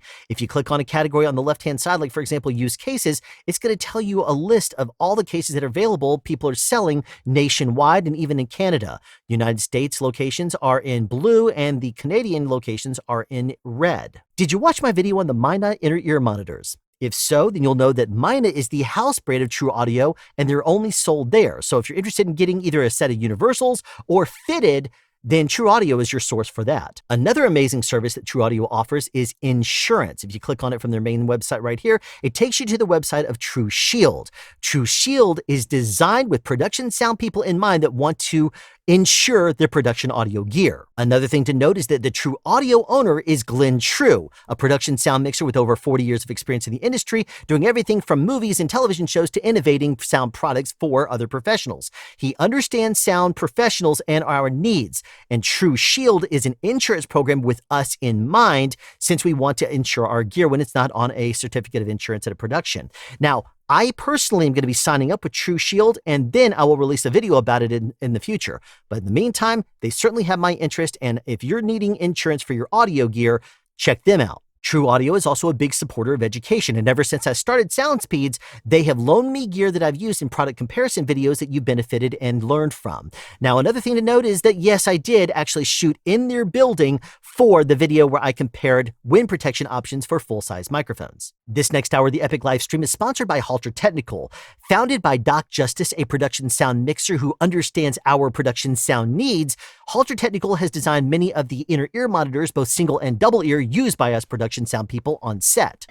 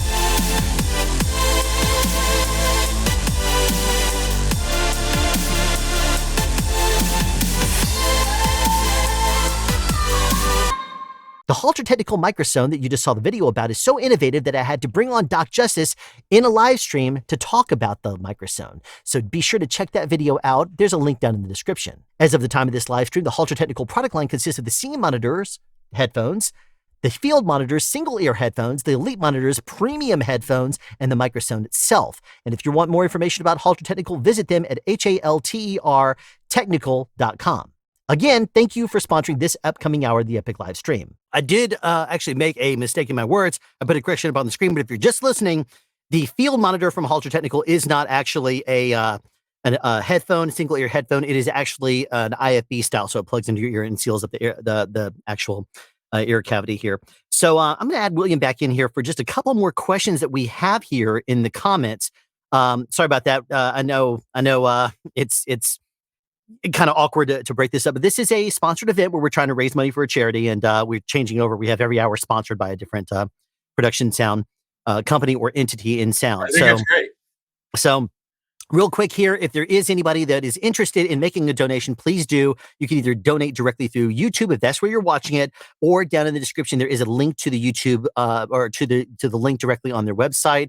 I'm hitting refresh right now, and there is no new updates or no new donations right there. But I would love to be able to get those donations up for them a little bit higher there. So maybe y'all are holding out a little bit, but if you are, it's time to get jumping on there. Let's get some donations happening. A couple more questions that we have here during different aquatic life forms, phonating harmonics to be okay, where one mic and one source is. I guess what they're asking is, how do you organize the different types of life forms phonating harmonics to be a convolution of waveforms? I guess this isn't really a question. I thought it was when I first started to look at it. But it's more of a posting, I think. I can tell you that, like, I've done a lot of scuba diving and whatnot, and if you're around a reef, you'll actually hear the fish eating on the coral. You can hear it even snorkeling. There's a lot of, this says aquatic life forms. There's a lot of different aquatic life forms that are making sounds under there that you're going to pick them all up. The reefs are there's like a clicking sound, like this constant clicking sound of the fish eating, and I think it's a very noisy environment, but very cool. I am adding I found this picture. I wish I could send it to you. Okay. If I was better at this. You could do it the same way as you did before, and I'll just add it in there. Real quick here, though, another question that came up: how do you keep mics safe in the rain? Well, I did put a link down in the description below to a video I did on how to properly seal up connectors and protect transmitters if you don't have something that's actually made by the manufacturer. Like, we now have silicone covers you can put over top of transmitters, and as William said before, there are bags that you can properly roll up around a properly sealed transmitter, and it allows it to maintain its water seal and not leak water in. But if you are looking for a poor man's version or a more versatile solution, I have a video down there in the comments, or the description rather, down below, that you can check out here. So this next question here is more of just an general thing, but you're also just a boom operator, a standard boom operator. So I'm going to put this question to you as well. And then we'll see how you would answer this as opposed to me there. Hey, Alan, do you handle the approach of actors when macking them? I don't have much experience, and every time I feel a bit of a loss because actors are in formal language and some are very formal. So I guess it's just basically regarding etiquette. And if you're approaching someone to lob them up, is there any tips and tricks you can give with regards to that? I talked about this a little while ago. Well, I mean, I think you got to, it varies actor to actor. If the actor's been in the business for a long time, they know exactly what's going on. They can stand there and they recite their lines while you wire them, and they just want you to get your job done, do it right, and let them move on. Yeah. Or you have a new guy who has no idea what you're about to do, and they think you might be molesting them. So you got to kind of give them the ropes. Tell them what I'm going to do is I'm going to drop it on this thing, and I'm going to get this thing, and I'm going to put it over here, and I'm going to plug it in there, and I'm going to tape it. You got to kind of tell them what you're going to do ahead of it. So there's a huge gamut from person to person on what you are expected to do, and you just kind of have to know by doing it enough that what this person required. Some actors hated being, what's his name, Jesse on Modern Family, hated wearing a wire, hated coming in to get wired. You come out of the trailer after being messed with for an hour and a half with makeup and hair, but I need 2 minutes to wire him. And he's crying that he doesn't like to be wired. And I'm just like, why'd you get in this business then if you don't like wearing a wire? You should have chosen another end because it's part of the business. So they don't like it. Then they're like this grumpy person while you're trying to do your job. And so you just got to be as fast as you can, be as professionally as you can, and let them go. So there's a lot of different circumstances. And you have to be a quick read also. This is basically, the etiquette is one of those things where everybody is different and everybody has different levels of intimacy that they're comfortable with. And sometimes it may be just handing that off to the costumer and letting them handle it. Big name talent sometimes is that way. One of my favorite stories that I usually tell with regards to wiring is with Samuel L. Jackson. Did a movie with him a few years ago called Cell. Sam does not like to be, wired. But at the same time, he even though he loves ADR, and I did ask him why, because I already heard him talking about ADR. He says, because I don't know what take they're going to use. I want me to sound like the way I want to sound for that visual. So that's what he told me. Even then, though, he still respects the boom. He was always complaining, I don't want to have to wear a wire. Do I really have to wear it? Do I really have to? And when we realized that he actually had our backs on this, it was really amazing because we were in a circumstance where we were all going up a hill. The actors were kind of in a semicircle. It was kind of the old hose down that they were all looking down at something this way. We had one camera on somebody tight over here and one camera looking over this direction. And both cameras said they're not going to be including him in the shot at all. Well, they had so many bounces and so many people that were up next to the camera that I just could not see through anybody. And so that was a big issue for me. And all I could see is the tops of a couple of people's heads. And if I repositioned, I could see other actors. But one of the things that I really appreciated about Sam was that I was cueing only the on-camera people because I could only be certain places for miking. And I thought it was very critical to catch this dialogue. So I was moving only to the on-camera, no place to second boom.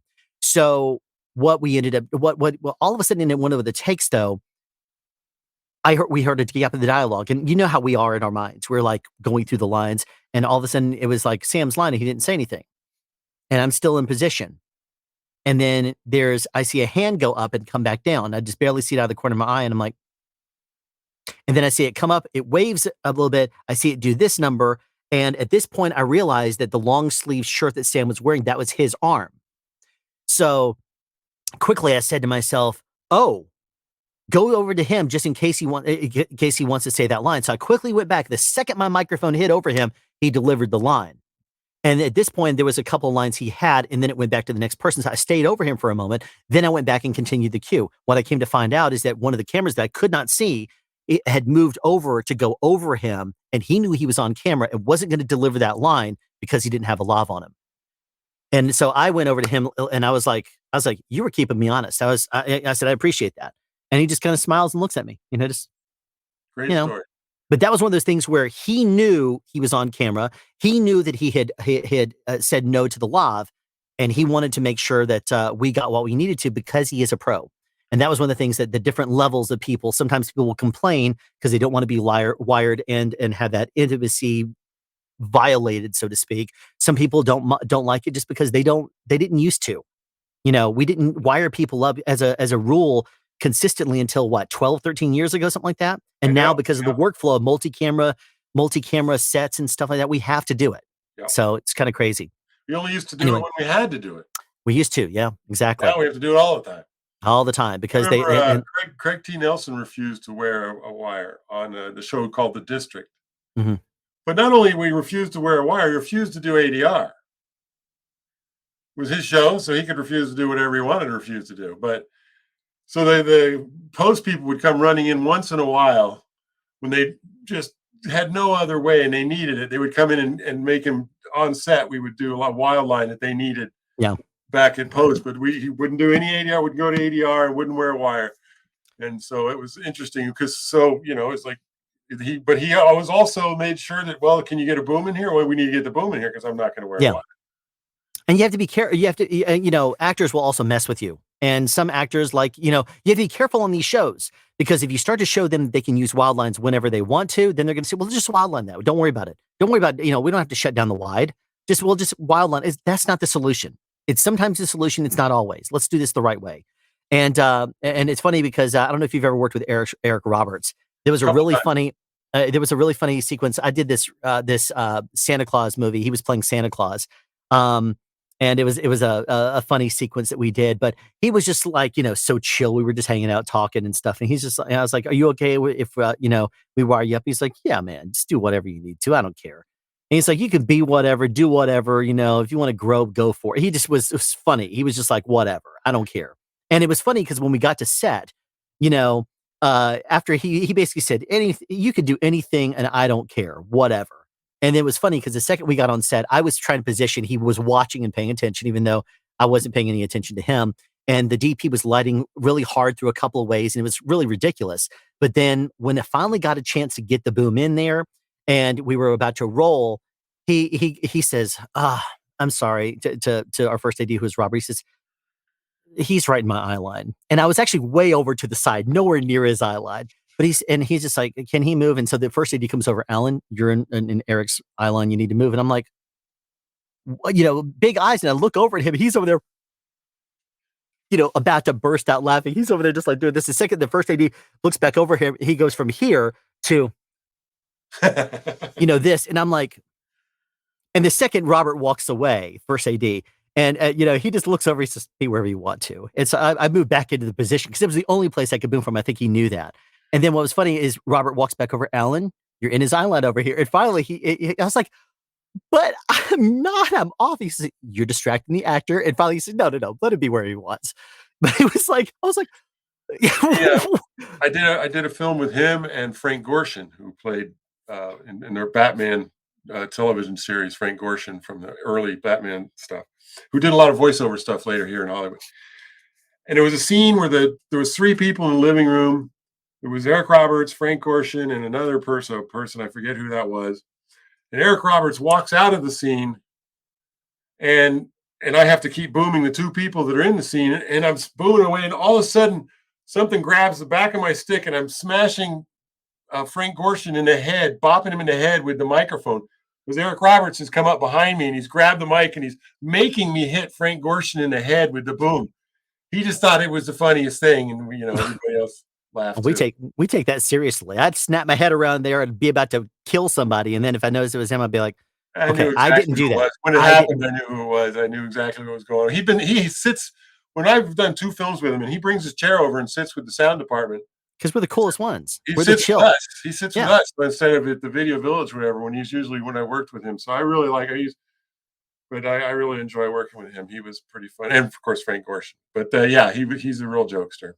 Yeah. Right. On my line, I tell everybody, and you guys can use this, and is if you're on set and you're trying to get people out of the way so you don't, it gets hurt with the stick. You tell them, look, I've never hit anybody on accident. Yeah. And actors will try us. And they'll think about it for a second. Yeah. He said on accident. Yeah. Yeah. That's actually a good thing. It took a second, but now I get it. That's funny. Yeah, and it's a great one because they'll do the same thing. They'll go, "Why did he say on accident?" Yeah. Oh, wait a minute.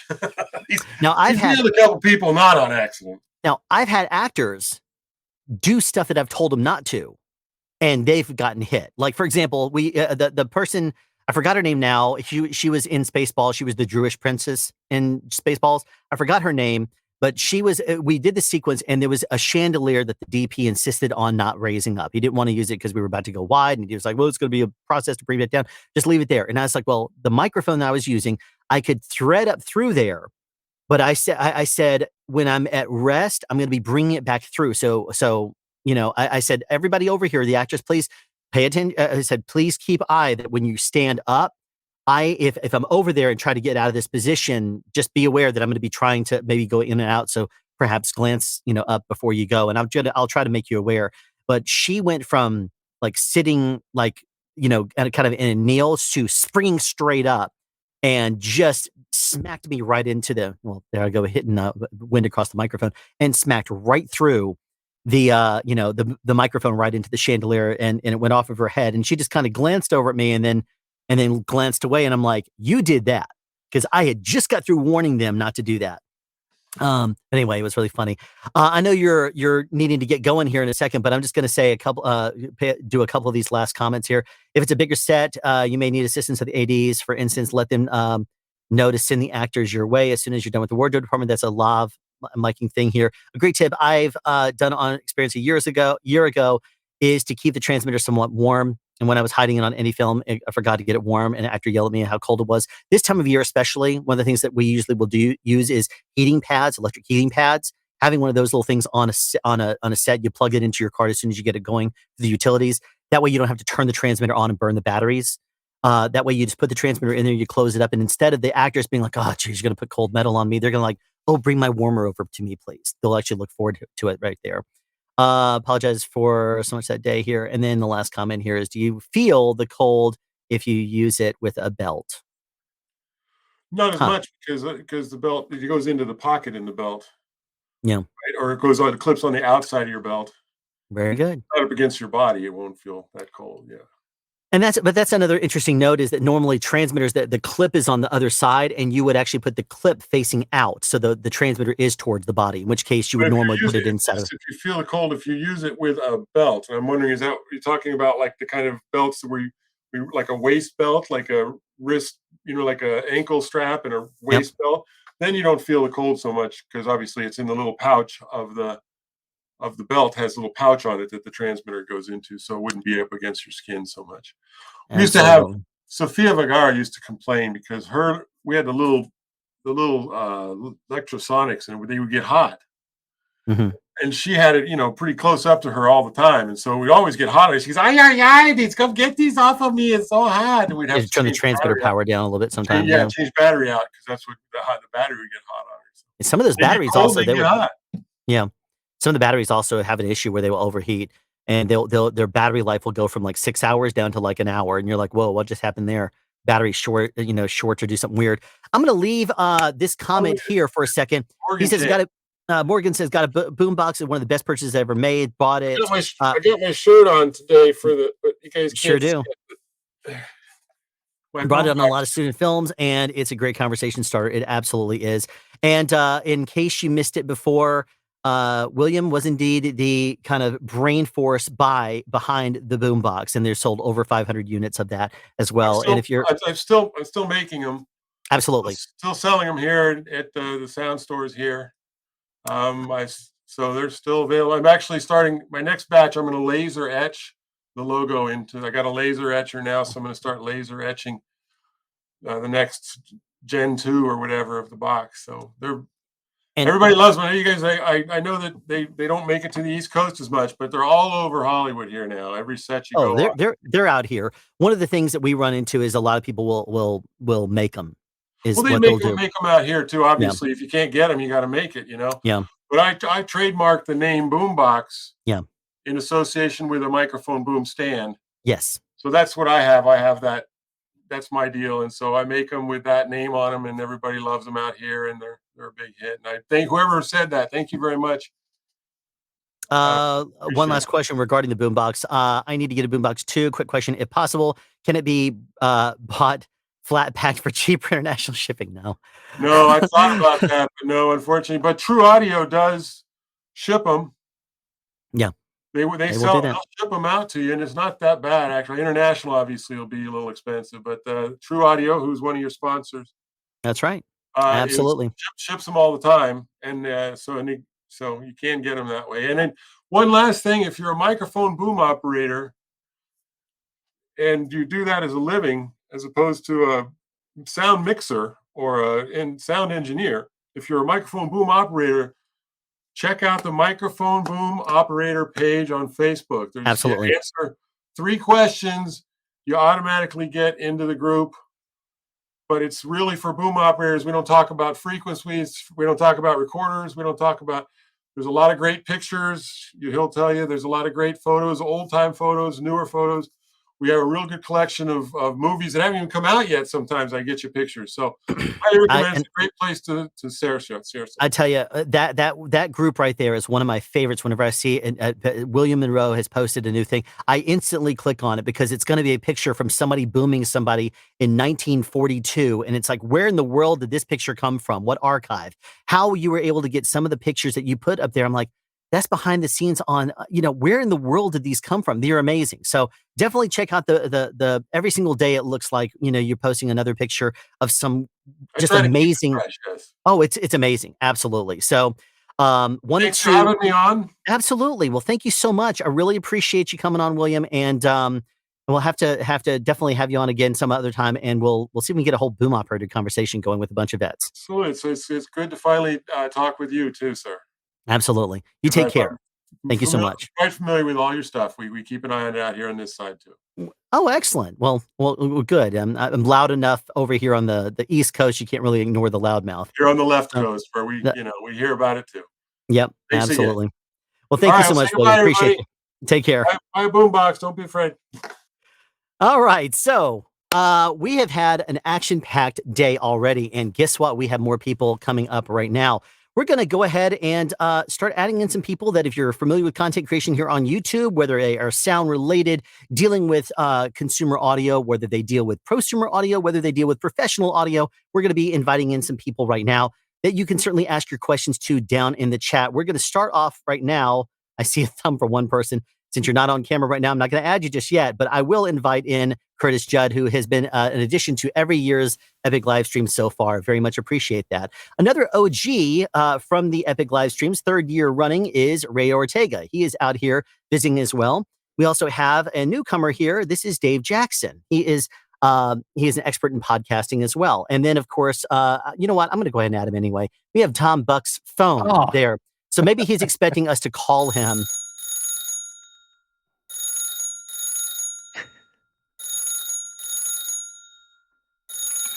Hello? I got the timing of that was perfect. Hey, you caught me on my landline here because it's 2023 and I'm on a landline. So, hello. Got this for Christmas and wanted to use it. Here. Don't worry though. I'll switch over to a significantly better microphone. So don't worry. Do you think that has an XLR? Is that an XLR mic? The little handset there? Yeah, it actually is. I just wanted to make sure. I wanted to go from that. This is like a joke, so I wanted to use a much higher quality mic for the stream. That's the joke, not the Yeti. You kidding me here? I'm confused. Did you want that? Do you want me to? I could send you one. Jeez. I'm sitting here hovering over the word "kick" from studio. I don't have all the amazing experience that everyone else has, so I had to make up for it with shtick, and I apologize for that very much. Here we go. No worries. Let's just go back to the real world. There we go. I promise. My favorite part is where you caught him flat-footed, and he couldn't really rhyme landline. Landmine.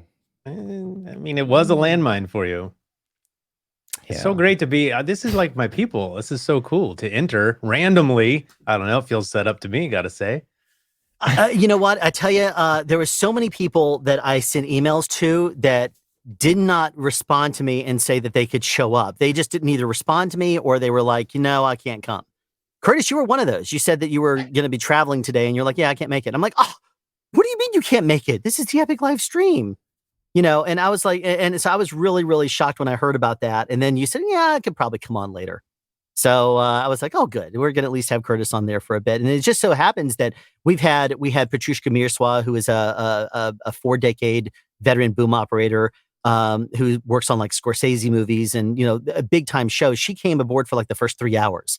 And then from there, we basically transitioned. We had a conversation with Cinela about their shock, what goes into making a proper shock mount for shotgun microphones and pencil condensers and stuff. Then we went straight into a conversation with Gotham Sound, and it's been nonstop the entire time. And then you guys all came in within about 5 minutes of each other. So this is amazing timing, as you said.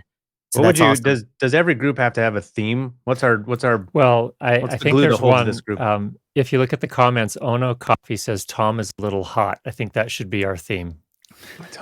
My wife says I'm more than a little hot. Not that kind of hot. I don't think he's talking about that. Oh, never mind then. Well, I tell you what, since in case there's anybody who's new to the world of YouTube audio, why don't we go around and at least talk a little bit about the kind of sound that we get into on our channels and what we talk about and what we do. So why don't we start and just go, let's go in alphabetical order. I'm going to move a couple of people around here. Tom, you're going to be last, even though you're in here first. Sorry about that. We're going to go in CDRT. I had to think for a second. I was like, I'm not spelling some bad word by doing this.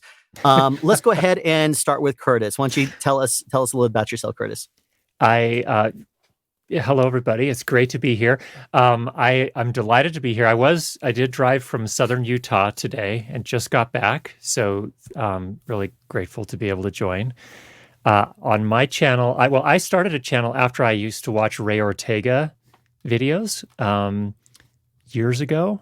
Sorry, man. And you never left the bedroom. Just never stayed right in that spot making videos. It's all good. And my videos focus primarily on sound for video and for podcasting a little bit. And my day job is in educational video with a company. So that's my background. Hi, Mike. DelGaudio. Yeah. So apparently Tom is also Mike's type. So that's I'm honored, honestly. Tom is a Mike type. What type of Mike is Tom? He was a Mike. I can't think of anything. A Yeti. Even. Clearly. Yes. I can't think of anything. ASMR for a second. And that's okay. You'll warm up here in a moment. Get yourself a Zip Fizz. So why don't we move on to Dave? Dave, tell us a little about yourself. Yeah, I'm my main site is schoolofpodcasting.com. My channel talks a lot about podcasting, but like everybody else, don't we all have like 12 microphones sitting on our desks with a Zoom 4? And, it's like, so I do talk about gear over there because, it's not the content, it's the gear that makes people listen. Oh, absolutely. Yeah. If I just had a better microphone, I would, money would fall from heaven. So I do that. Right now I just started a series on podcasting myths because I can't believe in 2022, somebody still said you need to get into new and noteworthy because you only have 8 weeks. And my head went, Gsh. So I talk a lot of podcasting over there and try to help people avoid the common pitfalls. So Dave, are you stealing roundtable content? So Dave and I co-host a show called Podcasters Roundtable. He's doing myths on his own show. I'm pretty sure the roundtable. You wait. It's probably because we don't do that show anymore. 2023. It's coming back. Another season. Yeah, another season. Excellent. Ray, tell us about yourself. Ray, clearly I'm very old if Curtis has been watching me, which is actually really cool because I'm like, I didn't realize I had been doing it that long. And it is, I guess it started with, did I start with a YouTube channel? No, because podcasting is older. So I say a hobbyist podcaster turned professional. I started podcasting not as early as Dave. In fact, I listened to Dave about how to podcast when I was learning how to podcast. Then I got in, started teaching it, then got hired. Probably something like what Curtis, I don't know Curtis's complete background, but I was doing this all as a hobby, learning from people like, all the stuff that Tom puts out. If I could get content like that, I was just consuming it all. And the early days, there wasn't a ton of it. So you kind of had to like find some content, then try something out, learn something, and then hopefully you shared it. I think everyone here, the one thing they did is share it. So when I was doing podcasting, and I was also working in video, my first podcast was technically a video podcast. Not technically, it was. That is a thing that most people don't realize. Video podcasts were huge, bigger than audio podcasts in the beginning, I think. And someone said, hey, I saw that camera and that microphone. What were you doing? And I think my first like really big video on YouTube was me saying, like, hey, Mark, this video is for you. Like I literally was just trying to answer someone's question. And apparently everyone else had that question. So I started the YouTube channel with it as well. And the rest is history, man. Excellent. There's already a comment down here from Bandrew. Soundspeeds is confused. Can you explain new and noteworthy from Apple Podcasts for all the non-podcasters? Would be an interesting discussion.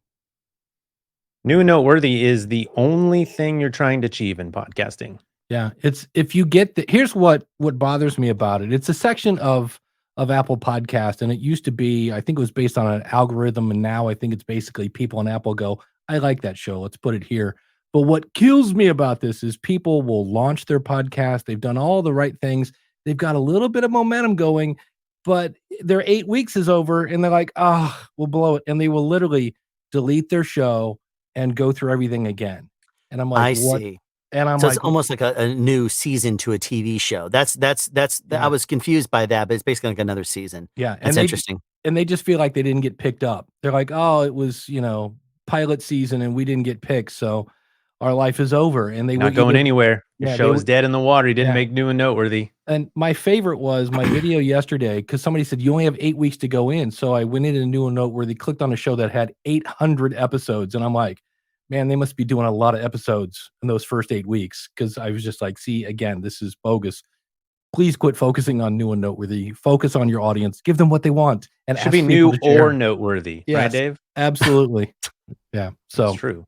That's the fun joy of new and noteworthy. So. But this is something we've been explaining ad nauseum since like 2005. I feel like this is the common podcast about podcasting question. How do I get in? And that's all I need, right? And I will, one in the charts. And I will teach you how to get in for 3 easy payments of your $97.99. Yeah. That's the joy of that. Well, real quick, before we get too deep into the conversation, we basically just went through and introduced everybody except for Tom. Except Tom. I'm just sitting there, and he's just kind of sitting there looking pretty. He's the eye candy. He's the hot guy. We already did this. So, we brought in the eye candy. That's all that is there. Ladies, there you go. And gentlemen, there you also go. This is 2022, almost 2023. I'm not going to discriminate here. Male or women, there's Tom for your eyes. Tom, tell us a little bit about your channel and what you do.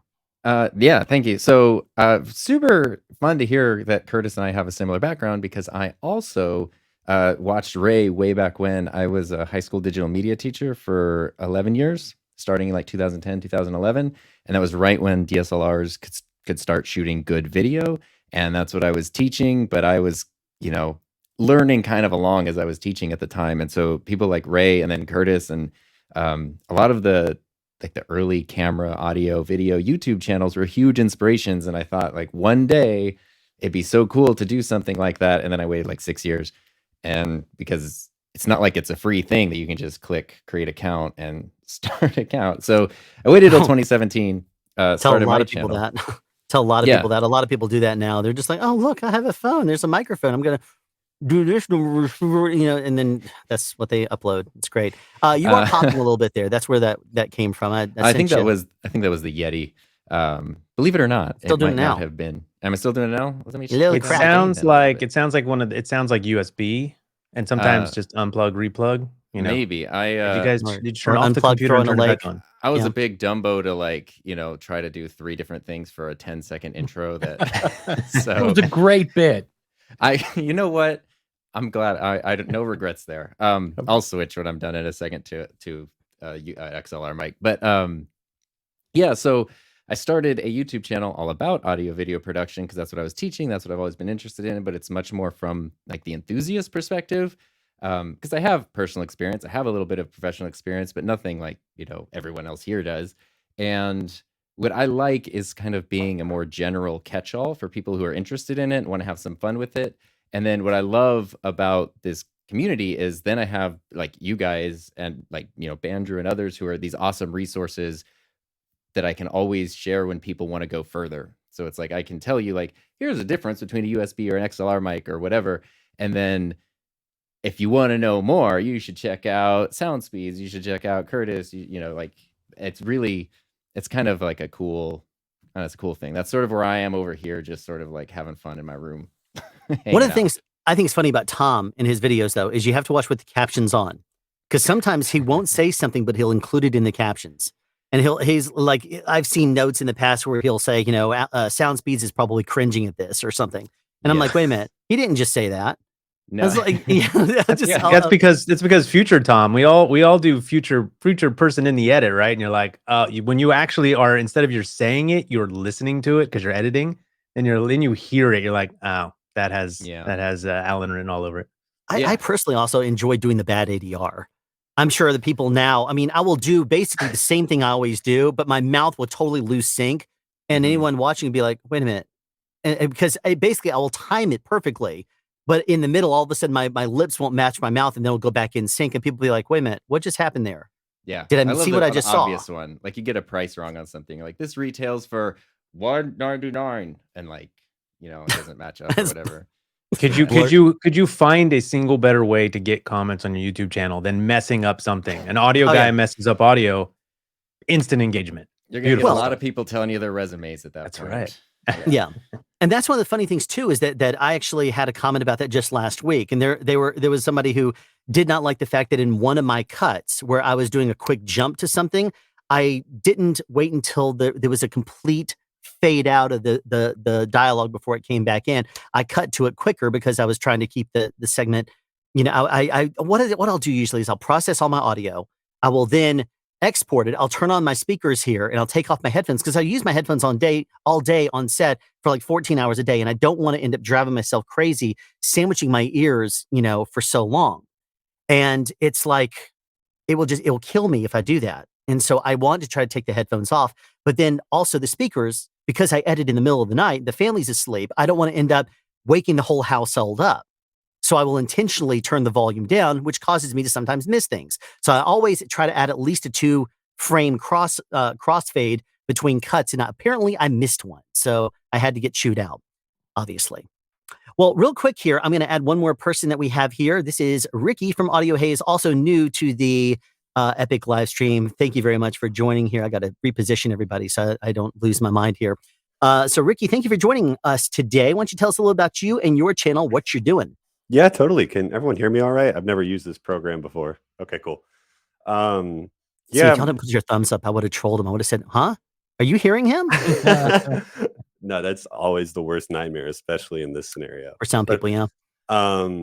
So yeah, I mean, I have a channel. We do a lot of microphone and gear reviews, but the goal is to teach bedroom producers specifically how to make really cool stuff with not a lot of stuff that they have. So like I kind of like it that my bed's in the background and I'm just in like a bedroom or something, because it kind of shows people that you don't need a lot of stuff to get started, and that's the message I like to throw out there, at least. Yeah. You see, it's funny. You mentioned that you like that environment. When I first started doing my channel, I did a test, and I did not like the disarray of the room in the back with things the way it was. So the very first thing I did was I created a set piece. Right. Because here I am, a pro sound person that works in the film industry, but as soon as you say pro sound person, people expect everything. You expect to be in a booth.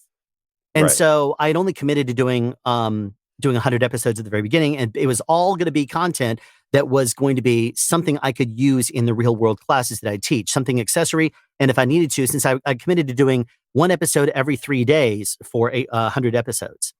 And that was a challenge, especially when I was working on Walking Dead at the time. It was crazy with the hours, and then crazy keeping up with that release schedule. But I realized basically I was going to get in trouble if I just tried to talk about sound and I looked like I was, you know, in anywhere. Because you're not in a cage anymore, though. It looked like a cage before. You've changed your background since last Epic live stream, I believe. Yes, I've changed it a few different times. Like the very first one was, again, it was a cheap set piece. It was basically just designed. It wasn't a background room, is what it was. It was that cheap like 2-inch foam that everybody hates. I threw it up there, and I'm like, it will at least hopefully get less complaints than the crazy random room is. Yeah. And it didn't sound great. But then what I decided to do is do a sound treatment update. So I bought a whole bunch of sound treatment that's like what we use in the film industry and how we do it. And I basically set the stage up, or the set up like it would be a sound stage. Sound people that work in the film industry got it. They were like, "Oh, looks like you're on a stage. I feel at home." And people that were like you're in a cage. And so, and now of course, now God knows what I look like. What does it look like now that it's just everything is gray? Now you're in a booth. Now you're in your booth. Now it looks like a booth. I find it fascinating that you refer to your, I assume, videos as episodes, because I don't think most video people do that, YouTubers. But I said I was a video podcaster first, and of course those were episodes, right? So it sounds like podcaster speak, but you're almost YouTube is primary for you, right? I mean, so interesting. Why do you call them episodes? Is it your TV background? Is that what it is? That's what I was thinking. Well, yeah, I've been doing this. I mean, I got involved in like public access in the early, 1994. And so I've been, in some sort of fashion, been doing sound for a while, and then been doing television for a while. So that's the reason why I refer to them as episodes. I guess, and sometimes I'll just say videos, but most of the time I'll just say, yeah, I have that episode about this and this and this. I just don't think about it. I've never actually contemplated it in the almost 6 years I've been on YouTube until this exact moment. I'm like, oh, gotcha. That makes sense then. Not right or wrong. It just struck me as something that was. That's why you bring on this group. I just wanted to also call out. I think Tom wins for the most microphone changes in a single stream. How are things sounding, Tom? Let's get a little check here. Oh, we're actually going to still gain up here. Do you have phantom power on? That looks like Beyonce of microphones. That's what I was going to say. I got to reach over. Oh, okay. That's I don't know what happened. You said Beyonce and then reach over. What are you going? What are you going with My this? roadcaster's over there, so I was. Oh, there's a bad delay. Oh, there's a bad delay. What? No. You were delayed there for a second. Now I think it's syncing back up. Maybe that was just your brain. My brain's always delayed. Burn. Right now it's on fumes because I've been up the past out of the past 72 hours, I've only slept like 11 or 12 hours because I've been prepping for this thing. Well, that's and what's doing so great so about much this, stuff. Which, I do want to say, the amount of work and time you put into this is amazing. Like changing sponsors every hour, having like things to roll in is absolutely awesome. Organizing a fundraiser, organizing guests is really cool. When you first reached out, I was like, oh, I can't do it because it's like 9 a.m. my time and I have a few things happening. And then I was like, oh, wait, it's Alan. He's going to go for like 12 hours. I can totally just figure out a time to go on. And that's awesome. So, so kudos to you for putting this together 3 years in a row. Yeah, thanks. It's this is the time of year that none of us work. We're all down. So it's kind of, you got a little bit of time on your hands, and so it's something that I usually start, putting the foundation in a couple months in advance and stuff. And I'm trying to do this a little bit differently this year. Normally, I'll just constantly push for the input and stuff like that, but there's not been like hardly any donations coming in from viewers this year around. So I'm kind of glad I did the sponsorship route. I'll tell you this, when I went to bed this morning at 6:50 a.m. only to get up at 10:30, I was thinking to myself, this sponsorship thing is the dumbest thing I've ever come up with. I'm never doing this again. And I still might not ever. William, real quick here, a couple more donations did just come through. We have William Munroe, who just left the stream, $5 donation. Thank you so much. And then Ono Coffee did a $20 donation. Thank you so much. Those are through YouTube as well. So those donations are coming through here. I think the sponsor thing is really cool. I think, especially on YouTube, like people have ideas in their head of what it means when something is sponsored. Yeah. And there's going to be some weird mobile game or something that you're like selling. And to take a sponsorship and to find a way to do something really cool with it that benefits other people, like not just you being able to make the thing you want to make, but it actually like helps other people, is really cool. So it's a lot of work, and maybe you felt like it was done, but I think it's awesome. And I think the sponsors are awesome for being on board with it. Well, I tell you, I'm not the kind of person I don't, you know me, I don't play well with others. I don't play to the YouTube algorithm. I'll do things my exact own way. I don't, I've been doing this now for almost 6 years, and people are like, why don't you ever do better thumbnails? Why don't you do this and that? And I'm like, because I don't care. I'm like, the way I look at it is I'll put information up there, and if nothing else, I use it in my classes. I don't do YouTube to try to make money or try to do this full time. I do it because there's content out there that I want to teach, and probably to remind myself in 20 years when I've forgotten it. I'm like, what was it that I was saying back then? And then I say, oh, I think I did a video about this. And I'll watch my own video and say, can I trust this guy? That's the kind of person I am now. I'll question my own legitimacy from like 20 years earlier. They're just whose car was that? That was Brooklyn. That was just the city of Brooklyn coming through. Okay. I was like, that's interesting. That's called Foley. I think that's what they call that, Alan. Yeah, I was going to say, roll that in. Tom is hitting his buttons on his Rodecaster Pro 2 over there. I literally, it went silent, and I was like, did everyone hear that? Did that come through the microphone? Yeah, I was looking. I was like, who's over there? Who lit up as the person who's the guilty party there? Bandrew has a comment here. If I buy a $1,000 mic, pre-produce 24 episodes and publish them all on launch day, would I get in a new and trustworthy on iTunes and get sponsors that pay millions. Yeah. I would say Dave would probably say yes, right? Oh, Dave? that's the blueprint right there. I mean, and be on Jimmy Fallon by Wednesday, probably, I would think. Yeah. Good. I think, Bandrew, you need to try it. I think Bandrew is the perfect person to try this. He needs to try it. You can make a whole new channel and then like 3 months later do an update. And that'll be the title. Be something like, I started a brand new channel with $1,000 microphone. Yeah, it's I think, and that's what's funny is that that a lot of people think it's about producing content or something like that is about the gear that we use, but we can all agree that it is not. It's all about the content. That's what takes the most time to dial in, and that's where you spend most of your time. Yeah, so, absolutely. The research that comes into even things well, if you research it, then you're like, oh geez, I just went down a rabbit hole. It's going to take forever. What if your content is the gear? Yeah, it's like a weird rabbit hole of I gotta keep buying new gear for the content.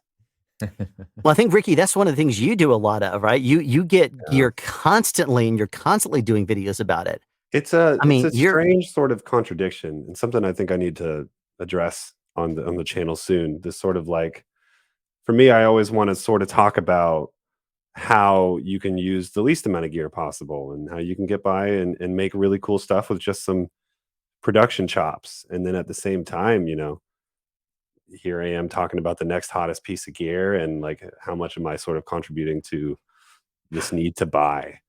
It's a weird sort of balance, especially like when we're just talking about when the content is the gear. It's like, but then I just said you don't need gear, but here I am talking about gear. So that's what you see a lot of people say. You don't need to get this. You don't need to get any of that. And by the way, I'm going to try to sell you this $1,500 thing. And they're like, you see a lot of those big channels that do that though. But Bandrew actually recently just said something similar on his podcast where he talked about his watch channel and how he had to stop listening to certain people about their watch channels because he realized that a lot of them had stores. And so they were talking about the value of watches and how you buy it now and it'll go up in value. And he's like, I don't know if I can trust you if you're starting to say you should buy stuff because it's going to go up in value. And if he starts giving certain information. And I thought that was a really, really interesting point. So I don't know if you guys feel this way, but like starting a YouTube channel, you can kind of feel like, who's going to want to listen? Like, who's going to want to watch this? Who's going to want to listen to this? And I had sort of I had that feeling. And as time went on, I had the same thing that Ricky was just describing about like, okay, I love it when you don't constantly get new stuff. Like I love using something for a long period of time and your tools become tried and true, but I also like gear. And what I found out, which blew my mind, was as you go on, there are people who will find you and like what you do, and they want your opinion and your input on something. So it's not that you have to buy everything new, but there are people who like genuinely want your perspective on a thing or whatever. And so it's like this thing you're almost reconcile of, okay, me as the individual, like I have a Rodecaster. I don't need a Vocaster. I don't need a Mixcast. I don't need a pod track. But there are a lot of people who have heard me talk about the Rodecaster that want to know how it compares to those things and what the strengths and weaknesses are. And for some reason, maybe I bribed them, they want to hear me talk about it. And so like, that's sort of how I've been able to like reconcile that fact of, okay, it's not for me. I'm not trying to tell people, I told you last week about this, and now this week I'm telling you about this, and you got to throw that away and get this. Not at all. Totally. It's just, here's like the buffet, and then you can pick which dishes you want on your plate.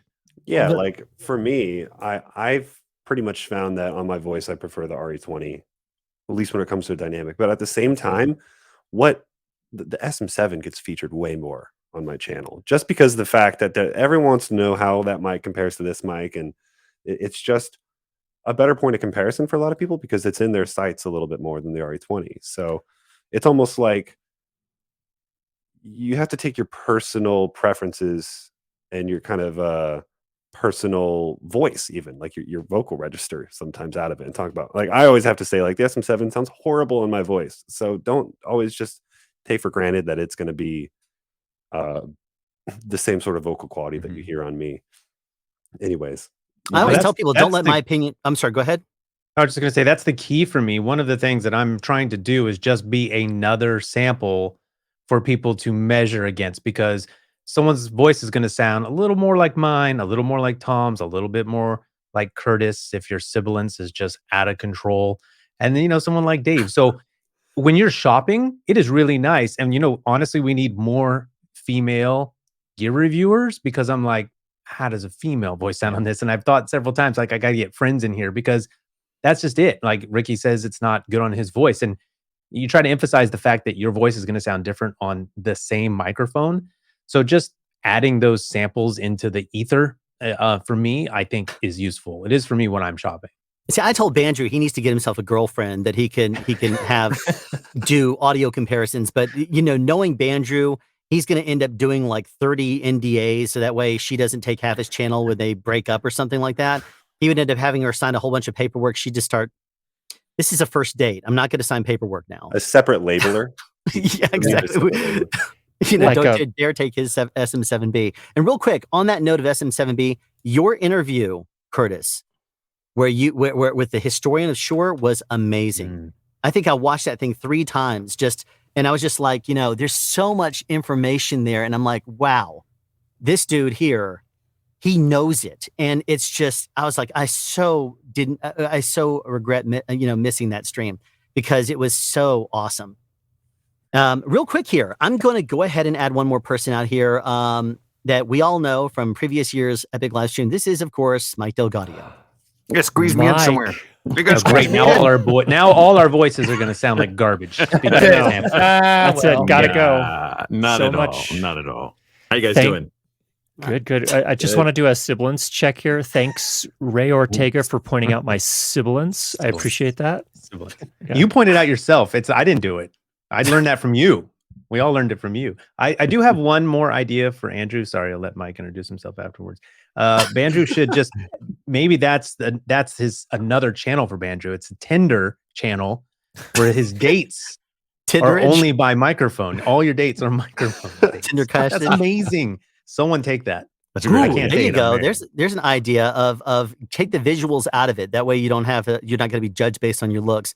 Do microphone dating. You go to Curtis's studio, he'll do the silhouettes. Oh yeah, silhouette dating. Everybody's a silhouette. There you go. That's right.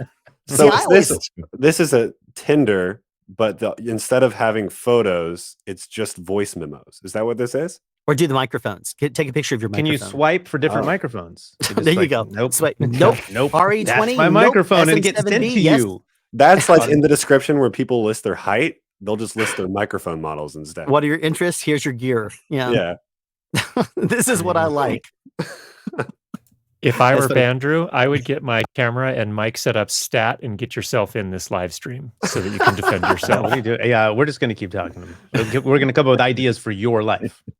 Well, real quick here, Mike, why don't you tell us a little bit about you and what you do here in the world of YouTube? Sure. Hopefully you guys can hear me. This is all brand new, like today, this setup. So hopefully I'm coming through loud and clear, not clipping. Please tell me, because I did a test and I couldn't tell. Anyway, my name is Mike DelGaudio. You find me on primarily YouTube, where I post occasionally under the name Booth Junkie. And I mostly just talk about microphones and gear and voiceover related stuff. And yeah, you can find me on YouTube. That's it. I want to go back to one thing that was brought up. You were saying, like, I don't understand why people listen to me. Everybody in here, I watch your channels, and you all do something that's imperative, and that is you will say, here's what's really cool about this and this and that. But you always say even if they gave you the gear, you're like, but this isn't doing, like, I remember I think it's the canonical ball or something like that. You put the microphone in this giant Nerf thing. And I had people ask me, they're like, hey, should I get one of these? I'm like, hold on, Booth Junkie. I bet he has one, and you're like, you know what? And then you explain why. You're like, really, the sound is coming from behind you and blah, blah, blah. So I think that's really, I know with Tom, the one I was watching, you're like, why is there no power button on this? Like, I love this, but there's no power button. So I think that's why people listen, is because everybody up here, we love gear, but we also aren't afraid to bite the hand that feeds us free stuff occasionally. Anybody who knows me knows I will actually be brutal on gear if it leaves our hands. I will test something to death. That's one of the reasons why I never get reviews out quick enough. I'm the only person probably that will, anytime you hand off a piece of gear to someone, if it's a pair of headphones you use, if it's the D&D slates that I just recently reviewed, one of the first things that we'll do is, because you have phrases like, don't be gentle, it's a rental, and if you don't want it dented, don't rent it. One of the first things I'll do is I will try to destroy it. Is I'll say, okay, well, what's it going to take to actually destroy this thing? Because I know that's the kind of thing my audience is going to be interested in. Real quick here, I'm going to add one more person and then we're going to answer this question here. This is Bandrew. Defend himself after all. You got a buzz in there. You got a little bit of a weird noise happening there. Yes. And he's hand holding a microphone. No, I'm not. Did you buy the New Year's stuff for this live stream, or is this prepared? Oh no, this is I bought this years ago. Your 1 foot, 4 foot, 10 foot thing changes dramatically when you're holding a microphone. I know. I can do whatever I want. It's amazing. This is how it sounds handheld from 1 foot. Yeah. Oh, that'd be great. That would be. Start doing all of your dynamic reviews from the back of the room, back there. Perfect. So, fun note on that. I don't know why. One time we were playing a show and we thought it would be hilarious where we just face the back of the stage and don't look at the audience once. Oh, Maynard from Tool does that. Yeah. Oh, okay. Well, I don't. Didn't Jim Morrison do that too? Oh, okay. Eddie Van Halen. Yeah. Oh, geez. Well, I thought we were funny and original. Fair No, enough. one time, Maynard, some dude jumped up on stage and like tried to get like next to him, and he was like way back to the back of the stage, and he like tackled him and played the rest of the show while like pinning this guy to the ground. Like, don't mess with him. Wow. Okay, real quick here. The sponsor of this hour is Halter Technical, and we have Doc Justice in chat asking us, you all have so many different headphones, but how many different brands of headphones do you regularly use? Oh, don't use my headphones for anything like these are like so sculpted. I mostly use them for just monitoring. But then I also have Sandaras, which are kind of flat, but they are not best for mixing either. But I also have Status Audio CB ones. The question becomes, used for what? Right? Yeah. I can count 5 different headphones that are put in my ears on a weekly basis, but if you're talking about which headphones do we use for editing, monitoring, all kinds of different things, right? So I'd be curious about that, because I think we think one, but then you go get your earbuds, and I mean, you could edit on earbuds. It might be a thing someone does. So, the question is a little nuanced. So real quick, pretty much I just stick with Beats. I mean, across the board. Beats. Whatever's the cheapest. I'll just do that one. Skull candies all around. Skull candy. That's what we're gonna crushers. We're gonna all be wearing the same headphones for next year. It's gonna be the sponsored headphones. Halter Technical is, of course, the sponsor of this hour of the Epic Live Stream. So once again, thank you to Halter Technical for sponsoring this previous hour of the Epic Live Stream. And in case you missed it, founded by Doc Justice, a production sound mixer who understands our production sound needs, Halter Technical has designed many of the inner ear monitors, both single and double ear, used by us production sound people on set.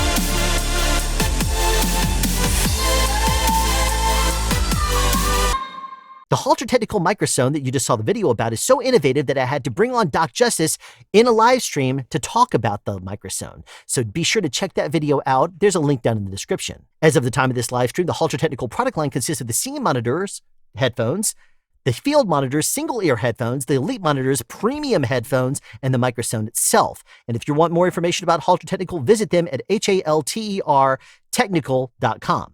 And of course, he shows up and then he vanishes real quickly here. Oh, okay. The one thing I will say is, I appreciate Dr. Justice being in here and sponsoring that previous hour of the Epic live stream. Now, who is it that is getting the sponsorship for this upcoming hour? Well, that would be the question, isn't it?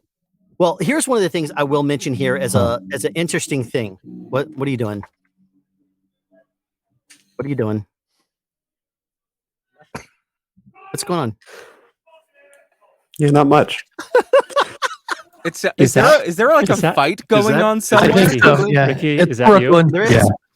He's already explained it's just Brooklyn. Oh wait, you guys can hear the fight coming from outside? Oh, Yeah. Put the mic out. I believe it was F and A. Yeah, there was. Yeah. Yeah, thanks for getting this video copyright strike. So, Well, I don't There we think go. fights are copywritten. Dude, Alan. there's like I whenever you like see my videos, I have to quit filming and try another day because there's this whole group of people just on the other side of this wall. No matter, it's like 45 degrees right now. It's not that cold, but even if it's like 25, they're just out there. Sometimes they're fighting, sometimes they're playing music, sometimes it sounds like they're drag racing. Like it's pretty wild. I'll see if I can find a mic that can reject it better. well, I think we want to hear more of it. It's actually pretty amusing to me. I think it's kind of trippy. Another thing that I'm going to mention here that's kind of a cool thing is that we have a change of sponsorship because of a new thing. As soon as I came back, Bandrew was here. Now, I want to set this up just briefly here. And actually, you know what? I'm going to bring on one more person here first. This is Bronson from Audio Hotline. How's it going? Yes. Welcome. Look at this. Well, he's muted. He's muted. He is Unmute muted. yourself in StreamYard. Sound is essential, man. Yep, there's a mute button. I did it. Hey, There we go. There he is. Hey. Yay, What's okay. up? So Hey.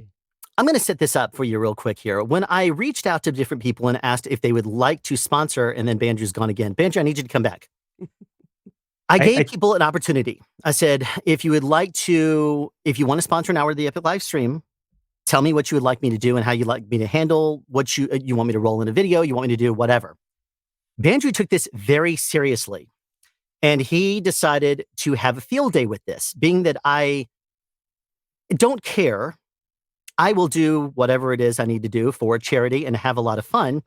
I'm so glad that we have a full house here because I'm going to play what Bandrew wanted for his sponsorship ad for his Geeks Rising right now with us all watching.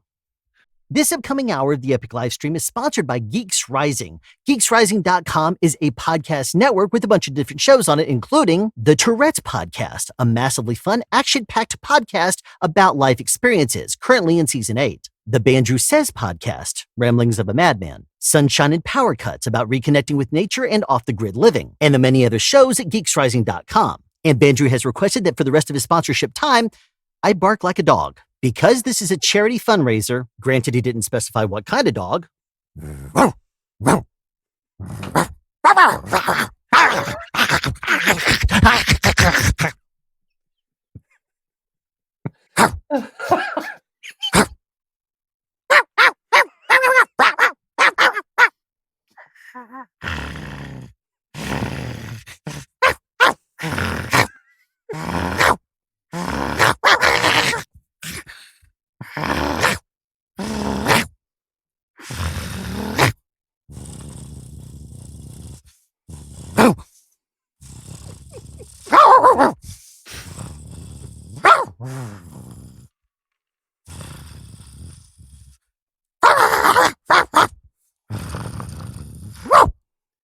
Alan, were you a mail carrier before? Your experience with dogs does not look. Well, here's what I will say. We have 50 people watching across the 3 platforms, Facebook, YouTube, and Twitter. So I am definitely happy to do what it takes to raise money for charity. And we're not getting any donations here right now. So why don't we get those moving after that epic performance? I think that at least there's something that should be People took away their donation. That was like the most intimidating labradoodle I've ever seen. Take I away really hope that donations. Somebody just Amazing. logged into the stream and that like they didn't see anything before that. You just see a bunch of Was guys there watching a guy anyone bark at a in the microphone. chat that just logged in and they didn't know what that happened, where that was? Because I really hope so. You know, I wish I had an RCA microphone, because I think that would have been the only thing that would have made that more perfect, I think. By the way, thank you very much, Michael Wynne, for donating $50 towards the Stack Up fundraiser that we're doing here. Thank you so much for that. I like your choice of dog too, because that was like a terrier or something. You know, that wouldn't have been my first choice. You should see the outtakes, dude. I was trying to figure out what to do and how to do it, and my voice kept cracking, because here's a little bit of interesting thing about that. I shot all the other segments that we had seen and went in order, and that was shot at like 3:30 this morning. So, that's when I finally got around to it. So I'm like, crap, I got to be loud, but at the same time, I'm going to wake up the whole household. So I was thinking to myself, let's just go for it and see what happens. Luckily, no one, I expected to leave this room when I woke up this morning and to have him say, Dad, you know, but it didn't happen here. Real quick here, though, since we went away into this sponsored hour, and by the way, I need to put your brand logo up there. Sorry about that. Look at this. It's almost as though Dave Jackson is endorsing Geeks Rising. This is beautiful. This is amazing. My wildest dreams have come true. Well, it is, it's definitely, whoa. He, I guess, didn't. Curtis. Who is that? Curtis? Curtis is all bailing. Look at that. He has no idea. Anyway, we have not heard from Bronson and what exactly he does here. So why don't you tell us a little bit about what you do? Actually, do we do Bandrew first? Is Bandrew? I wasn't sure that they were different people until just this moment. So it's like Diana Ross and Michael Jackson. Yeah. That's one of the ways that we're able to actually determine, you know, that there is differences between people is by getting all on there at the same time. So real quick, Bronson, why don't you tell us a little bit about you and your channel, what you do? Yeah, I mean, I guess what a lot of you guys do, just talking to microphones, I guess. You know, kind of adventuring into potentially some more video stuff this year, reviewing some lights and maybe cameras. But for now, audio stuff, just been doing like interfaces, microphones, stuff like that. So yeah. Bronson, how long have you had your channel? I think I'm like four years in. Okay, I will say you're brand new to me, but I've seen your videos before you came on here, so it's cool to see you. But you're my most recent find. Oh, word. And okay. so yeah. I've been enjoying this. Oh, thanks, man. Yeah, that's awesome. Yeah, there's a lot of times the algorithm doesn't recommend us new channels until they've been up for a certain amount of time, and after that, then it'll finally reveal each other to us. And I don't know if it's like there's never really a reason in my mind as to maybe the algorithm just decides to bless someone with promotion or whatever. I do know that there's a really weird thing that happened earlier this year, and I told Bandrew about it, that my video Colors of Noise, which I released like 4 years ago, you know that one, Mike. I do. Oddly, during Gay Pride Month, it skyrocketed in views because there's a little like a little triangle sliver where there's different colors of the different noise that I put across there. But the algorithm said, oh, that must be a gay rainbow. I'm going to promote it during Gay Pride Month. So it is now, right now, my number 2 most popular video. Continue now. It's got that push from YouTube. I'm like, you know, we're so much past Pride Month and it's not a Pride video yet. It's pushing it like crazy. I'm like, okay, that's and fine. You say you don't hack the algorithm. Yeah, you don't. For me, I think I'm Alan. I'm above the algo. Yet I just don't care. from it. And I was searching for a video, a specific microphone. I think that's how I got to Bronson. I think it was the Samson Q9X or U, or I think he was doing both. Yeah. So that's how I found it. However, that makes me think of a question for everybody. And, you know, we talked with Tom about we all make mic videos or, you know, it's just one of us making almost the same video. And Dave, you know, kind of told us how that's different and our different opinions. But do you guys go and look at reviews of something that you're going to review first? I will tell you, there are 2 ways to do this, right? You don't want to be biased, but at the same time, sometimes you find stuff you're like, oh, you know, Bandrew's going to measure stuff that I'm probably not going to even look into. And it may bring up a real critical factor. So when you think about the audience, sounds like almost no one does that. I cheat is what I do. I don't. I do not look at other reviews because I don't want their opinions to impact what I say, what I think. And this did bite me in the rear end recently, although it would have been impossible to watch Julian's video because he had not put it out yet. I trusted the specs, and the specs were 8 decibels off in their noise measurement. So I did the entire review based on the assumption that what they presented me with was accurate. If I had waited another month to see Julian's video, I would have realized, oh, wow, this is the worst noise performance I think I have ever seen on an audio interface. But I still won't do it. I still won't watch people's reviews prior to doing it. I like to try the gear, but I also do like to know what other people have found. Any gotchas that I have missed. So I will form an opinion, but I am curious what other people have found about the product. And sometimes I'm like, I wouldn't even notice that the mic connection thing or breaks after 3 tries, or someone else may have that. Like I have a real bad interference issue, which I did on my video. And so, I said in my video, nobody else is saying this is a problem, but you should know I'm having this problem, and it's with this mic specifically and not another mic that I'm using in my room. So. But that is an interesting point, though, because you may find something that and have different experiences than other people. Bandrew actually had a microphone that he did a review of, the Manly Reference Cardioid. He had an issue with his, and he kept reaching out to them, hoping that they would make it better. And he doesn't tell people who he is because he wants to see the real experience. And that's something I really appreciate.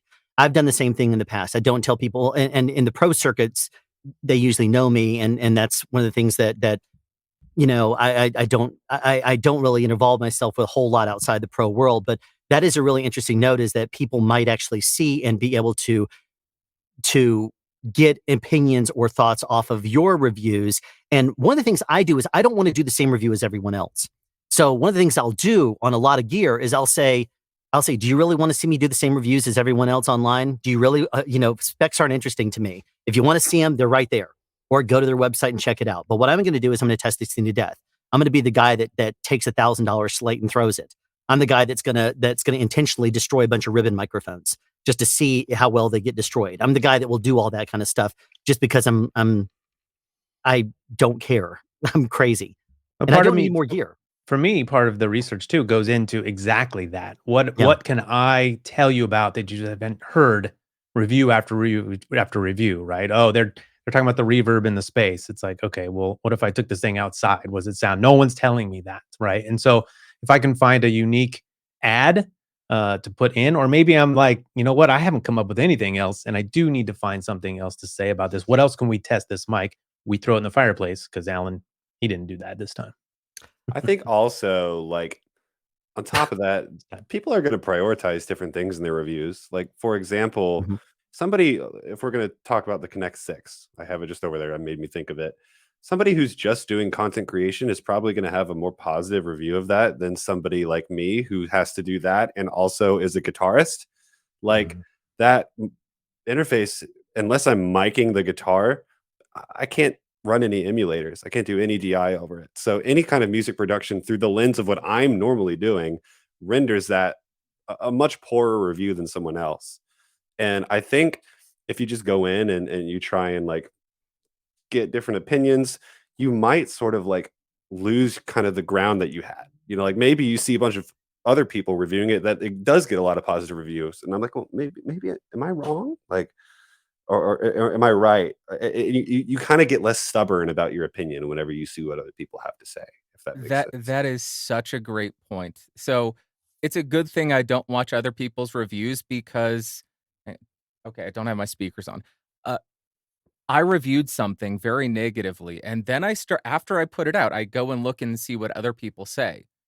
This had rave reviews from so many other people and on other retailer sites. And I started to question, am I a crazy person? Have I lost my dang mind? Yeah. And I posed this question in my Discord, like, am I crazy?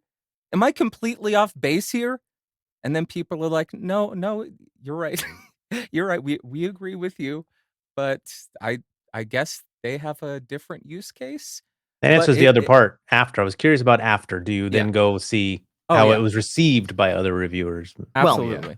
One I thing, get so excited to see everybody's things. That's why, like, I'll finish a thing so I can go watch everybody's because it's like I want to see. Yeah, totally. Do the same thing. One thing that I will do is I will sometimes mention other people. Like if I review a pro product and I notice that Curtis's has come up, I'll go ahead and download it because I have premium on my phone. I'll go ahead and download it so that way I can watch it. But I won't watch it yet. But one of the things I'll fall into is I'll say, I trust this review. If you want to see because I'll see that, like my Slate video is almost an hour long. Curtis's is like 9 minutes. So I'm like, if you want to see a very polished and shorter review, check out Curtis because I'll trust it. He's established himself to me as someone that I will trust. And I'll trust his opinions, his testing style, and that kind of thing. But I will say that kind of thing and then even provide a link to it, even though I know it's at the very beginning of the video. And someone might say, oh, yeah, I'm going to trust him in the short one. But you know what? To me, in my mind, I'll do that because I want to try to provide information. But at the same time, I'm going to also badmouth the fact that I'm not going to sit there and just look at specs. I'm not going to sit there and just go through it and do the same. You watch all the videos and they're all going to say the same thing. This is what comes in the box. This is what, no offense, Bandrew, this is what the specs are. And this is how we test them all. I know this is your sponsored hour. I got to smack you here.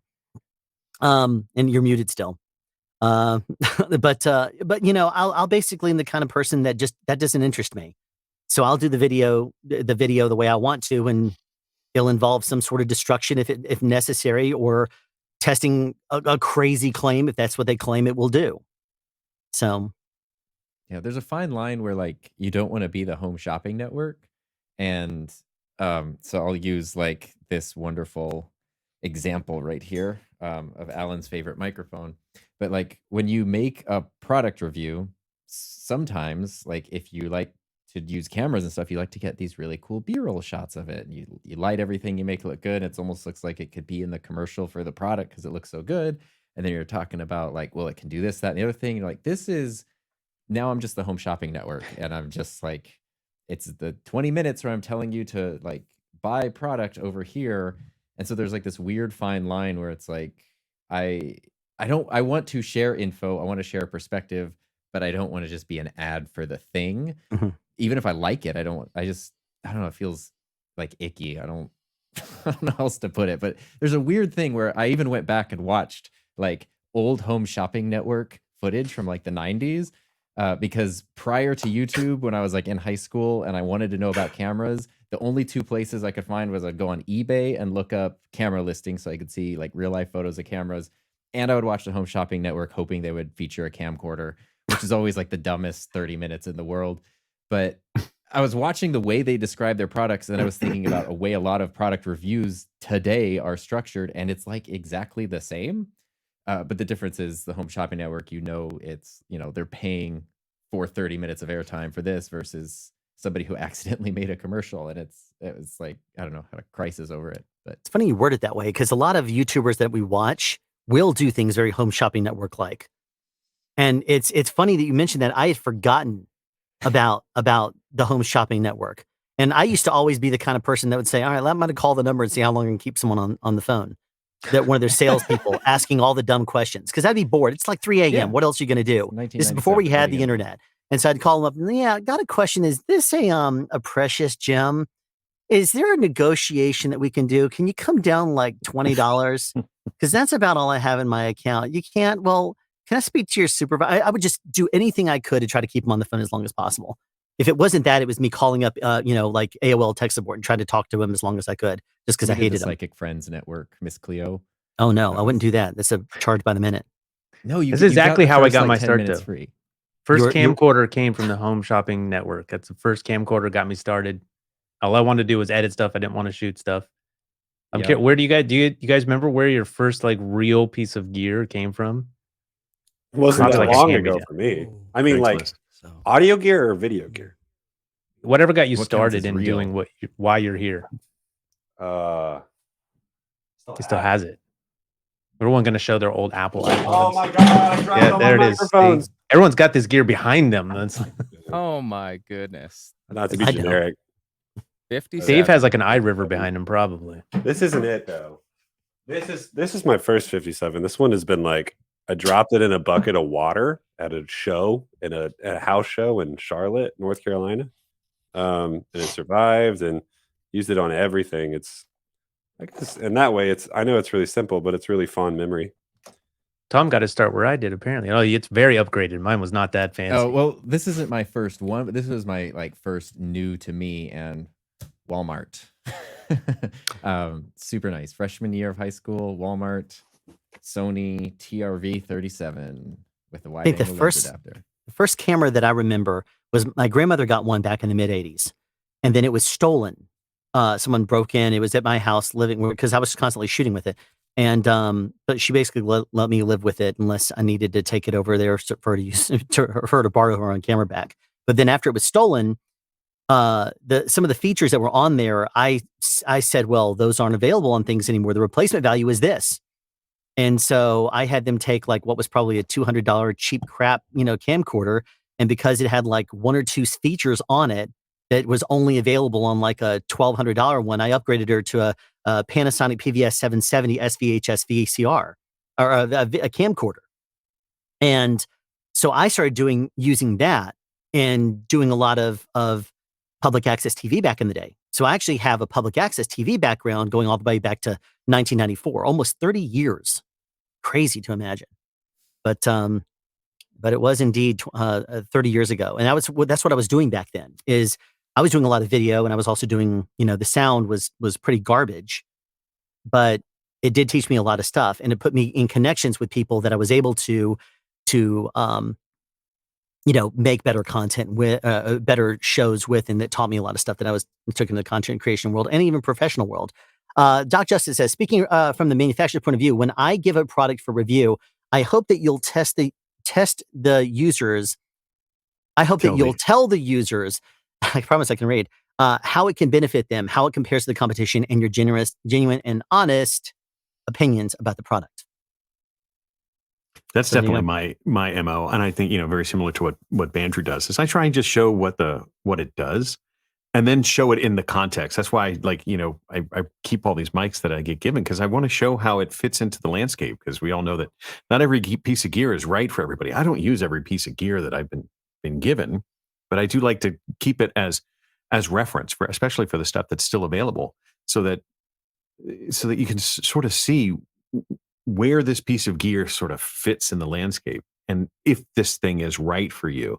I think any manufacturer who gives a mic out or a piece of gear out should be prepared to show how it stacks up against its competition.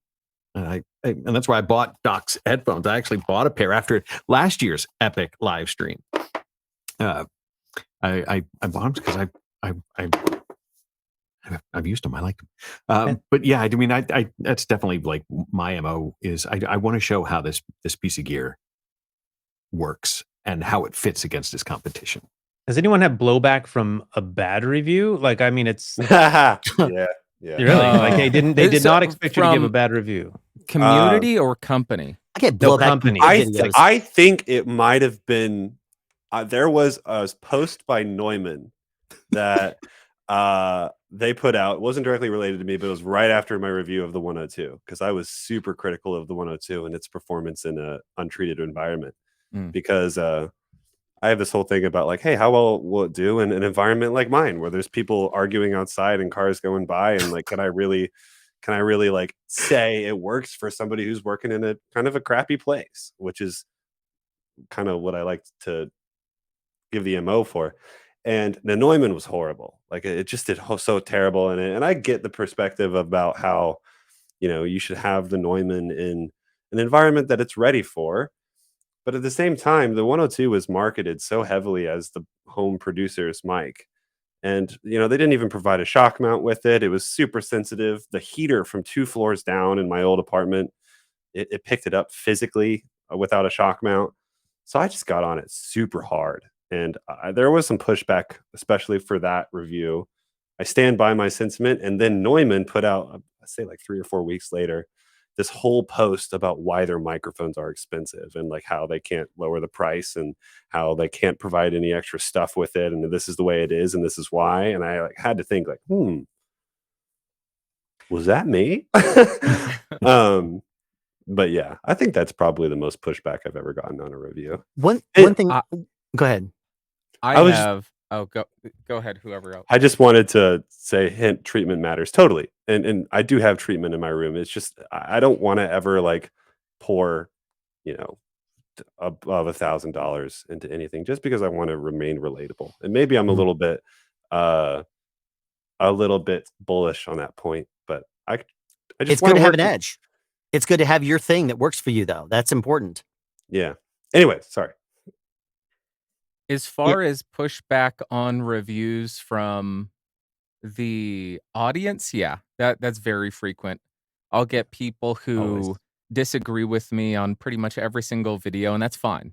That's why I include every single sound sample that I do, so people can say, hey, you're an idiot. I disagree with you, but now I know how it performs. That's the entire purpose of the videos. As far as companies, I won't name them. I've had one where I reviewed their microphone very negatively. Then I got a DM from the owner's wife, I think. I am literally in tears right now. How could you do this to us? It was one of the most manipulative things I have ever received. And since then, I swore off the company. I will never review anything they've ever done. And I get requests frequently. I will not cover them because of that. Wow. I need to know who this is now. I'm not telling you have to like say it, but I'm not going to say it on the stream. No, I'll tell you in private. Yeah, Mrs. Newer. That's the twist. Newer is a family name. Actually, going back to, this is a little bit off topic, but we talked about gear that like really started something for me. So whenever I started doing YouTube, I just bought this little Canon M50 just because I heard it was good for YouTube, and I like knew nothing about video. But I've never had an outlet to say this, so I don't even know how. I just want to. But I got this old Lumix camera from like 2011. It wasn't good at all. I bought it for like $180, but I shot on it, and I just saw the color science of it was so nice that Lumix as a brand, I bought this like big monster because like something about Lumix cameras for me really like started this passion for video that I didn't have before. I think it's really cool. That's awesome. And now I got like old vintage lenses and stuff as an old Helios lens that I'm trying to learn how to do, but it's like a whole field that I never knew anything about. That's been really cool to explore.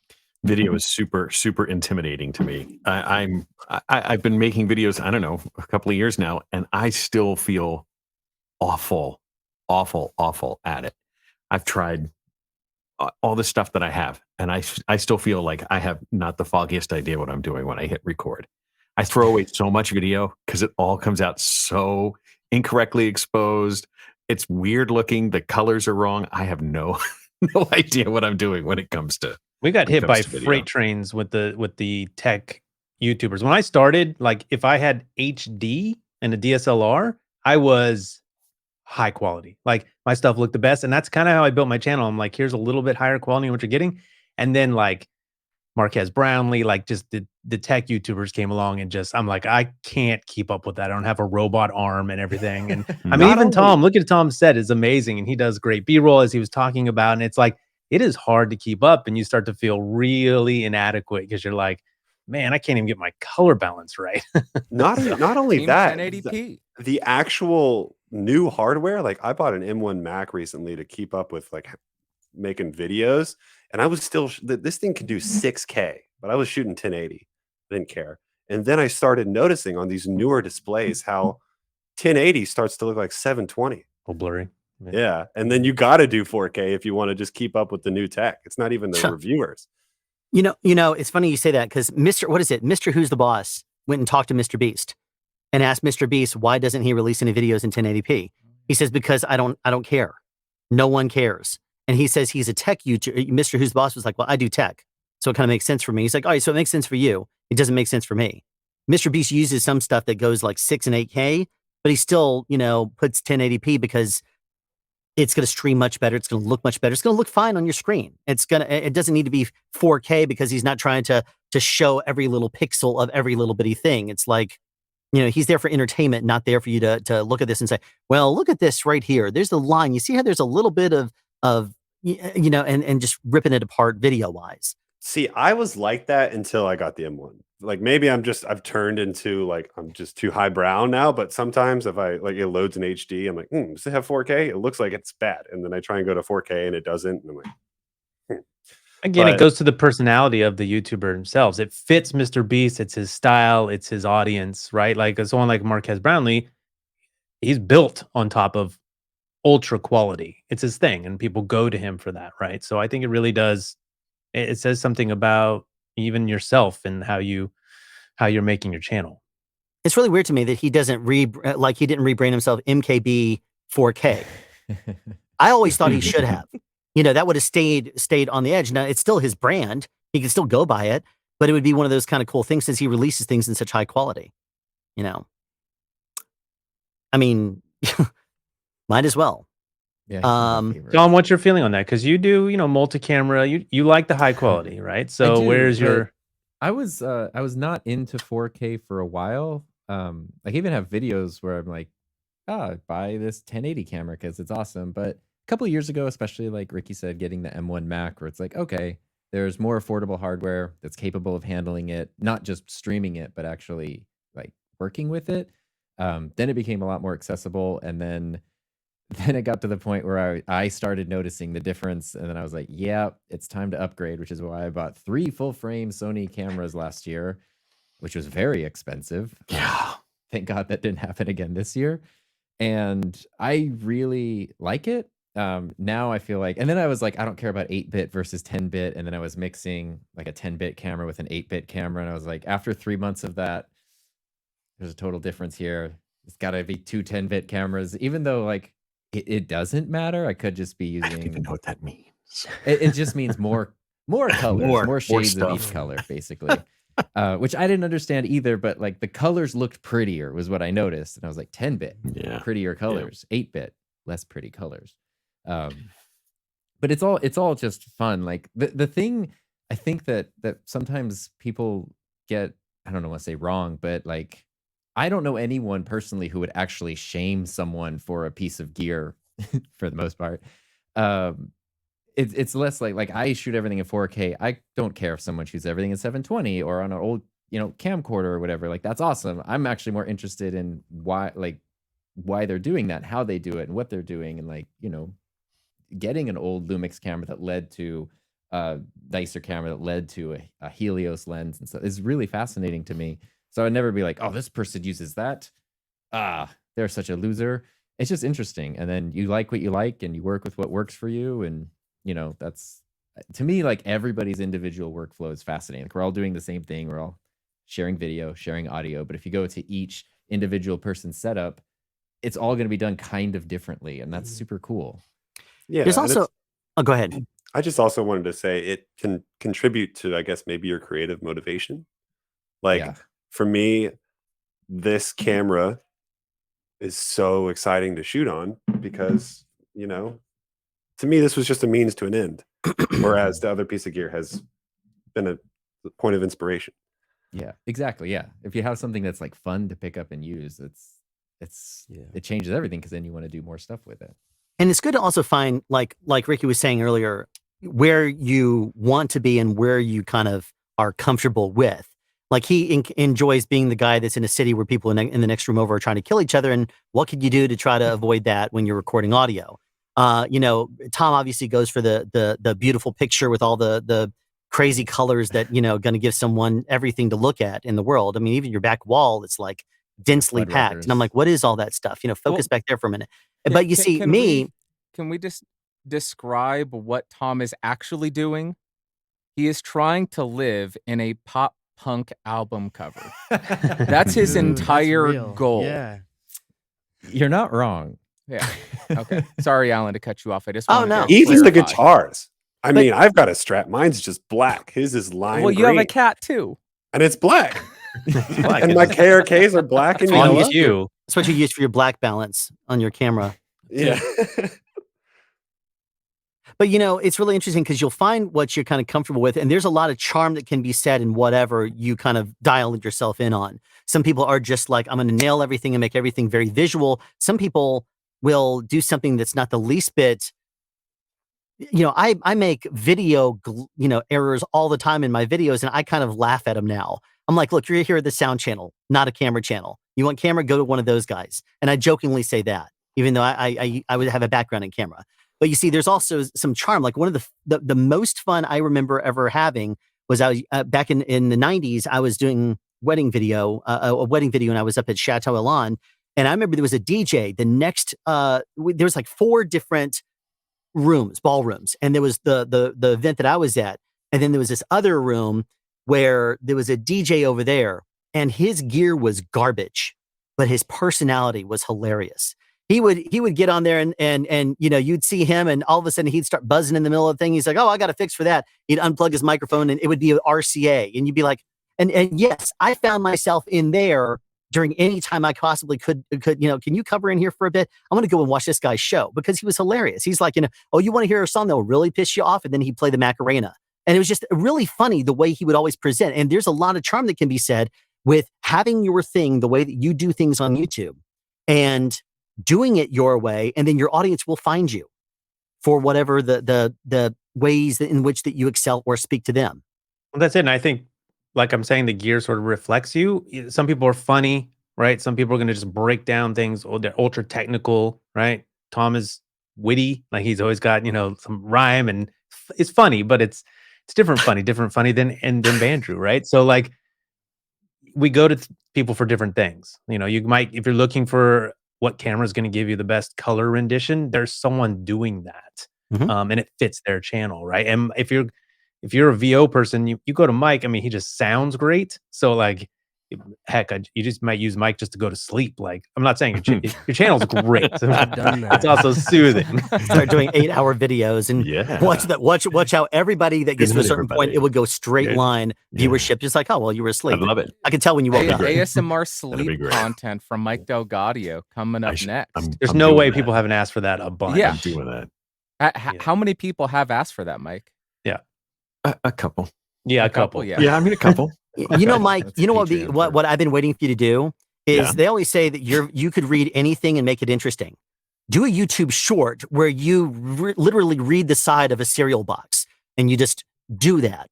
And then you do something else. And I mean, pick something, pick the side of a drink and just read it, high fructose corn syrup and just whatever. Yeah, exactly. Just read it all. And people be like, profile. People will be just like, oh, this is great. I love this guy's channel. 5 million, 15 million views, and then we'll all be like, damn it. I'll do that. Yeah. I'll do a short. Awesome. I'll read Bandrew's. I like that. Bandrew's Tinder profile. I don't have one. I'm too paranoid. Not yet, but we created a whole new channel for you. Oh, you created my Tinder profile? Yeah, that would be funny as heck. I think AI should create your Tinder profile. Okay. Yeah, get the chat and then do you can do that right now. Your Tinder profile picture. The photo, yeah. So we were onto something actually interesting. We were talking about gear. How good is good enough? Because this is something that for what though? For what we do. I have a good what we do as reviewers? For what we do as reviewers, for just the average consumer, for musicians, because this is something that goes back to what you were talking about earlier about this push of you always need to buy the latest and greatest. You don't want to be this pusher of new equipment. So how do you convey you already have enough? Stop buying stuff and just make content, make music, make podcasts. Stop watching stuff, stop buying stuff, and just do it. You're wasting your time and money. How do you convey that? Go ahead. I have a word for it. It's called casturbation. I'm like, it's the art of doing something that makes you feel busy. I'm doing something and this is going to better my show. But in the end, it doesn't do anything. And I'm like, you're casturbating. Stop it. And what really made me, I started saying things like, this is who this is for. if you have this, like when the Rodecaster 2 came out, everybody was like, oh, so the Rodecaster 1 is like crap now, right? I'm like, no, it was a great piece of equipment till about 2 days ago. I'm like, it's still good. And I had a guy I was working with, and I said, so do you have any equipment yet? And he listed off this thing, and he had like 3 different devices. And I go, why do you have a Rodecaster and a Zoom PodTrack P4? And he goes, oh, you said it was cool.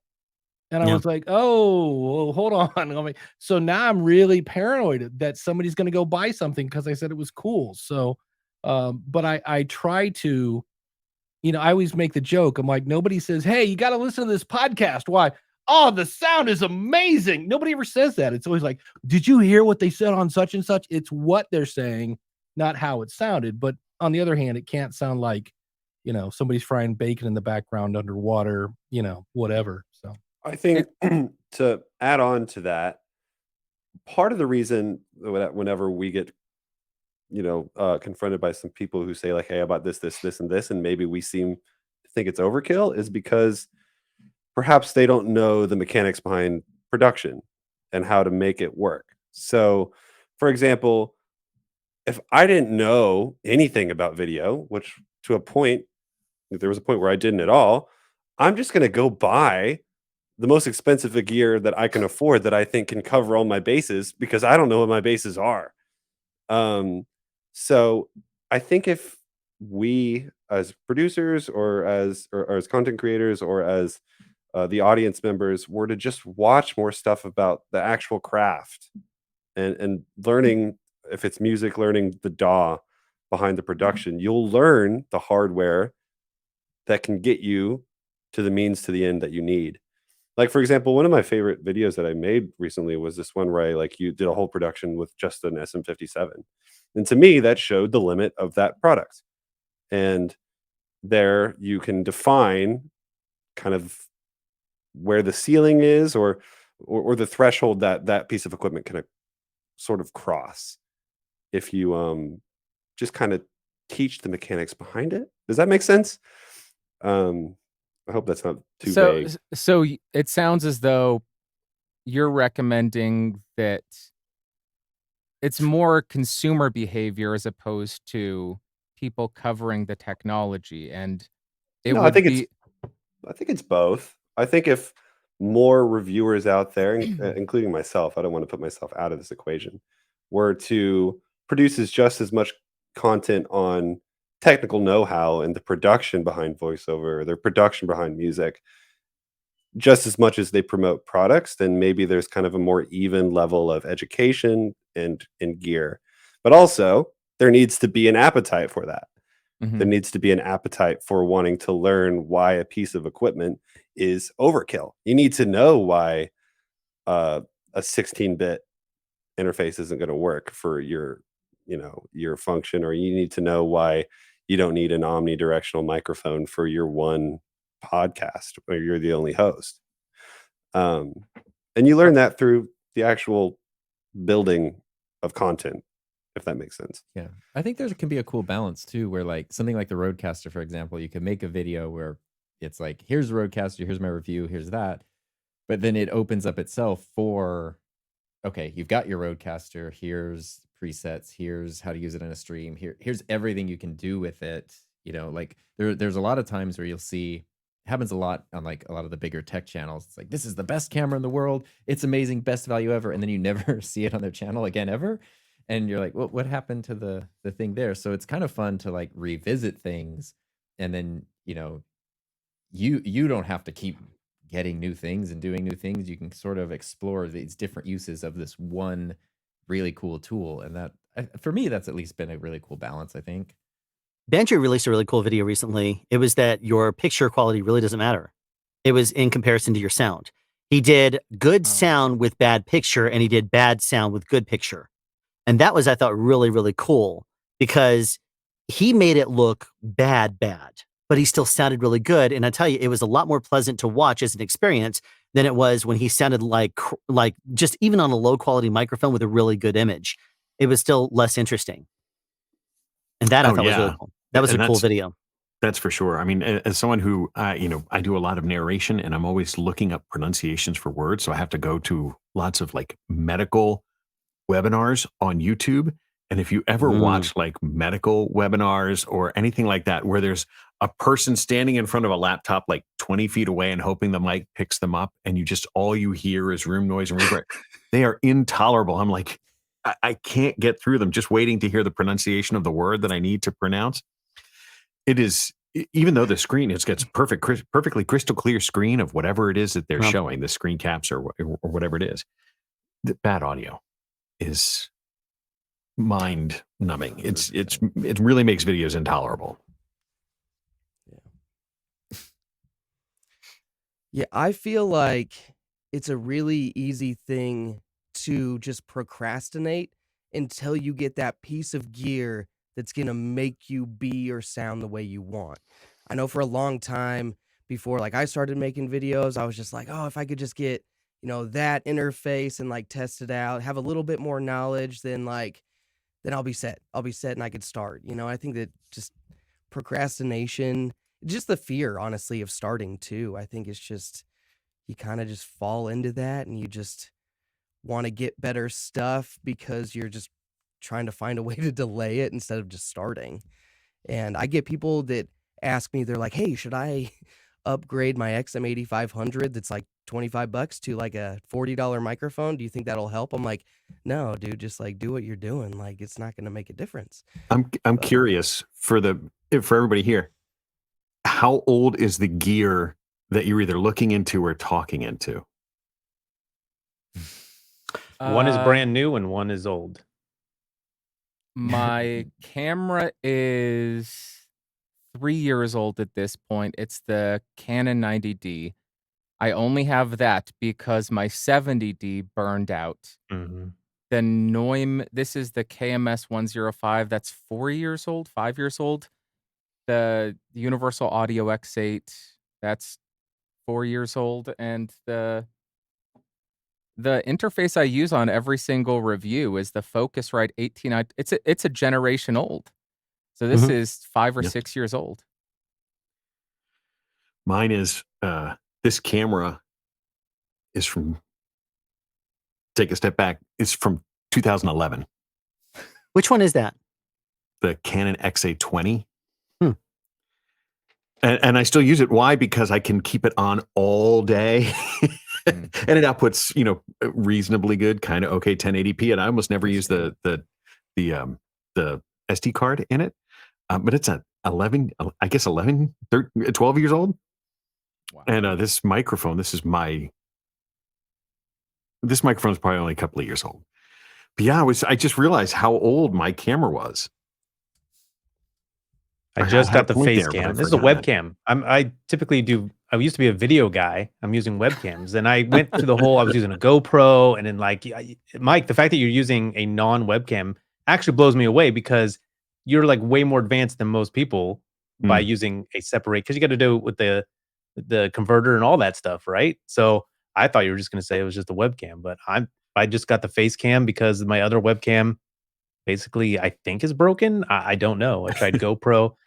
So, in this case, it was sort of necessity, but yeah, it's. But how did you decide between the face cam and the face cam Pro? Always hard. Well, like a sale, and to the fact that I didn't even know the Pro existed. I saw that the face cam, which I had looked at before, was on a really good sale, and this was just a holiday sale, and I did think my thought was this probably means there's a better version of this, and I said, don't care because I like that price, and I just bought it. And then I found out about the Pro and was like, and I probably wouldn't have bought it. So that's how I decided. Ignorance. Real quick, I want to pause everybody real quick and say thank you to a couple of different donators. There's Podcasters that donated $250 to Stack Up, and then Jason A donated $50. So thank you very much to both of you guys who are donating to the charity. If you're interested in posting, or rather contributing and donating directly to Stack Up, you can do so through YouTube, or in the description, there's a line up at the very top. And both of those we will see here. Thank you very much for Alan, considering what. What does the donation go to? Since I've been on, I still don't know yet. Oh, okay. Stack Up is a charity that, and we actually at the very top of the stream, however many hours ago that was, 8 hours ago, we talked a little bit about it. I guess it's a good time to revisit it. You're right. Stack Up is a charity that uses gaming to try to help veterans overcome PTSD if they're in a war area and it's unsafe and there's very limited entertainment or something like that. They can and they're going to be recovering there for 5 months. You can send them a gaming. They can send them a gaming system so they can use that and play with their kids at home while they're stuck in an area. They do. They'll do team building and stuff like that. So they also run a 24-hour, 7 days a week Discord server where if you are a veteran and you're suicidal or something along those lines, you can go in there and say, "I need to talk." Instantly, you'll be pounced on with someone saying, "How can I help you? What do you need?" And that's the kind of thing that they do. They do a lot of different veteran support, and they use gaming to do so. Right. So one of the things that I really thought was awesome is not only are they transparent with their finances, they post all their tax returns on their online. There's very, very low administrative costs. And one of the things also is only about a third of the donations they get are money related. If you look on their website, they get a lot of what they call in-kind donations, which is where people will say, "Oh, I'm going to buy some game codes to give that to you," or "I'm going to send you some games that you can send over there," or maybe they got some stuff they don't want anymore for Christmas, or their PlayStation 4 broke and they're going to donate those games, something along those lines. And it's really cool what they're doing. My wife saw them at a conference here in town a few years ago, actually a few months ago, and she said that they were like the coolest people. They were really into helping people and interacting. And she actually was the one that connected me with Stack Up. Because here's the thing that's very interesting. I wanted to try to find, in the video that I did where I announced the Epic Livestream and I was vetting some sponsors. I had 2 sponsors that I had been going back and forth with 2 people, and it's the weirdest thing. Both of them were child related, and they were helping children and stuff like that. And then both of them ghosted me the same day.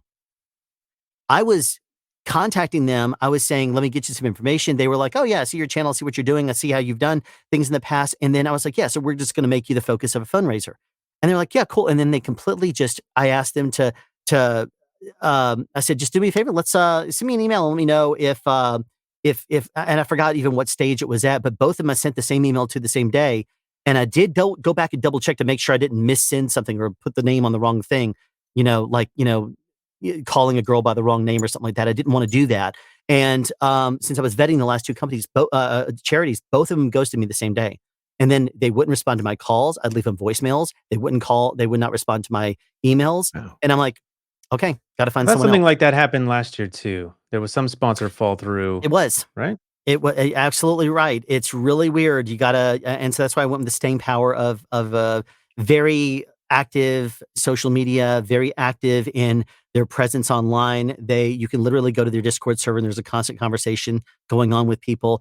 There's constant videos being updated from people that if you do a search for it, you'll find people, talking about them constantly. So I thought it was really, I was like, you're safe. I mean, the last year sponsor, the Disabled American Veterans, I tried calling them and trying to see if I could talk to someone.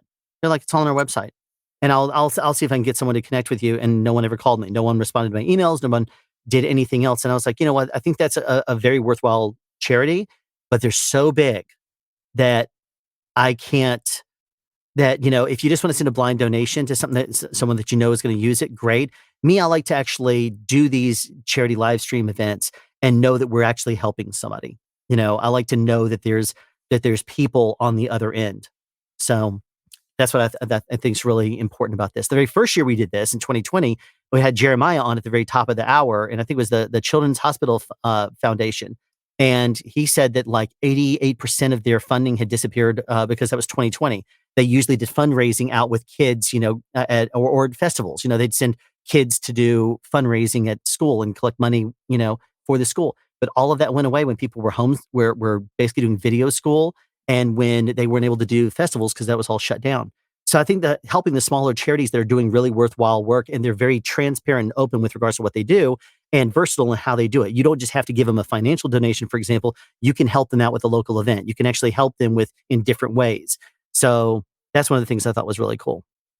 That reminds me of something. Tom, you did like a bunch of mic giveaways, right? Like, did some company donate like 100 microphones? As creators and people who watch this, like, can you tell us about how that kind of happened? And yeah, so I'm happy to name drop. That was Sennheiser. Yeah.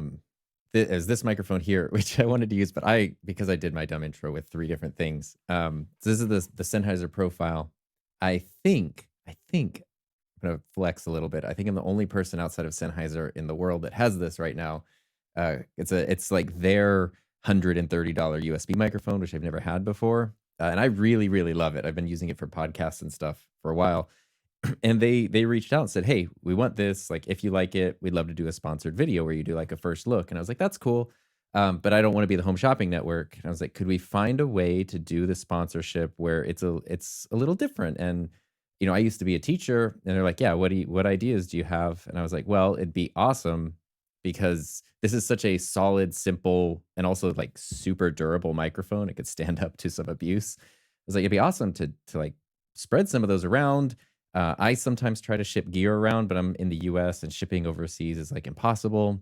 You are a giant company that's set up to ship internationally.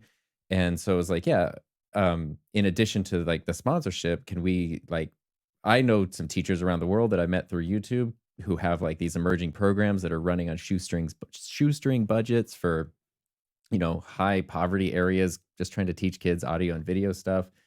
Can we donate some gear to them? And they were like, yeah, absolutely, 100%. So they're donating 3 different programs, one in California, one in Pennsylvania, one in Scotland, 100 microphones with like the whole kit, headphones and everything. So it's like legit, they can use them. And then I asked them to set aside an allotment of like, I think it's 30 microphones that just over time, I am able to just, because sometimes you meet people who just ask you for free gear. They're like, "Hey, you reviewed that microphone. Can I have it now?" No, you can't. But every once in a while, you meet someone who like genuinely needs a piece of gear, and you want to help them, but you kind of can't. And so I wanted to be able to go like Sennheiser microphone, Uganda or whatever. And they were totally on board with that, which I thought was really cool because it's like, I don't have the icky feeling of this video is sponsored, and it's like this is really cool. It's sponsored by a company that Sennheiser's a good brand in the audio world, and it like spreads the love to other people. So like, yeah, I get to make a sponsored video, but also, lots of other people get to benefit, hopefully, over a long period of time. Yeah, And I think I feel like we cool. should be asking for more as reviewers. So like 100 microphones. It's a lot, right? I mean, that's a lot. And yeah, I think looking into the companies you're working with is important. When it's like you might feel greedy, like 100 microphones. Well, if they're $130 a pop, and with the headphones, maybe that's $250 a pop. That's a lot plus a sponsorship fee. But it's like, yeah, Sennheiser is not like a garage-based company. They've been around for a while. They have resources. They have a marketing department. And they're not dumb. They're like, this is awesome PR for us. We'd love to be able to say we donated stuff, but they don't have an easy way to get in touch with people. And They don't actually try, I don't think. They've been advertising a lot on Facebook. Sennheiser does. Real quick here, speaking of sponsors, we're at the bottom of the hour. And so, of course, the creativity of Bandrew and what he wanted me to use his closing advertising time for is upon us. You ready, Bandrew? He's muted. I don't remember what I requested. Oh, so believe me, I'm excited. I know what your request is. Believe me, I was up shooting until 7 a.m. Okay, here we go. And once again, we want to thank the Geeks Rising Podcast Network for sponsoring this previous hour of the Epic live stream.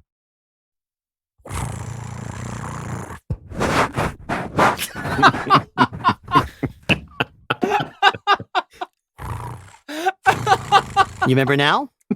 Yes, I'm dead. I'm a dead person.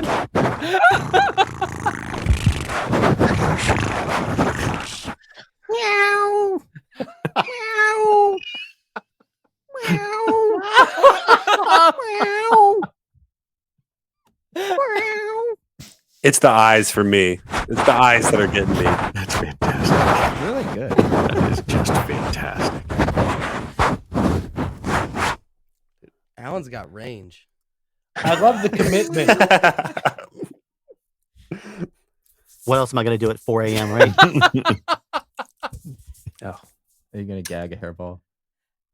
Oh, I should have. Blair, how are you going to match this? Oh, believe me. Oh, wow. Did I represent you well, buddy?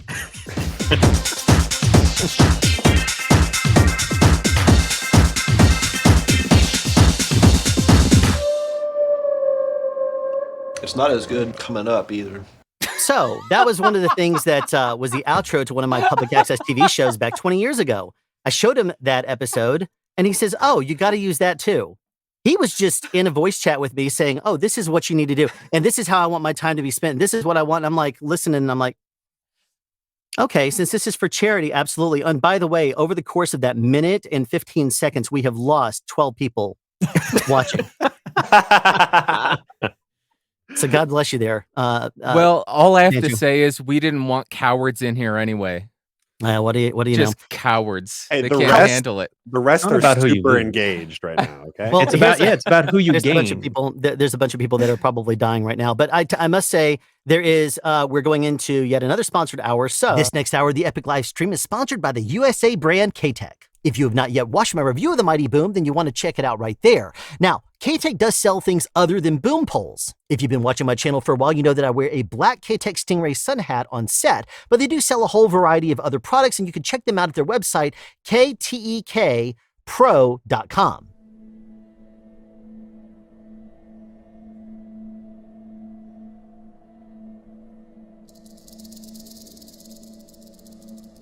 The boom pole is an extension of myself, allowing me to place the microphone with total precision.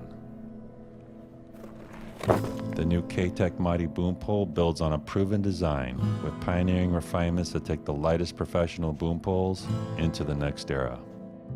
The larger carbon graphite sections increase rigidity, making it easy to move heavy mics at full extension while distributing weight evenly across your hands.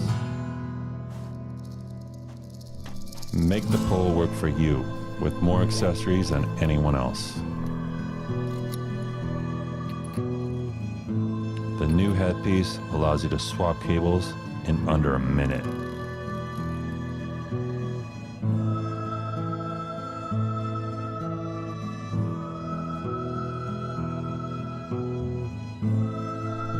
Hey, Tina.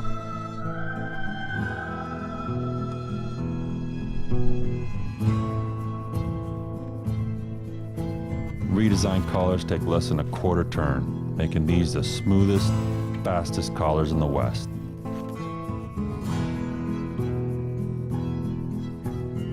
What do you say? Boom! K-Tek. Don't start shooting without it. So we're now on the K-Tek sponsored hour. Don't know what happened to the thing there, but that was kind of interesting. No, it kind of didn't do the full screen thing there. The cinematic. The cinematic, yeah. And Tom, of course, has bailed on us. Sorry to say. So he took Bandrew with him.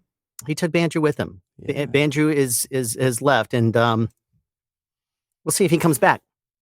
Okay, let's go back into the chat here, see if there's any questions or anything. There's people just talking in general. That's cool. So I paused the conversation before we had to go into that hour, the K-Tek sponsored hour. I don't remember what the conversation was about. Does anybody remember or want to pick up where we left off? Probably cats, windscreens. Hey, you know, I see a couple windscreens and a couple non-windscreens. The RE20s, no windscreens. Right. What is everyone's? Alan, I can't see what you have, but you never see what I have. Yeah, that's which actually makes me very jealous because I'm like, the further away the mic gets, how do you get that audio quality? You're a professional, that's how you get it. But well, part of that is that, but also it's interesting. You saw the microphone in the video, both videos. Mm. So it's just a small diaphragm condenser. Actually, this microphone doesn't exist yet. Would that be something you'd see on like an indoor TV shoot, or is that outdoor, or does it matter? Well, here's what's kind of interesting about this particular microphone. It was released. It was sent to a couple people for their opinions. They sent out 5 different versions of it. I liked it, and I sent it back to them. I said, I like it. What is your price point going to be? This microphone is designed, and then they totally stepped away. The brand stepped away from this microphone and didn't revisit it until recently. I said, why don't you bring it back? I've mentioned it every few months. So why don't you bring this thing back and let's talk about it some more? But they are, and finally, I think I got through him about 2 weeks ago, and he's looking at potentially finally releasing it. But the price point of this, I don't know what it would be. I can tell you this, that in this kind of a setup, what we're doing right now, it's very good. How far away is the microphone from you? It's right there. It's at the edge of frame. So like literally if I rest my arm on the thing, it starts to come into the frame. A foot? No, it's like, here's my finger coming up. It's Okay. a little bit outside of that. These are the tricky things. These are the things I'm always thinking about when people watch us. They're like, it looks like it's very far away, right? Or why does someone have it? Why can you do it very far away where, Dave's mic's right in his face? And how does that affect quality? These are just the things I'm thinking all the time. Yeah. No, that's something I struggle with, though, a lot of the time is I use like wide angle lenses and it kind of distorts the frame a little bit.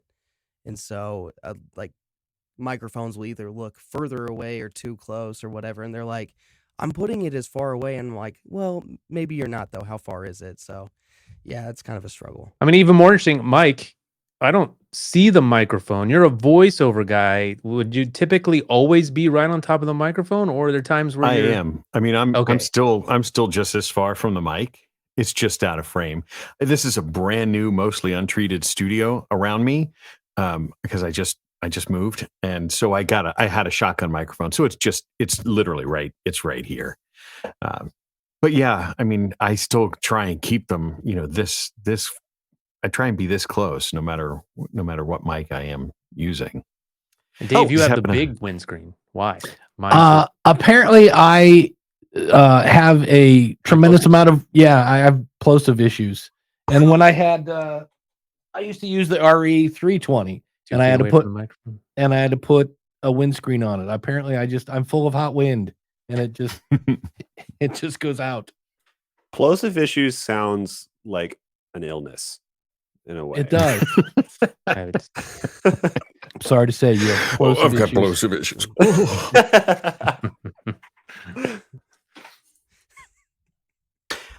But luckily on the RE20, it's supposed to protect against plosives, but it does a really bad job at it. So it's like you don't need too much of it, but it's still there. You can definitely commit. That's Tom is gone. I meant to ask him. I don't know if you guys saw the review. The lack of handling noise on that Sennheiser mic is in some kind of voodoo insanity. Check out his review. It's weird. Which mic was it? Some new Sennheiser mic that I couldn't believe because I went and looked. I was like, oh, that actually seems pretty cool.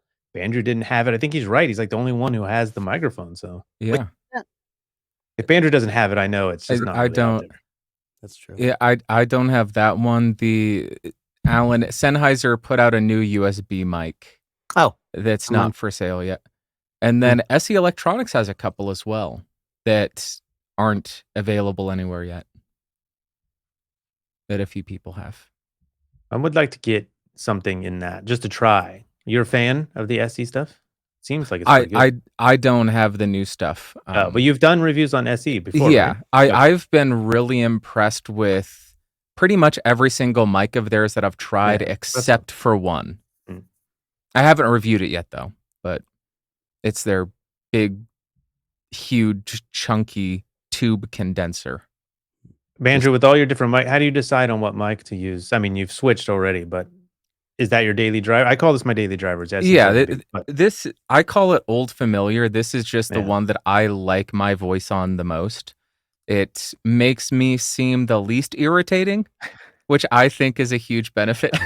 So this is just what I always come back to. But I find it really difficult to use it because whenever I'm reviewing something, I want to actually use it. So I don't get to use this microphone that often. Yeah. I assume that's how most of us got to the microphone. It's about how you sound on the microphone, or is it not? Did someone just, the RE20 sounds great, so I use it. You switched recently to the SM7B. You didn't use it forever. Dave, walk us through that decision. You've always been an EV guy. Yeah, I was always on. I still like my voice better on this. Why do you use it? My audience likes my voice better on this. I had people come out of the woodwork like, "Wow, you sound so much warmer and better." And because I like my S's and T's, and they're like, it sounds a little harsh." And I was like, "Really?" But that's my audience was like, "Wow, I like your voice on that." But yeah, and I never quite got like why people go through so many microphones until I was at Podfest, and they're like, "Get up and play the guitar." And when you have to play somebody else's stuff, Bandrew knows this. It's like, there's no sustain, there's whatever it is, and consequently, my playing was like crap. And so I get it now that people will go through microphones until they get one that they go, yes, this is what I wanted to sound like. So, but the whole time I'm like, I need to boost the sibilance on this because there isn't any. And I miss this microphone. I still occasionally be like, it's okay. I still love you. I just, You're bowing to your audience there. It's interesting because most of us are using the microphone because we like it, but you're using it because your audience likes it, which is interesting. Yeah. But that raises a question. I think we asked this last Epic live stream or 2 Epic live streams ago. How do you because I think you're right. It needs to be a microphone that the person speaking into it needs to enjoy. How do you recommend somebody finds that without just buying 15 microphones to try out? It's very hard. And in fact, that's kind of what I was talking about earlier when I was talking about making reviews and all of us making reviews of the same microphone. The more voices we can get through the microphone, the better, because you can at least maybe find someone who's sort of close to your voice. But even that doesn't really work. It's a step in the process. Right. But it's very hard. I mean, we used to go to Guitar Center and try out that doesn't, it's hard. Yeah. I would also say sorry, was Bronson going to say something? Oh, no. I was tagging in Bronson. Ricky, go ahead. What do you got? I was just going to say, there's a general trend. If you're buying your very first microphone, though, you can get an idea based off of your vocal register. Like you can figure out, hey, I got a mid-rangey voice. I got a kind of high voice. And then you can kind of find a microphone that either is going to boost that or kind of, if you have some resonances in your voice that you want to minimize, you can sort of eyeball it. But I think when it comes to your very first microphone and you have no frame of reference, just get whatever works. And then that becomes your frame of reference. Mm-hmm. Whenever you're ready to upgrade, you're going to have a much more confident step into that second microphone. So it's almost like you're going to get the first one wrong anyways. Yeah. So you might as well just go XM8500. Yeah.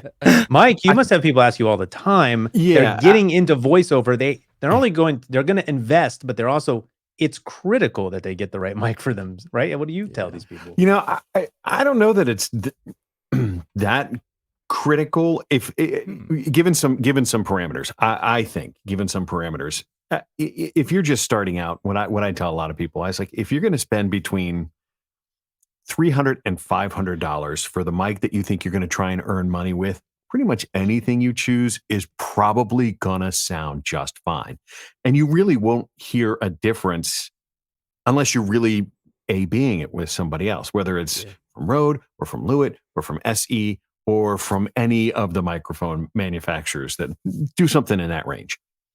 Pick it and it's going to work. You're going to be able to make money with it. As long as there's no hiss and your room is appropriately treated, you're going to be fine.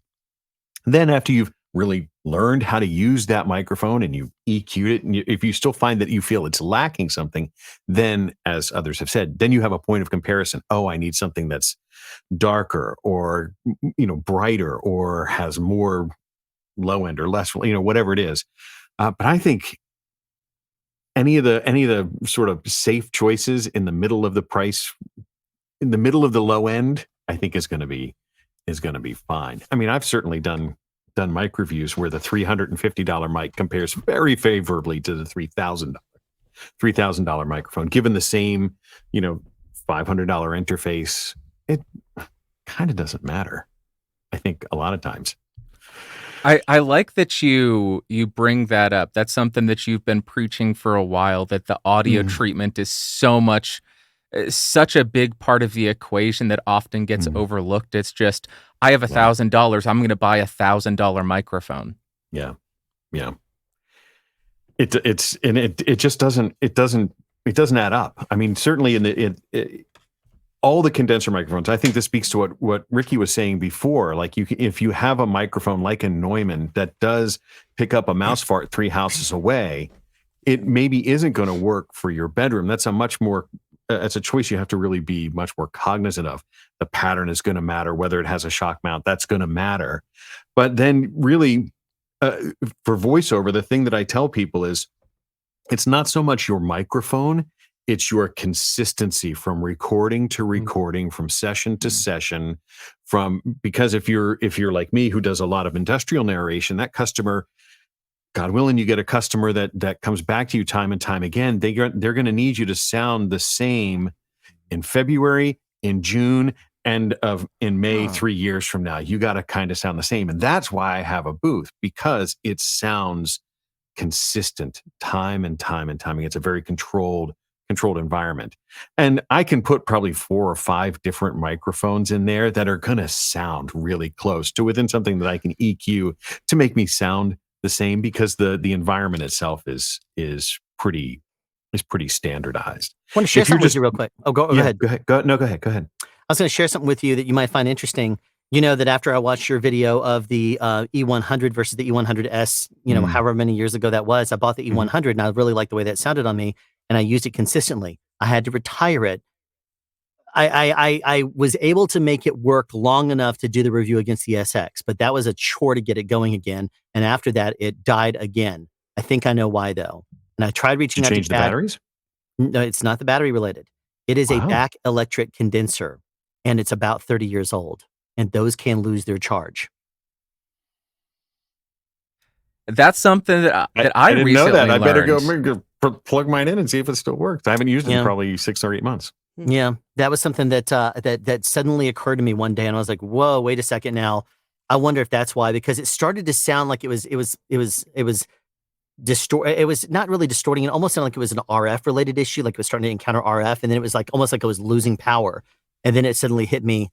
It might be losing its charge, and I hate that, but that is something that is a reality that can happen.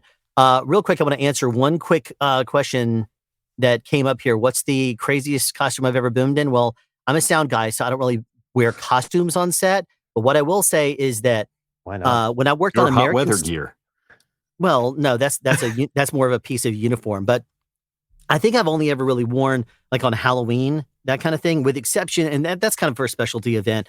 That's more of a Halloween thing. So to answer your question, I think there was only one time I ever dressed up, and that happened to be when I was on American Soul in 2018.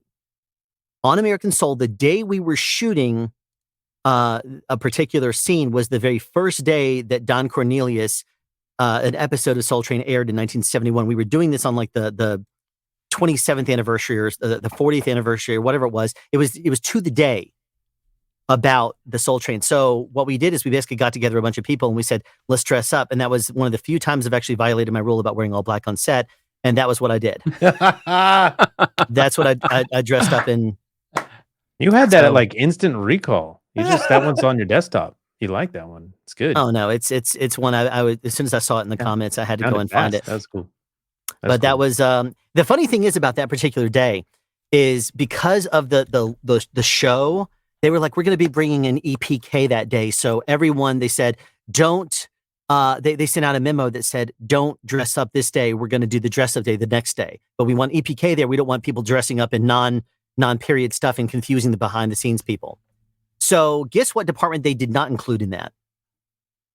The sound department. So me, my mixer, and my utility, and the utility I was working with, all dressed up. We're the only people. And we kept hearing comments of well, I guess someone didn't get the memo, and we're like, what are you talking about? Okay, whatever. And then finally someone said, yeah, they sent out an email that said, don't do it. And we're like, wait a minute. We all looked at our emails. We didn't get it. We were not included in the distro on that. So of course we were all 3 dressed up on that day, and we were the only 3 people that were crew members. So anyway, I had to at least share that and to at least answer that question.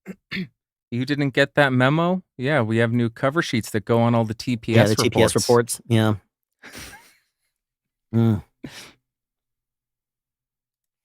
Mike is switching to see if that microphone still works. Now I have him paranoid now. Yeah, he's what year is no? He could not. Though? There's no waiting here. This is must know. It's gonna fire up. His voice will power the. That's the element. It'll just turn into a ribbon mic. Yeah. Mike's gonna be the guy that starts charging people's back plate by speaking close miking on it. It's all of a sudden gonna start working. And power switch on the front. Is he muted on stream? If that's the E100. Am I muted? Am I unmuted? There I'm hearing people yell. I'm hearing people yell in the background of Ricky there, but that wasn't me. I was muted. That wasn't me. Hopefully you can hear me. I had to switch interfaces and everything. I switched off my camera mic. Is it We still gotcha. working? Alan had me so worried.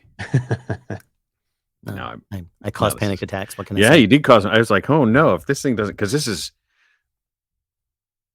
30 years old. This is, I think, from 92, I think, this one. Yeah, so thank goodness it still works. It still works now. That's awesome. And that's the For thing now. is that, For now. that's the thing is that, and I asked Cat if they have a way to charge it, and they're like, we don't make that mic anymore. I'm like, no, but you make similar ones. Can you, If I'm and not they were like, well, mistaken, find a place, find a local repair shop. I'm like, you can is it the capsule? Yeah. I think you can get the capsule for like $10. At least the E100S's capsule. Oh yeah.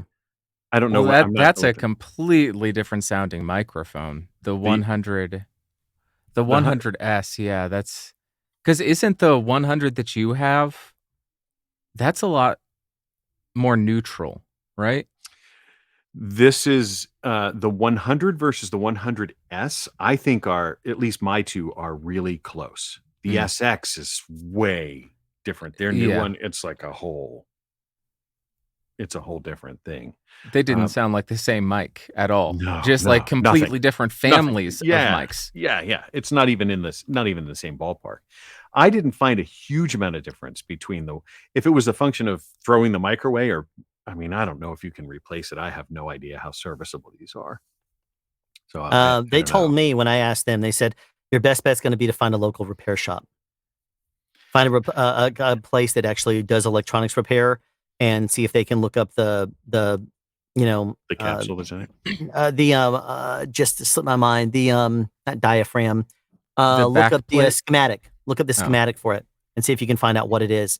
And one of the cool things about the E100SX when it arrived is it actually had the schematic on it from the original, which I was like, oh, that might come in handy.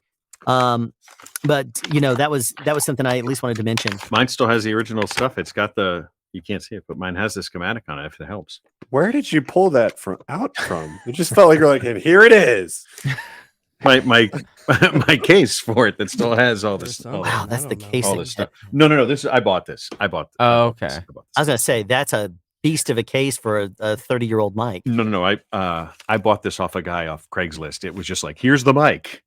He just like handed it. You know what, Mike? What video I want to hear more about from you is that one where you bought this random box of random mics. You just opened them. How? Where did you find that? I remember. Where do I find that? So there was a when I lived on the East Coast, because I don't live on the East Coast anymore. I peruse the estate sales all the time because I furnish my house. I like vintage furniture and vintage stuff. And there was a guy who was in a metal band in the 80s. I can't think of the metal band off the top of my head. It's very small. They had like one, maybe top 100 hit. But he had he had a home studio and he died from COVID. And they just like swept all his microphones into an old briefcase. And they said, microphones, we don't know. And it was mostly like $10, SM, 48s and stuff. And at the bottom, it was at the bottom there was a 414, which I was going to Nice. switch to, but there's Does it smell like hairspray? No. But that one, there were two good mics in the box. There was an good. There was the 414 and there was an Octava. Was it the 314, which I sent off to somebody who's modding it for me. He's had it for like 9 months and he's going to do something to it. But yeah, it was mostly just random like stuff that they'd used in stage and rehearsal rooms, all these dynamic microphones. Yeah, but that's Bandrew. How do you prevent this happening to you? Are your mics in a trust?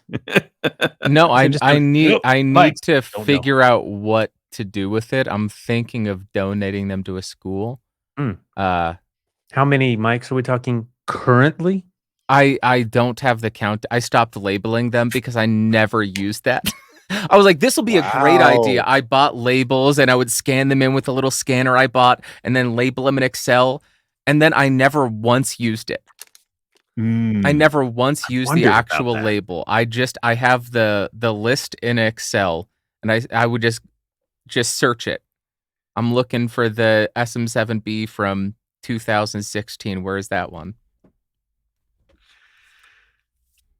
That's a lot of microphones if you still need a spreadsheet to go help you 200. find them. I think it's around 300, maybe 350. Wow. Yeah. In a box. Microphones. Yeah. I have these big Tupperware things, not like Tupperware. It's not like kitchenware, but the big plastic storage containers you get at Target or Walmart with a bunch of those silicon packages thrown in there, just full of handheld dynamics. Is that where the stickers go? No, the stickers He go to burns hell. those. He burns them. I'll tell you one thing that I thought was really amazing. I went and visited him last year, and I started talking about an old EV microphone, the 642, I believe. And I was talking about it and said, yeah, this EV 642, it used to be an old boom microphone. He says, oh, this one? And he goes back and he opens up a case that has two of them in there. I'm like, what are you doing? Two of them? He's like, well, they were next to each other. He's like, well, I'm thinking about maybe using them for a video. I'm like, what video are you going to use these for? He's like, I don't know yet. No, so there was this studio that was closing out, and there was this auction, and it was coming down to the wire, and it was like $50 for him, and I was like, don't mind if I do. I don't know anything about these, so I have two of these massive 3-foot-long shotgun microphones that look like some kind of sci-fi weapon. But I think I have them in storage. That I actually did put those in storage. Those there. The EV 642 is the one I believe you have two of. And then there's the 643, which is a 7-foot-long shotgun microphone they used before they started doing parabolics. Tell me what that does, because at work we had one that was excessively long, and I'm like, I don't know why I have this or why we have this. It's got a long interference tube, so it basically just narrows in your beam to like that.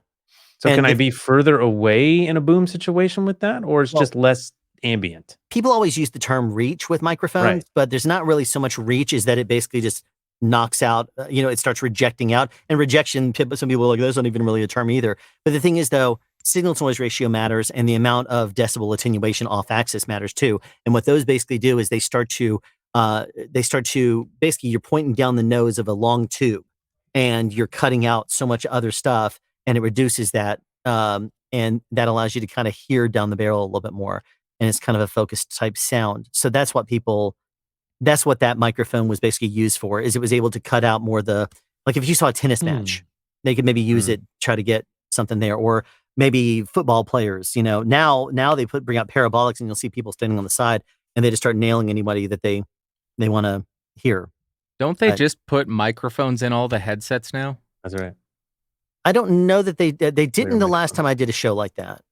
The last, I will admit, the day, I don't remember the day, but if you look it up, Chipper Jones' last day, the last day he was batting, he was on the team. I was there as part of the sound team that recorded the interviews and stuff like that. I was one of the guys in the locker room, one of the sound guys in the locker room. It happened to fall in perfectly between the show schedule. I was like, yeah, might as well.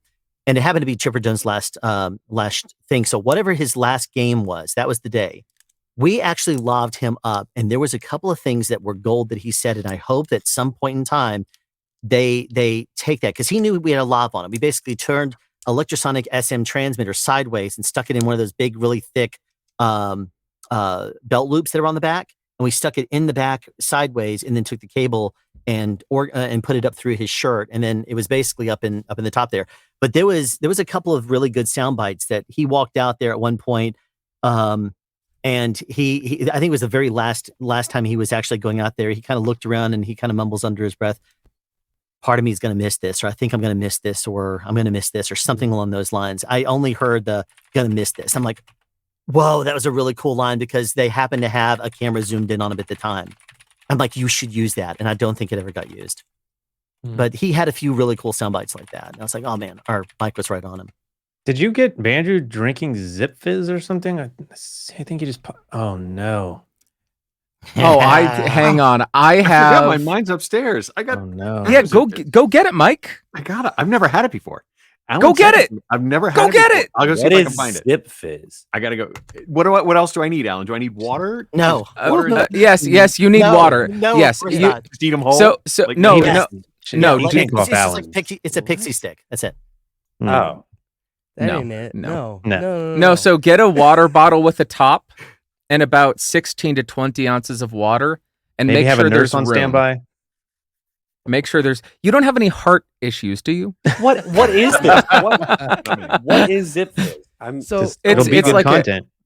It's like a caffeinated it's basically caffeinated? It's a powder that you basically add. It's an additive that you can add flavor to. It doesn't have sugar in it. It's basically a boost of a bunch of vitamins that gives you a caffeine boost. But I tell you, on film it's set, 7:30. I can't have a caffeine boost. Yes, you can. I won't sleep for Yes, 2 you days. can. Yes, you can. It's Friday. Come on. Practically, you're just starting New Year's I early. have faith in you, Mike. I have faith in you. But you see, I first discovered this a few years ago on set because, we all need a pick-me-up. Some people just live drinking coffee all day. But one of the things that I thought was really cool is that... All right, keep talking. I'm going to go see if I can find it. Keep talking about Zip Fizz. I'll go see if I can find it. Okay. Oh, my God. Yes. I'll be right back. Good about this. Good man. I would love to see Good this. man. But yeah, no, but that's all it was is I was like dragging, and you don't want to sit there and just drink Cokes all day. And so I went and was looking for the options that they have there on the set to try to get some vitamins. And they said, "Oh yeah, we're out of the emergencies and the other stuff." And they said, "But you can go to the Medic. I think they have some Zip Fizz." I'm like, whatever that is. And so I went to the Medic, and I went to the Medic and said, "Hey, do you have any Zip Fizz?" He said, "Those are reserved for the director." Oh my And goodness! Hey. Are you? Are that blood samples? That is. They test his blood after he does the Zip Fizz. Jeez. Just Real drink quick. coffee. Just Real drink quick, I'm going to add coffee. one person here. I was- We got Chris finally. I was He's getting left muted. chat and finally Chris? joining us here. Hey guys. Hello, legends. Andrew, we can't hear you. You muted. You're muted. So I'm muted? Actually, No, I was. Oh. I do mainly drink coffee. I just received a package from somebody, and for some Oh. reason, instead of packing peanuts, they use Zip Fizz. That's what I had available. I told How are you you not the reason. sponsored? The reason I sent I said, look, I don't have any of those little air bubble things or styrofoam or anything like that. I said, I basically use that for Christmas presents. I said, this is what I have available. So I You started. pack a cramming them in. microphone inside of those? I didn't Put a microphone. It did come in a Neewer NW700 box, Yes. but luckily the microphone was no longer in the box. I literally joked about using that tonight, so I was thinking about it. But I got to say, actually, last year was the first time that I ever saw sound speeds, like ever, which is kind of weird because you'd think that the algorithm would be like, hey, this guy does similar stuff to you. But no. And you were I don't talking play the about algorithm. drinking- That's why. Yeah, that's fair. I I don't guess play that's right. fair. Yeah, and so you were talking about drinking Zip Fizz, and I was like, dude, I didn't know that anyone else knew about this. I was like a little Mormon boy, like taking Zip Fizz to seminary class in like 7th grade. And it was dope. It was sick. But yeah, no, I was like, oh, instantly related to this guy for sure. But yeah, Now it gets interesting. Yeah, like- Mike has never had one. Can you Literally narrate amazing. the process for us, Mike, as you go through it? Because I can Close try. mic this. Yeah, I can try. close So, mic. you guys can hear me? Am I? Yeah. Yeah. So I have. What? I can't read. I have my glasses. Limon, Lyman, whatever it is. Limon. And I always say Lyman, and then someone says you mispronounced it. So I say limon. yes, and your yes. pronunciation sucks. Lime. Well, of course. Now I have to see if I can open it. It's so strange to me that half of the people on this panel are just drinking this thing that I've never heard before in my life, and it's such an obscure... I wouldn't know anything about it if it wasn't for Alan. So I'm gonna show you something here, Bronson. Eat your heart out on this. honestly, I thought Alan was the only Where is it? person that Come on, out of consumed it. focus. Let's go. oh, I see it. That's awesome. Oh my gosh. Are you sponsored now? Yes. Do these people reply to you? Why don't they sponsor you? I They am got it. currently here. Here's the thing. They invited me to this thing called the Zip Fizz VIPs, but I don't play right, and so they sent me a warning message. You're going to be unless you start, not advertising, but if you don't use your social media and stuff like that, we're kind of hoping you do that. I'm like, no, I got to do that. I will do things the way I want to. I'm like, I'll talk about Zip Fizz because I love it. I'll talk about whatever because I love it, but I don't play right with brands. So Yeah, it's sad they don't understand that, right? It's just like the way the way the person promotes it. So Tell us. what I see here is I have a tube that appears to be full of a snortable powder of some sort. Yeah, you put it up there. There's a needle in there too. Either nostril is fine. Yeah. Did you get a credit card? Are you not supposed to put that in water? He's just eating it like the downing it. Candy dip. Okay. Oh, you know what that reminds me of? If Mike's gonna do it, holy crap, I should. You remember ambulances? You ever use? Did you ever suffer through? What was it called? Lickamade, which was like the powdered. Yes, what a horrible stuff. name. And then it had a sugar. A little white sugar stick. Like you would lick stick. it. You would lick it. Stick it in there. Oh yeah. In the flavored like Kool-Aid. Fun dip. Fun dip. Yeah, the one, the maybe the off-market brand we had was called Lickamade. Lickamade, yeah. And I think you got it to come and go. Okay, terrific. Okay, what are we talking about now? Mikey Come and likes go with it. a K. Mikey likes Hopefully it. I was supposed to put the whole thing in there. Bronson, do you have one? Do you see the dust? Can you see like the toxic? And your lips are green now. So when I was drinking out of this, it was literally a Zip Fizz. So I was doing it, I've never even seen this stuff in the store. It's like learning. Yeah, I'm gonna say I had to. Can you it's buy like this learning stuff? that a local music Am I supposed to scene shake it? has like a preferred drug that you weren't in on. Yeah. No, I The went with, audio community on YouTube is fueled by Zip Fizz, apparently. I went with blue raspberry, but I don't know what you guys did. But I really am a big orange soda fan. I don't know why. Like that's like the truest OG Zip Fizz that I remember. But That's what's in here right now. Yeah. Oh, I love it. Dude, That's a trivia question. What's the original flavor of Gatorade? I figured it's lemonade. lime. I thought lemon lime. Yeah, lemon lime No? for me, but Oh, you don't know? Well, Ray, I thought you had the answer. No, Oh, sorry, I hey, just wanted to. you hit me with Is that. it orange? You either say it's orange or Pretty it's lemon. And I positive think it's lemon. it's that limey color. It looks like Mountain Dew, but I'm gonna Google no it. carbonation. By the way, hey Chris. Oh, Hi hey, Chris. Chris. Clever said, no, I called my background rubbish because it's nothing. I don't know. There's nothing cool. Chris, is that somebody? Yeah, it is lemon is there lime. somebody else in your studio with you? Actually, he's off camera. You know what? I literally set it up for this purpose, and I forgot I set it up. But yes, he's sitting off camera here. Oh, what does he have anything he wants to say to the audience? Yeah. Well, let's ask him a question. Barry. His name's Barry. He's Hey Barry. yeah. Barry Manilow. Barry, what do you think about Zip Fizz? Have you tried it? Yeah. Oh yeah. Amazing. Oh, you heard it. Okay, I couldn't hear it because I'm. He has a better microphone than you do. He does. And Barry, when you tune into the by the way, Alan, thank you for inviting me. And sure, I love supporting you and your epic live stream. And by the way, I visited my mom last week, and we literally had a 3-hour breakfast, and I started calling it the Epic Breakfast. So I might start live streaming every morning doing an epic breakfast. But so Barry was tuning into the show before Bandrew got here. And Barry, what did you think of the show before Bandrew got here? There's no activity, no giggle, no nothing. That's rude, Barry. What are you on about? Oh, he's just poking fun. Okay. Yeah. And Barry, what do you think about my skit? This will be the last one. What do you think about this whole skit I'm doing? It's a mess.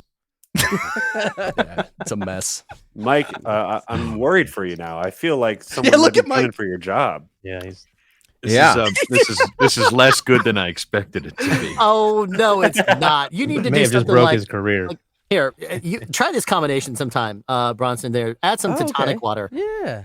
Holy. When they crap. have to tell you how to make it better, there's probably a problem. with No, it. no. It's not the make Wait, it better thing. Mike, did you shake it up when you put it in the water, or is it just like powder sitting on top? No, I started to, and then it sort of jizzed all over my mouse pad. It like squirted foams? everywhere. Yeah, it foams, That's the right? fizz part, Mike. Now my mouse pad's all sticky. This is incredibly That's frightening. horrifically sweet. But it's got no sugar in it. It's like artificial sweeteners. You This is remember like- Bandrew? This is like the worst, like second-rate Jolly Rancher powder. Wait, Sorry, Zip which Fizz. one did you try? Limon. Oh, okay. Apparently Original it's Gatorade international. flavor. This is the lemon flavor. Is that right, Ricky? Yeah. We Googled it. Lemon was the original flavor. Yeah. And Alan, Mike will be back with a bowl next year. Alan, do you have a favorite flavor? Black cherry. All right. This one. I have to try these. Oh, okay. now. Yeah. That's a good Where one. are you getting them? Do you Dave? do you have how much like what flavors do you normally get? This is the first time I've ever heard of this. I went to Amazon. I'm like, all right, it looks like a bucket tube. I'm like, that's not that outrageous. I'm like, but I see there's like all sorts of flavors, and I was like, all right. I was leaning the toward- Amazon Basics version. It's a little sweeter. 104,000% of your daily B12. Yes. 104,000%. Yes. I don't know what that'll do, but tell us. Yes, Let us yes, know. yes. The amount over your RDA, it's got a comma in it. 104,000%. Well, I'm about to have 208,000% of mine. Oh, you have Mike. This right here is my third, and actually, I have saved something. I'm gonna go get it, and I'm gonna show you. Clear. They're I can replacing imagine all the defib units around the actually country with explains- ZipFizz. It explains a lot that he's on his third. Do you drink coffee, Mike? Yeah. Can I replace coffee? Will you know? No, this is Let us know. terrible. No, No, it doesn't it- do anything. no. It's no energy. It gives you plenty of energy. What you Oh, should it does. do, next time that you have a cup of coffee, just mix some of this in it. You know? Oh my No, God. no. Dude, there's just no way. But I'm gonna Everyone's like, that's not even funny, man. No, so I did try a monstrosity where somebody poured a glass of orange juice and then they said, oh, you know what would be great in this? Orange Zip Fizz. So I had orange juice with orange Zip Fizz in it. Why are there so many life experiences with this product? I don't understand. Because they're all involving Alan and he's addicted. Look, they kept me alive on Walking Dead. When it's like 100 degrees outside and you don't want to sit there just drinking down Cokes all day long, you need to keep your electrolytes going because you're sweating fat. You know, like they will literally do a spray down with the hoses, and the ground will dry before they get a chance to get back over to it. So they would wet it down here. It'd be puddles. They'd go over there and continue to wet over there. It's dry now, so they'd have to go back over there until they say roll, and then it's all dry because it's that hot out there. Jeez. So Zip Fizz, you have like one water, and then you have like a water, and then you do like 2 or 3 waters. Then you do a Zip Fizz, and you'll make sure that you get yourself, back focused again. I don't know if you're familiar with these. Sprayed on your body? My What is that? That It's is- like a magic That marker. is something I'm ordering now. This is the 5-hour energy version. This is a 5. This is a 4-ounce energy shot. They also have 2-ounce ones. This is one of the things that they want you to. Since we're talking about it, I guess I'll technically make them happy right now. But it's information.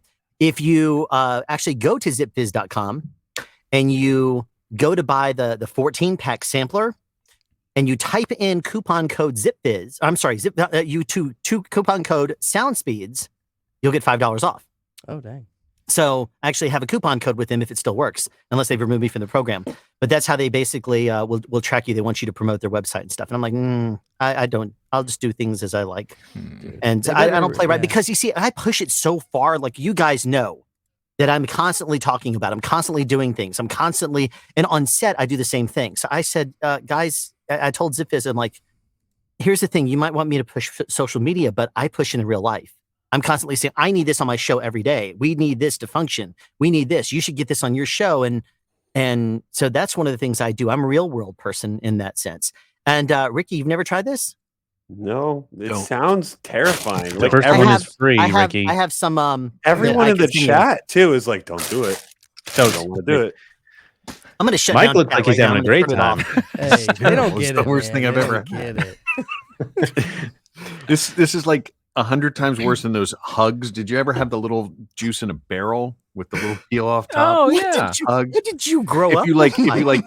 If you condense that, if you simmer that down and take the scrapings, What is happening, man?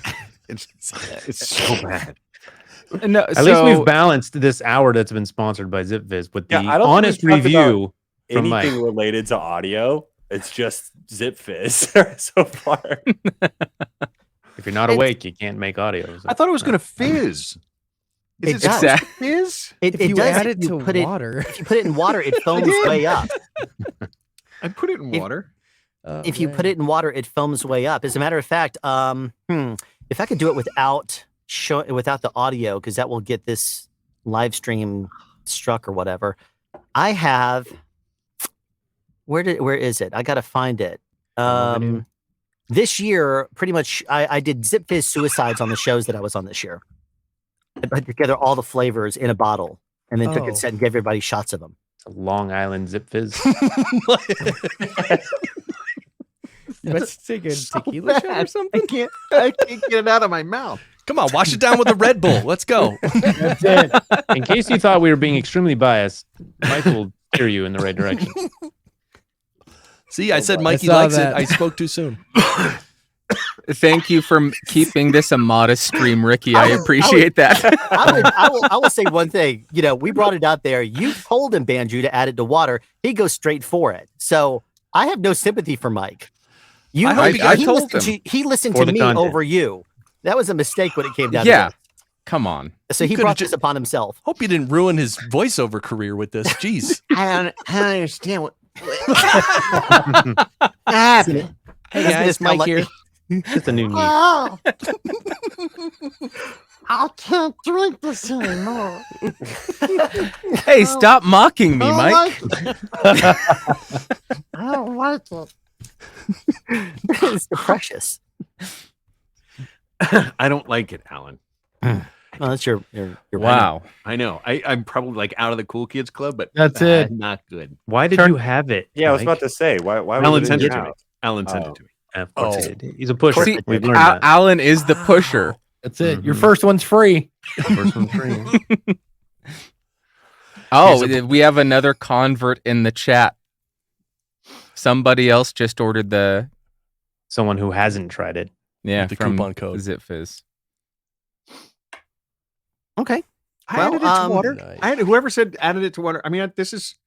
Yeah. I mean, you can't see it. I can't. I'll tip it off under my keyboard, but it's. You've already ruined your mouse pad. No It's reason to ruin exactly the how I keyboard started too. drinking beer. I was like, I don't like this, but I keep drinking it. And that's how I felt about this. Mm-hmm. It's just it's got this really funky aftertaste, but it's good to have Now in you your crave bag it. for emergent. No, I crave coffee. This is just when I'm on a live stream, or if I'm going to be driving a long time, or if I know that I have to stay awake, I'll keep Is it, one like, in more my bag. powerful than coffee or something? Yeah. I wouldn't say it's more powerful, but Right? Why? it's why more now? convenient. Because coffee is going to make you sticky in the mouth or something. Why would you go Zip Fizz if you want coffee? Because I can just have this in my bag. Okay. And Oh, I my don't goodness. have to brew coffee. Pour over right here on stream. Oh no, I'm a pleb. I just do drip brew and then let it burn on the heater. My whole Tell thing you is it's nuts. like a little more intense, you know, like, and so if I'm like really tired and I'm like, just a coffee might not do it, then I'll go to Zip Fizz. This is What a do we? really Is this interesting the Long video Island that Zip we're Fizz watching. recipe? Yeah, it is. This is like a fruit punch bowl, but way more terrifying. This is like the worst tasty Instagram reel I've ever seen. No, it's actually Why you know does it look what? like a smoothie? It's like it looks like it's viscous. It is viscous. Well, I want you to notice that I took one little bit of water and poured it in there. This is you. Yeah. Oh, this is me. I've done this 3 times this year This already. looks like you could put it in like the oven and it would turn into a cake. It's soup. You pour You it. made you pour zip it- I poured a little bit of water into this thing, and because it fizzes up, you pour a little bit in there, and then I stir it until it stops fizzing. And then what I did is basically you'll see here in a second. It's getting, we're getting close to the end. But this is one of the fun things that I do. You see, I added them all in there, and With your Zip Fizz swag. Yeah. oh yeah, well, I love this. I love this thing. So it's actually really awesome. So then I add it back to the thing, and then I top it off. So it's now entirely in that one bottle. It's 14 Never drinking. tubes. You hand that to me. I'm not opening that up. Dude, pre-dial 911. I mean, come on. I do kind of want to like. I have no intention of like trying the regular Zip Fizz, but for some reason that bottle, I just want to have one drink and be like, oh, I get it, and then I Might be don't all- want it anymore. One drink, you drank a whole Zip Fizz. Well, then I'm good. Yeah. That's One all shot. I need. One shot is an entire Zip Fizz. Yes. See, like now you're thinking like a proper alcoholic. Oh, I'm just gonna drink the hard stuff because I get drunk really fast and it's really cheap. Oh, just one sip of this bottle and I'll be good. It's a full Zip Fizz in one drink. That's fair, I guess. Yeah. Do you think you could like bake it into brownies? You know what I'm talking about? But you like Add some flour? That would be interesting. You know what? I read the ingredients. I don't know that you can because I read the ingredients and it's got sucralose and xylitol. And I think those they lose their sweetness when they get hot. Right? Doesn't I mean, it doesn't need to fair. be sweet. It just need the it just needs to work. benefit of the Zip Fizz. As long could as it's in some form of solid. You could It probably still use tastes it like as a brownie. It's cool. with It's all all the right. benefits. benefits, Baking man. powder. It'd probably make your the bread nice and fluffy. Yeah. 'Cause it would It's be a a leavening agent because I don't even know the word you used. That doesn't sound like something I should put in my Well, body. he's very close to reading the cereal box now. He's going to read the ingredients of. Here we the go. Zip Fizz. It's seriously in like it's in a 1-point font. Citric acid, glucose polymers. Polymers are the second ingredient. Reading a Zip Fizz ingredients is what you should do for your very first YouTube short. That's what you should do. This is great. Potassium Glucose carbonate. polymers. Yeah. Just, Honestly, Calcium ascorbate, I might make that the next blind magnesium amino acid, mic chelate. test. That would be start a new channel. Me? Not booth junkie, ingredient junkie. Ingredient. And I just like do it, just shorts read it. reading ingredient lists. I like it. You should just review the individual ingredients, like baking soda. Do a whole review for baking soda. Zip junkie. What happened? What's happening in ingredient junkie? Today we're going to talk about potassium bicarbonate. Real quick, Tell us, Mike, what is the most common use of calcium bicarbonate? I think you can also use it to slough the callus off your feet. You guys hear that? Yeah. Did that work? Wow. Selenium through that? L methionine complex. Cyanocobalamin.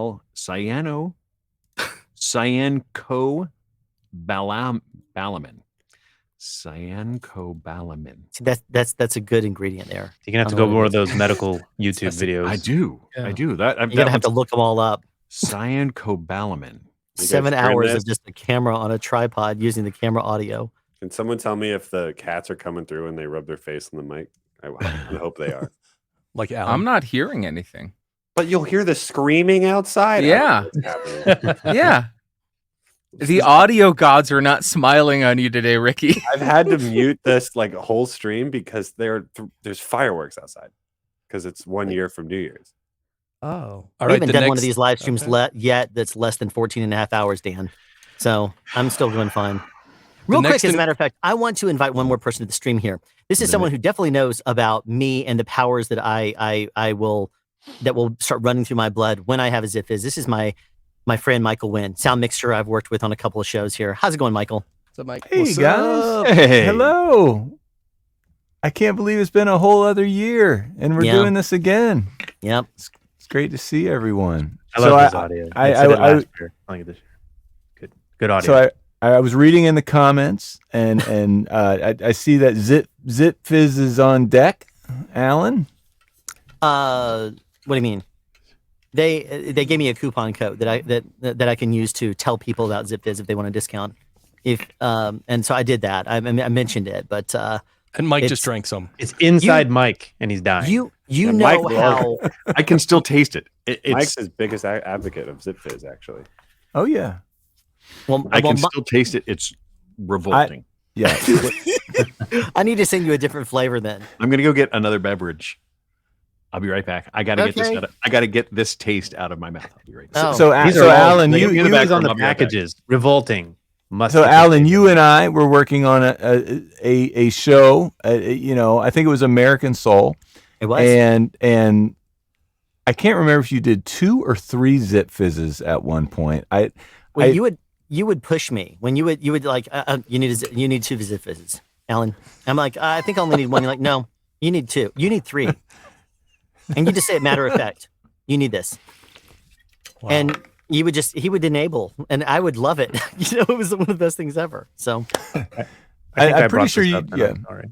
I'm pretty sure you were doing some enabling on my end too. Oh, perhaps for the cold brew. I think both of us since have changed our ways since then. Or you still? I don't do the cold brew anymore on set. You're coming through really, really hot, Mike. You might want to turn down ever so slightly. Bad audio. Well, let me fix that. Hold on one second. I think it. How's that? Yeah, that's better. Is that more okay. manageable level? Was sounding like little hardcore vocals there for a minute. There you go. Yeah, I think it's. Oh, you know what it is too? Is that the settings on the StreamYard, I like disabled everything because of course I wanted to be in control, and look, it didn't work. And I think I put the audio at like twice the volume because 100 is unity gain on this, isn't it? Yeah, I chose 200, which was the baby. Which was 200 looks good. That's what I'll do. That's gonna be great. So now that should be unity gain and it should be normal, and I can take my preamp level back up to where it's supposed to be. That's me asking you guys. Okay, is everything? When the red LED lights up on the interface, that's how you know your gain staging is a little on the questionable side. Thank God, Mike. Is that whiskey, Mike? That's what it takes. It's the strongest thing possible. Yeah. Tequila. But anyway, wow. Ricky, email me your address and I'll send you a 14 a sampler of. Oh yes, please. Yes, I gotta cauterize. I'm cauterizing the wound. And just for the record, grape is my go-to. It's delicious. Well, grape is one of my favorites too. It's orange and grape. I think those are the solid ones. You were talking earlier about doing the orange juice with the orange Zip Fizz in there. That was awesome. And one of the things that's also awesome is if you take a Zip Fizz energy shot and you add a fruit punch Zip Fizz to it. So you mash the flavors on that. We'll probably end up doing that sometime later tonight. I'm sure that we'll be going on really, really late. And in case anyone is not aware, the past 3 days, I've gotten 11 hours of sleep because I've been prepping for this so hard. It's the Zip Fizz. And on that note, we are coming to the end of this of another sponsored hour. Once again, I'd like to thank K-Tek for sponsoring this previous hour of the Epic live stream. If you have not yet watched my review of the Mighty Boom, then you want to check it out right there. Now, K-Tek does sell things other than boom poles. If you've been watching my channel for a while, you know that I wear a black K-Tek Stingray sun hat on set, but they do sell a whole variety of other products, and you can check them out at their website, ktekpro.com.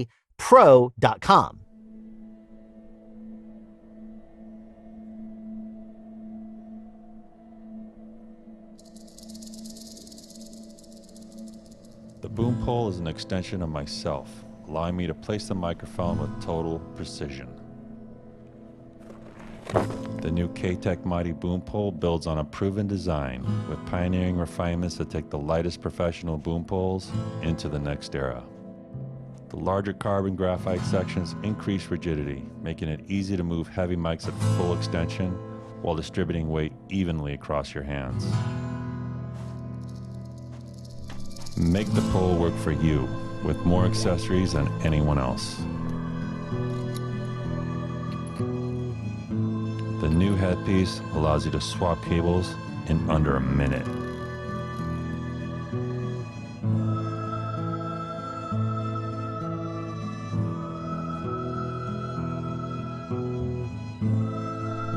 Hey, Tina.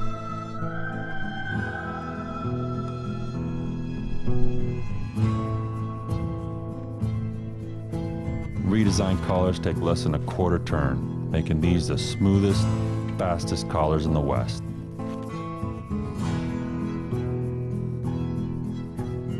What do you say? Boom! K-Tek. Don't start shooting without it. Well, we of course know what that means. Bandrew, I'm going to ask you this because we are to another potential hour of sponsorship from one of your brands.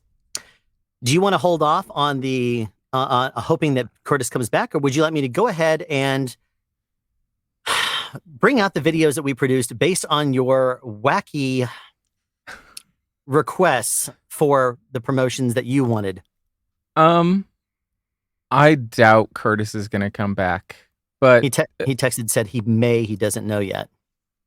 Come back, Curtis.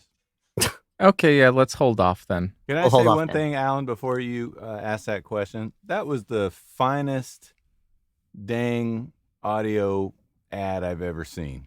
It really is. Dude, that was awesome. I didn't do that, though. That was creative. K-Tek. Yeah. You didn't do that? No, of course not. No, that was K-Tek. They just they actually produced that one.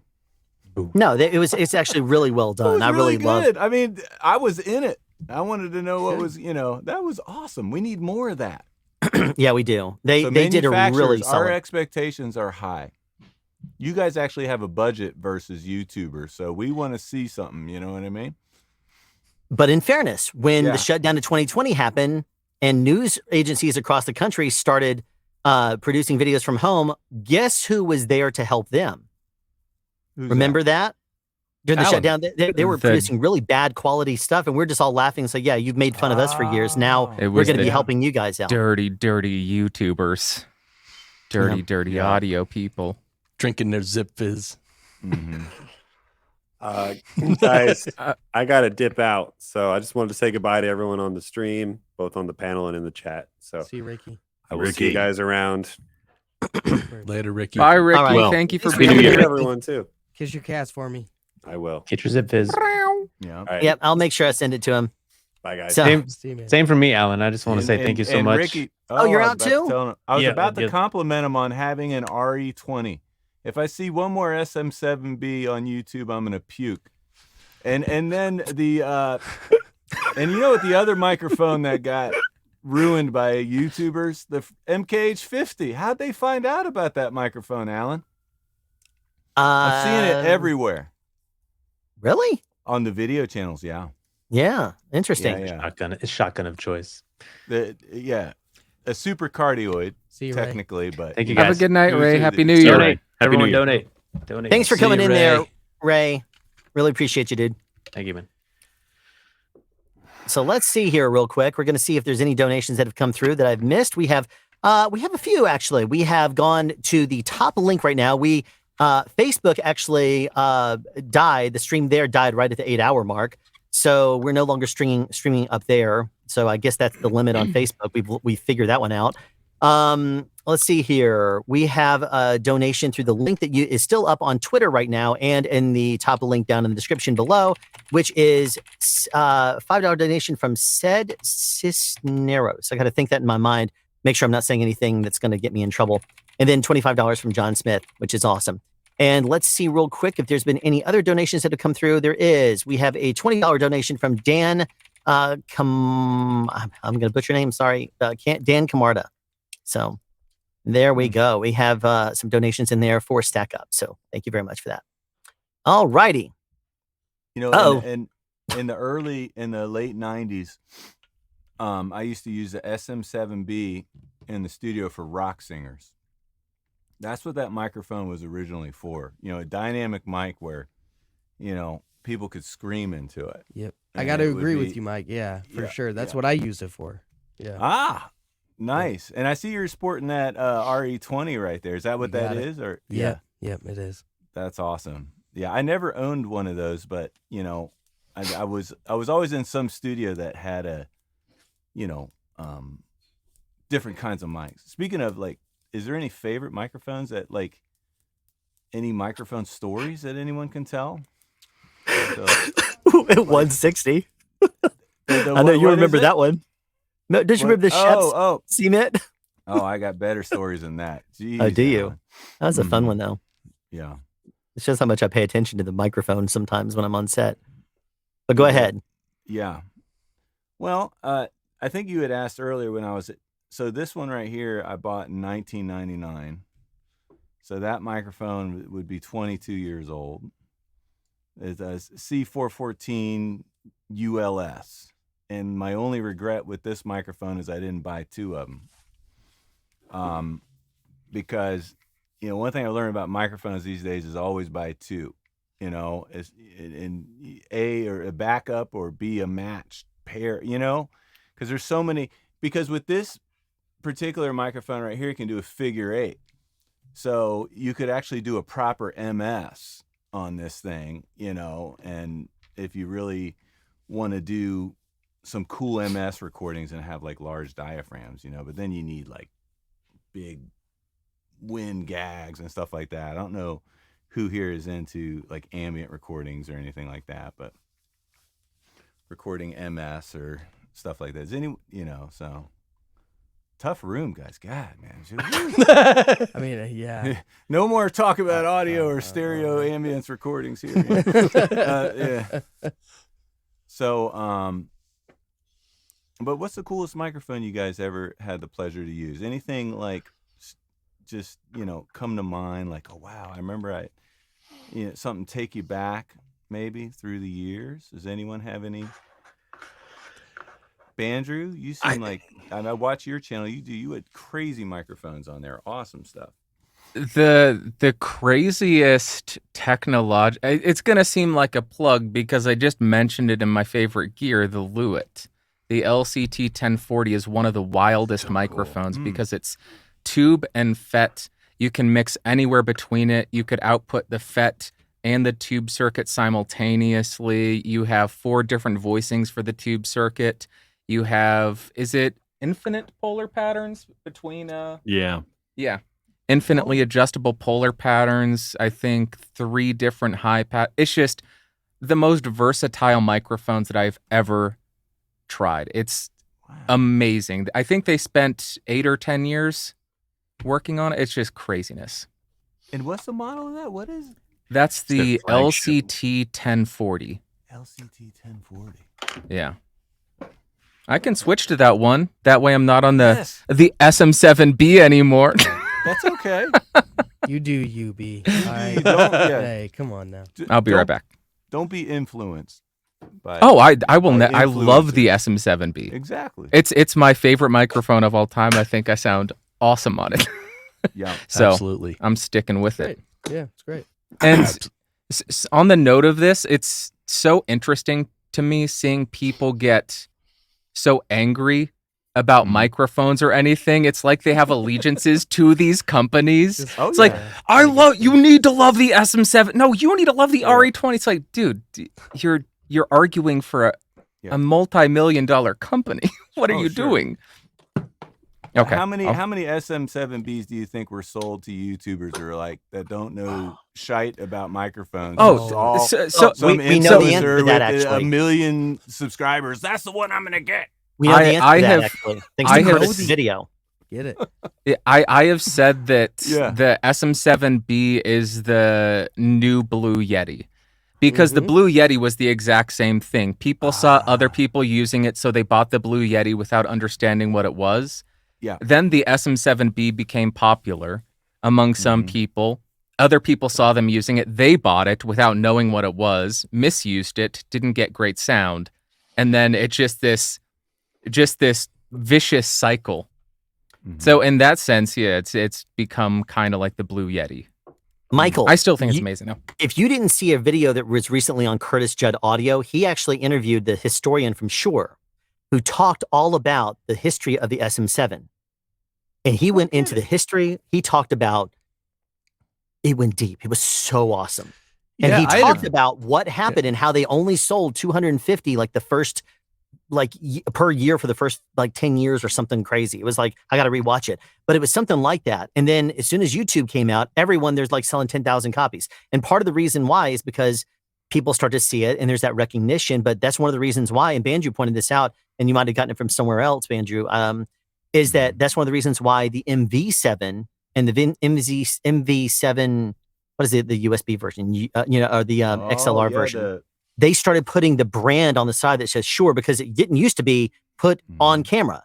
Now it's being put on camera all over the place. They want to have their brand out there. So that was actually one of the really cool kind of notes that, like the crazy Rode boom arm that's got the huge. Oh my gosh! Yeah. And you saw how Tom Buck actually taped over his. I know. I need to do that for mine too. Is he setting up his 1040? Just be careful of that cable, Bandrew. Just be careful of that cable, man. That one cable. Plug it into a wall. My favorite mic. This was a Michael, this was a Goodwill find. Find. A vintage RCA 74B ribbon. How long ago was that? How long ago was what? Did I get it? That? Did you get that at Goodwill? And it's like 3 years ago.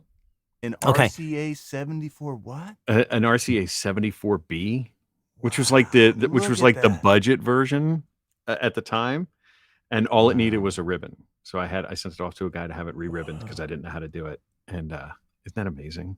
I have learned something. It looks beautiful. It's gorgeous. The weird thing about it, or the interesting thing about it, is it's made in a time like before all the electronics that were around, so it doesn't have any shielding. So I have to be really careful where I use it. So if it gets near a monitor, if it gets near any of these fluorescent or LED lights, it just things picks that didn't up. exist when it came out. Now, Yeah, Mike, it just picks up all the RF. from everything. Phantom would kill it too, right? I have a phantom. I have a phantom blocker taped onto the thing so that I can't apply God. phantom. Mike, I need to get a link to that because It's by Triton Audio, right? Triton Audio Phantom Blocker. There's a popular production recorder we use on set at Aton Digital. The Kantar X3 and the Mini has what I'd say is kind of something, I wouldn't call it a flaw, but something that needs improvement. If it gets phantom in the line out board, which could happen very easily from like another video assist card or something like that, it blows the board and it has to go back to France. So you can buy phantom blockers. Yep. Yeah, from Triton Audio. Same people that make the Fed head. Yeah, awesome. It just blocks phantom. Doesn't do anything else. Just blocks phantom. Holy moly. One thing that you might remember is I used a Triton Audio product when we did the stereo space pair that we did on American Soul for the war sequence. I actually I put two, since we were recording gunshots, I put two of what they call the airhead on there, which is attenuators. Yeah. They have all kinds of really cool little specialty products that will you can have like the airhead that attenuates. You have the Fed head, which adds it does not pass phantom power, but it does increase gain. Then there's the Fed head Phantom, which increases and passes phantom. They have a whole bunch of different products. Alan, that was amazing. So Alan, for the listeners out there, I mean, there's probably three main types of stereo pairs you can do. You can do obviously an MS, which has the advantage of there's no phase cancellation in the stereo image, so you can actually control it. So that has an advantage, especially for the old school mono. And then there's the XY, and then you have the OTRF, but then the one that Alan thought of, because was the spaced AB pair. And the spaced AB pair, the only thing we did wrong, Alan, is we had them too far away. But at whatever the distance is, at an omnidirectional, both mics are omnidirectional space AB pair, and they are absolutely immune to proximity effect. And not only close, but also far. And the stereo imaging, if there's some great YouTube videos on spaced AB pairs, you don't hear a lot about it. But even the recordings we did, they were phenomenal. And we were what was it like? Stuff was blowing up, gunshot. I mean, it was a war scene. It wasn't like we were doing room tone. No, it wasn't funny though. Stereo, the best room tone you ever heard in your damn life. And I tell you, one of the things that we thought it was great, because I think your idea was to put it on the Mix Pre 3. So I think we jammed the Mix Pre, and then we recorded that as a separate thing. And then so we kept going in there, hard panning left and right the channels, and then saying, here, put these headphones on. And then watching people's reaction like. Well, the sound device recorders have something that's really, really special called 24-hour run auto mute. So what that means is that, and I've never seen it in any other brand, is that you still get the time code running 24 like you do on a film set. Everyone knows about that stuff. But what it does is it literally mutes the output of the timecode unless you roll. So if you're using just a wireless timecode device, what it does is it remote rolls recorders. So you could put like station, so the Mix Pre 3, you could put like far away, and every time you press roll on the recorder, providing you have the locket box in the right mode, it rolls the Mix Pre 3. And you'll make good friends in post if you give them that kind of stuff. Just don't ever give that stuff to editorial, because they're going to look at you like they don't have no clue what it is. Just bypass them. Go right to your post audio team. Get like a back door to it, Best thing I ever know to do with time code is you put it through the playback system. All of a sudden, it's just like this squealing noise that comes on, and everyone's screaming because it's so loud. It just blows everybody's ears apart. And you put it through and this is the voice of God. So you have the first AD saying, "Yeah, get ready over there. I need this to come over here. Let's bring background over here." And all of a sudden, it comes on, the noise, and it's just insane.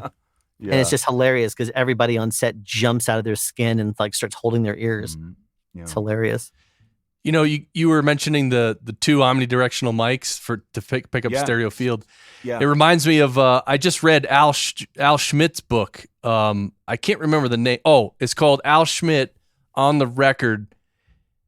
He's like an engineer who started engineering music in the 1930s, believe it or not. And he worked on a million albums. He's like one of the most revered music audio engineers, and his whole thing, because he started when they had one microphone, right? And you had to, move instruments around the room to get the mix right. And he, even way back then, started using mics in omnidirectional mics all around the studio. These days, that's unheard of because people, they want directional mics, but he knew how to use them in stereo pairs and place them and get a good sounding room. And his recordings are just outstanding. Classic. Here's an interesting question that just popped up in chat. By the way, anyone hear about setting up the microphone, Andrew? Anyone hear about the AT-AE 5100? I have known nothing about that one. I don't know anything about it. He's got the mic. Sorry, I'm not setting it up. I'm looking for the pop filter. Oh, it's not. Back it's it not off. in the box. It's been set up. That's Audio Technica is my guess. AT. Yeah, but AE 5100, maybe that's a stereo or an MS microphone or something like that. No, I know nothing about it. I recently picked up that CMS. I think I have it. The CMS 50, the Sanken. Let me. Yeah, that's the book. Line Level Media. That's the book. Great book. Amazing book. If you're into CMS that kind of thing. 50. That's the stereo one. Isn't that the stereo one that you used in the video? Yeah. That was the one that you. Yeah, you and I were going to do a skit about that. We were going to do it at tennis or something. Yes, and then that video fell apart because I think the opportunity for you to shoot something came up, and I think you just took the opportunity because it was there and presented itself to you. You know what's crazy though, Alan? The one flaw in that video, which is a glaring one, which I don't mind admitting, is I think I had the high pass filter engaged on the microphone. And there's probably at least 20 comments. It sounds a little thin. Well, speaking of thin, this is kind of a tie back into something. I don't know what you're talking about. Check your ears, Well, at the time I was working with Michael, we did American Soul together, and I was using the Sound Devices MM1 on my belt, and it was going to a transmitter, and it has different switches that we normally tape off at the bottom. We don't want to mess with the roll off. We don't want to mess with the we don't want to mess with any of the switches that you could potentially bump. And I'm just not paying attention. And Michael keeps saying, this mic doesn't sound right. What are your settings? I'm like, the settings are fine, Michael. And I'm on set, doing stuff. And he's like, I'm not sure about this. This is what the mixer does all day is they listen. The boom operator's on set, trying to get all the stuff. And I'm like, what are you talking about? It sounds fine. I don't hear any buzz or anything. And going back to what I'm doing, and he's like, no, it doesn't sound right. It doesn't sound right. So he says, bring me the MM1. I bring it to him. I'm like, yeah, it's fine. He flips the thing over. He says, you have the roll off set to 160. And so I was like, oh, I did apparently because apparently what had happened was the piece of tape that was on there got brushed. And when it brushed, it also knocked the thing off because we always taped them off. And so I was laughing. And so that was the joke Michael and I always had. And he was like, yeah, what should we do here? I'm like, I can turn the MM1 to 160. He's like, no, we're not going to do that. Because I kept making that suggestion. It was an inside joke that we kept doing. When did P Valley season 1 together, he was like, yeah, we need to get a mic over them. And I'm like, should I put it on 160, make sure we get it? And he was like, it was so funny. So many funny stories. Yeah. You know, that little MM1s. I still got 3 of them. I don't use them for boom anymore, but use them for plants a lot. Yep. Oh, love them for that. And but it's the exact same preamp as the Sound Devices 788. And I didn't even know that. It's the same preamp. It's a transformer based preamp. And it's the same one. It's either the 7 series or the 788, because I know there is a little bit of a different in design, but I'm pretty sure it's the 788. And I saw one of those on B stock on their site for like $1,700. I remember when that thing used to be like $9,000 or something, you know. Anyway. Real quick, what do you have a favorite ribbon mic?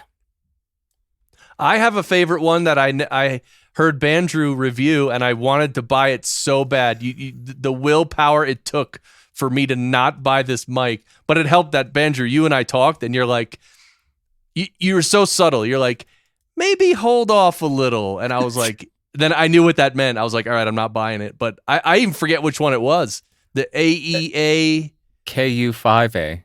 KU5A. Anyway, because without the roll off, that thing has the most low end I've ever heard in any mic, and it just sounds so full. But it's too full, right? Because it's too full. You're gonna need to EQ it, yeah. Unless you're pretty far off. Mm-hmm. Yeah. What about you guys?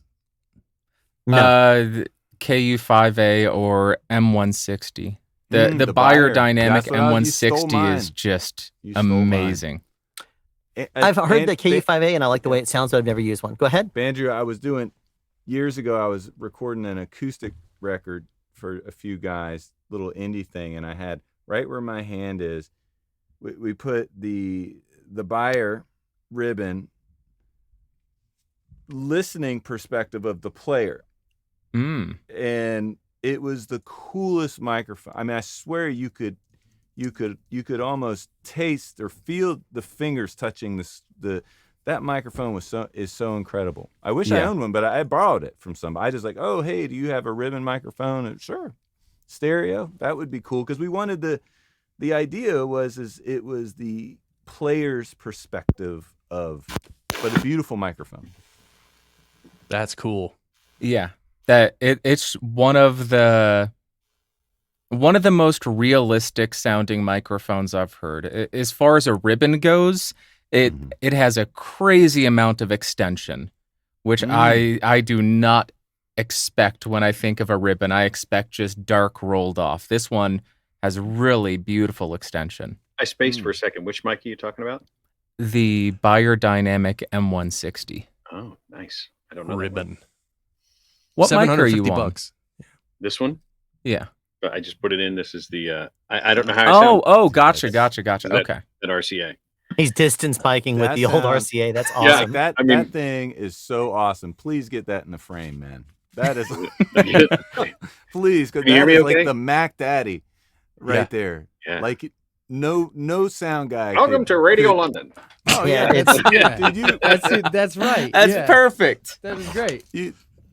That's just beautiful. Right, get like a newspaper from 1924 and read it, you know. Yeah. But you can hear it humming, right? Can you? Can hear it. Oh yeah, baby. 1000%. Breaking news! You're never gonna believe it, kid. Wow. Goodwill. Goodwill. That was Bronson. the shocking part of it. Real quick, a note about that. We heard about this. I heard about this from someone in Bandrew's Discord server. That one of the things they're starting to do at Goodwill and Salvation Army and places is they're starting to put the things that could be a big ticket item on auction on their on eBay, as opposed to putting them out in the store where it's going to get like $30 or $20 from someone who's like, oh, look at this. This is a $1,000 microphone or whatever. They're starting to list that. And that's the reason why I asked you how long ago you got that, because the days of getting those kinds of deals and garage sales and stuff like that or not garage sales, but the donations and stuff like that, those are probably coming to an end. Yeah, because they're starting to wise up to it. Because I think Shop Goodwill is super popular. Yeah, that's what they're using. Shop Goodwill. Shop Goodwill. You know, people go crazy over that because it's all now everybody in America is going to be concentrated on trying to get the same things. What's crazy is if you go on Shop Goodwill, you can see people like buying, Blue Yetis at retail. Oh yeah. I mean, it's a microphone, $120. Yeah, it's a great deal. So many of the microphones go for retail when they're donations and you don't even know if it's going to work. I bought a Rode stereo micro. It was the NT4 stereo, and it was broken. And I paid, probably 60% of retail on it. It didn't work.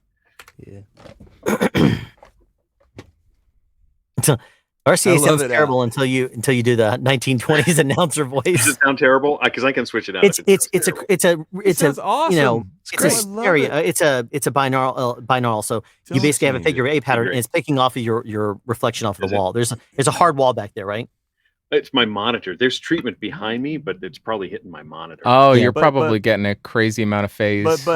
But Mike, it has, to my ears, it has a sonic quality that's vintage. Like you could try to pretend with an EQ that you're creating that sound, but there's something in it that I'm hearing that's very special.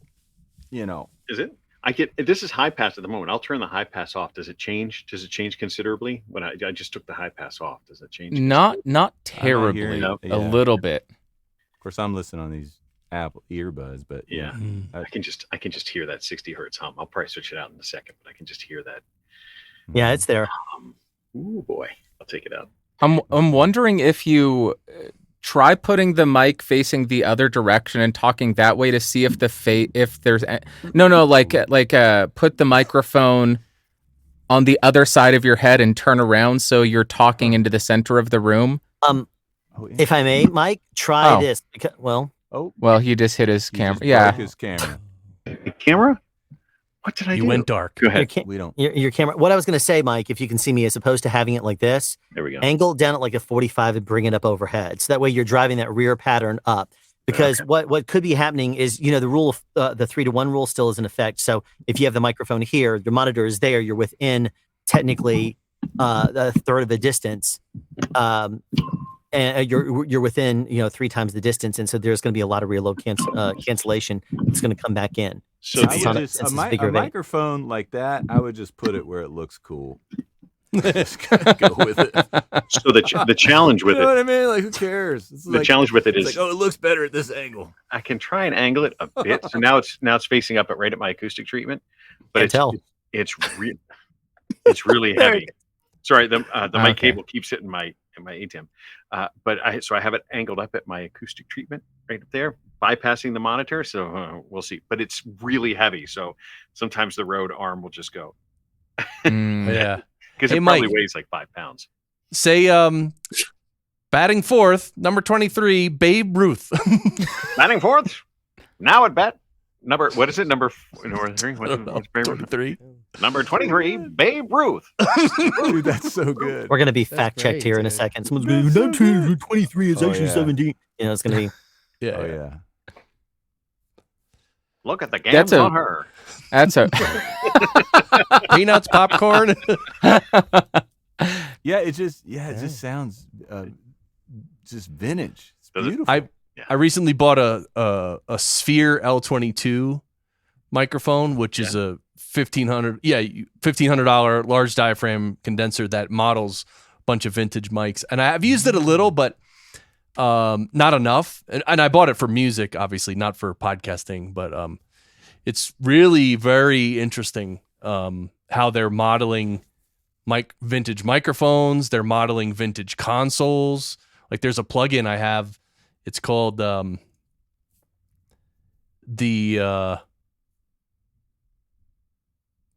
I don't see it. It's called the Kit BBN 105. It's a vintage 8068 Neve 8068 console, and they emulated it, and it's just there's like a saturation button, and it literally sounds like the audio's going through an old Neve console.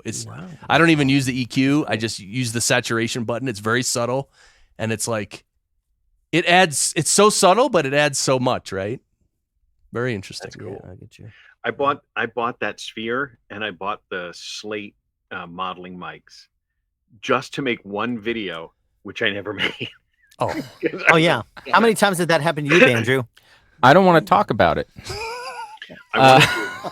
When I still lived on the East Coast, I wanted to rent the Sony, the big mother Sony, the C. Oh, the C100 or C800G. C800, right? So I wanted to rent that and then see how the two modeling mics, because they both modeled that one, see how they actually compared in like a normal like workaday booth.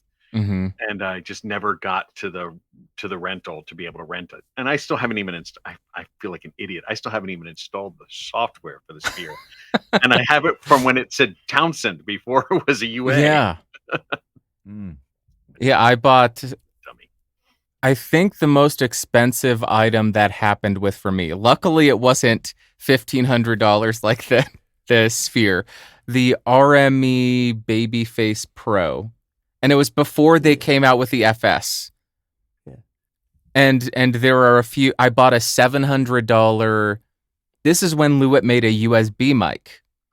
I bought it. It was $700, and they discontinued it like 3 months later. It's like, God, this is what a waste of money. Hey, that's David in the Yep. comments. He's holding off. He says he didn't sleep much last night. I'm like, yeah, join the club, dude. He's holding off from what, Alan? He's holding off before he comes in. He's usually, because it's like early morning there. He's going to come in probably eventually. He told me he would. He's already here. He'll pop in when he feels good and ready. Last year, did you know what happened last year on the stream? Oh, he closed it up, didn't he? He did. He was here with me at the end. As a matter of fact, right at the end, if you watch the second part of the Epic live stream, because our YouTube only archives the first 12 hours, so I have to manually record the second half. But what was kind of funny is that right at the moment when Aaron Siegel logged out of it, right at the 12-hour mark, my power died here at the house. And so Aaron disappears. I freeze on screen. And so David was just he was looking at the screen and he kind of started to realize it and his eyes get big and then you kind of see him, realizing that he's now the host. And then I disappear off the screen when I'm frozen. I get on my phone and I say, power died. I'm coming back on, because it only died for a moment. So this year I have 4 different battery backups and the one that's on the internet connection too.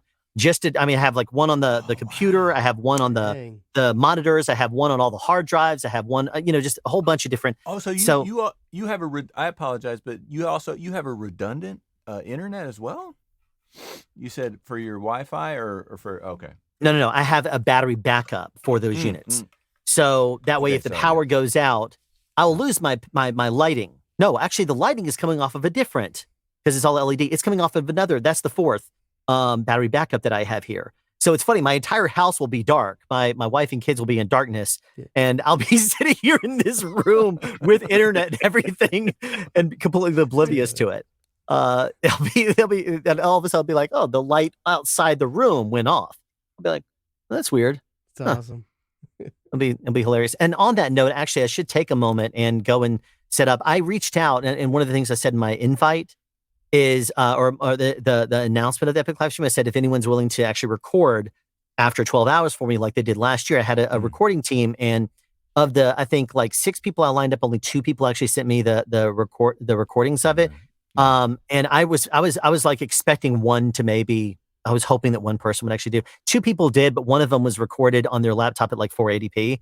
And so I was really happy to have a second one that was actually recorded at full resolution. So one of the things I'm going to do, actually, since the conversation's hopping here, is I'm going to jump off over there and double check and make sure that my old desktop is actually set up to record the second half of this Epic live stream, because I'm pretty sure we'll go after 12 hours again. I'm pretty sure Bandrew's recording a plate right now. A clean plate. That's the kind of thing. Actually, hold on 1 second. Everyone. Okay, so hey, everyone get a recording of this, and then you can green screen and be Bandrew. Yeah, that's exactly why I'm doing it right now. We now have a clean plate of Bandrew's room. Do a virtual background of that, Alan. I want to see what that looks like. Yeah, screenshot it and put it. Actually, do it as your version. Dude, do it. Let me see. I don't know. I'm not savvy enough technically to do this as quickly. But I am going to do this. Needs to be done. I'm going to do this. Oh yeah. So that way we can all watch that. Bro, this is good. This is good. This is good quality content. That's his amp case, right? That big. Oh, that Michael the big box. No, that's Michael Myers. This is Box of Doom. Matt? Yes, Michael Myers. Oh, Yeah. I was just grabbing this. Dude, That's Bandrew's Box of Doom. He used to he likes to standardize all of his reviews so that way they're all the same.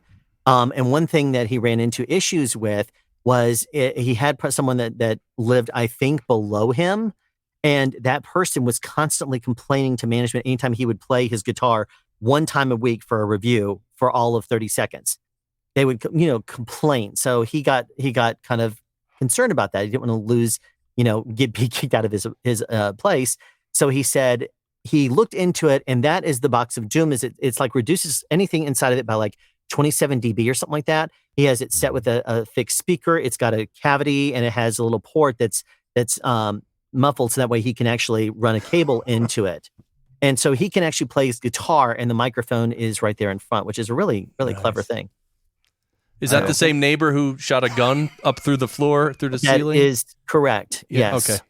Okay, That was Alan, exactly. Alan, yes. I think I'm all No. set. I think I'm all set now. No. This Dude, is Mike that. What are comes they? through, dude. I love it. Okay. What did he do? What's going on? What's well? Change his Take a look. background. Let me. Yeah, go make All right, hold Michael on, big. Let me get. Wait. Make Michael big? Yeah. Why were you watching me wander around?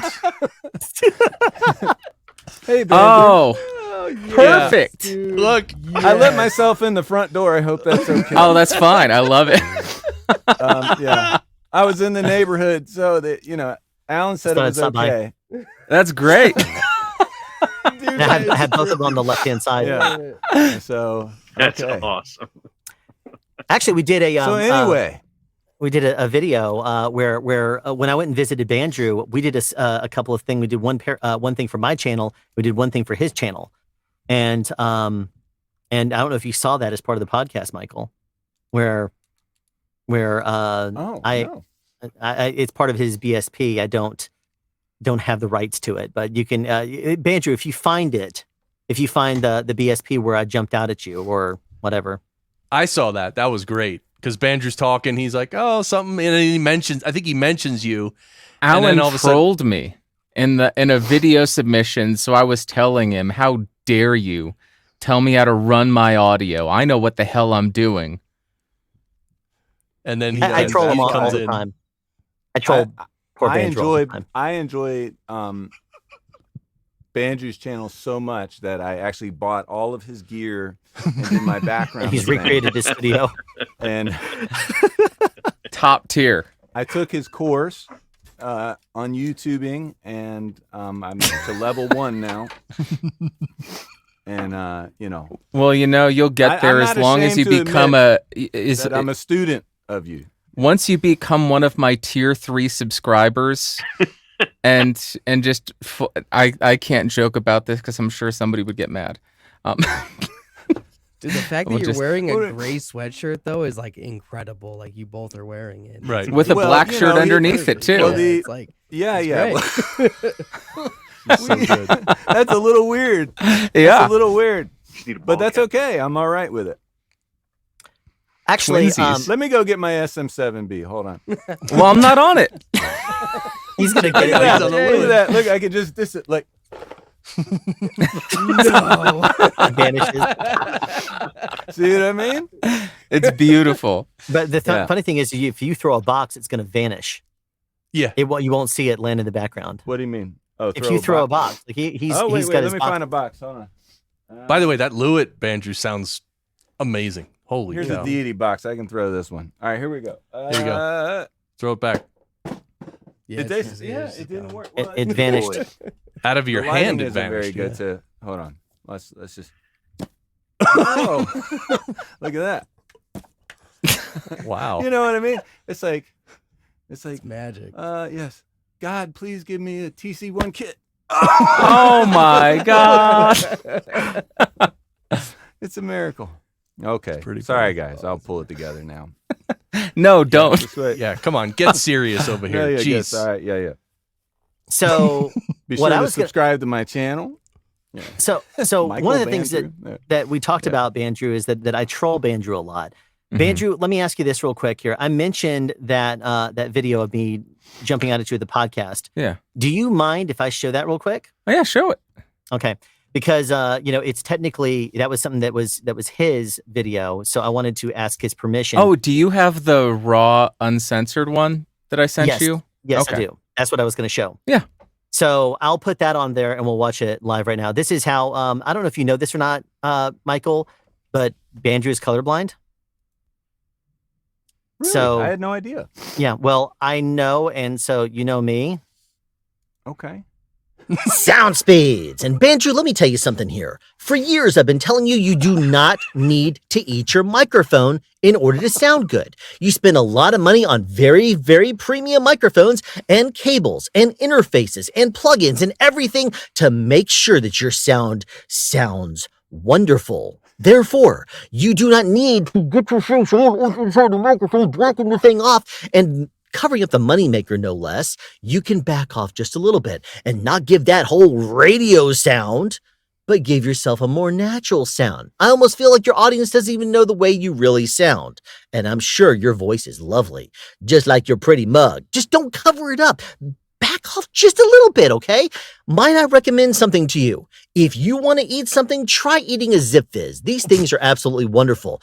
Don't make me have to come out there and take your microphone away from you. So, oh, wait a minute. Is this not the original? That's not the reply. That was just, 1 second. I thought that was the whole thing. Oh, he sent a reply. Jan, that's a great comment. This sound speed is brought to you by Broccoli. Oh, man. Hold on 1 second. I got to see if I can find, I could have sworn that was the whole thing. Whoops. Whoopsie dipsy. I got to go back through my archive now. That was a beautiful color. Oh, what do you have now, Mike? This one is the CAD E350. The buzz from the RCA was killing me. This is an old one. The CAD E350. CAD E350. Chris, I love how you were talking about the use of space when, in capture. What was the name of the author of that book again? His name is Al Schmidt. Okay. Yeah, I'll have to look that up. That's super cool. It's something I'm really into. It's really important to me. Just depth. And, And it is kind of a lost art, I think, as well. And I think a lot of it's not so much that that it's not appreciated as much as it's not taught, and B, most spaces, I think, just because of budget constraints of the average recordist these days, there's just no, look at it. I think you got the largest room here, Chris, but we're all, you just get a small room and you just put a bunch of treatment in there. It's because unless you really have,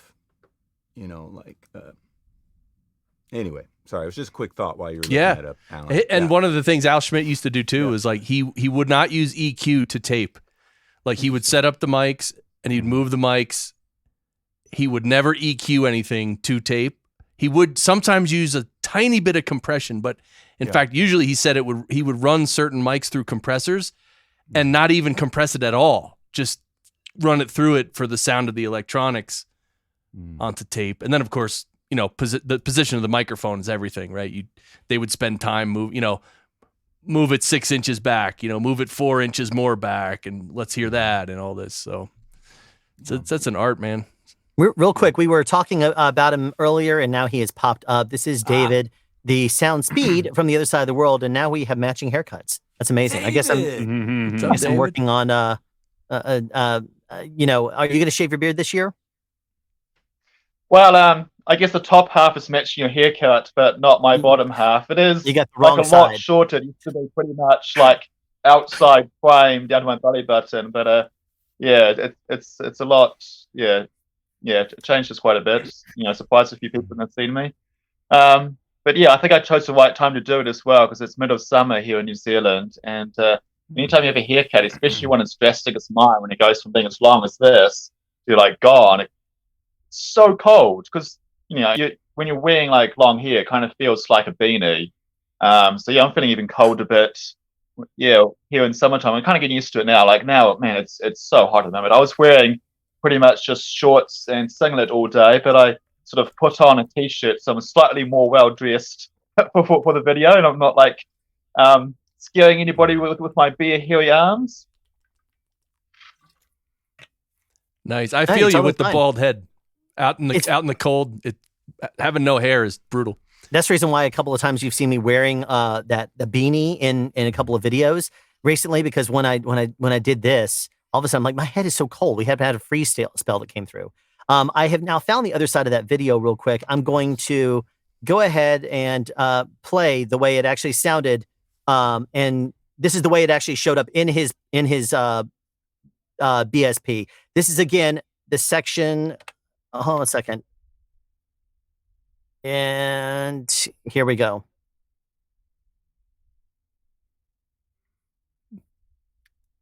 No audio. No audio. You have no audio? No audio. No. There's no audio in this. Nope. That is terrible. Yep. Is that a 140 M149, Bandrew? Yes. Is it the M? No, not the M. It looks like a M1. This. It's their solid state version. It's not the tubed version. Oh, okay. All right. Sorry to interrupt yet. No, it's fine. It's fill in the space while we wait on sound. Neumann TLM 49. Yeah, TLM 49. The TLM 49. Yeah. And so yeah.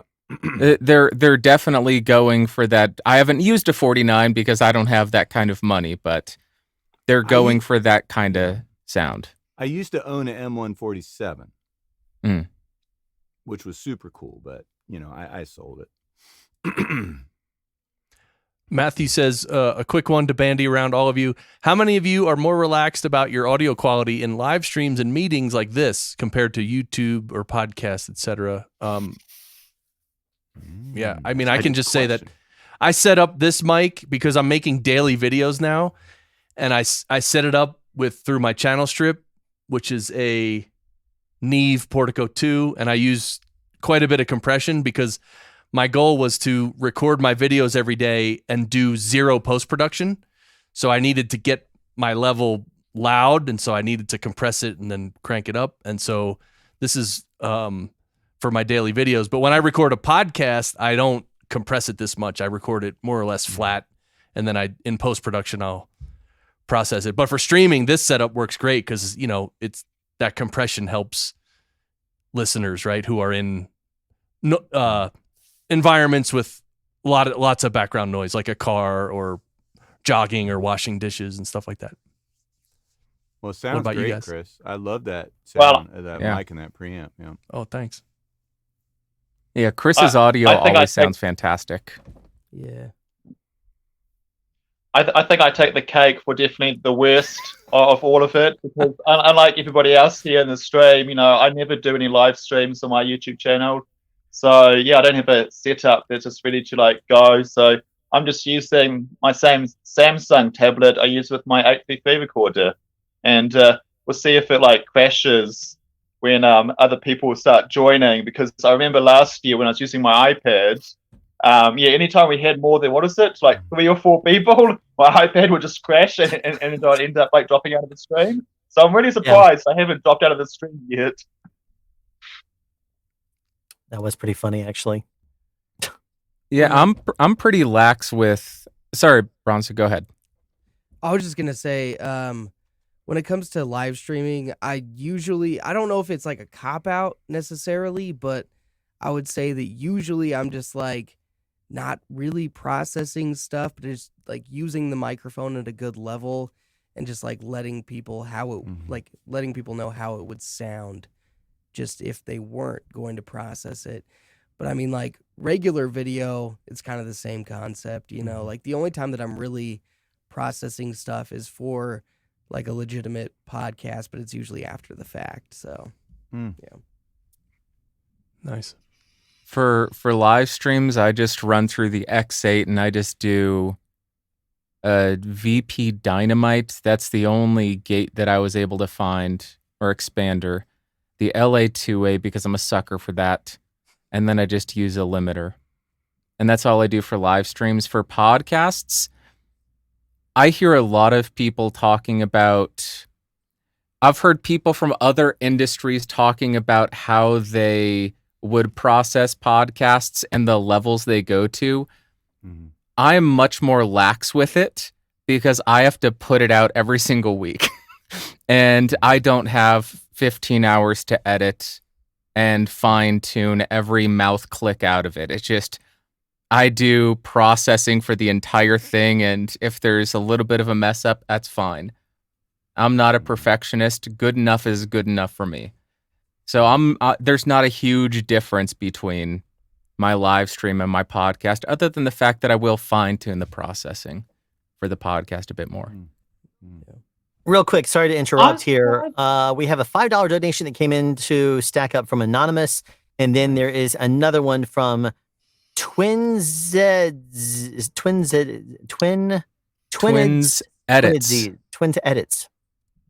Yes, that's it. $20 donation. Thank you so much. So thank you very much for those donations. Keep in mind that this, everybody, is a charity event. This is a charity live stream. So if you make a donation, it doesn't go with YouTube. It doesn't go to me. It doesn't go to anything. It goes directly to Stack Up, our charity. So keep that in mind if you do make a donation. If you're in the United States and you need a tax deduction, it is a 501c3 nonprofit organization. So you will get a tax. I mean, obviously consult your, should do the whole disclaimer thing of double check that this is a tax deduction based on how you do your taxes, but it usually is for people. So anyway, there you go. Now let's continue. Yeah, just give money. Donating money is great. You just donate money. Absolutely. Yeah. The more you send it out, it comes back. It's true. Yeah, it's fuel. Andrew, I'm surprised there isn't like AI sort of tools already that can just identify mouth clicks and just do a whole podcast and just, I mean, it won't be perfect, but just remove all mouth clicks automatically for you. Is there not something like that already? I know nothing about podcasting. There's the new Adobe podcast AI thing, which is bonkers. Alan knows a lot more about it because he's actually used it. I've heard a few samples. It's crazy. My video on Monday is about that. Oh, wow. Oh, sweet. I did a test where I basically went out and recorded, and I backed off all the way up to like 50 feet away from the camera to hear how the modulation sounds as it trains to your voice. And you'll hear the audio comparisons and stuff like that. And I will tell you this, hear a little teaser about it. It is great when you're close. They're still tweaking things when it's far away, but it is an algorithm-based thing. And keep in mind, how many times do we see a product out there that is polished in its first rendition? I mean, think about things in the real world. The very first cars, there was a lot of bugs that they had to work out of those too. The very first search engine, do you know what that is? No, but I mean, you might remember the days of it was Yahoo, then it was Alta Vista, and now Google's kind of taken over. So, but if you think about the very first versions of a lot of things, those aren't around anymore. Think about AOL being the first really big ISP. Now they're not really, a thing much anymore. So you got to keep in mind also the AI technology that is there. It's going to start to get very dangerous because we're already seeing really accurate deepfakes. Imagine when people's voices start to get scanned in and people start to use the AI tools with the combination of deepfakes, and all of a sudden some of the politicians that would never do some of the things they do start doing things on camera, and they're saying they'll deny it, and people are like, I see it right here. And it's like, well, you can't trust the videos. That's going to be the next step. You're going to see politicians. Everybody's going to be trying to make everybody look bad so they can cancel someone just because they don't like them. And you're going to start to see a bunch of really bad things happen out there in the world. Just mark my words.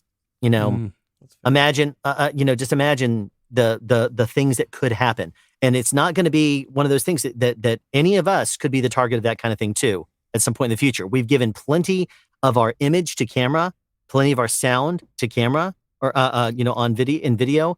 That's something we're going to have to watch out for, because people can easily scan and then put out there anything on any of us. And all it takes is some open source product coming out from some company to suddenly scare the world and to get people canceled that don't deserve it because they never did something like that.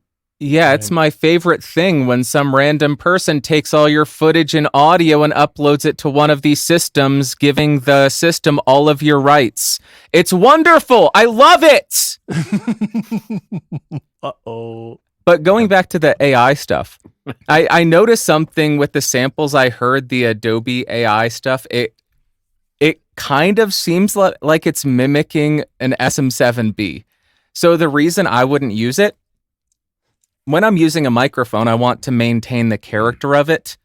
The AI processing that it doesn't just remove the mouth clicks. It does everything. It compresses the heck out of it, EQs it, removes the background noise. It changes the entire character of the microphone.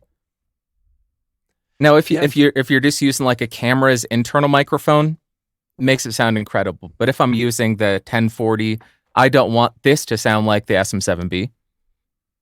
Right. Yeah, Dan, I think yours was the one we ended up using. So if you wouldn't mind doing it, I'm going to try it on my computer over there. We'll see if it goes through. I usually have a problem where it doesn't record the audio. As Alan was saying about like generations, when you look back at the earlier search engines, even before Yahoo, or even older ones, because search engines basically is the type of artificial intelligence that we all use every day. Yeah, it just gets better and better. And I think AI is getting faster at a faster rate. Like the velocity is increasing. When you just look at how good ChatGPT is right now, that just came out a few days ago, and that's just sort of the first generation of that new kind. And like it's going to get ridiculously good. And so, what Andrew, you were saying about how that just does the new Adobe podcast AI processing. Yeah, it just does it to everything, and it makes it sound like a particular mic. Well, another generation or two, you'll have so much more fine control. You can be like, I want to make this sound like I put it on a 416, or I want to make it sound like I put it on a Newman. So you can make it even more fine-tuned to what you want. And it's going to be probably almost unimaginable how life is going to change over the next 5, 10, 25 years that AI will influence it. Let's answer some of these questions here before we get too far backed up. And we're already 15 minutes behind. Bandrew, your thoughts on the CAD E100SX? I responded to this already. I have not used that microphone, so I don't have any realistic thoughts on it because I don't have personal experience with it. From what I've heard of it, I'm not too keen on it. Any other thoughts? I agree. It's really dark and veiled and muffled. I'm not, and me who's like the CAD E100 fanboy. It's the latest one. I made an hour-long video on it. You can go watch it. But I don't. I mean, I think it sounds good, but I don't think it sounds as good as the OG. I mean, I think if you got it for the price point, I think it's definitely got a place, but it's kind of that weird place where also it's between like the $150 to $250 microphones and the 400s. So it's a weird place. If you're buying it to get that CAD E100 sound that people like, it's not that. It's just a whole different mic.